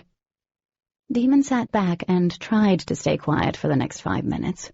He handed me each book, unable to refrain from making a comment and taking my whole recording hostage. Like, this guy looks stupid. Or, what's the obsession with fallen angels? And my favorite was when he held the book in front of my face and said, This Reaper dude sounds like my kind of guy. He gets to kill people for a living. At the end of the recording, I couldn't even hide the stupid grin plastered on my face. And that's it for today. Thanks for watching. Demon practically knocked me over to get in one last comment. Don't forget, there are cooler things out there than fallen angels and dead guys. Just saying. He winked. I pictured an entire legion of females swooning. Pushing him aside, I winced and clicked the off button on the webcam page. You like seeing yourself being recorded? He shrugged. That was fun. When do you do another? Next week, if I get more books. More books. His eyes went wide. You have like 10 books you just said you haven't read. Doesn't mean I won't get more books. I smiled at his incredulous expression. I haven't been able to read a lot lately, but I will, and then I won't be out of anything new to read. You haven't had time because of him, and that's ridiculous. He looked away, jaw working. Reading is something you love. So is blogging, and you've completely dumped those things. I have not. You're such a little liar, he shot back. I've checked out your blog. You've done 5 posts in the last month. My jaw hit the floor. You've been stalking my blog, too? Like I said before, I'm not stalking. I'm just keeping an eye on you. And like I said before, your reasoning is faulty. I bent forward, closing my laptop. You know what I've been doing. It pretty much soaks up my time. What the hell? He exploded, grabbing the back of my thermal and tugging it up. Hey! I twisted around, ignoring the fresh spike of pain. What are you doing? Hands off, mofo. He looked up, eyes glowing with a hint of desperation and vengeance. Tell me why your back looks like you fell out of a 2-story window. Oh, crap. Standing, I headed toward the kitchen to get some space. Demon was right behind me as I grabbed a Coke out of the fridge. I fell in training with Blake. It's not a big deal, though. Sounded believable, and the truth would send him into a murderous rage that right now no one wanted. And Demon didn't need something else to stress over. I told you I slept wrong because I figured you'd make fun of me. Yeah, I would have made fun of you a little bit. But Jesus, Cat, you sure you didn't break something? Not really. I'm fine. Concern etched into the lines of his face as he followed me around the table, eyes unflinching. You've been hurting yourself a lot lately. Not really. You're not clumsy, kitten. So how does this keep happening? He advanced forward, moving like a predator about to pounce. Suddenly, I wasn't sure what was worse, him moving at the speed of light or with slow, calculated steps that sent a shiver down my spine. I tripped in the woods the night I first found out about you, I reminded him. Nice try. He shook his head. You were running full out in the middle of pitch-black woods. Even I'd... He winked. Well, maybe not me, but normal people would trip then. I'm just too awesome. Well, God, he was full of himself. It looks like it hurts. It does a little. Then let me fix it. He reached out, fingers blurring. Wait, I backed up. Should you be doing that? Healing you can't hurt, not at this point. He tried to touch me again, but I knocked his hand away. I'm just trying to help. I'd cornered myself.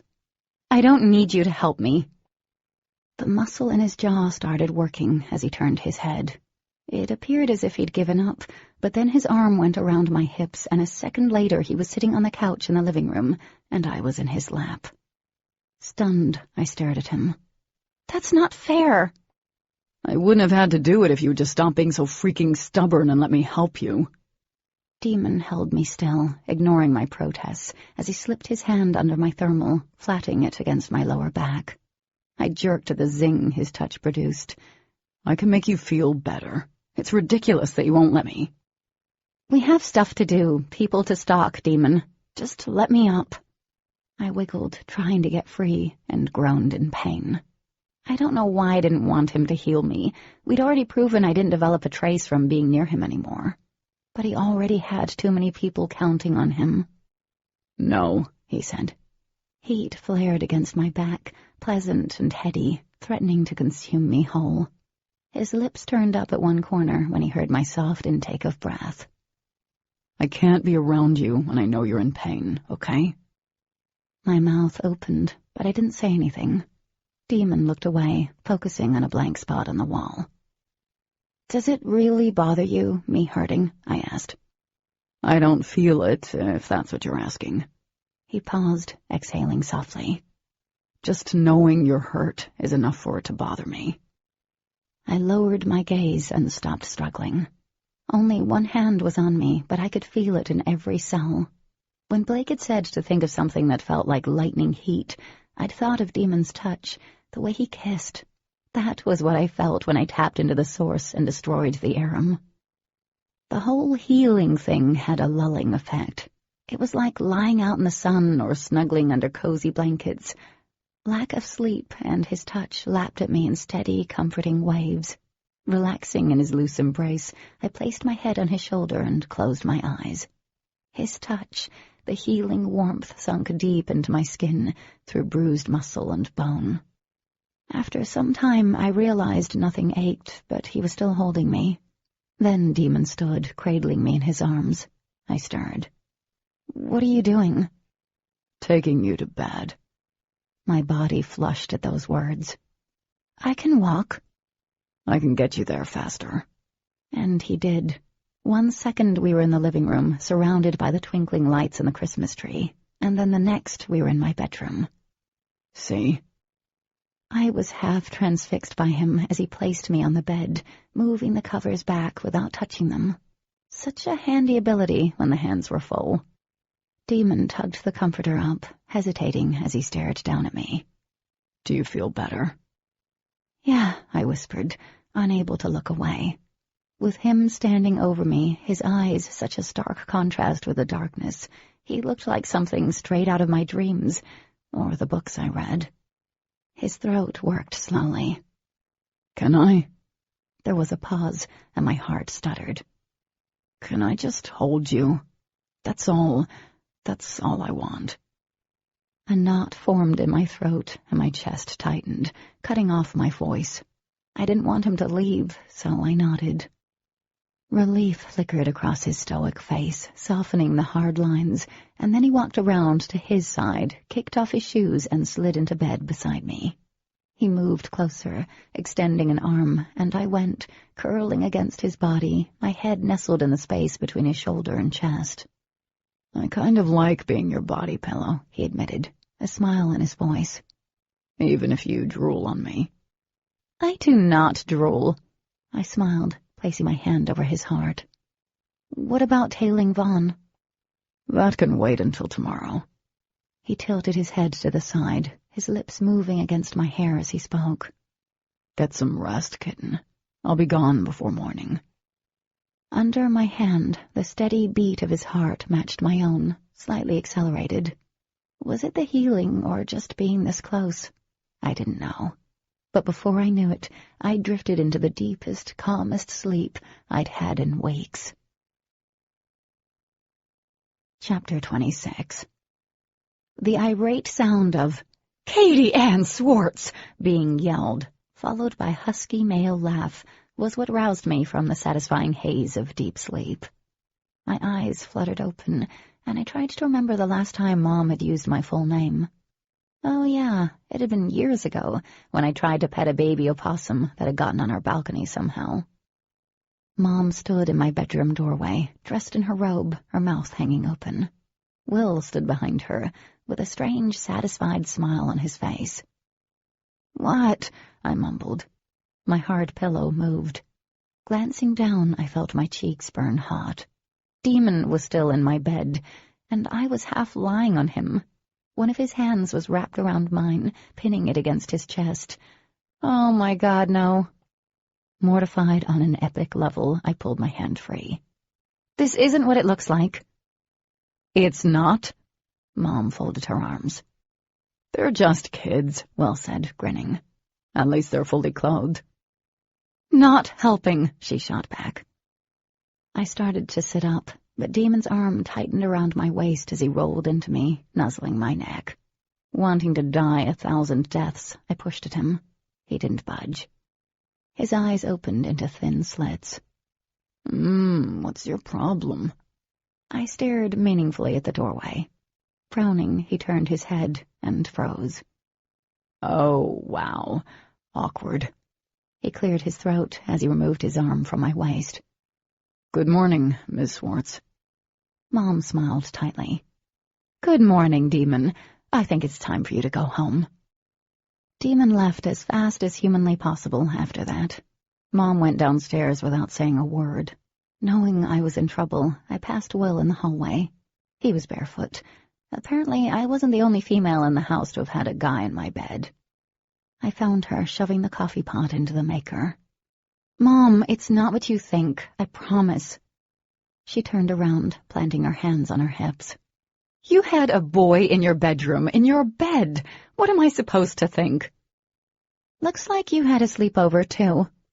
I fixed the pot so it wasn't half out of the maker. I'm the adult here. I can have whomever I want in my bed, young lady. Will laughed from the doorway. I have to disagree with that. I'm hoping I'm the only one in your bed.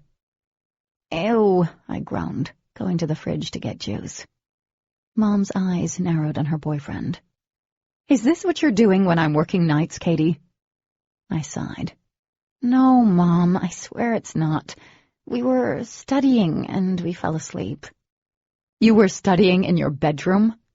She smoothed some of the mussed hair back from her face. I've never had to set rules with you before, but I see there need to be some established. "Mom," I groaned, glancing at Will. "Come on." There will be no boys in your bedroom, ever. She pulled the creamer out. There will be no boys staying the night in any part of this house. Sitting down, I sipped my OJ. "Can you stop referring to boys in the plural? Jeez." She poured herself a cup of coffee. Blake is here all the time, and then there's Damon. So yes, it's boys in the plural sense. I bristled. "Neither of them is my boyfriend." Is that supposed to make me feel better about one of them being in your bed? She took a drink of her coffee and then scrunched up her nose in distaste. Honey, I've never had to worry about you doing anything stupid. I stood and handed her the sugar she forgot. "I'm not doing anything stupid. Nothing is happening with either of them. We're just friends." She ignored the last statement. I can't be here a lot, and I have to trust you. Please tell me that you're being safe. "Oh my God, Mom, I'm not having sex."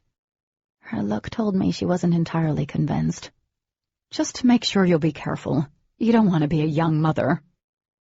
"Oh, dear God," I whispered, hiding my face behind my hands. And I am concerned, she continued. First it was Demon, then you seem to have started seeing Blake, but now... "I'm not seeing either of them," I said, for what felt like the 100th time. You two did look very close. Will propped a hip against the sink, watching us. You and Demon. "This really isn't any of your business," I said, angry that he was here for such a private and excruciatingly embarrassing conversation. Katie, Mom snapped. Will laughed it off. No, it's okay, Cal. She's right. This isn't my business. But there does seem to be some history between you two. For a moment, his smile reminded me of someone. Fake, plastic. Nancy Husher. I shuddered. God, I was paranoid. "We're just friends." Friends who hold hands while sleeping? I glanced at my mom, but she was busy studying the inside of her chipped cup. Feeling overly exposed, I folded my arms around me. "I'm sorry, Mom, for upsetting you. It won't happen again." I hope not. She washed out her coffee cup, wearing a slight frown. The last thing I want right now is a grandchild. Done with this conversation, I squeezed past Will and went into the living room. Gah, my mom thought I was making babies. Even I was disturbed by that thought. Grabbing my backpack off the floor, I dragged it to the couch. When I looked up, I saw Mom and Will in the hallway. He was whispering something to her, and she laughed softly. Before I could look away, he kissed her, but our eyes locked. Hours later, Will was still in the house. My house, not his. Was this how my Saturdays would be when Mom was off? Watching the two of them working on crossword puzzles in between making out? I wanted to claw my eyes out. The way he stared at me made my skin feel like 1,000 dirty roaches were crawling under it. It had to be my paranoia, but I couldn't shake the ugh factor. I checked my blog real quickly and found that I had over 20 comments on my IMM. Curious for the sudden comment love, I scrolled through them. Some of them gushed over the books I had. Others gushed over the boy who'd been sitting beside me. Damn it, he'd hijacked my blog. Putting in earbuds, I listened to some tunes while reading my English assignment. Mom appeared some time later, and I tugged out the buds, hoping we weren't going to have another sex conversation, especially when I knew Will was right in the kitchen, making himself at home. Honey, Dee is here to see you. Then she walked over and flipped my textbook shut. And before you say you're busy or have plans with a boy, you need to get up and go talk to her. I took the last bite of my cold Pop-Tart and frowned. Okay. She pushed back her side-swept bangs. You can't spend every waking second studying and hanging out with Blake or whomever. Or whomever? Like I had this long list of boys. I sighed as I stood. Before I left the room, I caught her staring at the Christmas tree, and I wondered what she was thinking. Dee was waiting outside, a vision in white. It took me a few seconds to realize the white sweater she wore had blended into the background. It was snowing heavily, so much so I could barely see the tree line a few yards away. "Hey," I said lamely. She blinked, and her eyes immediately darted from my face. "Hey," she responded with forced enthusiasm. "I hope I'm not bothering you." I leaned against the door. "Well, I just started my English paper. Wanted to kind of get that out of the way." "Oh." Her pink lips turned down. "Well, it's going to have to wait. We're going to watch a movie." I stepped back. With everything that was going on and all the lies, being around Dee was hard. "Maybe some other time, because I'm really busy. How about next weekend?" I didn't wait for an answer. I started to shut the door. Dee did the super speed crap and pushed the door back open. She looked like an angry little pixie. "That was extremely rude, Katie." I flushed. I couldn't deny that, and still, it obviously hadn't driven her away.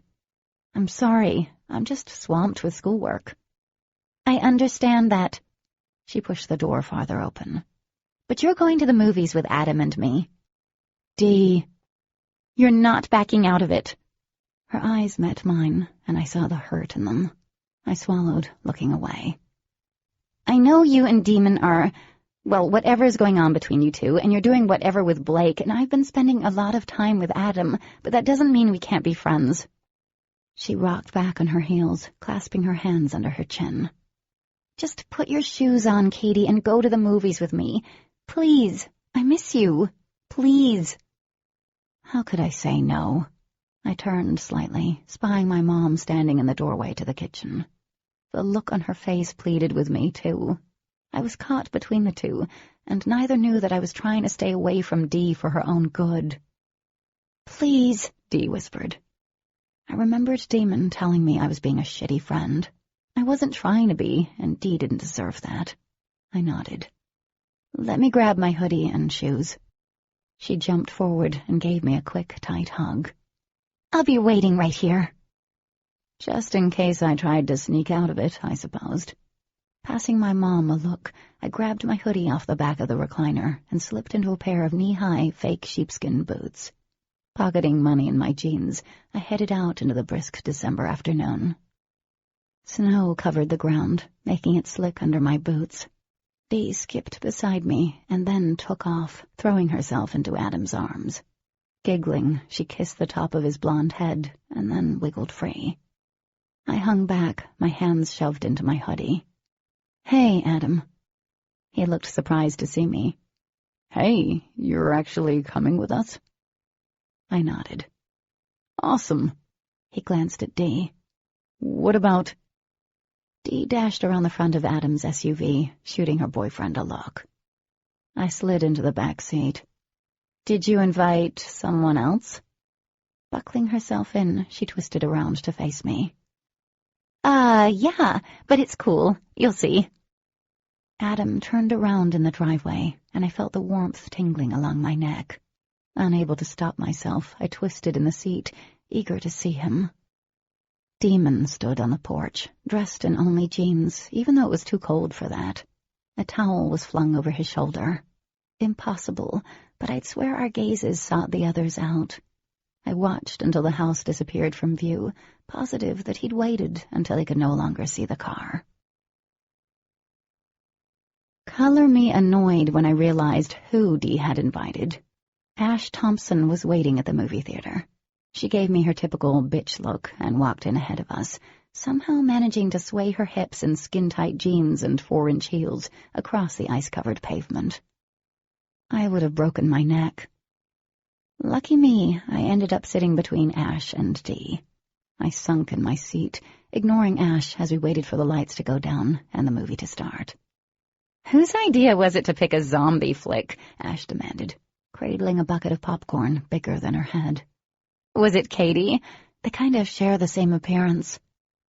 "Ha ha," I muttered, eyeing her popcorn.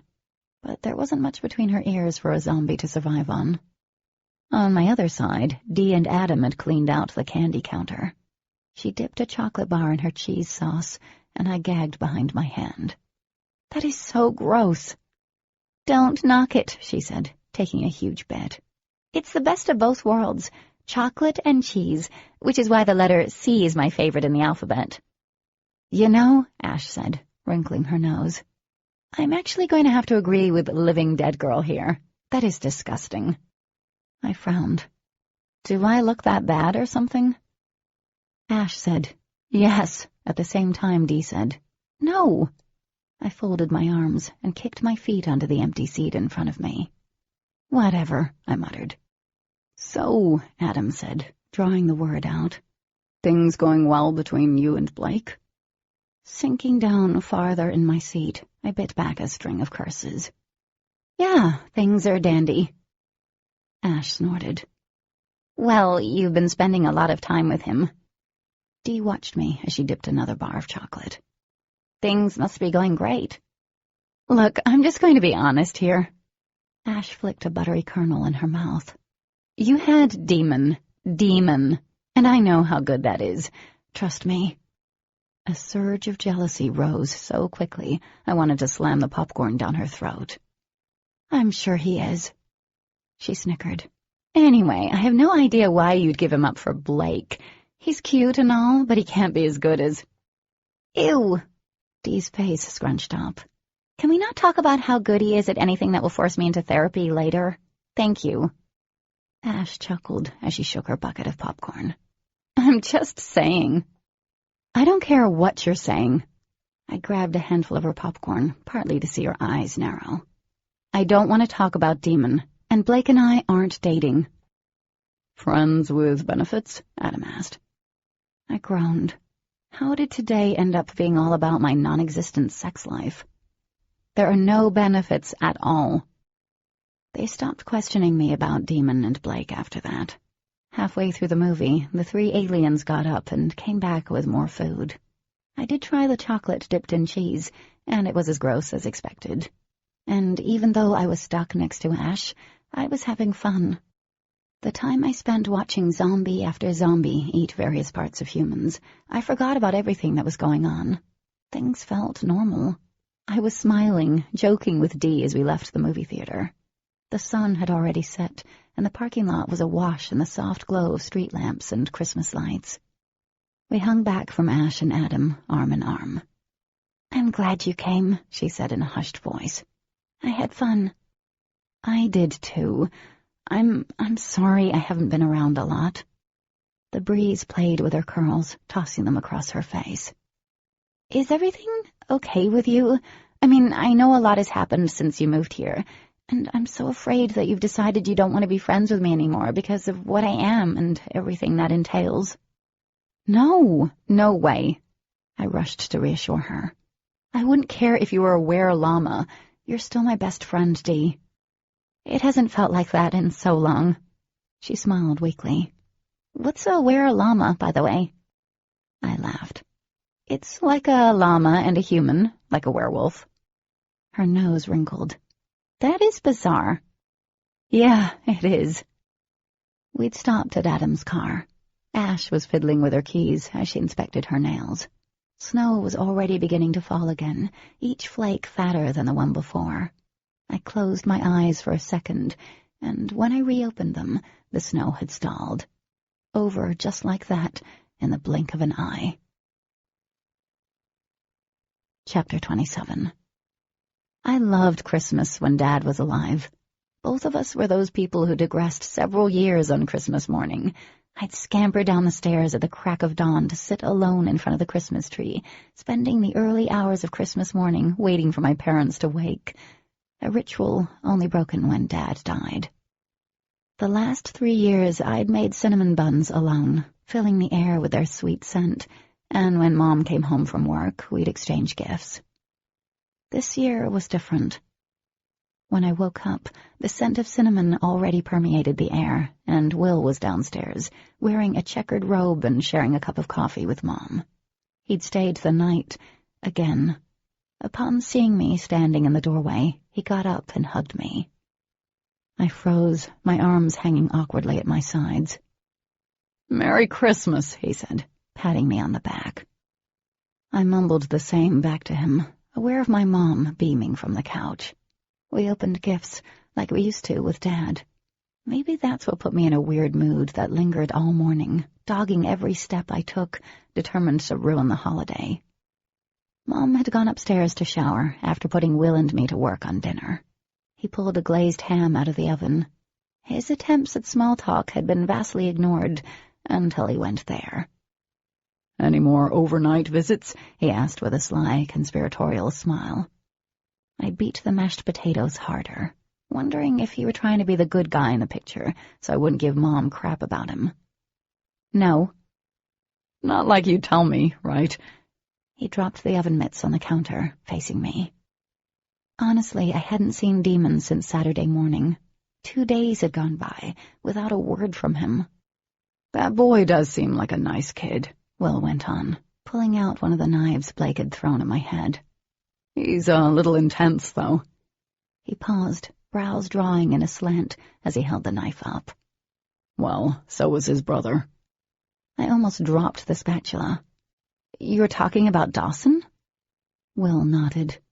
"He was the more outgoing of the two, but just as intense.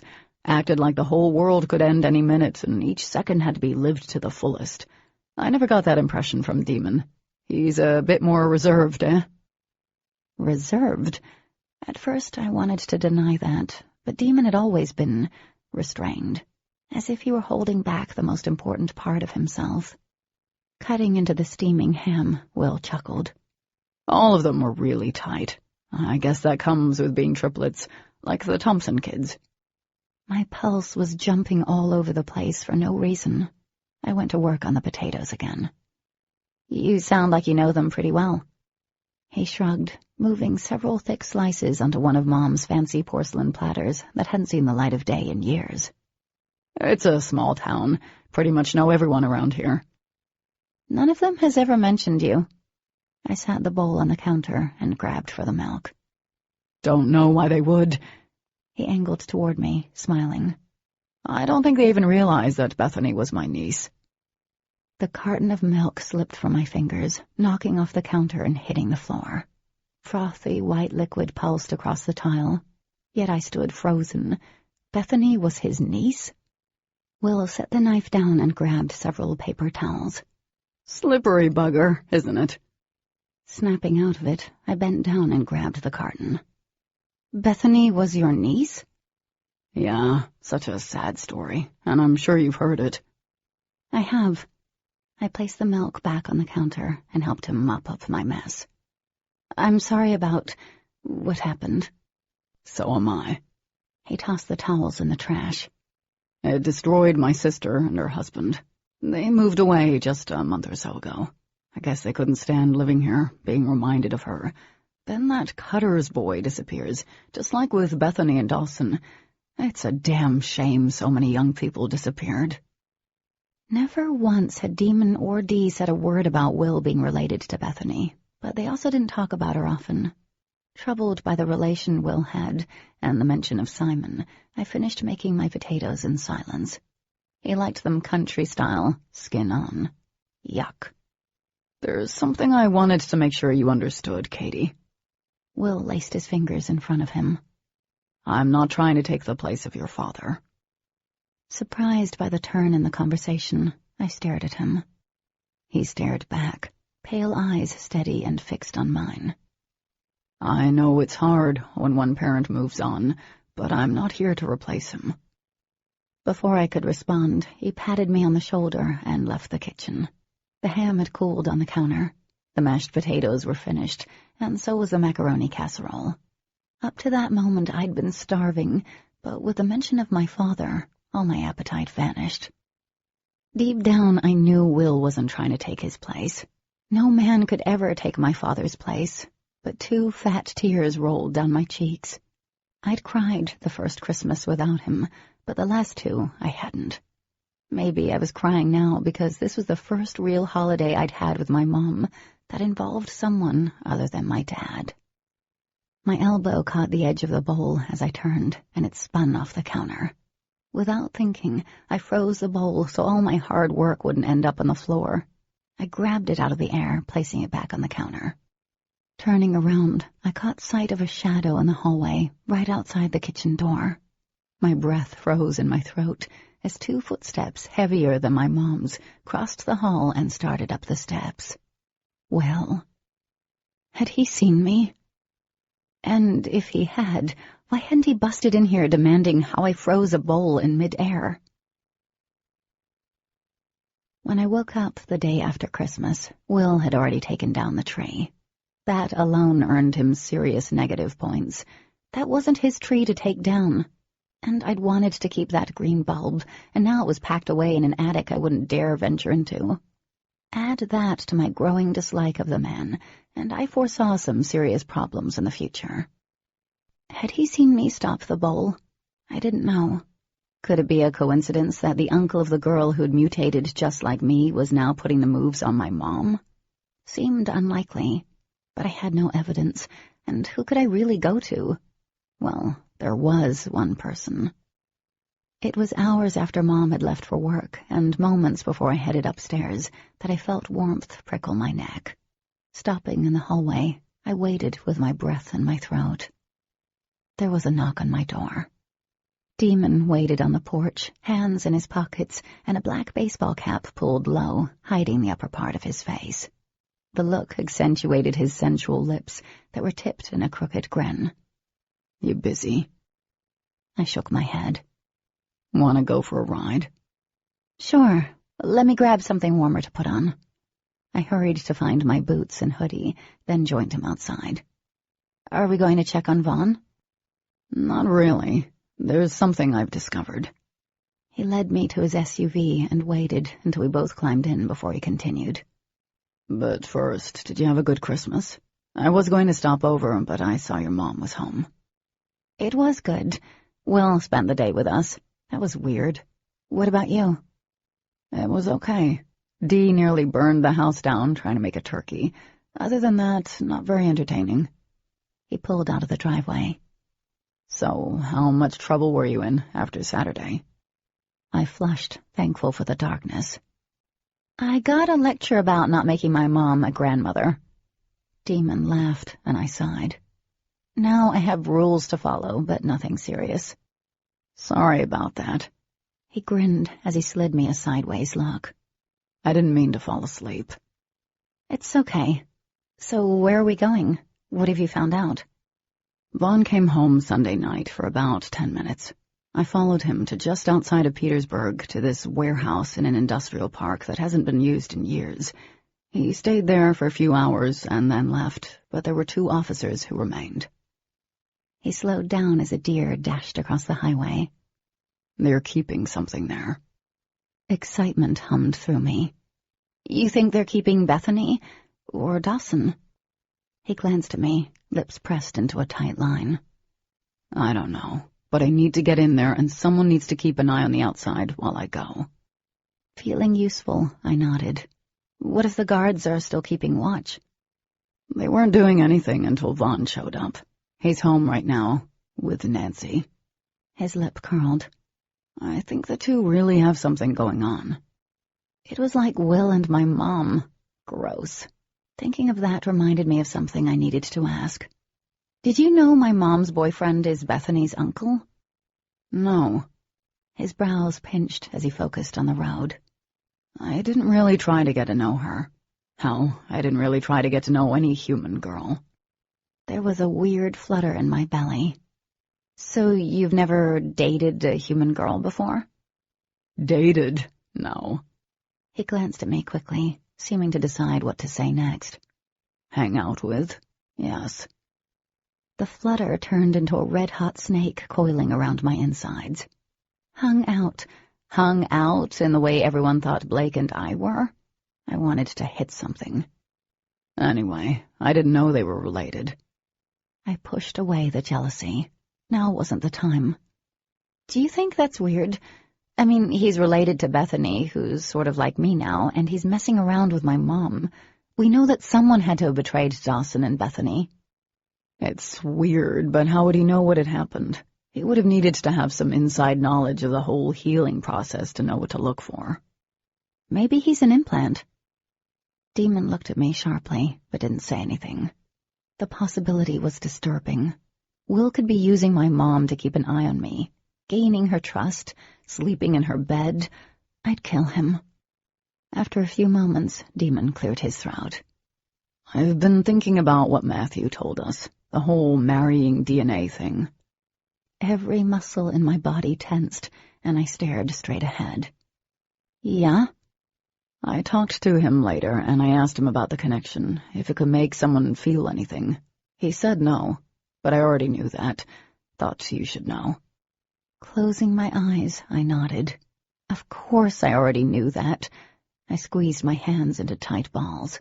I almost told him I knew, but bringing up Blake would really mar the moment. What about the whole you die, I die thing? What about it? He responded, eyes on the road. There isn't anything we can do about that, other than not getting ourselves killed. There's more to it than that, I said, watching the rolling, white-tipped hills go by.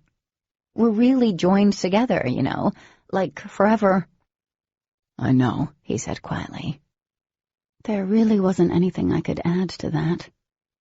We arrived at the abandoned industrial park near midnight, driving past it first to make sure there were no cars around. There were 3 buildings clustered together near a field covered in white. One was a squat, 1-story brick building, and one in the middle was several stories high, large enough to store a jumbo jet. Demon pulled behind one of the buildings, parking the SUV between 2 large sheds, with the front facing the only entrance. He turned to me, killing the engine. I need to get in that building. He gestured at the tall one. But you need to stay in the car while I do this. I need eyes on the road, and I don't know what's waiting in there. Fear pinched my stomach. What if someone is in there? I want to go with you. I can take care of myself. You need to stay in here where it's safe. But... No, Kat, stay here. Text me if anyone comes in. He reached for the door. Please. Given no other choice, I did nothing as Demon slid out of the car. Twisting in my seat, I watched him disappear around the side of the building. I let out a breath I didn't know I'd been holding and faced the front, keeping my eyes trained on the main road. What if Bethany was in there? Hell, what if Dawson was in there? I couldn't even wrap my brain around that and what it would mean. Everything would change. Rubbing my hands together, I leaned forward and watched the road. My thoughts kept going back to Will. If he was the implant, then I was so screwed. He'd most likely seen me use my abilities, but if he was the implant, then why hadn't he contacted the DOD immediately? Something didn't add up with that theory. My breath started to make little puffs of clouds in the rapidly cooling interior. Only 10 minutes had passed, but it felt like forever. What was Demon doing in there? Sightseeing? I shifted, trying to keep warm. Off in the distance, I saw 2 headlights piercing the dark. My breath held. Please go by, please go by. The vehicle slowed as it neared the entrance to the industrial park. My heart raced as I realized it was a black expedition. Crap. I pulled my phone out of my pocket and sent Demon a quick text. Company. When he didn't respond and I didn't see him heading out of the warehouse, I started to get anxious. The expedition had disappeared from view, most likely parking in the front. I turned in the seat, gripping the leather until my fingers ached. No, Demon. I wasn't about to let fear or his misguided attempts to keep me safe stop me from helping Demon. Dragging in a cold breath of air, I opened the door and quietly shut it behind me. Keeping to the shadows, I crept to the corner of the building, passing padlocked bay doors. There were no windows, just a steel door I had no hope of getting open after I tried the lock. Above the door there was something embedded in the brick, round and glossy in the moonlight, but too dark to make out the color. Glancing back at the bay doors, which were perfect for unloading cargo, it also had a round object embedded over the doors. I crouched at the edge of the building, craning my neck to see around the side. The path was clear. Not quite relieved, I continued around the corner, keeping close to the side. Up ahead, I saw another door. Was that where Demon had gone? Biting my lip, I crept closer to the entrance. Out of the corner of my eye, I saw movement. Holding my breath, I flattened myself against the building as two men dressed in all black came around the front, talking softly. The orange glow of a cigarette flared, and then it flickered through the air, fading out when it hit the ground. I was trapped. Stark terror forced the air out of my lungs so quickly it left me dizzy. My muscles locked as I turned my head to the side. The taller man, the smoker, looked up.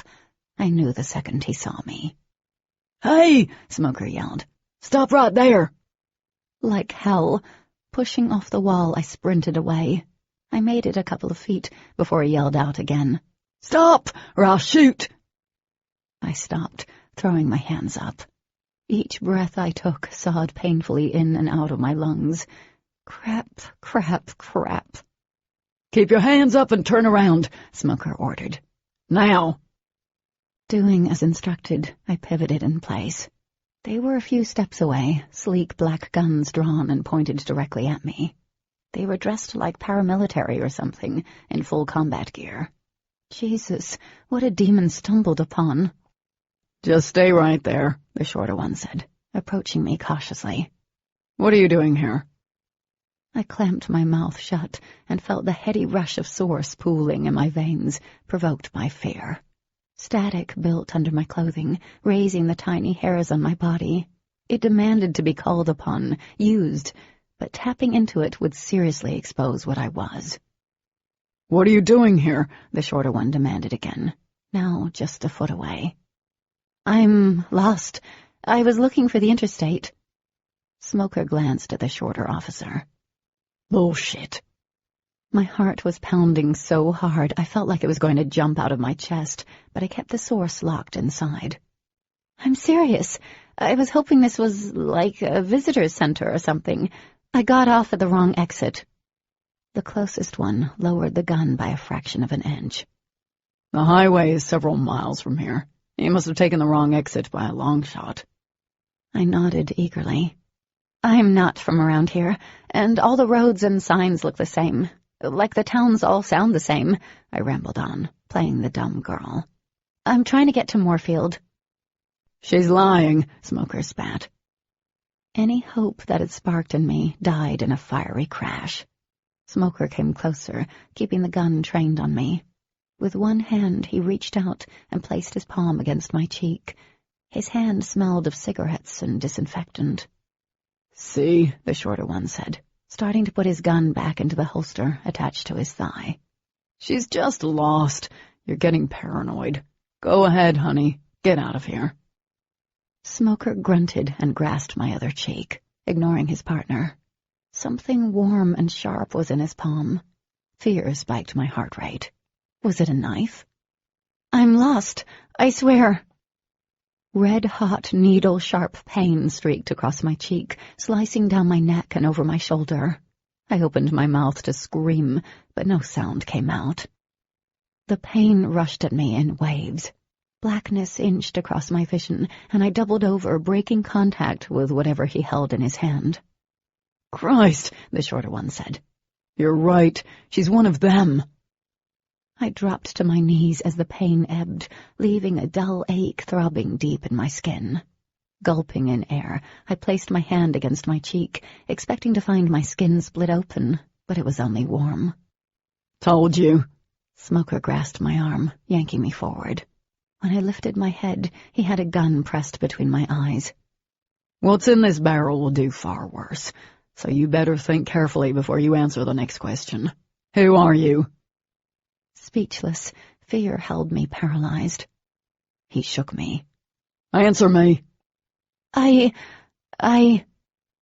What's going on out here? A new voice asked, coming up from behind the two men. Smoker stepped to the side, and my heart dropped. It was Vaughn. We found her sneaking around back here, Smoker said, sounding like he just caught the biggest catfish to date. She's one of them.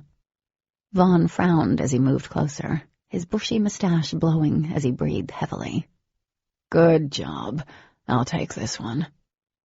I couldn't breathe. Vaughn had been inside where Demon was. Had he caught Demon, done something to him? If so, it was entirely my fault. I'd started this by telling him I'd seen Bethany. I may not have controlled where the rock went, but I'd pushed it down the hill. Are you sure? Asked the shorter officer. Vaughn nodded, reaching down and grasping my other arm, hauling me to my feet. I've had my eye on this one for a while. The cages should be prepped, Smoker said, letting go of my other arm reluctantly. It took a while for it to work on her. You might want to double it up. Cages? My mouth dried up. The shorter officer looked me over, eyes narrowing. Since we caught this one, shouldn't we get a reward? Reward? Asked Vaughn, voice low. Smoker laughed. Yeah, like with the other one. That was one hell of a reward. I sure won't know any different as long as you don't mess her up. Before my brain could come to terms with what he meant, Vaughn pushed me to the side hard enough I lost my balance and hit the ground. He threw up his hand. Lightning crackled around his arm, flaring red-white as it enveloped his body until he was nothing more than light. I gasped, realizing Vaughn was Demon. Damn it! Yelled Smoker, reaching for his gun. It's a trick! Pulsing with light and power, he released the energy. It struck Smoker first, sending him several feet back.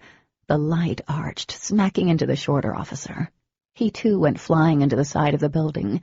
There was a sickening crunch, and he fell to the ground, skin and clothing smoking. The man shuddered once, and then his face turned to ash. "Oh, my God," I whispered. A slight breeze moved down the building, stirring the fallen man. Pieces of him flicked up into the air, floating away until nothing remained. It was the same where Smoker had fallen. There was nothing left of them. Demon's light dimmed, and when I looked at him, he was in his human form. I expected him to flip out about my not staying in the car, but all he did was reach down and take my hand, gently pulling me to my feet. The baseball cap hid his eyes, but his lips were pressed in that hard, unyielding line. "We need to get out of here," he said. I agreed. Chapter 28. Back at my house, we sat on the couch facing each other with our legs crossed. I held a steaming cup of hot cocoa that he'd placed between my hands, but I couldn't get warm enough. I kept running down everything that had happened, ending with the men turning into ash. It reminded me of the videos of the atomic bomb being dropped on Hiroshima. The blast of heat had been so intense, it had turned people to ash and permanently implanted their shadows into buildings. We'd driven their car into the woods, and Demon had then fried it, burning it until there wasn't much of anything left.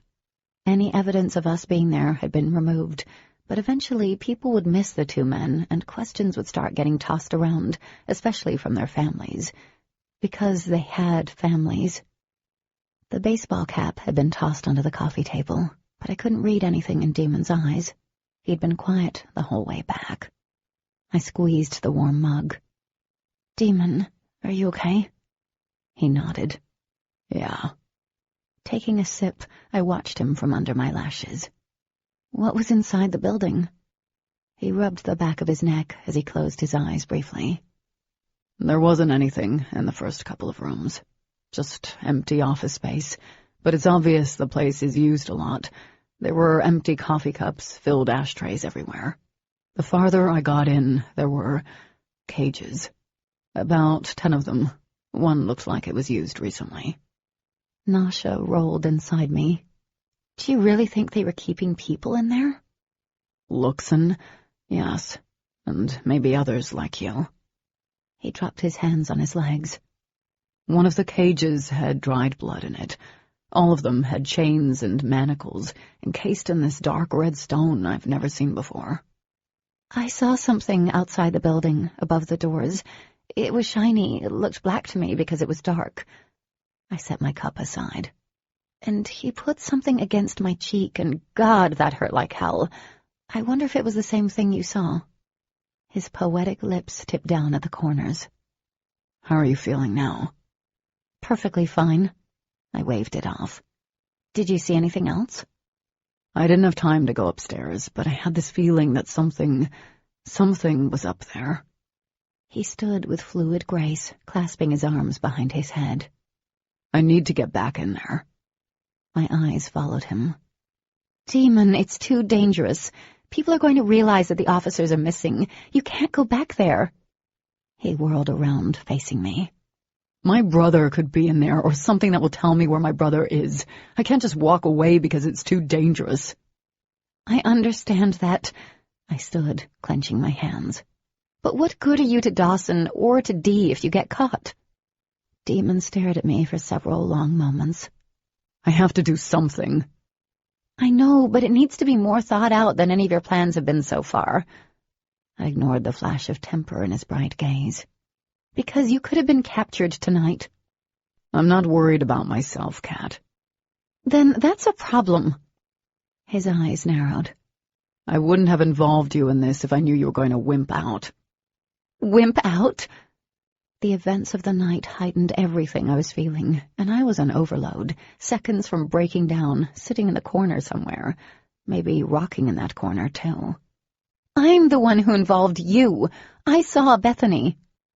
And I agreed to let you come with me the first time. He ran his hand through his messy hair, exhaling roughly. If you'd stayed in that car, I could have had time to check the floors above. My mouth dropped open. You would have been caught inside. I got out of the car because you didn't respond to my text. If I stayed in there, we'd both be in those cages. The tips of his cheeks flushed as he looked away. Okay, both of us are aggravated right now. We should just let it drop for tonight. Get some rest, whatever. I didn't want to let it drop, but he had a point. I crossed my arms. Fine. With one last look, he grabbed his cap from the table and turned to leave, stopping at the end of the couch. His shoulders shuddered, and his voice came out a whisper. I've never killed a human before. Suddenly, his aggravation made more sense. It wasn't just the helpless feeling of not being able to do anything. The need to comfort him, to touch him, turned physical. I reached out, placing my hand on his arm. It's okay. Demon shrugged off my hand, scowling. It's not okay, Katie. I killed 2 humans, and just don't do anything. I flinched, more from the use of my real name than his action. Demon blinked out, and the front door slammed shut. Running both my hands over my head, I bit down on my lip hard enough for a metallic taste to spring into my mouth. Demon wouldn't go back to that warehouse. Never in a million years. Even I couldn't convince myself of that. Sleep didn't come easily that night, and I spent the better part of the next day strung tight as a bow pulled too hard. I kept checking the driveway next door, making sure Demon's car was there. He could just zip his way back to the warehouse without his SUV, but seeing the car gave me some relief. The next couple days of winter break crept by. Most of the time I expected SWAT to bust up in my house, demanding to know what happened to the officers. But nothing happened. The day before New Year's Eve, Dee stopped by. Like my new boots? She stuck out one slender leg. Black leather boots ended just below her knees. The heel was killer. Demon got them for me. They're awesome. What size are you? She giggled, then popped a lollipop back in her mouth. Okay, before you tell me no, I already cleared it with Ash. I frowned. Cleared what? Ash is throwing a little New Year's Eve party at her house. It's just going to be a few of us. Demon is going. I doubt Ash is okay with me going to her party. No, she is. Dee pinged around the living room like a captured butterfly. She promised she'd be cool with it. I think you're growing on her. Like mold, I muttered. Watching Dee made me dizzy. I don't know. Oh, come on, Katie. You can even invite Blake if you want to.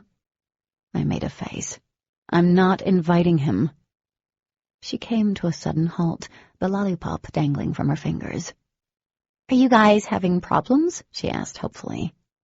You know, if I were actually dating him, I'd have a problem with how happy you sounded there. But since I'm not dating him, I'm okay. Her eyes narrowed suspiciously. What's going on with you two, then? Nothing, I sighed. She sucked on her lollipop for a few moments as she watched me.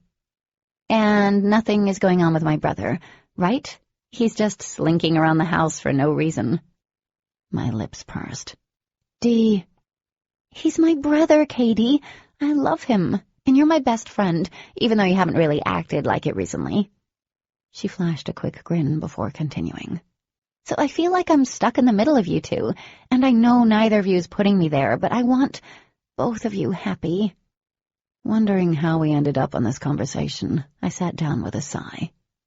Dee, it's really complicated. It can't be that complicated, she replied, sounding like Lessa. You guys like each other, and I know Demon would be risking a lot by pursuing a relationship with you, but that's his risk to take. Dee sat beside me, her body humming with energy. Anyway, I think you guys need to talk or, I don't know, cave to your passions. I busted out laughing. Oh my God, are you serious? She grinned. So are you going to go with us tomorrow night? As much as I wanted to see the Thompsons' house because I bet it was super posh and cool, I was still undecided. I'll think about it. You promise? She nudged me with her elbow. It would make me really happy if you did. Partying with them did sound better than what I had planned, which was nothing. Dee stayed for a little while, borrowing a couple of books, and then left. Then, around supper time, Will showed up with Chinese takeout. I didn't turn the food down, but I wasn't much for conversation. Mom practically floated around the kitchen, buzzing on a good boyfriend high. When they left, I spent the rest of the evening reading, finishing a book for a blog tour and starting a new one I wasn't scheduled to read. Having time to read was nice and relaxing. I could feel a little bit of my old self creeping back, not the timid Katie, but the one who did what she wanted because she enjoyed it. When it got close to 10, I put the book down and considered checking in with Demon. Was he going back to that warehouse without me? There was a good chance he was. Trying to distract myself, I logged into one of the local news websites and searched for any mention of the two officers going missing. I checked each night with no results. But tonight was different. The headline on the Charleston Gazette read, 2 Department of Defense officers missing after last seen near Petersburg. My breath caught as I scanned the article. Officer Robert McConnell and Officer James Richardson were last seen near Petersburg on December 26 and have not been heard from since. Authorities are not saying the nature of their dealings in Grant County, but are asking anyone who may have seen the officers or may know anything to please contact their tip line. Below the article were 2 pictures. I recognized them immediately. Clicking off the web page, I immediately brought up a new web search screen. First, I Googled Nancy Husher and came up with nothing. Smoker had mentioned her by last name, saying she wouldn't be mad if I wasn't messed up. I shuddered. I'd thought there'd at least be something in relation to the DOD, but it wasn't like the woman existed on the internet. My next search victim was my mom's boyfriend. There were quite a few sites linking to numerous awards won in the medical community, but nothing showing a connection to Bethany. But there was something that left a bad taste in my mouth about him. One article's headline read, Local doctor overcomes leukemia, backs funding for new cancer treatment center in Grant County. My eyes scanned the article. It was Will, There was a picture of him, most likely taken during rounds of treatment, because I recognized that bone-haggard look. I couldn't believe it. Did Mom know this? I mean, cancer wasn't a reason not to date someone, but after everything she went through with Dad, could she go through something like that again if the cancer came back? And if I actually grew to like the dude, if he wasn't an implant, could I deal with that again? I went back to the search page, unable to wrap my brain around this new fact. Stopping to grab a cup of cocoa, I returned to my amateurish investigation. My fingers hovered over the keyboard while a sense of guilt flushed my cheeks. Then, with a cringe, I Googled Blake Saunders, telling myself I only wanted to see his old blog, since he never did tell me its name. The first searches linked to some college athlete, but down toward the bottom of the first page, I saw a news report about his parents' murders. Clicking on the link, I read the sad, sad write-up on the deaths of his parents and sister. It was called A Brutal Break-In. There were a couple more articles stating the same, and then I found the obituary for his parents, which took me to a funeral home site in Santa Monica. Sunny Acres. Who in the hell named a funeral home Sunny Acres? Shaking my head, I took a sip of my cocoa and clicked the pictures the website had of the family. The younger Blake was cute, and so was his sister. My gut clenched when I looked at the pictures of him and his little sister playing on a swing set. The kid was way too young, and her death was probably horrific. I blinked back hot tears, moved by someone I'd never even met. It just wasn't fair or right. Death usually was never those two things, but this was wrong. I kept going through the pictures, stopping on an older one of Blake's father. I could see the resemblance in the easy smile and hazel eyes. The man next to his father looked oddly familiar. He shared some of the same features as Blake's dad, but his face was rounder. Some of the pictures had captions below, but this one didn't. I went through the next couple of pictures greedily, and then I stopped on one that looked like a family reunion taken around the holidays. Leaning closer, I set the cup down before I dropped it. A sharp pang sliced my breath as I got a real good look at the guy who'd been in the picture with Blake's father.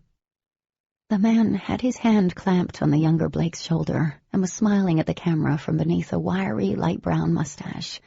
The caption below listed him as Brian Vaughn.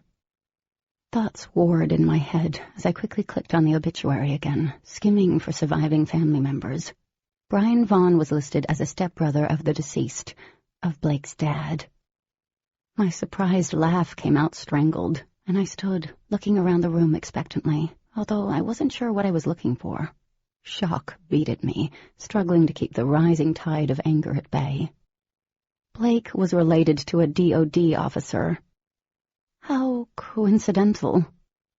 I started to pace the length of the living room, my breath coming out harsh and fast. The illogical part of my brain was trying to convince myself that it was just a coincidence, that it was another Brian Vaughn who looked like the DOD officer. But the harsh reality of being fooled, of allowing myself to be played right into the DOD's hands, beat at me. His relation to the DOD explained how Blake knew so much about the Luxon and mutated humans. Why he'd asked so many times about who had healed me, how reckless and dangerous he'd grown in his training sessions. I didn't even know where Blake lived. But I knew where Vaughn lived. I stopped myself before I reached for my car keys. There was no way I was going to Vaughn's house. What would I do? Bust up in there? That was worse than Demon's typical plans. Torn between wanting to talk to Demon and letting the issue drop until I knew what I was dealing with, I sat back and pulled my knees to my chest. Could I have been fooled this badly?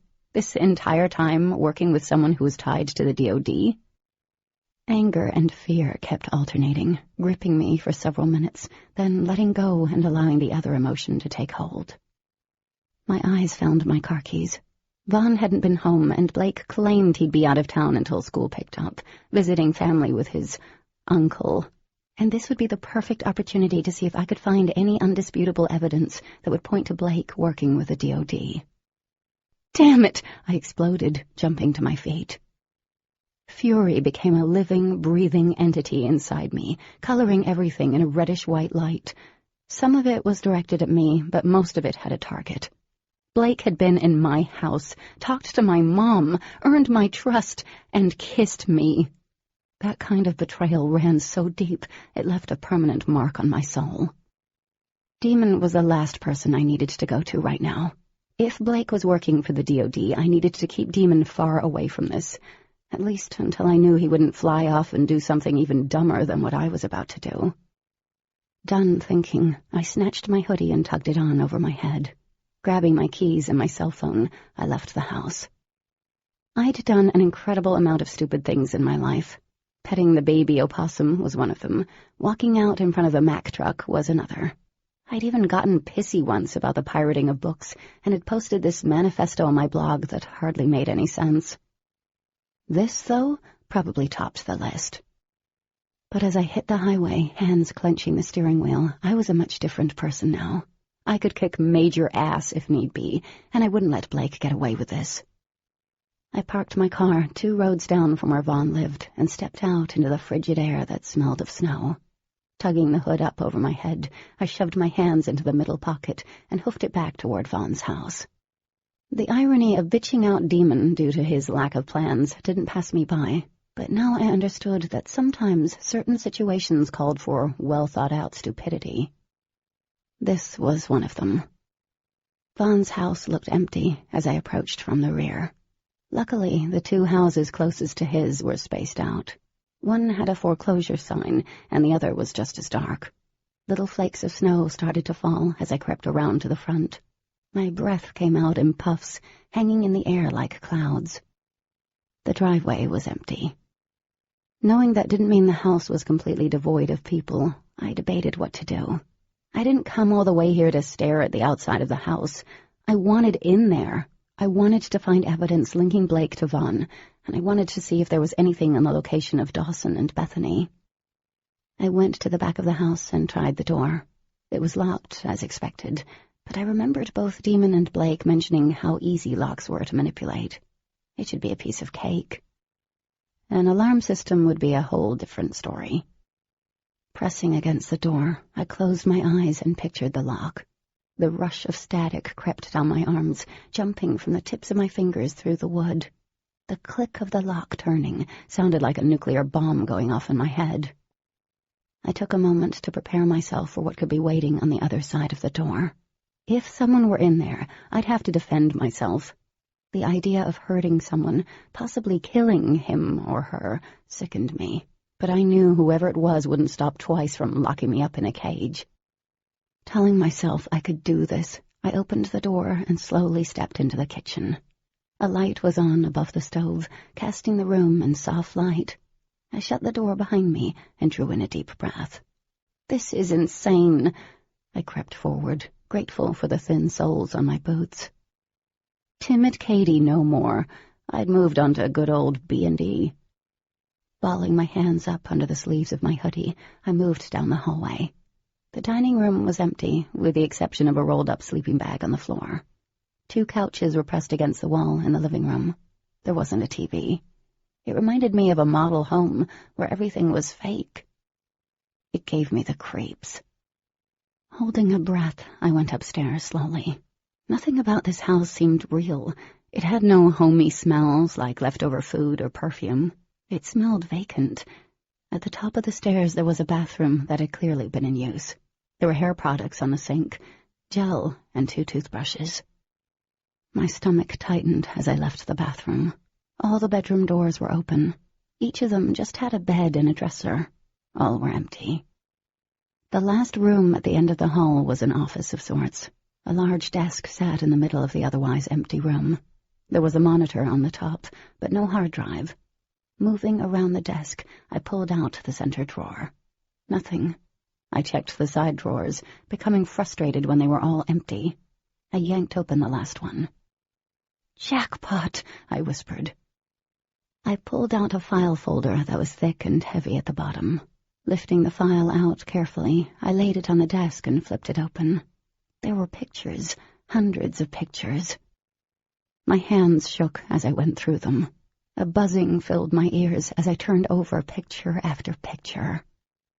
One of me walking from my car to the front of school in short sleeves. There were several from outside the smoke hole diner, and I could just make out Dee and me sitting in front of the window.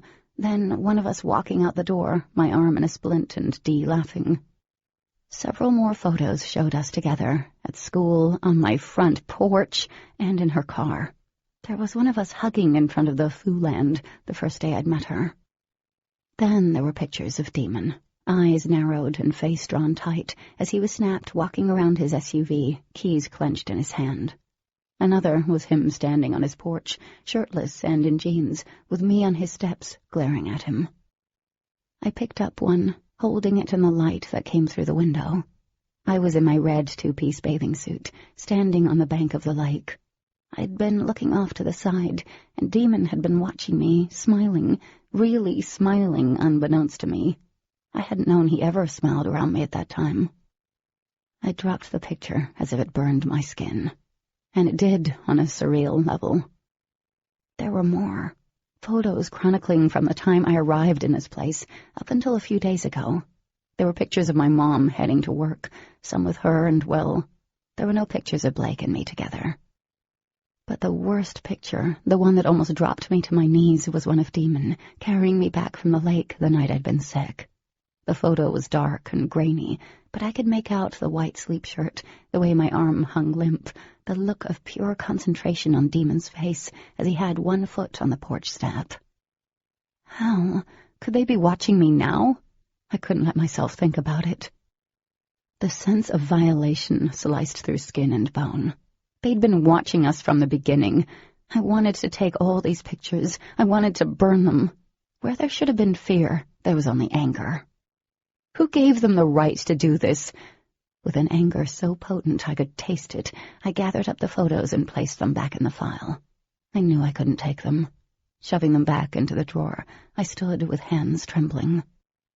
The bottom of the drawer poked up at the corner.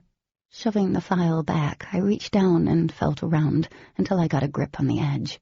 Peeling the contact paper back, I saw several sheets of paper. Most of them were receipts, which seemed odd to hide considering everything. There were bank slips, too, showing money transfers. My eyes bugged at the amounts. Another slip of paper had an address with the letters D.B. written under it. Dawson Black? D. Black? Demon Black? Shoving the slip of paper into my pocket, I pressed the contact paper back down and put the file away. I closed the drawer, feeling numb as I started to stand. "What are you doing in here?" a voice demanded. Chapter 29. My heart leaped in my throat at the question. I jerked up, letting the rush of energy move along my skin, but the moment I locked eyes with the person standing in the doorway, I gasped. Moonlight coming in from the window washed over Bethany's pale face as she stepped into the room. Jeans and a t-shirt hung off her slender body. Her dirty hair fell in clumps. "What are you doing here?" "Bethany?" I croaked. She cocked her head to the side. "Katie?" Her voice mimicked mine. Taken aback by the fact she knew my name, I stared at her. "How do you know who I am?" An eerie, faint smile tugged at her lips. "Everyone knows who you are," she said in a sing-song voice that reminded me of a child. "And so do I." I swallowed. "You mean the DOD?" "I mean whoever is watching knows. They always know. They always hope, too, whenever we get close." She paused, closing her eyes, sighing. "They hope we get close." Oh, boy, this chick was cracked like Humpty Dumpty. "Beth, is the DOD keeping you?" "Keeping me?" she giggled. "I can no longer be kept. He knows that. He keeps catching me, though. It's almost like a game. A never-ending game where no one really wins. I come here. My family is no longer here." She sighed. "You really shouldn't be here. They will see you. They will take you." "I know." I wiped my sweaty palms on my jeans.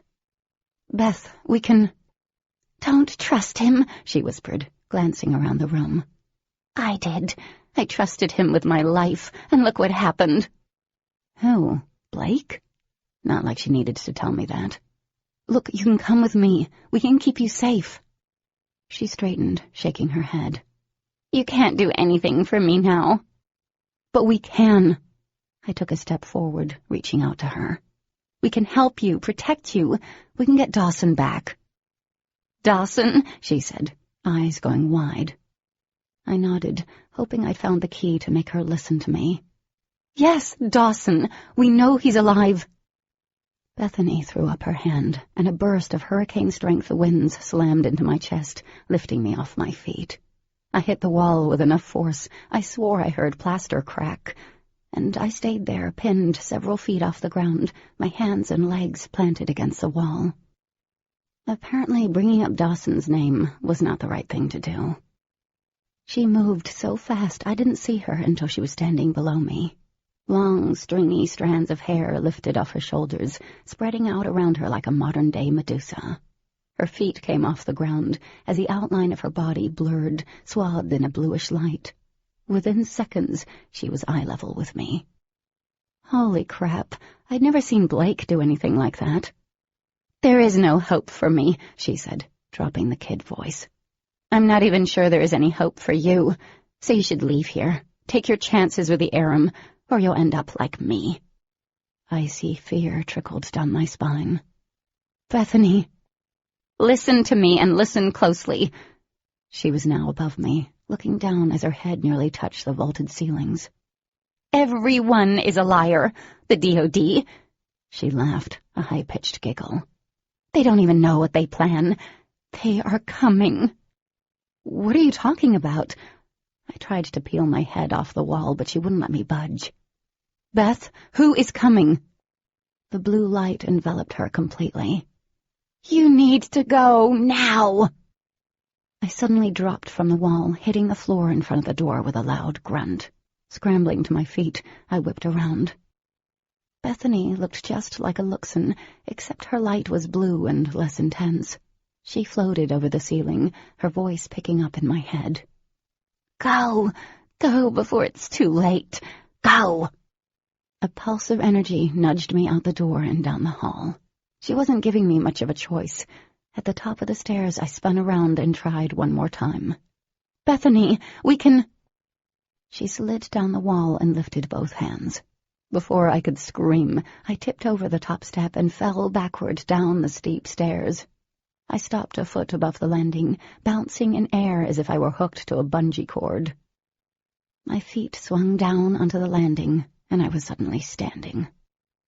Go, her voice urged. Get far away from here. I went.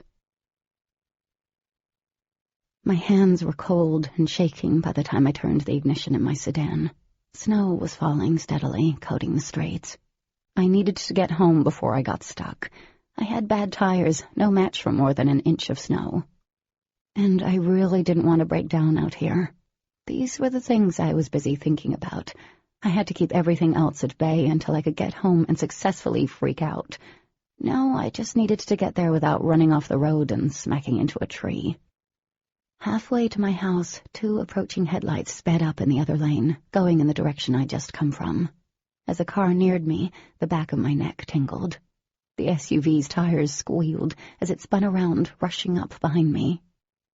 "Damn it," I whispered, glancing at the dashboard. It was close to midnight.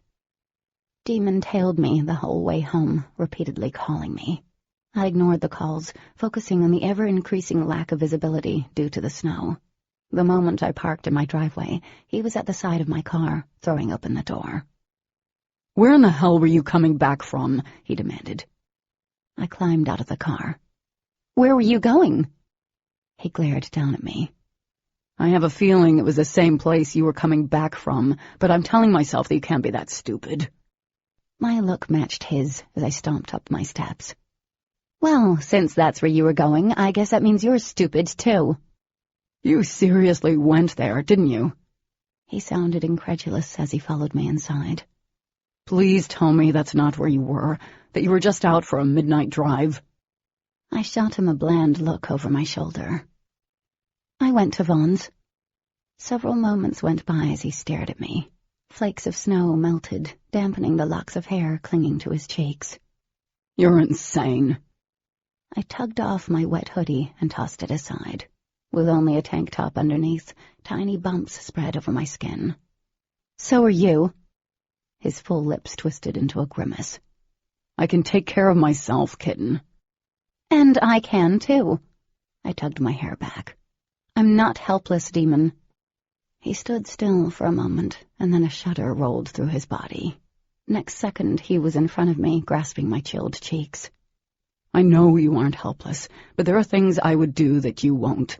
Things I know you could never live with, but I can. What would you have done if someone saw you? What would I have done if you were captured or—" Demon didn't finish, but I knew what he was getting at. I could have been captured tonight, or worse, and he wasn't worried about how the connection would have caused his own death. He was worried about me. I don't know why I did what I did next. Maybe it was everything that had happened tonight, or maybe it was the tone of his voice, the fear behind his words. Too many emotions were building in me. I felt slippery inside, tipping in one direction and then the next. I clasped his cheeks. They were warm, like always, a touch of sunlight. His skin was smooth and hummed under my hands. I leaned in, and he didn't move or breathe. Like, at all. Knowing that I could do that to him filled me with a heady rush of power. Closing my eyes, I brushed my lips over his. "Kitten," he growled roughly. I kissed him softly, sliding my hands into his silky locks, letting the pieces slide through my fingers. I tasted in him my own rising desire, my own need and heartache. Thrilling, frightening. I pulled back. "Kitten," he said again, voice strained. "You don't get to do that and then stop. That's not how it works." I stared at him, my breath stalling in my lungs. "Not when you're mine." Demon backed us up and slid down the wall, pulling me onto his lap so I was straddling him. "And you're mine." I placed my hands on his shoulders as he brought my mouth to his. This kiss was lazy, exploratory, and sensual. For once, I wasn't fighting the depth of my response. I welcomed it, thrived in the warmth rippling through me. I deepened the kiss. He made a sound in the back of his throat, and his arms wrapped around me, pinning me to him. My fingers found the strands of hair curling at the back of his neck and dug in. I couldn't get enough of him, never could. I couldn't remember feeling this way about anyone else. I couldn't remember being kissed like this by anyone else. I'm not sure how long we kissed, but it seemed like forever, and at the same time, it wasn't long enough. "Wait, wait," I breathed, pulling back slightly. I closed my eyes, dragging in a deep breath. "Important stuff." His hands dropped on my hips, pulling me down and against him. "This is important." "I know," I gasped as his hand slid under the hem of my tank top, teasing the edges of my ribcage. "But this is really important. I found something in Vaughn's house." Demon stilled, opening his eyes. They were luminous, beautiful, mine. "You went inside Vaughn's house?" I nodded. "Yeah, I went into his house." "Are you a career criminal?" he asked quietly. When I shook my head, his lips turned down at the corners. "I'm curious how you got into his house, kitten." Biting my lip, I prepared myself. "I unlocked the door." "With what?" "The same way you would." A muscle popped in his jaw. "You shouldn't be doing things like that." Growing uncomfortable, I wiggled around. His hold tightened. If we started arguing about what I was and wasn't supposed to be doing, we'd never get through this. "I found stuff, and I also met someone." I tried to get up, but his arms clamped around me. "Are you going to let me go?" He gave me a tight smile. "Nope." I sighed, folding my hands primly in the small space between us.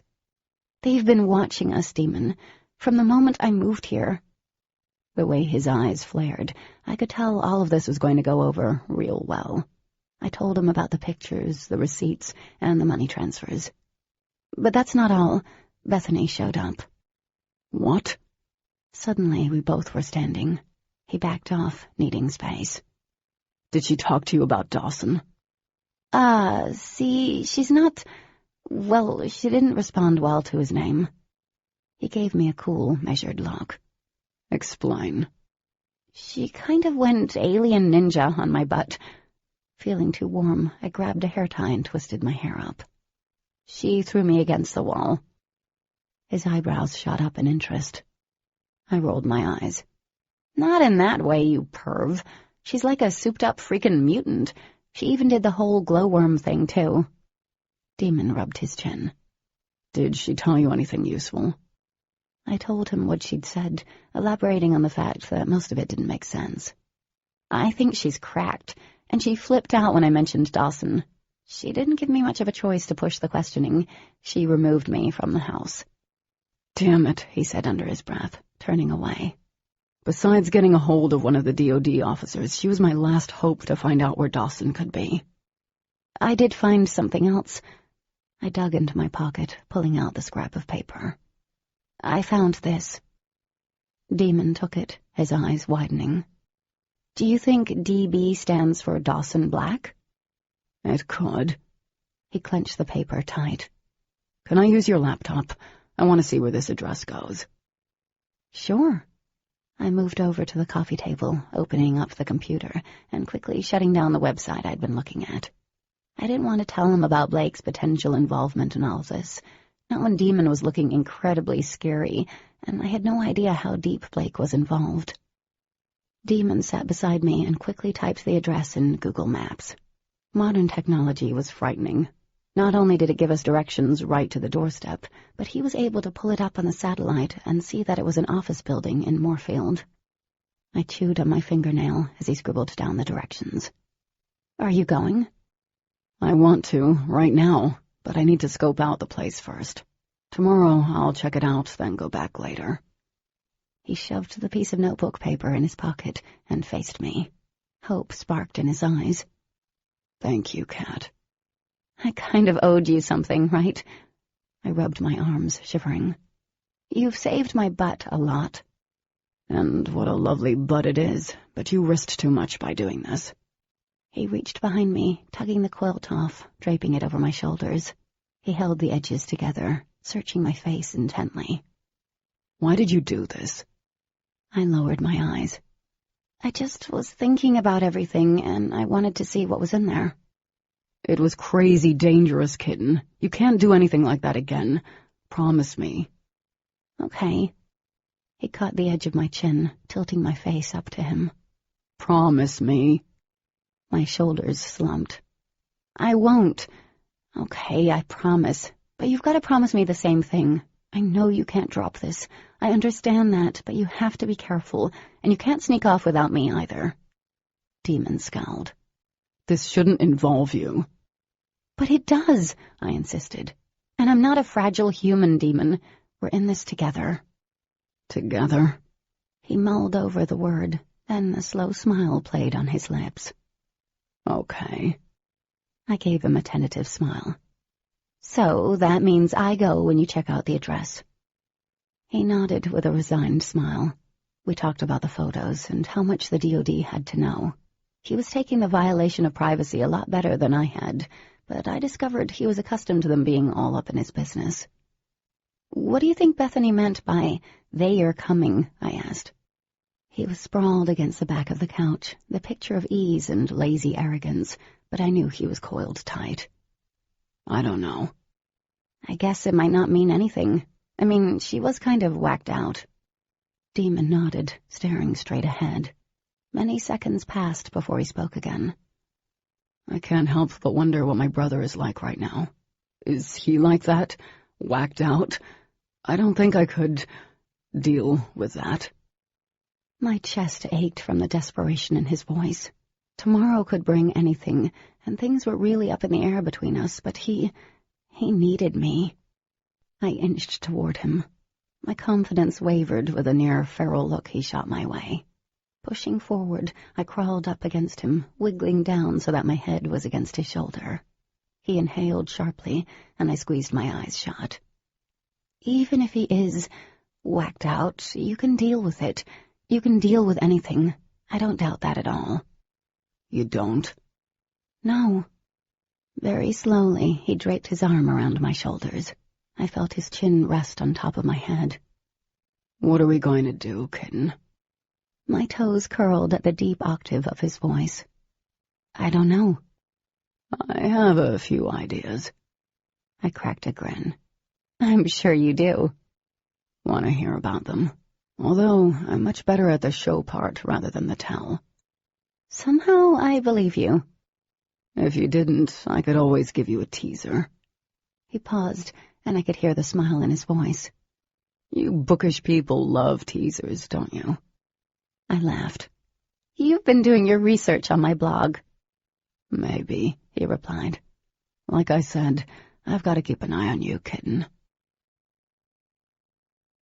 Chapter 30. Demon and I checked out the office building in Moorfield the following morning. We'd thought it would be empty considering it was sort of a holiday, but the whole plaza of offices was packed with cars. Pulling the cap over his face, he jumped from the car and checked out the office on the street.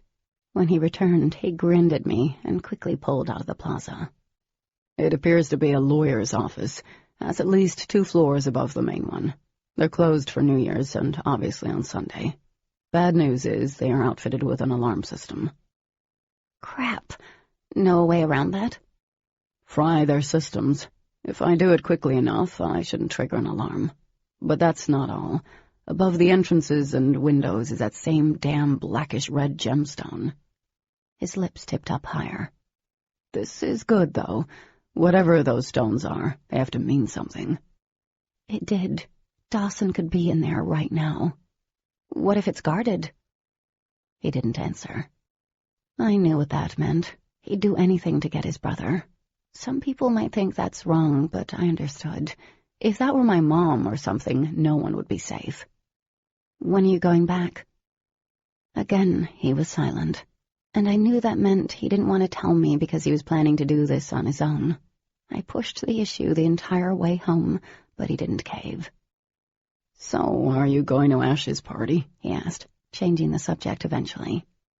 I don't know. I fiddled with a button on my sweater. I can't imagine her wanting me there, but back to... I want you there. I glanced at him, my chest swelling to the point of bursting. Way to knock me off track in such a deliciously tender way. Demon's eyes slid toward me. Kitten. Okay, I'll go. At least I'd be able to keep an eye on him there, because I knew he wouldn't wait past tonight to check out the offices. Or at least that's what I was telling myself. The fact he wanted me there didn't outweigh the importance of my keeping an eye on him. The party wasn't starting until 9, and he was heading over early to help Adam with a few things. I was supposed to drive over with Dee, and with a sly wink, he said he was taking me home.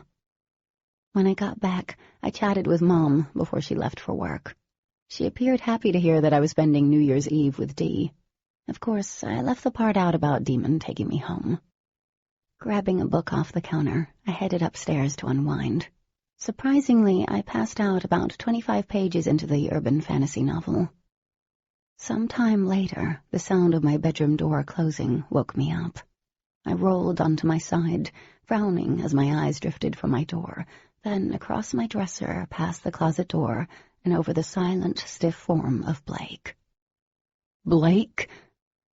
I jerked up, but in a burst of alarming speed, he shot forward and clamped his hand over my arm. Fear dug in with razor-sharp barbs. Rearing up, I knocked his hand away and twisted, scrambling across the bed. Whoa, calm down, Katie. Blake darted around the bed, hands raised in a harmless gesture. I didn't mean to scare you. My pulse was all over the place as I backed up against my desk, heart pounding. Seeing him in my bedroom was unexpected, terrifying. How did you get in here? He winced as he ran a hand through his spiky hair. I knocked for a couple of minutes, but she didn't answer. I sort of let myself in. The same way I'd let myself into Vaughn's house. My eyes darted to the door behind him, and all I could think about was who his uncle was, how deeply involved he must be with the DOD, and how dangerous he could be. Katie, I'm sorry. I didn't mean to scare you. He crept closer, and I felt the rush of static moving up my arms in response to the perceived threat. Somehow he sensed it and blanched. Okay, What is your deal? I'm not going to hurt you. You already have, I said, swallowing. He looked wounded as he lowered his hands. That's why I came here as soon as I got back into town. I've had this whole week to think about what happened with the Aram, and I'm sorry. I understand why you're upset. He paused, looking contrite. That's why I'm here. I just wanted to talk things out with you. Was he telling the truth? My hands opened and closed at my sides. I felt like a caged animal with no way out. Obviously, coming into your house like this wasn't a good idea. Blake smiled. I just wanted to talk to you. I forced myself to calm down. Okay. Can you give me a few seconds? Blake nodded as he backed out of the room, and I slumped against my desk, dizzy with adrenaline. He didn't know that I'd discovered his relationship with Vaughn, and that meant I had the upper hand. And if he really was working with the DOD, I needed to calm the hell down. He wasn't nearly as dangerous believing I didn't have a clue about anything than if he did know. I quickly changed into a pair of skinny jeans and a turtleneck. The whole way downstairs I took deep, even breaths. Blake waited in the living room, sitting on the couch. I gave him a smile I didn't feel. Sorry, you just caught me off guard. I don't like when people just show up in my bedroom like that. Understandable. He rose slowly, and I noticed then a pallor clung to his skin, heightening the shadows under his eyes. I won't do it again. My eyes went to my laptop, and I suddenly wished I'd cleared the search history. I moved into the room, feeling like I was stepping into quicksand. I didn't know how to talk to him, to even look at him. He was a stranger to me now. Someone that, no matter how harmless he looked right this second, I couldn't trust. Part of me wanted to rage at him, and the other wanted to run. We need to talk, he said awkwardly. Maybe it would be better if we went to get something to eat. My distrust spiked. He laughed grimly. I was thinking the Smoke Hole Diner. I hesitated, not wanting to go anywhere with him, but I also didn't want to be in the house alone with him, and being out in public had to be a better choice. I glanced at the clock on the wall. It was near 7. I have to be back here in an hour. Doable. He grinned. I slid on my boots and snatched my phone. It was still snowing, so we opted for his truck. I glanced next door as I climbed in. Demon's SUV was gone, and so was Dee's car. She'd mentioned something about getting party favors. Did you have a good Christmas? He asked, sliding the key into the ignition. Yeah, you? My seatbelt was stuck as usual, and I tugged on it. Do anything exciting? Like go on a covert mission for the DOD? I spent some time with my uncle. Really boring. I froze at the mention of Vaughn, and the strap slipped away from my fingers, snapping back into the holder. Are you okay, Katie? Yeah, I said, taking a deep breath. This damn seatbelt is stuck. I don't know why I have so many problems with seatbelts, but they are always giving me crap. I tugged on it, cursing under my breath. Finally, I got it unstuck and twisted around. My gaze drifted over the dashboard and dipped to the floor. Something gleamed under the exterior light, peeking out from the corner of the mat. I let go of the strap and bent, grabbing the cool metal off the floor while he fiddled with the wipers, brushing a thin coating of snow from the windshield. I stared down at the strip of goldish blue metal, struck by the familiarity of it. I'd seen it before on someone. Turning it over, I saw the engraved shape of the state. A flaky reddish substance, kind of like rust, covered half of the state in the lettering. I smoothed my finger over it, revealing the name engraved on the band. Comprehension crept in slowly, mainly out of disbelief, because I knew who half this watch belonged to. Simon Cutters. I'd seen him wear this before, and the stuff on the band wasn't rust. My stomach tilted, and a violent shudder rolled through me. It was blood, Simon's blood, most likely. My heart leaped into my throat, and I squeezed my hand over the band, hoping Blake hadn't seen me pick it up. My breath halted in my chest as I glanced at him. Blake was staring back at me. His gaze dropped to my hand, and then flicked up, meeting my eyes again. Our gazes locked. Pure, raw fear dug at me. "Shit," I whispered. A small, weak smile crawled across his lips. Damn it, Katie. I spun around in my seat, reaching for the door handle with my free hand. I threw it open and got half of my body out of the truck before his hand clamped down on my arm. Katie, wait! I can explain. There was nothing to explain. The bloodied watch belonged to Simon who'd been missing. Add that onto everything else, and I was so out of there. I threw my weight forward, breaking his hold. Scrambling to my feet, I darted around the front of the truck. Blake was fast, on me before I even reached the first step of the porch. He grabbed my shoulders and whirled me around.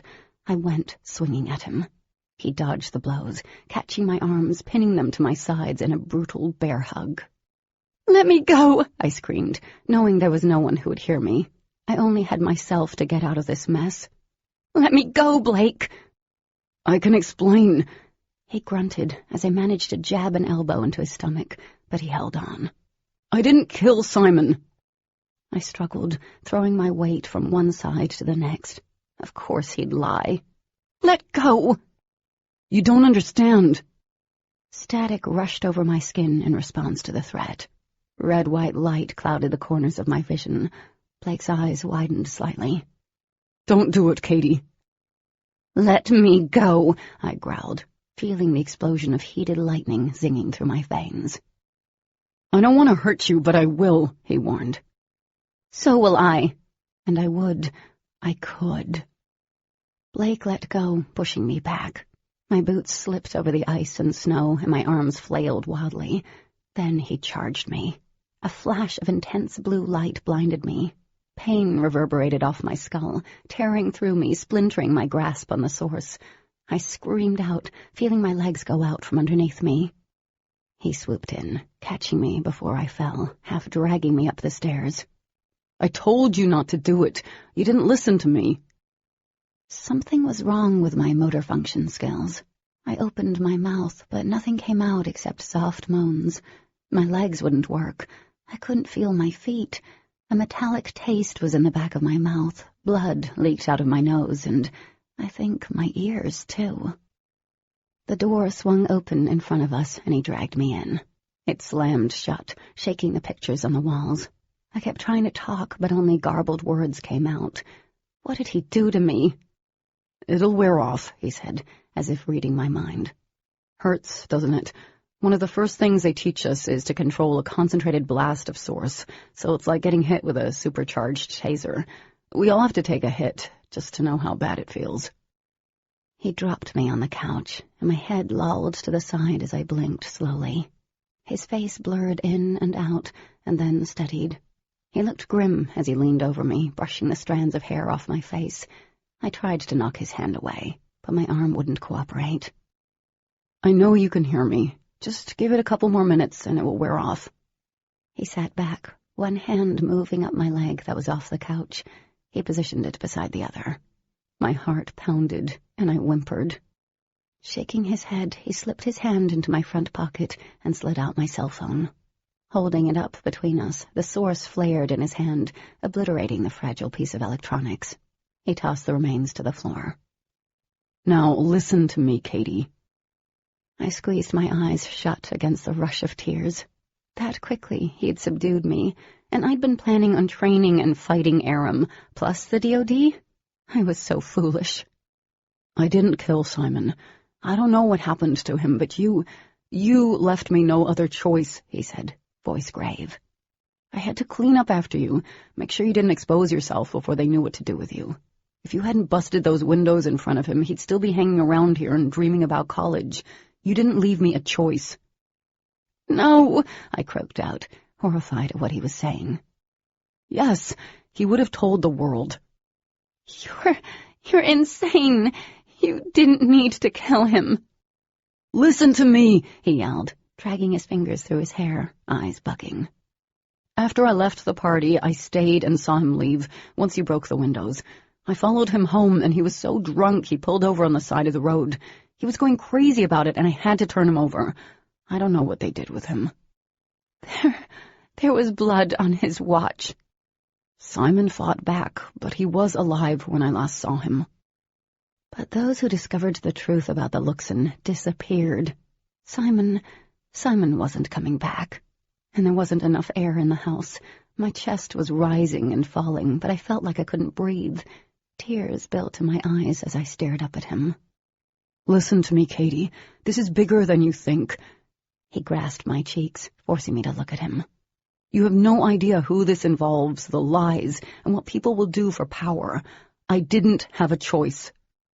I could feel my strength sliding back into me. A few more moments. You've lied to me. Not everything is a lie. His grip dug in painfully, bruising my skin until a strangled cry escaped. He drew in a ragged breath. You know, this wasn't how it was supposed to go down. I was supposed to get you ready to make sure you are a viable subject, and then I turn you in. If I don't, they'll kill Chris. I won't let that happen. Chris? Brain cells must have been damaged because it took a few seconds to remember who Chris was. Your friend, the one who healed you. Blake closed his eyes, nodding. They have Chris, and if I don't perform, they'll hurt him. They'll kill him, and I can't let that happen. Not because of what it means for me, because I know if they kill him, I die. But there are things they do. They knew. One couldn't survive without the other. Oh my God, they knew. The kind of power that knowledge wielded was horrific. I know you understand how strong that bond is. Blake opened his eyes. You won't tell me who healed you, but you'd do anything to protect that Luxon, wouldn't you? Anything. Chris, he's the only real family I have left, and I don't care what they do to me, but him? As I stared into Blake's eyes, a thin tendril of sympathy wiggled free. If the DoD was holding Chris, using him to force Blake to do things for them, then he was trapped. There was a moment of stark clarity. Were Dawson and Bethany in the same position? But there was something else. Blake and I did have something in common. He'd do anything for Chris, and I'd do anything for Demon. With a burst of energy, I buckled under him, trying to throw him off. He captured my hands and yanked me off the couch. I hit the floor on my side, knocking the air out of me. Rolling me over, he straddled my hips, lifting my joined wrists so they were above my head. He pressed his weight down. I didn't want to do this. I never wanted anything to do with this. I clung to the anger boiling inside me, knowing if I caved to the fear, or worse yet, the compassion, I'd be useless. Do what exactly? Lie to me? Work for the DoD? For your uncle? Blake blinked. You know about Brian? Since when? I didn't give him the benefit of my answer. His grip on my wrists tightened until I could feel the bones rubbing together. Tell me! I saw the obituary for your parents. I put 2 and 2 together. When? He shook me, snapping my head back. How long have you known? Who have you told? No one, I screamed, dizzy and faint. I haven't told anyone. For several seconds he stared at me, and then his grip loosened. I hope so, for their sake. Things are bigger than you realize. Not everything I told you is a lie. The DoD does want humans like us. That's their ultimate plan. He eased up a little, but I still felt like I was being smothered by his weight. I know what you're doing, Katie. Don't call upon the source. I'm stronger than you. Next time, you won't recover so quickly. I will hurt you. I already know that, I spat. I like you. I really do. And I wish things were different. You've no idea how badly I wish things were different, Katie. He closed his eyes briefly, and when he opened them, they glistened with tears. Everything I told you about my friend was true, but I grew up knowing about the Luxon. My dad worked as liaison to the DoD on genetic engineering. And, well, you know who my uncle is. I'm not even sure if the whole accident that changed me wasn't staged. He laughed grimly. They knew how close Chris and I were, so maybe they expected him to heal me. And the Aram did find my family. None of that is a lie. But after that, everything else is a lie. My family was gone, Katie. All I had was my uncle. They trained me, and since I'm young, they sent me to areas where they suspected a human around my age had been mutated.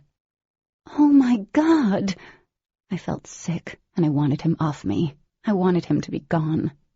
So this is what you do? Go around pretending to be someone's friend, setting up others?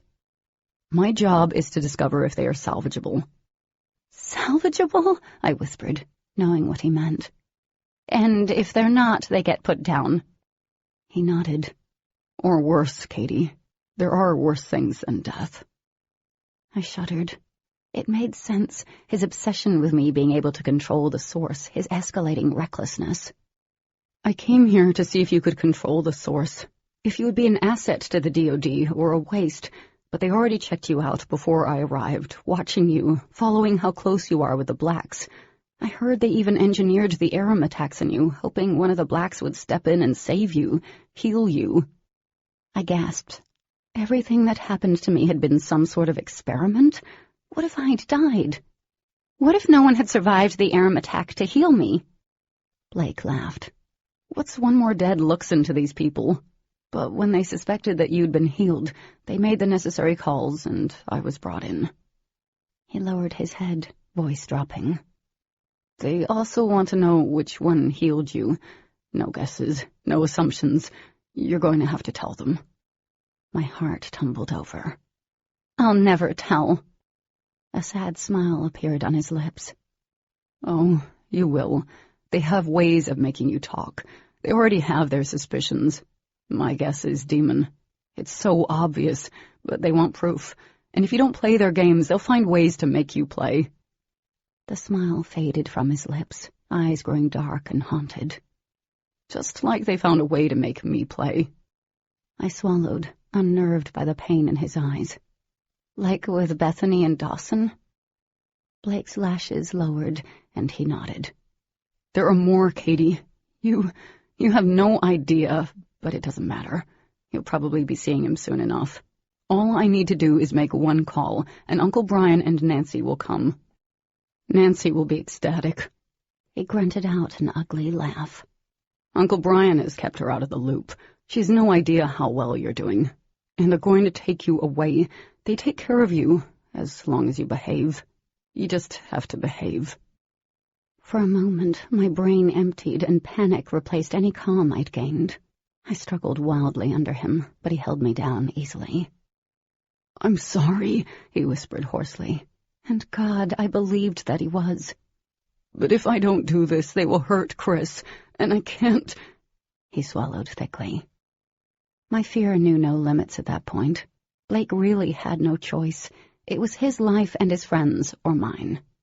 No, that wasn't right. He did have a choice, because I would never give up someone else for my survival. But would I for Demon? My heart turned over heavily, and I knew the answer to that. Shades of gray, one big, giant gray area I couldn't think about right now.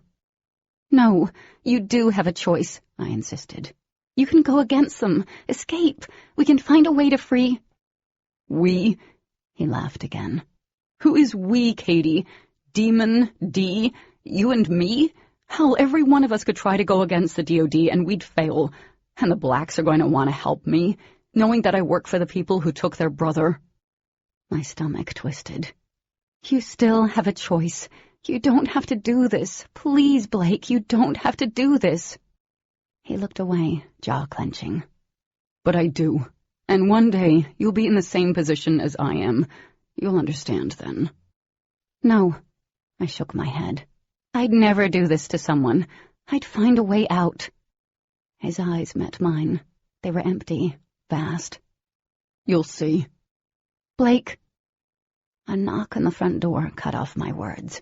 My heart tripled in beat, and Blake froze above me, eyes narrowed, breathing heavy. He pressed his hand over my mouth. Katie, Dee called out. It's time to partay. Hurry up. Adam is waiting for us in the car. What is she doing here? He asked in a hushed voice. I trembled, staring up at him with wide eyes. How was I supposed to answer with his hand over my mouth? Dee banged on the front door again.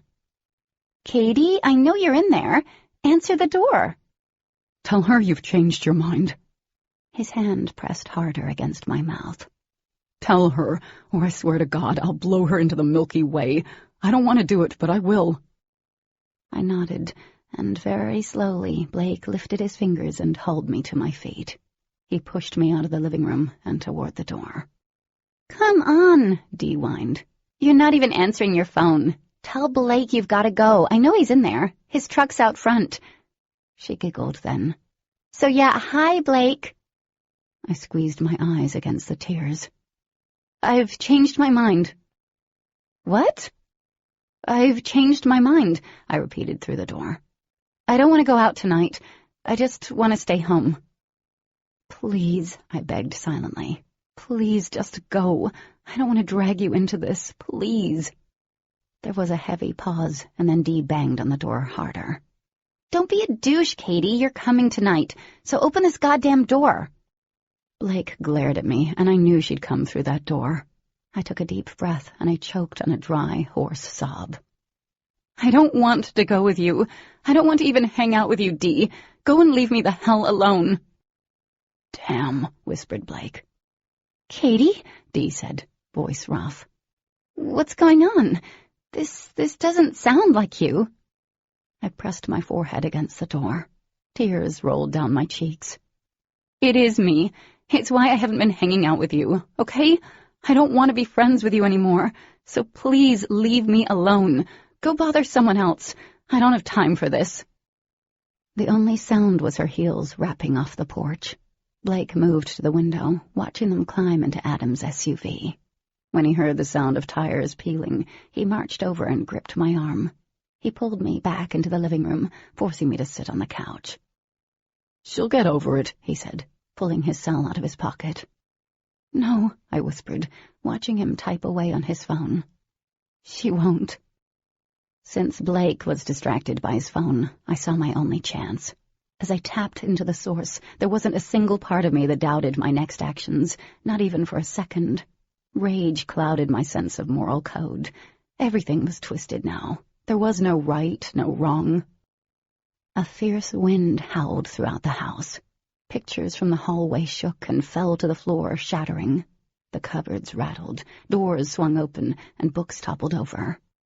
Blake whirled on me, lowering the phone, eyes filled with awe. "You really are sort of amazing." Strands of hair whipped around me, my fingers ached with energy that crackled all through me. I felt the tips of my feet leave the floor. He snapped the phone shut and threw out his hand. The wind I was stirring kicked back on me, sending me into the wall. Stunned, I fought the force holding me back, but, like with Beth, I couldn't break it. "You haven't been fully trained." Blake advanced on me, smiling wryly. "There's a lot of potential, don't get me wrong, but you can't fight me." "Screw you," I spat. "I would have been game for that." He brought his hand back toward him, and it was like an invisible string had been attached to me. Against my will, my body went right to him, and I was suspended there, kicking and thrashing at nothing but air. "Tire yourself out. It doesn't matter." "I'm going to kill you," I promised, welcoming the rising tide of fury building in me. "You don't have it in you." He paused, cocking his head to the side. "Not yet, at least." His phone dinged, and he flipped it open, smiling. "Uncle Brian's on his way. It's almost over." I screamed, feeling the energy pulse around me. My vision clouded once again, and I felt each one of my cells warming. Anger fueled the alien part of me, giving it strength. I zeroed in on Blake. He backed up, brows raised. "Give it your best shot. I'll just throw it back on you." A window shattered upstairs, the sound explosive and jarring. I lifted my head as Blake spun around. 2 streaks of light shot down the stairs, breaking apart and heading straight for Blake. One smaller and less powerful form drew up short. The light flickered out, and Dee took shape, her mouth hanging open as she stared at me. You're glowing." The other light crashed into Blake, sending him several feet back. I turned, feeling myself lower to the floor. Blake roared as he pushed the light off him, and he too started to glow, much like Bethany had. An intense blue light surrounded him as he reared back and released a pulse of light. Dee shot forward, flickering out as she grabbed for Adam. The pulse hit them, and they froze. Both took on their human forms for a brief second, An iridescent stream of light leaked from Dee's nose and spilled from her mouth. I staggered forward, screaming her name. Blake grabbed me from behind, thrusting me down onto the floor. She was the first to collapse. Blinking in and out, she crumpled, eyes closed. I struggled under Blake, managing to rise up on my elbows. I screamed again, but it didn't even sound like me. Adam was much worse. A river of light came from his mouth, his eyes, and his ears. His human body shuddered. Liquid radiance dripped onto the floor. He was swathed in light, but it flickered erratically. He took a step forward, raising his hand. "No!" I screamed. Blake reared off me, hitting Adam with another blast. Adam went down. Pushing on the back of my head, he forced my face into the wooden floor, pressing his knee into the center of my back. "Damn it," he said hoarsely. "Damn it." I couldn't breathe. I didn't want that to happen," he said, bending over me. His head pressed into my shoulder, and his body shuddered. "Oh, God, I didn't want to hurt anyone." He trembled, lifting his head. He croaked out a broken laugh. "Well, at least I know it wasn't either of them who healed you. I'm pretty sure they're both dead." Chapter 31. The last time I'd cried this hard was when the hospice worker forced me away from my dad's bed during his final moments. They weren't pretty as he struggled to take his last breath. "She's not dead," Blake said, sounding relieved. "She's still alive." Blood and tears mixed on my face. Sobs clogged my throat, rendering me speechless. Dee was alive, barely. Her light continued to flicker softly, but Adam... Oh, God. Adam's light had dulled, no stronger than a weak and faded light bulb. I could see the shape of his hands and legs. His face wasn't shapeless, and neither was the rest of his body. It was like a pale, translucent shell of a human. A network of silvery veins existed under the semi-transparent shell. It reminded me of a jellyfish. Adam was dead. Quiet sobs raked my throat until it was so hoarse and raw I could hardly breathe. This was my fault. I'd trusted Blake when Demon practically begged me not to. I'd befriended Dee, and she'd known something was wrong because she knew me. I hadn't killed Adam, but I'd led him right into this. He'd died trying to protect me. "Shh," Blake crooned, lifting me off the floor, turning me over. "You've got to calm down." He wiped a hand along my cheek. "You're going to make yourself sick." "Don't touch me," I croaked, scrambling away from him. "Don't come near me." He crouched, watching as I crawled to Dee's side. I wanted to help her, but I didn't know how. My gaze flickered over to Adam, and I choked on my breath. Not knowing what else to do, I blocked Adam from her view. It was all I could do. No more than 5 minutes later, a car door shut outside. Blake stood fluidly, stalking toward me. He placed his hand on my shoulder, and then his phone beeped. I shuddered, knowing what waited beyond the door. But what I wasn't expecting was the flare of heat that radiated off my obsidian. I lifted my head. "Aram." His fingers dug in. "Just sit still." "Oh, God." I glanced down at Dee. She was vulnerable, easy pickings. My front door opened. Heavy feet filled the hallway, and the obsidian scalded my skin. I reached up, hands trembling, and dug the rock out. Vaughn was the first to enter. His eyebrows rose as his gaze landed beside me. "Blake, what happened here?" I felt Blake stiffen, but I kept my eyes on the two Aram behind Brian. One was Rasidon, and the other male looked a lot like him. Their greedy eyes were bare and went straight to Dee. I turned, feeling the hair on the back of my neck raise. "They surprised me. I had to fight back or they would have taken me out. I didn't have a choice." Blake cleared his throat, sounding confused when he spoke again. "Where's Nancy?" "This has nothing to do with Nancy." Vaughn rubbed a long finger over his brow. "And you say that a lot, Blake. There are always choices. However, you're not really good at making them." He turned to the Aram. Take the dead one. See if you can get anything off him." "The dead one," Poseidon scoffed. "We want the one who is still alive." "No!" My voice came out harsh and ragged. "No! They can't have either of them. They can't touch them." Poseidon laughed. Vaughn knelt down in front of me, and as close as we were, I could see the resemblance now. "This can go one of two ways. You come with us of your own free will, or I will hand over both of them to these guys. Do you understand?" My eyes darted to the Aram. "I want them gone first." "You're negotiating?" Vaughn laughed as he glanced up at his nephew. "See, that's what you do when you're presented with the unexpected." Blake looked away, jaw clenching. "What do you mean this isn't about Nancy?" "Just what it sounds like." A shudder racked Blake's taut body. "If we don't turn her over, they'll kill—" "Do I look like I care? Really?" Vaughn laughed, standing as he turned his attention to me. He pushed back his jacket, flashing his gun. "Poseidon, take the dead one. Dispose of him." Take his body so Ash and Andrew would face what Dee and Demon had? No body, no closure. My brain clicked off. What rose in me, replacing the sorrow and helplessness, was primal and ancient. Not just alien in origin, but a combination of both foreign and organic. I sucked in air, but there was something more. Particles all around us, tiny atoms but powerful, too small to see with the naked eye, lit up as they danced in the air and then froze. Like 1,000 twinkling stars, they gleamed a dazzling white.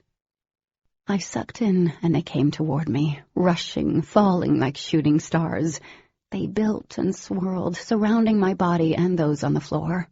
I stood as they pieced together, settling on my skin, soaking through until they bonded with my cells. My entire body warmed, mixing with a roaring tide of emotions gathering in me. I was no longer just Katie. Someone else moved inside me. Another part of me that had been split months ago on Halloween had returned. The Aram sensed it first. They shifted into their true forms, tall, imposing shadows thick and muddled like midnight oil. They would die. "Don't kill her!" Vaughn yelled, pulling out his gun, leveling it at me. "Now, little girl, you don't want to do anything rash. Think this through." He would die, too. Backing up, Blake glanced between his uncle and me. "Christ!" In the back of my mind, I knew there was something else fueling this power, someone else from the outside. It was like the night in the clearing. What was in me was fully joining with my other half. I lifted into the air, no longer seeing them in color, but only in white, tinged with red. "Shit," Vaughn muttered. His finger twitched. "Don't make me do this, Katie. You're worth a lot of money." Money? What did this have to do with money? But I was beyond caring. I welcomed the feeling encroaching upon me. My vision shifted, blurred, and tingled. My head cocked to the side. Static filled the air, devouring oxygen. Blake gagged, dropping to his knees. The Aram rose up, spinning around and rushing the door. Their black tendrils reached out, knocking off furniture and sending picture frames to the floor. They drew up short. "Leaving so soon?" A deep, furious voice said from the doorway. "I'm offended." Demon shifted into his true form and took out the first Aram with one blast, followed by another, and then another. Pieces of it broke away and floated up and up, disappearing into thin wisps before they reached the ceiling. I drew Poseidon, the one who'd wanted Dee, back to me. He was caught between Demon and me, like a ping-pong ball. My light pulsed, Demon's flared. Poseidon roared. "Tell me what has happened." Demon's voice whispered among my thoughts. I told him everything about Blake and Vaughn while we worked on Poseidon, tearing him down. But movement caught my attention. Vaughn was trying to work the window open. When he got nowhere with that, he grabbed the floor lamp and swung it toward the glass. I froze the lamp and then whipped it out of his hands. Vaughn spun around, dashing behind Demon. In the chaos, Blake had made it outside somehow. So had Demon and Residon. 3 forms streaked into my house. I heard a wailing sound, and it drove deep inside me, darkening a part of me. There was a crack, and one of the large oaks came down, landing near the driveway. Ash was in her human form, tugging on her brother's lifeless body, pulling him into her lap. Her head was tipped back, her mouth open as she keened and wept. Dee was moving beside her, growing stronger and stronger, and I knew her wail would soon join Ash's. Vaughn, Blake, they wouldn't escape this. I glided out of the living room, my feet on the ground, but I didn't feel the steps. I passed Matthew as he rushed into the living room. The startled cry he let out splintered my heart. Demon burned brighter than I'd ever seen. A pure, concentrated white light tinged in red as he darted down the driveway toward the mass of shadows gathering. His light flared intensely, and I threw up my arm, shielding my eyes. I thought of the DOD officers he'd turned to ash, and again I thought of an atomic bomb. The light had turned that bright. A bolt of lightning shot from Demon and slammed into Residon, spinning him into the air. Suspended, the arum flickered from shadows to human form and then froze, his upper body human and his lower body nothing more than smoke. And he broke into 1,000 shards with a loud crack that sounded like thunder.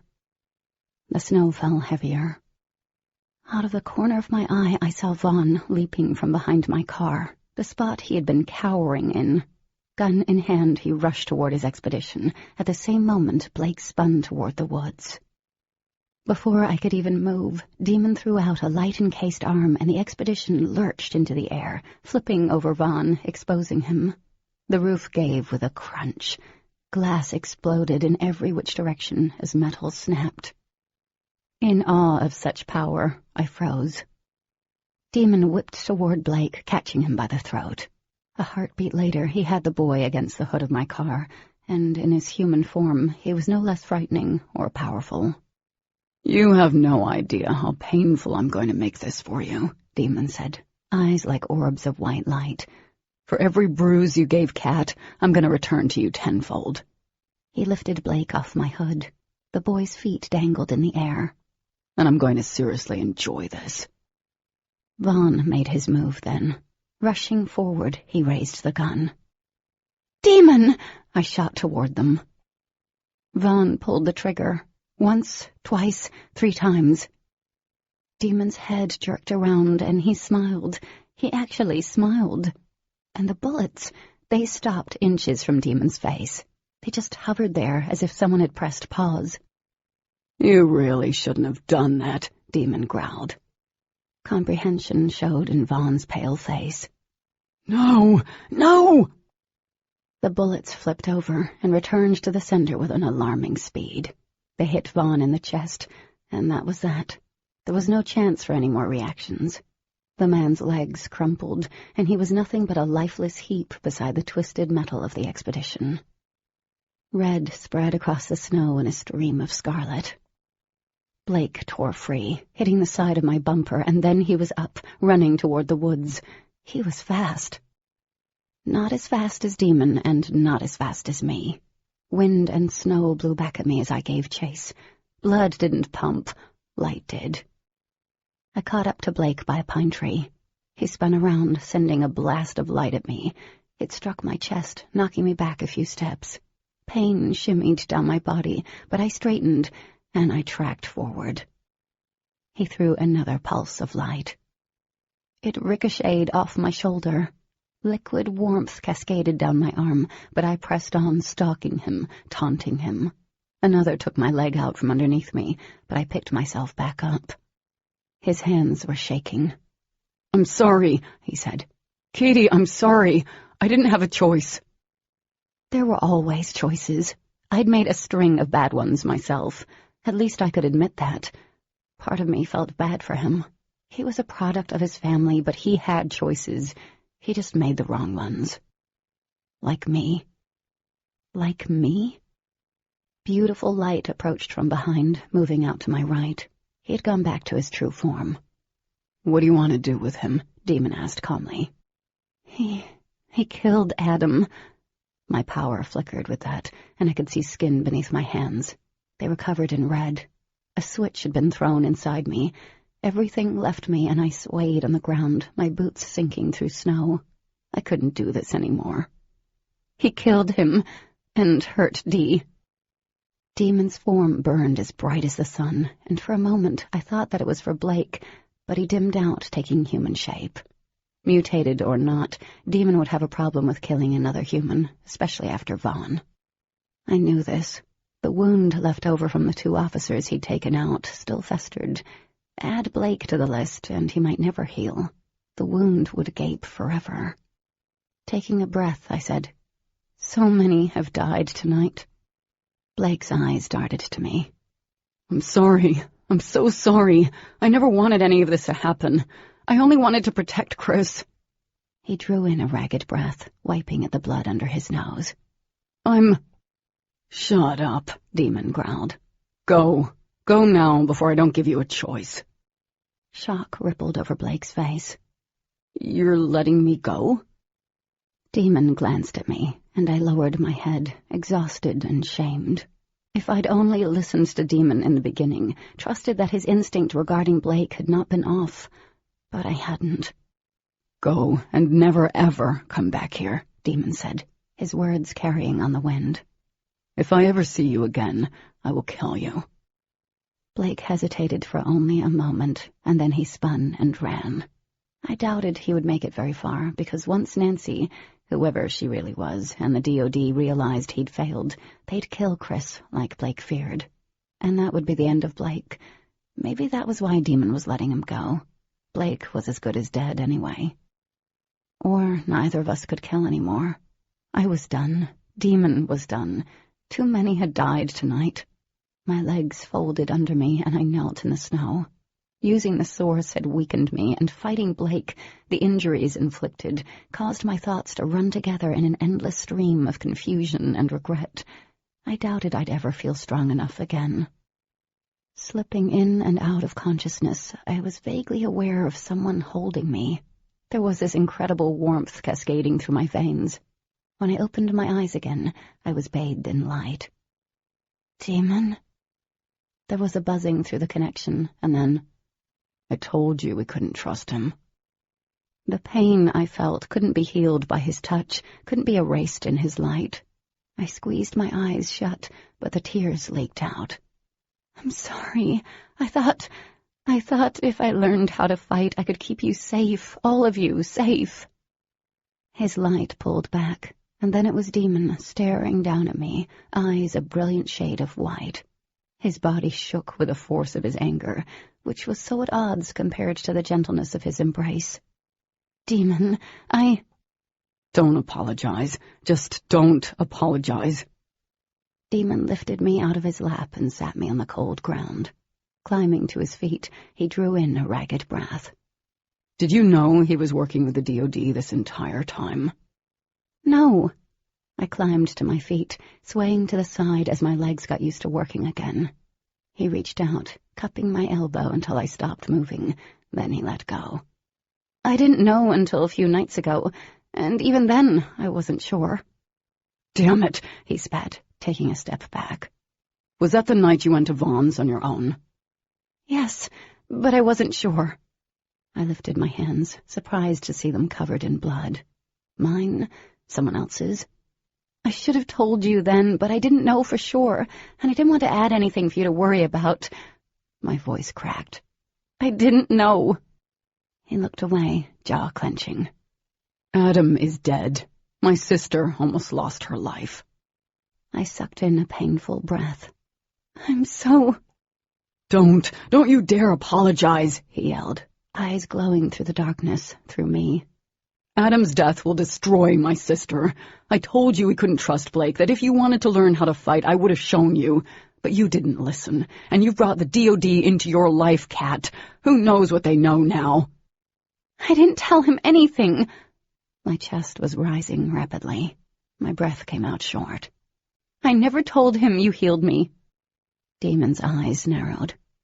"Do you think he didn't guess?" I winced, at a loss what to say. I'm sorry, I whispered. He flinched. And those times you were covered in bruises? That was him, wasn't it? He was hurting you during training, wasn't he? And never once did you think there may be something wrong with him? God damn it, Kat. You've lied to me. You didn't trust me. I do trust. Bullshit. Demon was in my face. Don't say you trust me when it's apparent you never did. There was nothing I could say. A burst of energy left him, slamming into an ancient oak. It cracked with a loud snapping sound, and then folded into a tree beside it. I jumped, gasping for air. All of this could have been prevented. Why couldn't you trust me? His voice cracked, and the sound reverberated through me like a barbed-tailed whip. I wished I had. My trust should have been placed in the one person I'd always trusted. I'd been fooled. Worse yet, I'd let myself be fooled. Tears streamed down my cheeks, a never-ending river of remorse. Demon drew in another harsh breath as he started toward me, but he came up short. I would have kept you safe. Then, in a flash of red-white light, he was gone, and I was alone in the freezing night, left with my choices, my mistakes, my guilt. Chapter 32. When I returned to my house, everyone was gone except Matthew, who stayed to help clean up after everything. Someone had removed Vaughn's body, plus his car and Blake's truck. There were broken picture frames everywhere. The coffee table was scratched all to hell. I had no idea how I was going to explain the broken window in the hallway upstairs. But the spot where Adam had fallen was worse. Glistening liquid pooled in 2 spots. Matthew was trying to clean it up, but his hands were shaking, his jaw working. I grabbed some towels from the linen closet and knelt beside him. I have this, I whispered. Matthew sat back, lifting his head and closing his eyes. He let out a staggered breath. This should have never happened. Tears built in my eyes as I sopped up what was left of Adam. I know. They're all like my children. Now I've lost another. And for what? It doesn't make sense. His shoulders shook. It never makes sense. I'm sorry. Wetness gathered on my cheeks, and I wiped at my face with my shoulder. This is my fault. He was trying to protect me. Matthew didn't say anything for several minutes. I worked at the spot, drenching 2 towels before he placed his hand on mine. It's not just your fault, Katie. This was a world you stumbled into, one filled with treachery and greed. You weren't prepared for it. Neither are any of them. I lifted my head, blinking back tears. I trusted Blake when I should have trusted Demon. I let this happen. Matthew twisted toward me, grasping my cheeks. You cannot take on the full responsibility for this. You didn't make the choices Blake did. You didn't force his hand. I choked on a broken sob as grief tore through me. His words didn't ease the guilt, and he knew it. Then the strangest thing happened. He pulled me into his arms, and I broke. Sobs racked my entire body.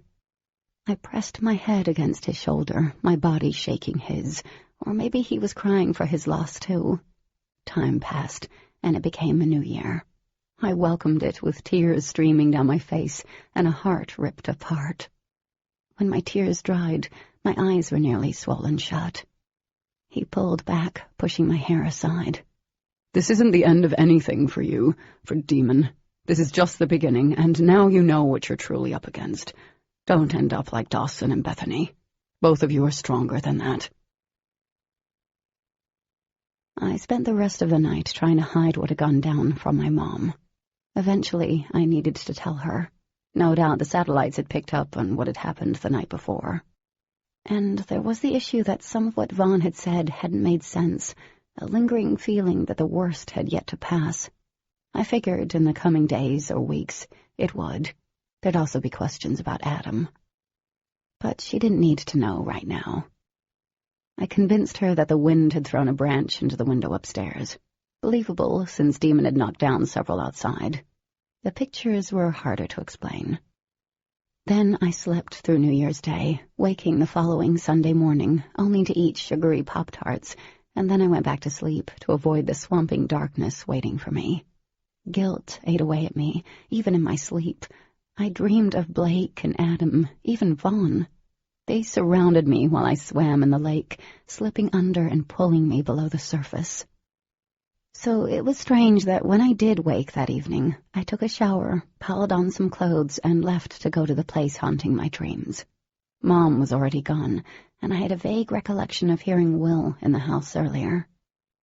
Snow continued to fall, but with the moon out, reflecting off the pristine surface, I found my way to the lake easily. I stood by the frozen, flawless water, huddled down in my sweater and the scarf my mom had bought me for Christmas. I'd even donned the matching gloves. Things were clearer here, not less intense, but manageable. Adam was dead, and eventually the DOD would come looking for Vaughn. And when they did, it would come back to me, and to Demon. And I'd killed. Not by my own hand, but I had led everyone down this road. People have died, innocent and those not so innocent. Demon had been right. A life was a life. Enemy or not, there was blood on my hands I couldn't wash away, soaking through my skin and leaving a dark stain. And every time I closed my eyes, I saw Adam's body. There was a tightness in my chest that would probably never go away. I wasn't sure about going to school tomorrow. It seemed pointless after everything. I still had no clue who had betrayed Dawson and Bethany, and there were more implants out there, watching me, watching all of us. An invisible clock had appeared, ticking away to my very own personal doomsday, and I had no one to blame but myself. About a minute later, I felt a warm tingle dancing across my neck. My breath stalled in my chest, and I couldn't will my body to turn around. Why was he here? He had to hate me. So did Dee. The snow crunched under his footsteps, which I found strange. He could move so quietly when he wanted. His body heat blanketed me as he stopped directly behind me. I couldn't ignore him forever, and I also knew he'd stand there forever if he chose to. Surprised and wary, I faced him. I knew you'd be here. He looked away, a muscle popping in his jaw. It's where I come when I need to think. I said the first thing that came to mind. How's Dee? She'll survive, he said, eyes shadowed. We need to talk. Demon leaned forward before I could respond. Are you busy right now? Not sure if I'm interrupting. Staring at the lake can take a lot of concentration. I couldn't figure out anything from his words or expression. I'm not busy. His ultra-bright gaze settled on me. Then come back with me. Anxious energy built inside me. Was he going to kill me and stash my body? Drastic, but probable after everything I'd caused. My throat dried as we started back to his house in silence. I followed him inside, hands clammy and trembling. Hungry? He asked. I haven't eaten all day. Yeah, a little. He moved into the kitchen and pulled out a package of lunch meat. I sat at the table while he made 2 ham and cheese sandwiches. He doubled up on the mustard on mine, knowing that was how I liked it, and I almost started bawling again right then. We ate in strained silence. Finally, after he'd cleaned up, I stood. Demon, Not yet, he said. Drying his hands, he then walked out of the kitchen without answering me. Drawing in a deep breath, I trailed after him. When he started up the steps, my pulse skyrocketed. Why are we going upstairs? Demon glanced over his shoulder, hand on the mahogany-colored rail. Why not? I don't know. It just seems... He went up the stairs, leaving me no other choice. We passed Dee's empty bedroom. It looked like Pepto-Bismol threw up in there. There was another bedroom with the door closed. I figured it had been Dawson's, probably untouched since he'd disappeared. Months had passed before Mom and I had moved any of Dad's stuff. Where's Dee? I asked. She's with Ash and Andrew. I think being with them is helping her. I nodded. More than anything, I wanted to go back in time, to ask more questions, to not be so damn stupid. Demon opened a door, and my heart flip-flopped. Stepping aside, he let me brush past him. Your room? Yep, the best spot in the whole house. His room was large, surprisingly clean and organized.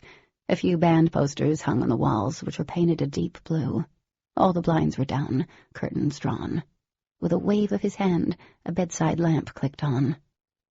There were a lot of expensive electronics, a flat-screen TV, a Mac that sent a dose of envy through me, a stereo system, and even a desktop. My gaze went to his bed. It was big, and the blue down comforter looked comfy and inviting. Lots of room to roll around, or just to sleep. Nothing like my little girl bed. I forced my gaze away from his bed and walked over to his Mac. Nice computer. It is. Demon kicked off his shoes. I could barely breathe. Demon. The bed springs creaked under his weight as I ran my fingers over the lid of the Mac. I'm so sorry about everything. I shouldn't have trusted him. I should have listened to you. I didn't want anyone to get hurt. Adam didn't get hurt.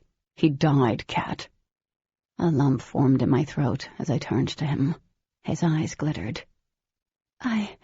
If I could go back, I'd change everything. Demon shook his head as his gaze dropped to his open hands. He curled them into fists. I know we don't always get along, and I know the whole connection thing freaked you out, but you knew you could always trust me.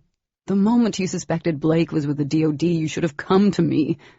Helplessness cracked his voice. I could have prevented this.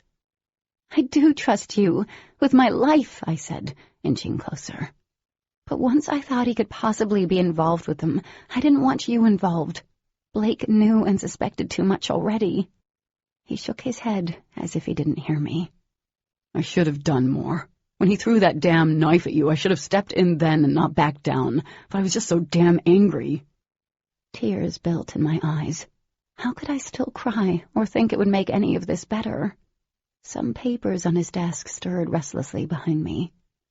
I was trying to protect you. He lifted his eyes, and they pierced straight through me. You wanted to keep me safe? Yes. I swallowed past the lump in my throat. Not that it turned out that way in the end, but when I found out Blake and Vaughn were related, all I could think was that he played me. I let myself be played, and he knew how close we were. They'd do to you what they did to Dawson. There is no way I could have lived with that. Closing his eyes, he turned his head. When did you know, definitely, that Blake was working with the DOD? It was the second time he'd ever said his name. That's how serious things were. On New Year's Eve, Friday, Blake showed up while I was sleeping, and I saw Simon's watch in his car. He says Simon's still alive, that the DOD took him, but there was blood on his watch. Demon cursed and then asked, While you were sleeping? Did he do this often? I shook my head. Not that I know of. You should have never been worried about me getting hurt. He stood, running both hands through his hair. You know I can take care of myself. You know I can handle on my own. I know, I said, but I wasn't going to knowingly put you at risk. You mean too much to me. His head swung toward me, eyes suddenly sharp. And what does that mean exactly? I shook my head. It doesn't matter now. The hell it doesn't, he said. You nearly destroyed my family, Kat. You almost got both of us killed, and none of this is over. Who knows how much time any of us have before the DOD comes? I let that dickhead go. He's still out there, and as terrible as this sounds, I hope he gets what's coming to him before he can report back to anyone. Demon swore. You lied to me. Are you telling me all of this because I mean something to you? Heated blood crept across my face. Why was he making me do this? How I felt didn't matter now. Demon. Answer me. Fine. I threw my hands up in the air. Yes, you mean something to me. What you did for me on Thanksgiving, that made me... My voice cracked. That made me happy. You made me happy. And I still care about you, okay? You mean something to me, something I can't really even put into words, because everything seems too lame in comparison. I've always wanted you, even when I hated you. I want you, even though you drive me freaking insane. And I know I screwed everything up. Not just for you and me, but for Dee. My breath caught on a sob. The words rushed from me, one after another. And I never felt this way with anyone else. Like I'm falling every time I'm around you, like I can't catch my breath, and I feel alive, not just standing around and letting my life walk past me. There's been nothing like that with anyone else. Tears pricked my eyes as I stepped back. My chest was swelling so fast it hurt. But none of this matters, because I know you really hate me now. I understand that. I just wish I could go back and change everything. Demon was suddenly in front of me, clasping my cheeks in his warm hands. I never hated you. I blinked back, the wetness gathering in my eyes. But I don't hate you now, Kat. He stared intently into my eyes. I'm mad at you, at myself. I'm so angry I can taste it. I want to find Blake and rearrange parts of his body. But do you know what I thought about all day yesterday, all night? The one single thought I couldn't escape no matter how pissed off I am at you. No, I whispered. That I'm lucky, because the person I can't get out of my head, the person who means more to me than I can stand, is still alive. She's still there, and that's you. A tear trailed down my cheek. Hope spread through me so fast it left me dizzy and breathless. The feeling was like taking a step off the edge of a cliff without seeing how far the fall would be. Dangerous, exhilarating. What does that mean? I really don't know. His thumb chased after a tear on my cheek as he smiled slightly. I don't know what tomorrow is going to bring, what a year from now is going to be like. Hell, we may end up killing each other over something stupid next week. It's a possibility. But all I do know is what I feel for you isn't going anywhere. Hearing that only made me cry harder. He bent his head, kissing the tears away until he caught each of them with his breath. Then his lips found mine, and the room fell away. The whole world disappeared for those precious moments. I wanted to throw myself into the kiss, but I couldn't. I pulled away, dragging in air. How can you still want me? I said. Demon pressed his forehead against mine. Oh, I still want to strangle you, but I'm insane. You're crazy. Maybe that's why. We just make crazy together. That makes no sense. It kind of does, to me at least. He kissed me again. It might have to do with the fact you finally admitted you're deeply and irrevocably in love with me. I let out a weak, shaky laugh. I so did not admit that. Not in so many words, but we both know it's true. And I'm okay with it. You are? I closed my eyes, breathing in what felt like the first real breath in months, maybe years. It's the same for you? His answer was to kiss me, and to kiss me again. When he finally lifted his head, we were on his bed and I was in his arms. I had no recollection of moving. That was how good his kisses were. I had to wait until my heart slowed down. This doesn't change anything I've done. All of this is still my fault. Demon was on his side beside me, his hand on the material covering my stomach. It's not all your fault. It's all of ours. And we're in this together. We'll face whatever is waiting for us together. My heart did a wild dance at those words. Us? He nodded, working on the buttons of my sweater, laughing softly when he came to where they were buttoned incorrectly. If there is anything, there is us. I lifted my shoulders, and he helped me shrug out of the sweater. And what does us really mean? You and me. Demon moved down, tugging off my boots. No one else. Blood pounded as I yanked off my socks and lay back down.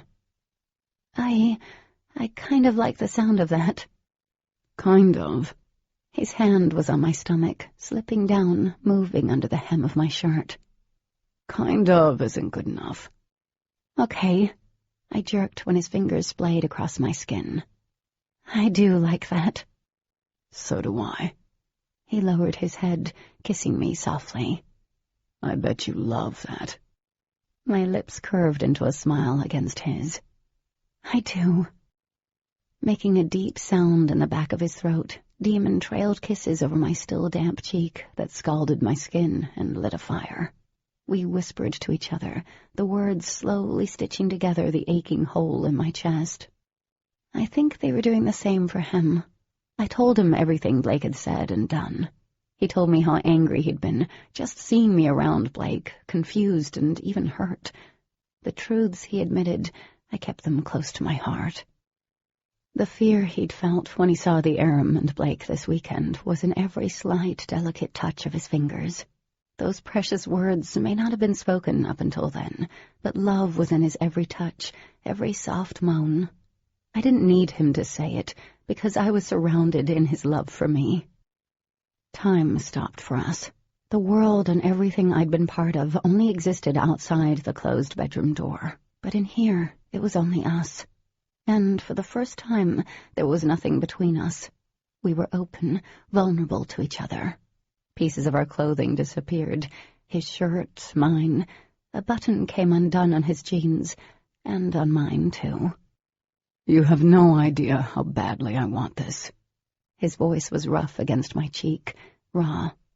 I think I've actually dreamed about it. The tips of his fingers drifted over my chest, down my stomach. Crazy, huh? Everything felt crazy. Being in his arms like this when I'd truly believed he'd never forgive me. I lifted my hand, running my fingers down his cheek. He turned to the touch, pressing his lips against the palm of my hand. And when his head lowered to mine again, I sparked alive under him, only for him.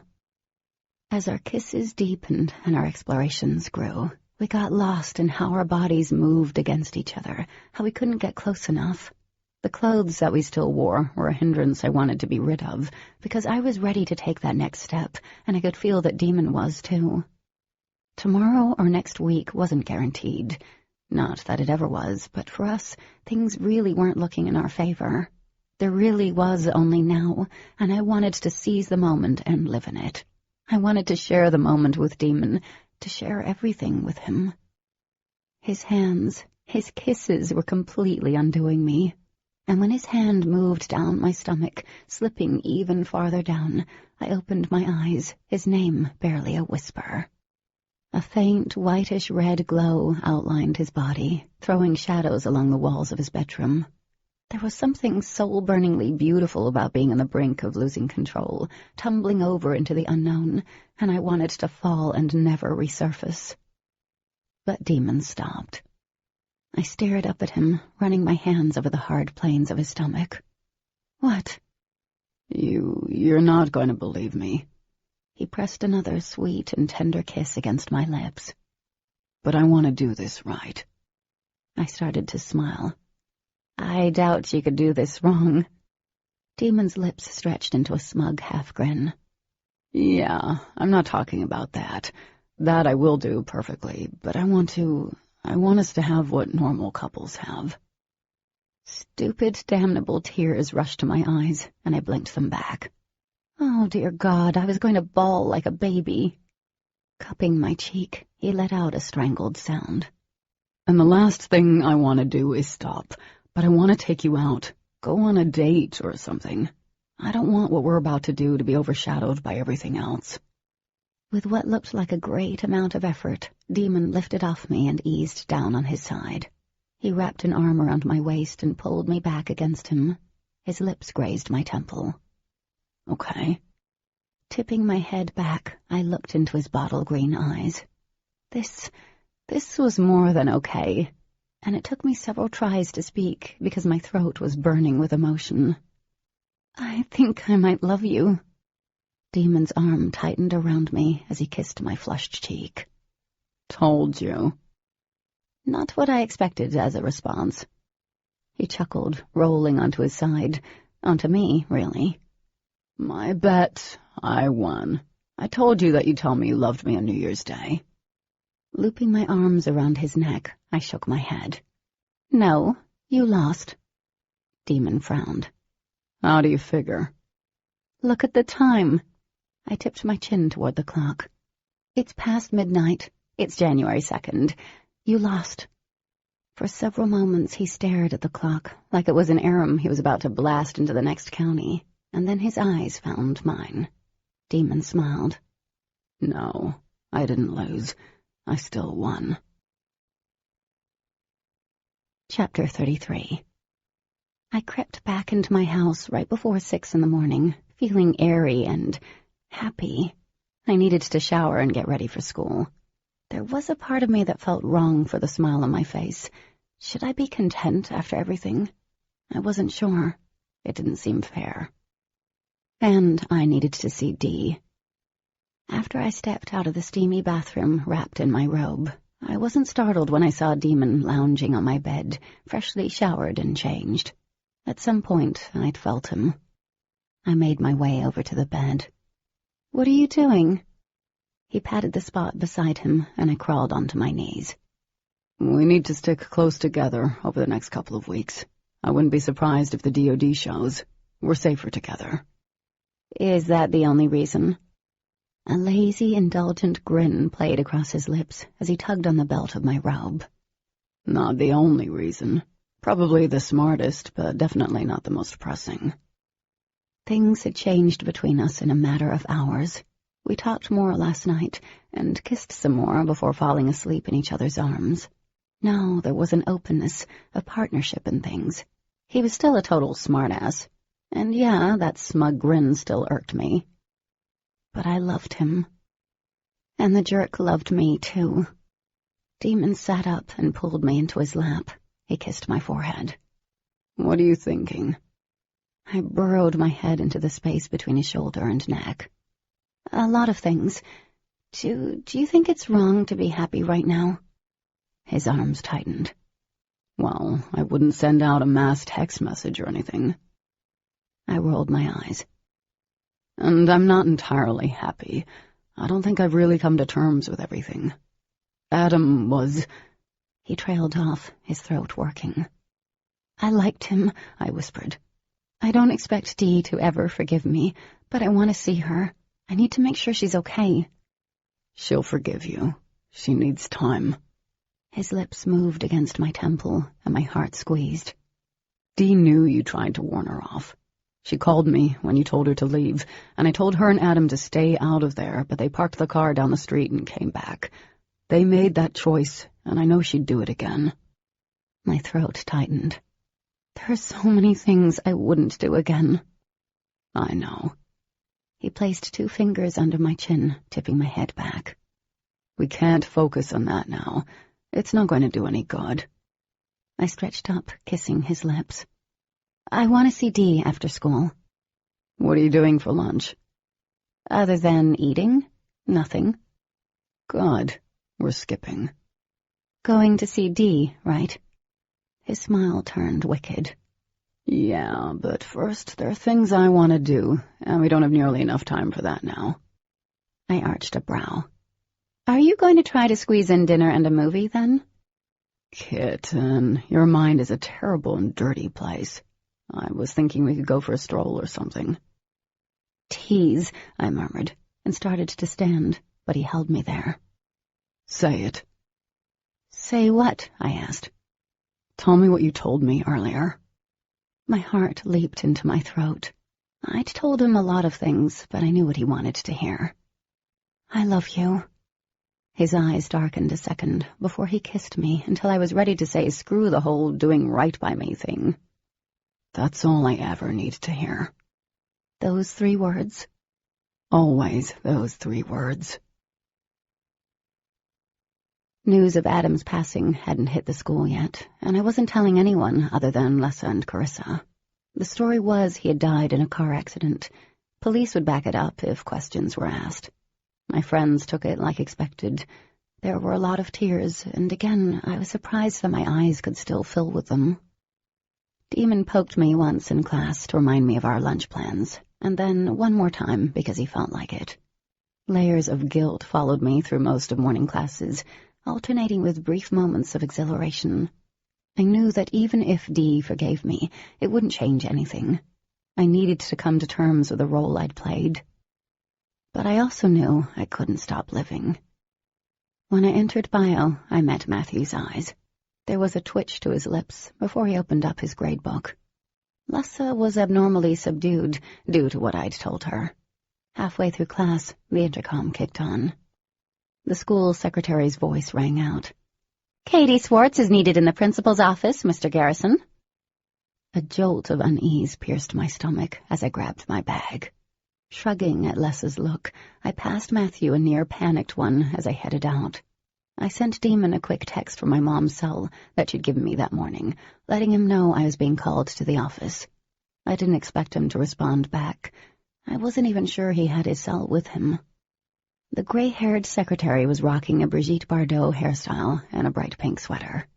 I leaned against the counter, waiting for her to look up. When she did, she squinted through her spectacles. "Can I help you?" "I'm Katie. I was called to the office."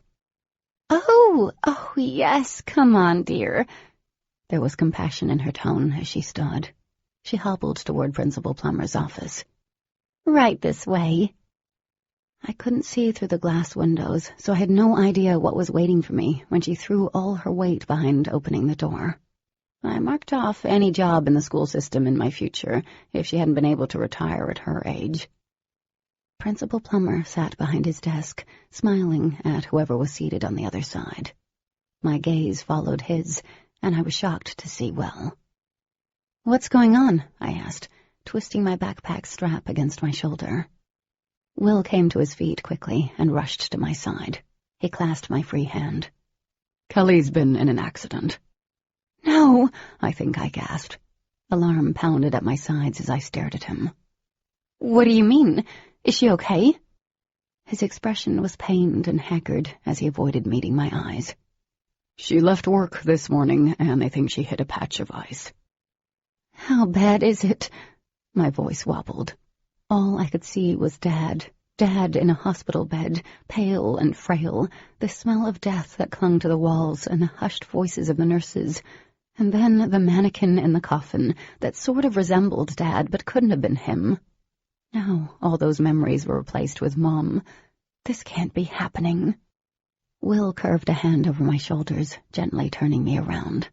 We were walking out of the office, but I wasn't conscious of any of it. "She's in the ER. That's all I know." "You have to know more than that." I didn't recognize my own voice. "Is she awake? Talking? Does she need to have surgery?" He shook his head, opening the door. Outside, the snow had stopped, and plows were clearing the parking lot. The air was frigid, but I didn't feel it. I was numb. Will led me to a tan Yukon I didn't recognize. Unease trickled in, and a horrible thought struck me. I halted a few feet from the passenger side. "Did you get a new car?" I asked. He frowned as he opened the car door.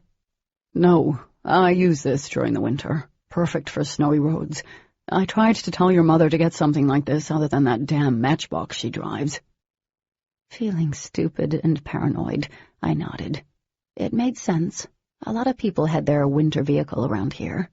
And with everything that had happened, I'd forgotten about what I'd discovered about Will, his sickness. I climbed in, clutching my bag to my chest after I buckled my seatbelt.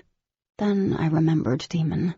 I checked the phone and saw there wasn't a reply yet. I sent him another quick text, telling him that Mom was in an accident. I'd call him and leave a more detailed message once I knew how bad things were. I choked on a breath when I thought about losing her. Will rubbed his hands together before he turned the key. The radio came on immediately. It was a weather broadcast. The man's voice coming from the speakers was cheery. I hated him. Meteorologists were watching a nor'easter forming in the south, slated to slam into West Virginia early next week. "What hospital is she at?" I asked. "Winchester," he said, twisting around as he reached for something in the back seat. I stared straight ahead, trying to keep the panic at bay. "She's going to be okay. She has to be. She'll be okay." My lips trembled. Why weren't we already on the damn road? "Katie." I faced him. "What?" "I'm really sorry about this," he said, his face expressionless. "She's going to be okay, right?" My breath caught again. Maybe he wasn't telling me the worst of it. Maybe she was... "Your mom is going to be fine." There wasn't time for me to feel relief or to question what he said. He leaned forward and I saw a long, scary-looking needle. I jerked back in the seat, but I wasn't fast enough. Will pushed the needle into the side of my neck. There was a pinch, and then coolness rushed through my veins, followed by a faint burning sensation.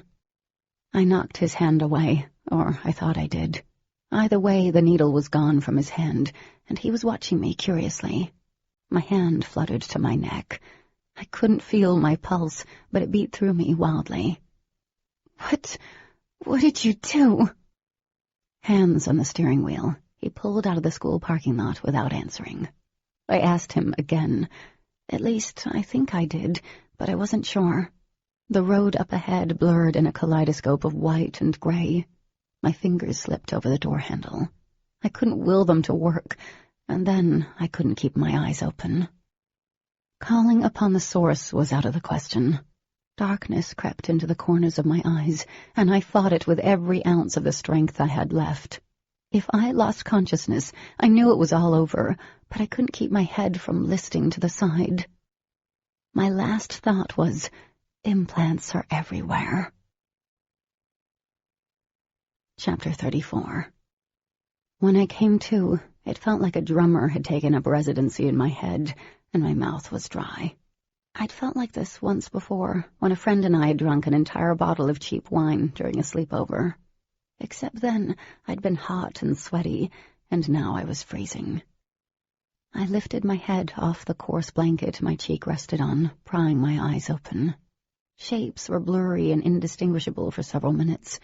Flattening out my hands, I pushed up, and a wave of dizziness assaulted me. My arms and feet were bare. Someone had taken off my sweater, shoes, and socks, leaving me in my tank top and jeans. Goosebumps pimpled my skin in response to the near-freezing temperature of wherever I was. I knew I was inside somewhere. The steady hum of lights and distant voices told me that much. Eventually, my eyes cleared, and I almost wished they'd stayed out of focus. I was in a cage that resembled a large kennel used for dogs. The thick black metal was spaced enough that I could fit a hand through it. Maybe. I looked up, realizing there was no way I could stand or even lie down completely straight without touching the bars. Manacles and chains hung from the top. 2 of them were hooked to my numb, chilled ankles. Panic clawed through me, forcing my breath in and out as my gaze darted around at a frantic pace. Cages surrounded me. A gleaming reddish-black substance coated the insides of the bars closest to me and on top of the manacles around my ankles. I kept telling myself to keep it together, but it wasn't working. I scooted onto my backside, sitting up as far as I could and reaching down, wanting to pull the things off my ankles. The moment my fingers touched the top of the metal, red-hot pain swept up my arms, straight to my head. I yelped, jerking my hands back. Terror consumed me, swallowing me like a rising tide. I reached for the bars, and the same barbed pain sliced through me, throwing me back. A scream tore from my throat as I shuddered, bringing my hands close to my chest. I recognized the pain now. It was what I'd felt when Smoker had placed that object against my cheek. I tried to call on the power that was in me. I could blow these cages apart without touching them, but there was nothing inside me. It was like I was empty or detached from the source, helpless, trapped. A lump of material stirred in the cage nearest to me, rising up. It wasn't a lump, but a person, a girl. My heart pounded against my ribs as she sat up, pushing greasy strands of long blonde hair off her pale face. She turned to me. The girl was my age, give or take a year. A wicked red-blue bruise spread out from her hairline, across her left cheek. She would have been pretty if she weren't so thin and unkempt. She sighed, lowering her face. I was really pretty once. Had she read my thoughts? Yes, I read your thoughts. Her voice was hoarse, thick. She glanced away, scanning the empty cages and then settling on the double doors. You're like me, I guess. Owned by the Daedalus. Know any aliens? She laughed then, lowering her pointy chin to her bent knees. You have no idea why you're here. Daedalus? What the hell was that? No, I don't even know where I am. She started to rock a little. You're in a warehouse. It's like a transportation pod. I don't know what state. I was out of it when they brought me in. She gestured at the bruise with a flick of tiny fingers. I wasn't assimilating. I swallowed. You're human, right? Another choked, grim laugh sounded. I'm not really sure anymore. The DOD is involved in this, I asked. Keep talking. I wouldn't flip out completely if I could keep talking. She nodded. Yes and no. The Daedalus is, but they are a part of the DOD, and they are involved in me, but you...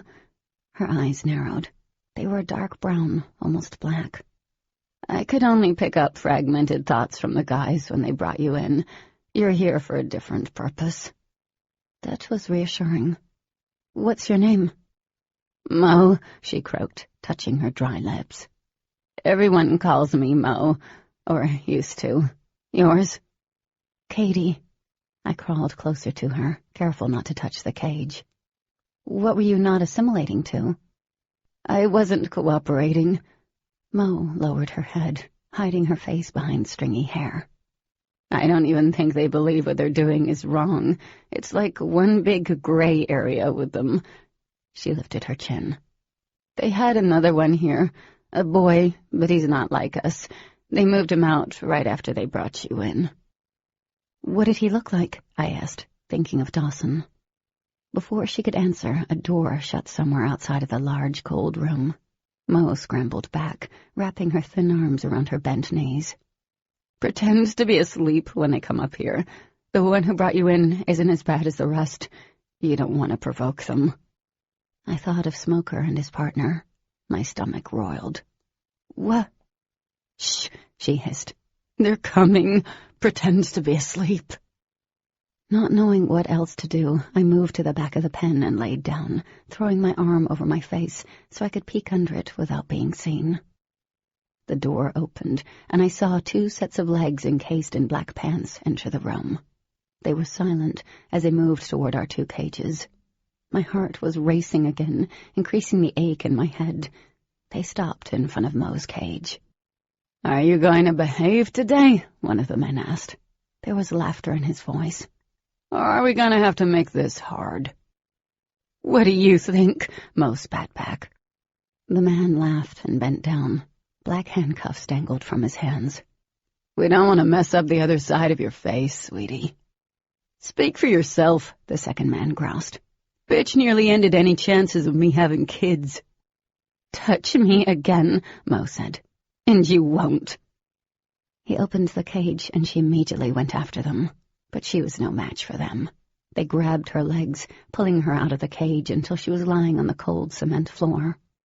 The one who called her a name rolled her over roughly, slamming her face into the floor. She grunted as he put his knee into her back, pulling her arms behind her. She let out another soft cry as he wrenched her arms. I couldn't sit still and watch this. I pushed up, ignoring the nausea. Stop it! You're hurting her! The one in her back looked over, frowning as he saw me. Look at this, Ramirez. This one's awake. And that one needs to be left alone, Ramirez replied. We're getting paid enough money to pretend she ain't here, Williams. Get the stuff on her, and let's get out of here. Williams climbed off Mo and approached my cage, kneeling down so he was eye level with me. He wasn't very old, maybe mid-20s. The look in his dissipated blue eyes scared me more than the cages. Put what on me?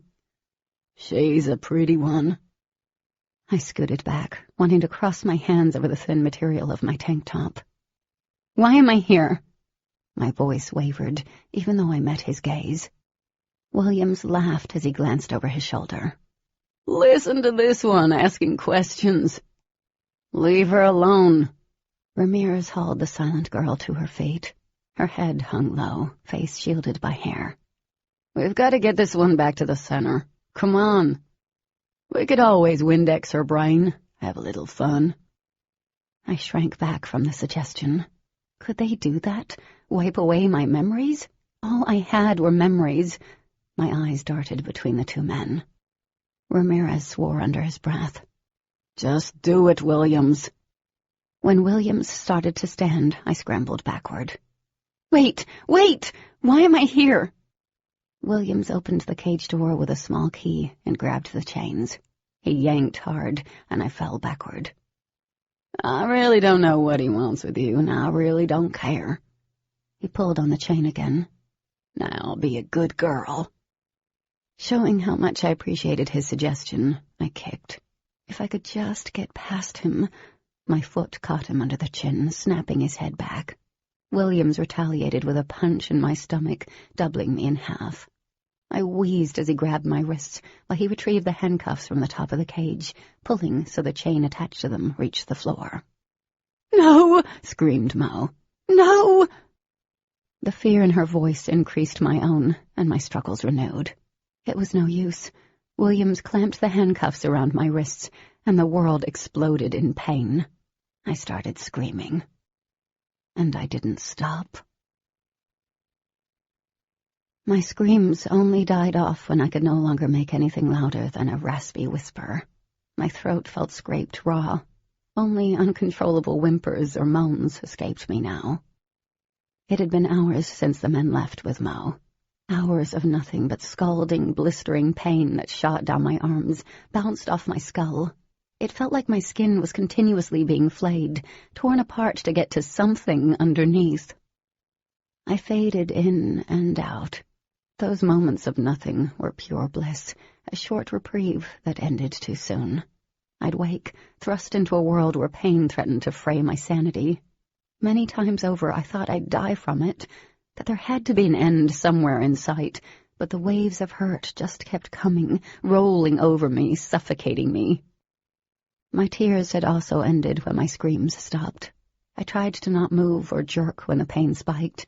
It only made it worse. I was no longer cold. Maybe it was because I couldn't feel anything other than the hurting that was inflicted by whatever was encased on those handcuffs. But through it all, I didn't want to die. I wanted to live through this. At some point, the doors opened.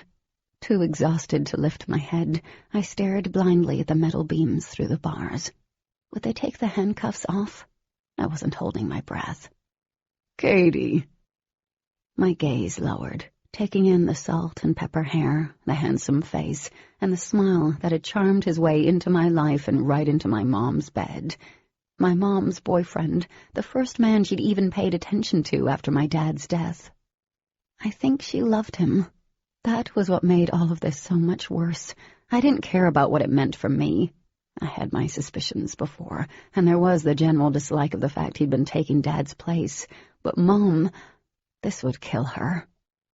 "How you hanging in there?" he asked, as if he truly cared. "I hear it's painful. The coding, to those like you and the Luxon, it's pretty much the only thing that can completely incapacitate both the Luxon and those they mutate. Onyx, mixed with a few other stones like rubies, inflicts such a strange reaction. It's like two photons bouncing off each other, looking for a way out.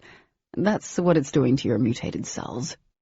He adjusted his tie, loosening it around his neck. "I'm what the DoD calls an implant, but I'm sure you figured that out by now. You're a smart cookie, but you're probably wondering how I knew. The night you were brought into the ER after you were attacked, you were recovering way too fast, and the DoD was already keeping an eye on you because of your proximity to the blacks." And being a doctor, wow, he'd know right off the bat if someone healed abnormally fast. Disgust seeped through me like a disease. It took me several tries to get the next raspy words out. "You started to date my mom just to keep an eye on me?" When he winked, I wanted to vomit. "You son of a bitch." "Well, dating your mom did have its benefits. Don't get me wrong, I do care about her. She's a lovely woman, but—" I wanted to hurt him, badly. "You told them about Dawson and Bethany?" He flashed a smile, showing off perfect white teeth. "The DoD was already monitoring them.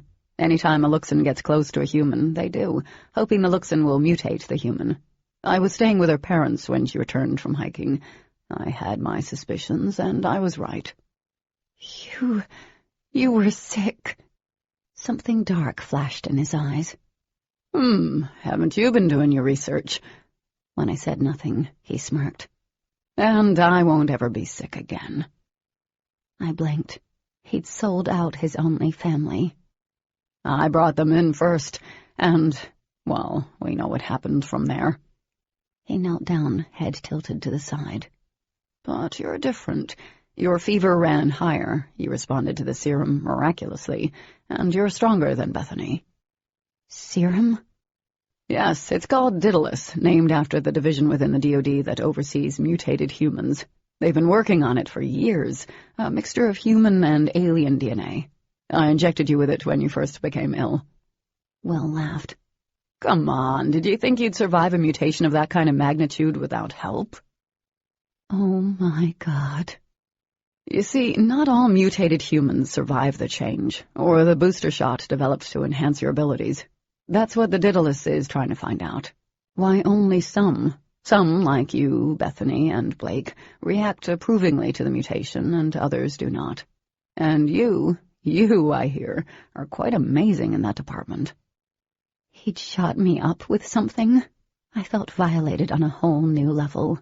Anger continued to build inside me, overshadowing the pain. Why? I croaked. Will looked pleased, excited. It's rather simple. Demon has something I want, and you will ensure he behaves long enough so this meeting ends beneficially for all parties involved. And I do have something besides you that he will do anything for. He'll kill you, I rasped, wincing. Doubtful. And you really shouldn't talk, he said conversationally. I think you've done some permanent damage to your vocal cords. I've been downstairs for a while, waiting for you to stop screaming. Downstairs? I realized then that we were most likely in the warehouse that Demon had attempted to investigate the night we ran into the officers. Moving restlessly, I moaned as he brought the handcuffs more into contact with my skin. I may have faded out for a few seconds, because when I opened my eyes, Will was leaning closer. Did you know the looks and healing power is at its strongest when a person is wounded, and the effects weaken the longer the gap is between the injury and the healing? So I'm thinking he won't be able to fix the voice thing. I drew in a ragged, painful breath that scorched my throat. Fuck you. Will laughed. Don't be angry, Katie. I don't mean him any harm. You either. I just need you compliant while Demon and I negotiate. And if he plays along, both of you will walk out of this building alive. An unexpected jolt of pain rocked me, and my body went stiff as I gasped. It felt like my cells really were bouncing off one another, trying to escape. He stood, hands clenching at his sides. I almost thought I lost it all this weekend. You can imagine how pissed I was when I learned that Vaughn was dead. He was supposed to bring you to me then. That poor boy had no idea that his own uncle was working to undermine what Nancy had him doing. He laughed, trailing his fingers over the bars. Kind of messed up, if you think about it. Vaughn knew that Nancy would be pissed, most likely would take it out on Blake's little alien friend. Although I shouldn't talk, since I turned over Bethany and Dawson. I should have tried it with them, but I wasn't thinking. Dawson is very much like his brother. He'd have done anything for Bethany. Anger broke through the pain, burning just as bright. You! He stopped at the front of the cage. As far as I know, it hasn't worked yet. I really had no idea what he was talking about, but pieces clicked together. Will had betrayed his own niece. The bank transfer slips made sense. Will had been paying Vaughn off, but for what? I didn't know. Whatever it was enough for Vaughn to go against the DoD, and it also explained why he'd stopped Blake from telling Nancy any of my progress. Don't worry. Demon is a smart one.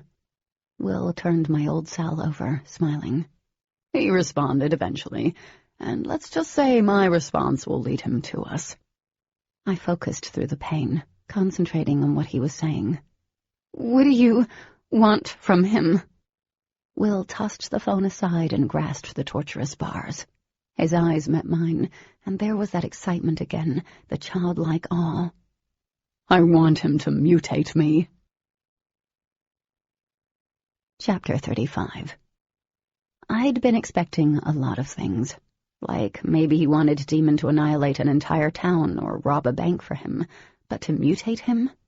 If pain weren't racking my body, I would have laughed at the absurdity. Will must have sensed my thoughts, because he scowled. You have no idea what you're truly capable of. What is money and prestige when you have the kind of power to force people to your will, when you never get sick, when no human and no alien life form can stop you? His knuckles bleached. You don't understand, little girl. Sure, you watched your father succumb to cancer, and I'm sure that was terrible for you, but you still have no idea what it's like when your body turns against you, when every day is a battle to just survive. He pushed off the bars. Being sick and close to death changes a person, Katie. I will do anything to never be that weak, that helpless again, and I think your father, if he'd been given the chance, would have felt the same way. I shuddered. My father would never hurt another person. Will smiled. Your naivete is endearing. It wasn't naivete. I knew my dad, what he'd do. Another wave of raw hurt forced my eyes closed. As it ebbed off, a different sensation appeared. Demon was here. My eyes darted to the doorway, and Will turned expectantly, even though there hadn't been a sound. He's here, isn't he? You can sense him. Relief colored his tone. All of us suspected him, but we could have been wrong. It wasn't until Blake took out Adam and nearly Dee that we could confirm it was Demon. He glanced back at me. Be grateful that the chain of evidence ends with me. When this is done, we all walk away from this okay. If Nancy knew what we did, neither of you would be leaving here tonight. He glanced over his shoulder. There's an address you need to remember. 1452 Street of Hopes in Moorfield. There, he'll find what he's looking for. He has until midnight, then he's lost his window of time. I remembered the address from the slip of paper I'd found, but it was a moot point. I was sure that Demon was going to blast Will into his next life. Just then, the double doors opened, slamming off the white cement walls. Demon came through the entrance, head lowered and eyes like glowing orbs. Even in my state, I could feel the power radiating off him. Not a Luxon power, but a human one born of desperation and pain. He looked at Will and quickly dismissed him. His gaze found me and stayed. A multitude of emotions flickered across his face. I wanted to say something, but my body had wanted to move closer to him. It was an unconscious movement, and it caused the onyx and the handcuffs to come into more contact with my skin. Withering on the floor of the pen, my mouth opened in a silent scream. Demon shot forward, not as fast as he normally would. He gripped the bars and then jerked back with a hiss. What is this? His gaze dropped to his hands and then back to me. Pain fractured the light in his eyes. Onyx mixed with ruby and hematite, Will answered. A nice combination that doesn't sit well with the Luxon or hybrids. Demon looked at Will. I will kill you. No, I don't think he will. Will had moved back, though, showing that he wasn't entirely confident in his plans. Onyx covers every entrance to this building, so I know you can't pull in any power or use the light. I also have the keys to that cage and those handcuffs, and only I can touch any part of that. Demon growled low in his throat. Maybe not now, but I will. You can believe that. And you can believe that I'll be ready for that day. Will glanced at me, cocking an eyebrow. She's been in there for a while. I think you understand what that means. Shall we move this along? Ignoring him, Demon approached the other side of the pen and knelt. I turned my head toward him, and his eyes searched every inch of me intensely. I'm going to get you out of there, kitten. I swear to you. As sweet as your declaration is, the only way you'll get her out of there is to do as I say, and we only have... He checked his Rolex. About 30 minutes before the next round of officers arrive, and while I have every intention of letting you both go, they won't." Demon lifted his head, jaw working. "What do you want?" "I want you to mutate me." He stared at Will a moment, then laughed grimly. "Are you insane?" Will's eyes narrowed. "I don't need to explain everything to you. She knows. She can fill you in. I want you to change me." He reached over the cage, wrapping his fingers around the bundle of chains. "I want to become what she is. I can't just twitch my nose and make it happen." "I know how it works," he sneered. "I have to be wounded. You have to heal me, and the rest I can take care of." Demon shook his head. "What is the rest?" Once again, Will looked at me and smiled. "Katie can fill you in on that." "You'll fill me in right now," he snarled. "Or not." Will yanked on the chains, and I buckled. My scream was just a whimper, but Demon shot up. "Stop it!" he roared. "Let the chains go." "But you haven't even heard what I'm offering." He held the damn chains up, and I swam in pain. I faded out for several seconds, returning to see Demon at the front of the cage, his eyes wide and frantic. "Let the chains go," he said. "Please." My heart cracked. Demon never begged. Will released the chains, and I slumped against the pen. The pain was still there, but it was nothing like it had been seconds ago. "That's much better." Will stepped closer to the cage Mo had been in. "This is my deal. Mutate me, and I'll give you the key to the cage, but I'm not stupid, Demon." "You're not," Demon snickered. The older man's lip twitched. "I need to make sure you don't come after me as soon as I leave here, which I know you will once she's removed from that cage." "Am I that predictable?" He smiled smugly, and his stance changed, taking on the arrogant swagger he was famous for, but I knew he was coiled tight. "I may have to change up my game." Will let out an exasperated breath. "When I leave here, you will not follow me. We have less than 20 minutes to do this, and then you'll only have 30 minutes, give or take a few, to go to the address I've given to Katie." Demon glanced at me quickly. "Is this a scavenger hunt? I so do love them." Always a smartass, I thought, even in the worst situations. I think I kind of loved him just for that. "Possibly." Will slowly approached him, pulling out a gun from his back. Demon just arched a brow while my heart tumbled over. "You'll have a choice to make after you let her out of the cage. You can come after me, or you can get the one thing you've always wanted." "What, a tattoo of your face on my ass?" Will's cheeks flushed with anger. "Your brother." All of Demon's arrogance vanished. He took a step back. "What?" "I've paid a lot of money to get him in a position where he could have escaped. Besides, I doubt they'll really be searching for him." Will smiled coldly. "He's proven to be quite useless. But you, on the other hand, are stronger. You'll succeed where he's failed, time and time again." I wet my dry lips. Failed? At what? Demon's head jerked toward me, his eyes narrowing at the sound of my voice, but Will spoke up. "They've been forcing him to mutate humans for years. It hasn't been working. He's not as strong as you, Demon. You were different." Demon drew in a breath. Will was offering Demon everything he'd wanted. His brother. There was no way he'd turn that down. And he was fighting not to show any emotion. To Will, he was expressionless, but I recognized the minute ticking in his jaw, the way his eyes flickered, and the tight line of his mouth. He was caught between excitement and the knowledge that he was creating someone who could ultimately destroy the ones he loved, and someone who would be tied to him irrevocably, and to me. If Demon healed Will, their lives would be joined. "I'd prefer to hunt you down and break every bone in your body for what you've done," Demon said finally. "Rip your flesh off your body slowly, and then feed it to you for hurting Cat. But my brother means more than vengeance." Visibly shaken by his words, Will paled. "I was hoping that would be your decision."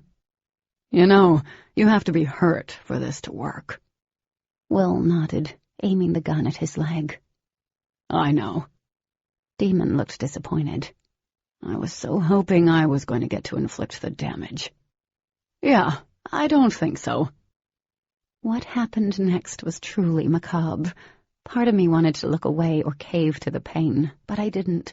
I watched Will cock his arm back, and then, after a minute, he shot himself in the leg.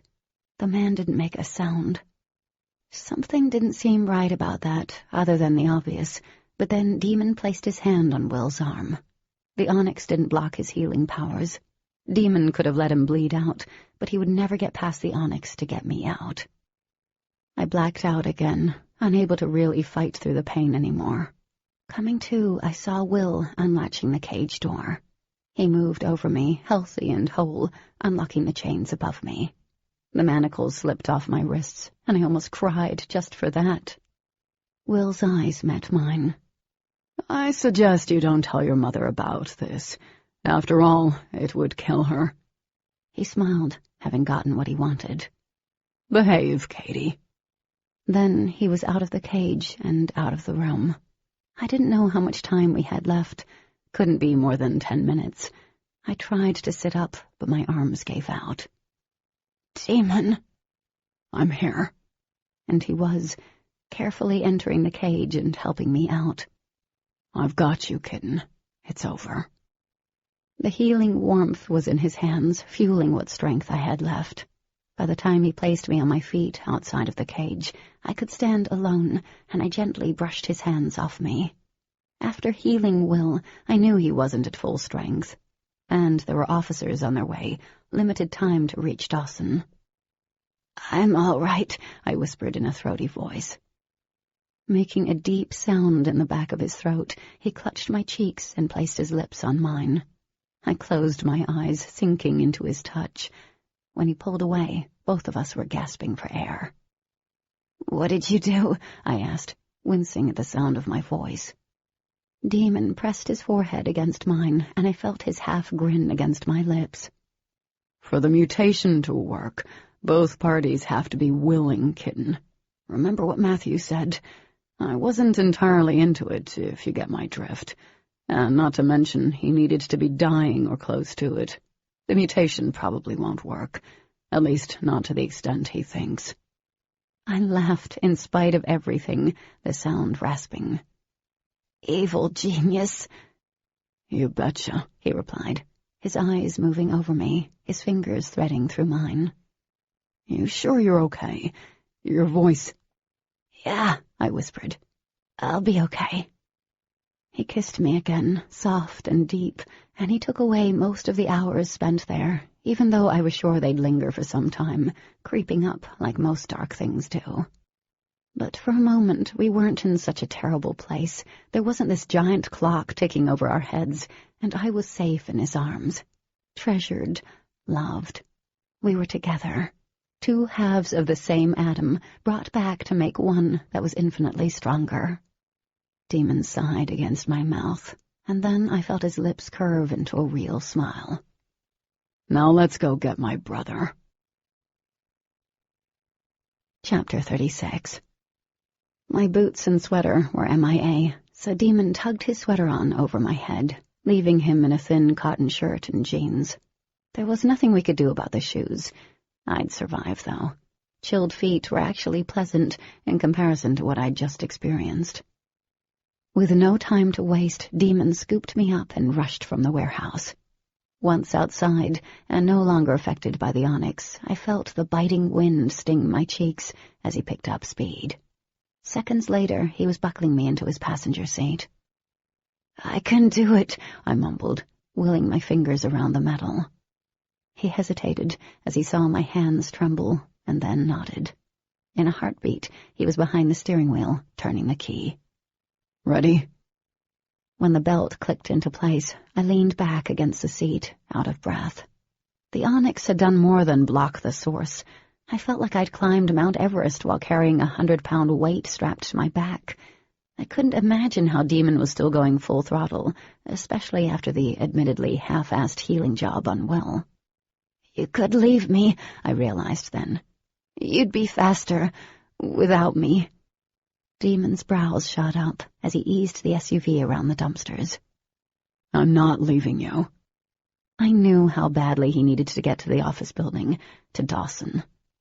I'll be fine.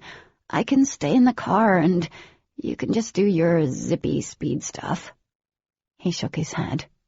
Not going to happen. We have time. But... Not going to happen, Kat. He gunned it out of the parking lot. I'm not leaving you alone. Not for a freaking second, okay? We have time. He brushed the dark waves off his forehead with one hand, his jaw clenching tightly. When I got your message about your mom, and when you didn't respond back to me, I thought maybe you were already at the hospital in Winchester. So I called, and when they told me your mom hadn't been admitted...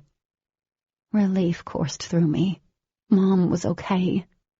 Demon shook his head. I thought the worst. I thought they'd gotten you. And I was ready to tear this whole damn town apart. And then I got the text from Will.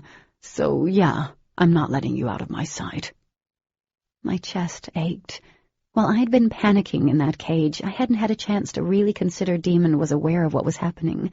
But now I knew those hours must have been pure hell for him, a flashback to the days after Dawson's supposed death. My heart wept for him. I'm okay, I whispered.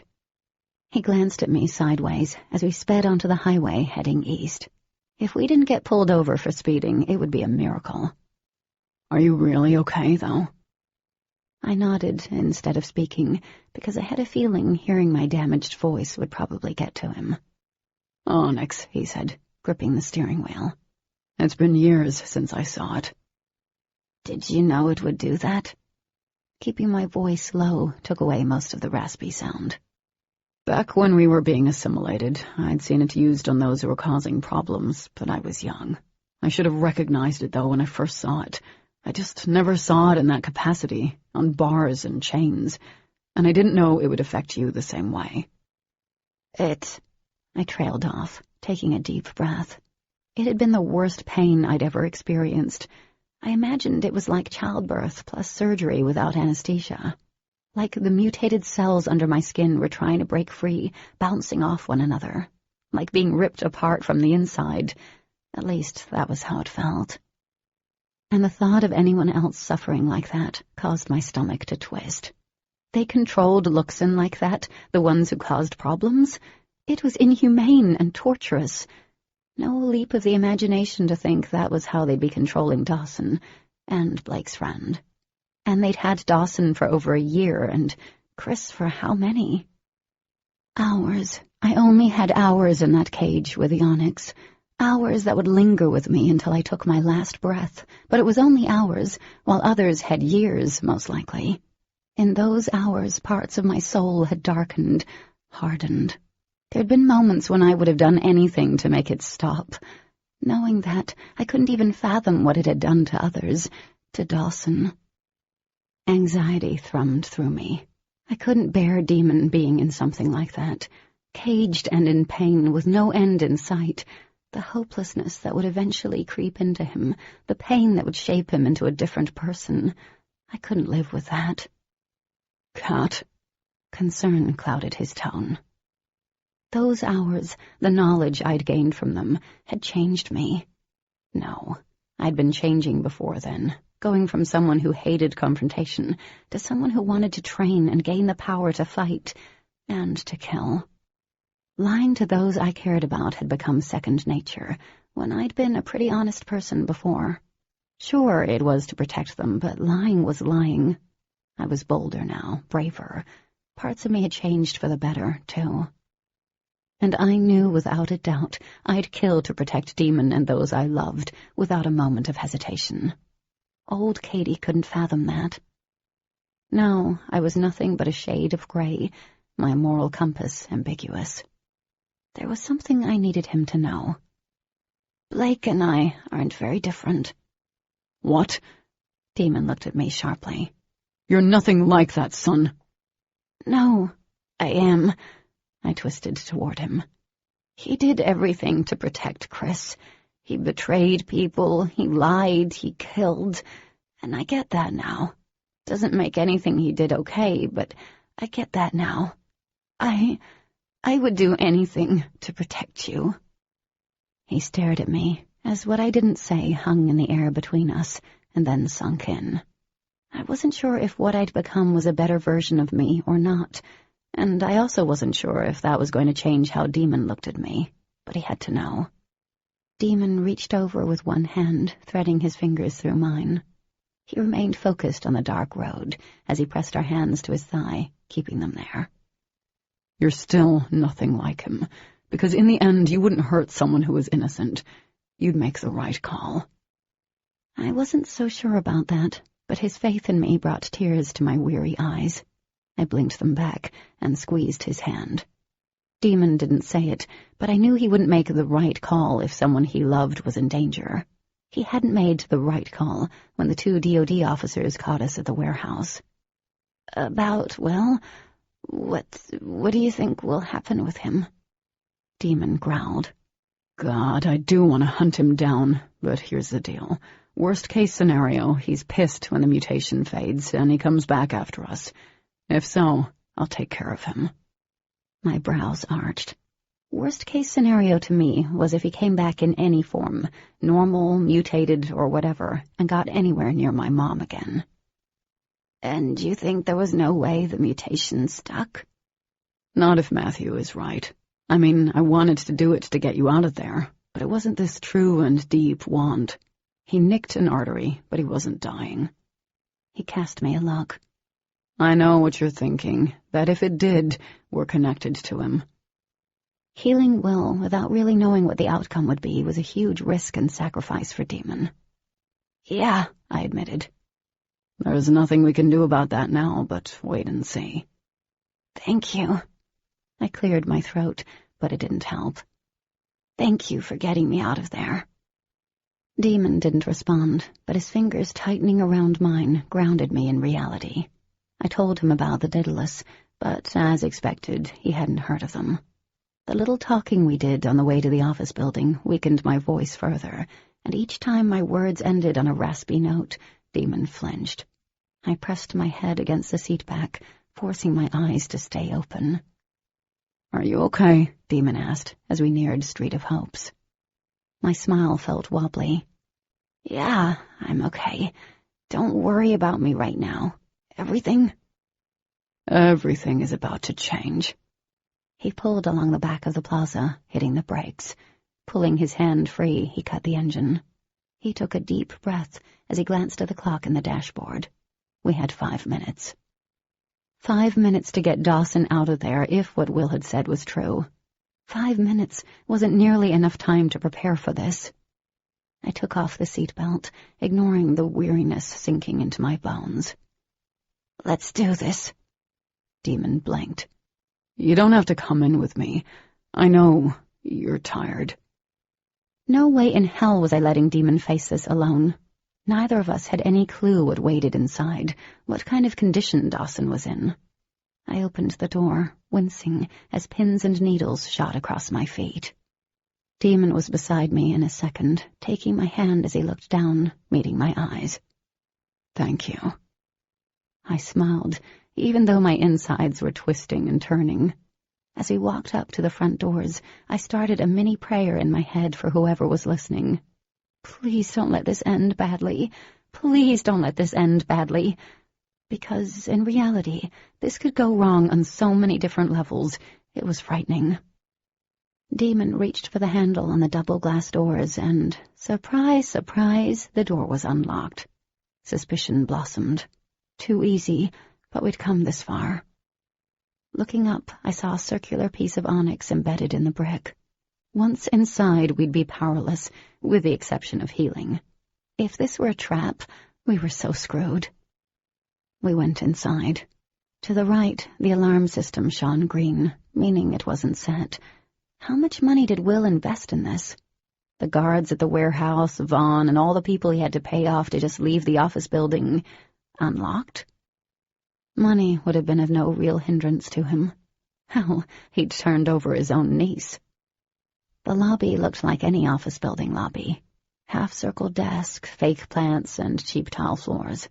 There was a door leading to a stairwell that had been conveniently left open. Glancing at Demon, I squeezed his hand. I'd never seen him so pale, his face so hard it could have been made of marble. His destiny waited upstairs, in a way. His future. Squaring his shoulders, he started toward the door, and we went, climbing the stairs as fast as we could. When we reached the top, my legs were shaking from exhaustion, but fear and excitement spiked my blood with adrenaline. At the top landing, there was a closed door. Above it, there was more Onyx, a sure sign. Demon let go of my hand and wrapped his fingers around the handle, a slight tremor running up his arm. My breath caught in my throat as he opened the door. Images of the impending reunion flitted through my thoughts. Would there be tears and shouts of joy? Would Dawson be in any shape to recognize his brother? Or was there a trap waiting to be sprung on us? The room was dark, lit only by the moonlight streaming in through one window. There were a couple of folding chairs propped against the wall, a TV in the corner, and a large kennel-like cage in the middle of the room, outfitted with the same kind of manacles that had hung from mine. Demon stepped into the room slowly, his hands falling to his sides. Heat blasted off his body as his spine stiffened. The cage was empty. Part of me didn't want to process what that meant, couldn't let the thought sink in and take root. My stomach cramped, and tears burned the back of my sore throat. "Demon!" I croaked. He stalked to the cage, stood there a moment, and then knelt, pressing his forehead against his hand. A shudder racked his body. I hurried to his side and placed my hand on his rigid back. Muscles bunched under my touch. He lied to me," Demon said, voice ragged. "He lied to us." To come this close, to come seconds from seeing his brother again, was heartbreaking. The kind of shattering there was no coming back from. There was nothing I could say. No words could make this better. The emptiness tearing open inside me was nothing compared with what I knew Demon was feeling. Choking back a sob, I knelt behind him and rested my cheek on his back. Had Dawson ever been here? There was a good chance he'd been at the warehouse, because of what Mo had said, but if he'd been here, he was gone now. Gone again. Demon jerked up. Caught off guard, I started to tip over, but he whipped around, catching me before I hit the floor and pulling me to my feet. My heart stuttered and then accelerated. "Demon!" "Sorry." His voice was rough. We need to get out of here."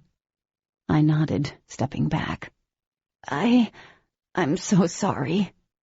He pressed his lips into a thin line. "It's not your fault. You had nothing to do with this.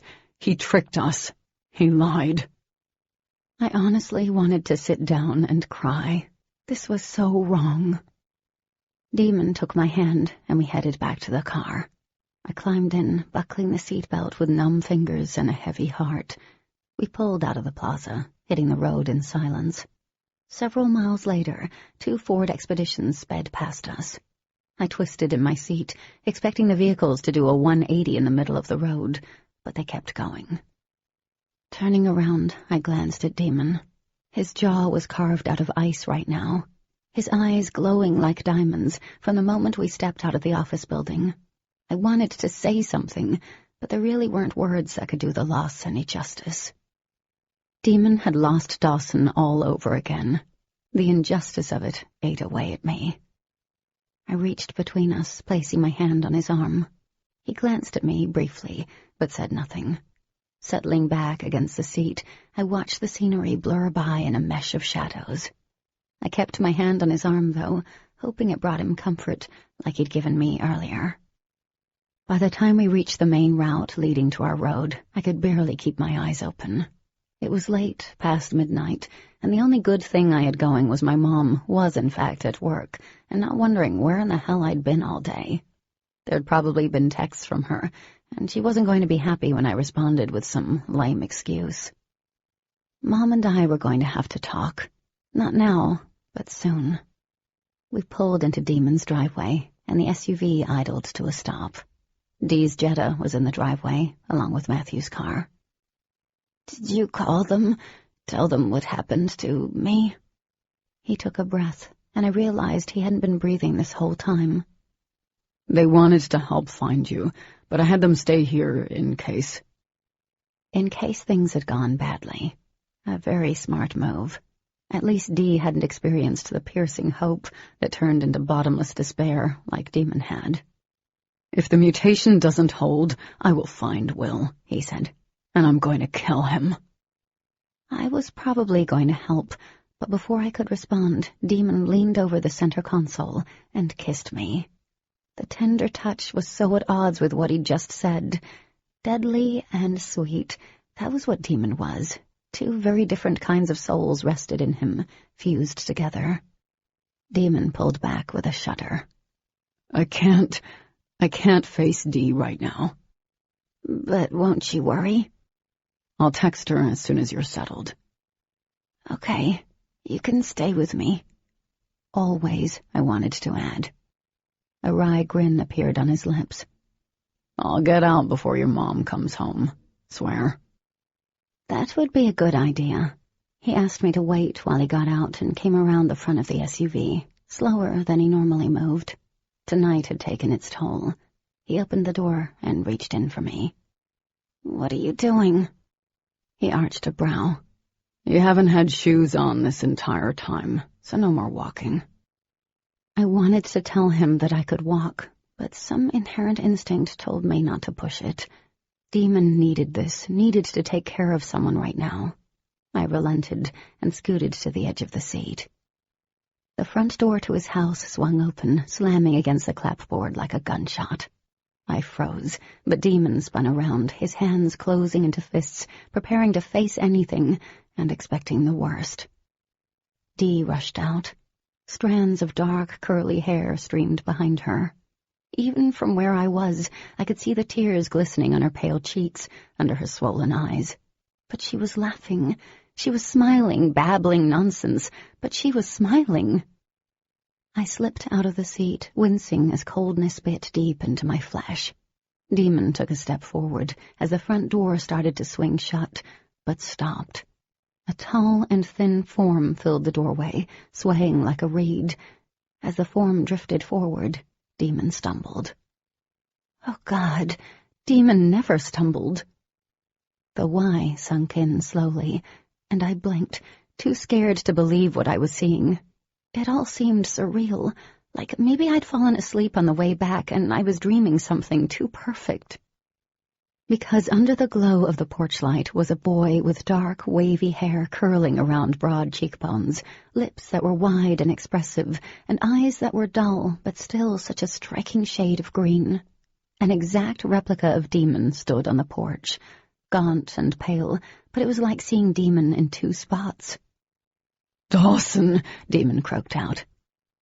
Then he broke into a dead run, feet pounding over frozen ground and up the steps. Wetness gathered in my eyes, spilling down my cheeks, as Demon threw his arms out, his broader body blocking his brother's. Somehow, some way, Dawson was home. Demon pulled his brother to him, but Dawson, he was just standing there, arms limp against his sides, his face as beautiful as his brother's, but painfully empty. "Dawson?" Uncertainty carried in Demon's voice as he pulled back, twisting my insides into raw, nervous little knots that traveled up my throat, getting stuck and stealing my breath. As the two brothers stared at each other, with the wind blowing loose flakes of snow on the ground, sending them swirling into the night sky, I remembered what Demon had said earlier. He had been right. In that moment, everything did change, for the better and for the worse. This concludes Onyx.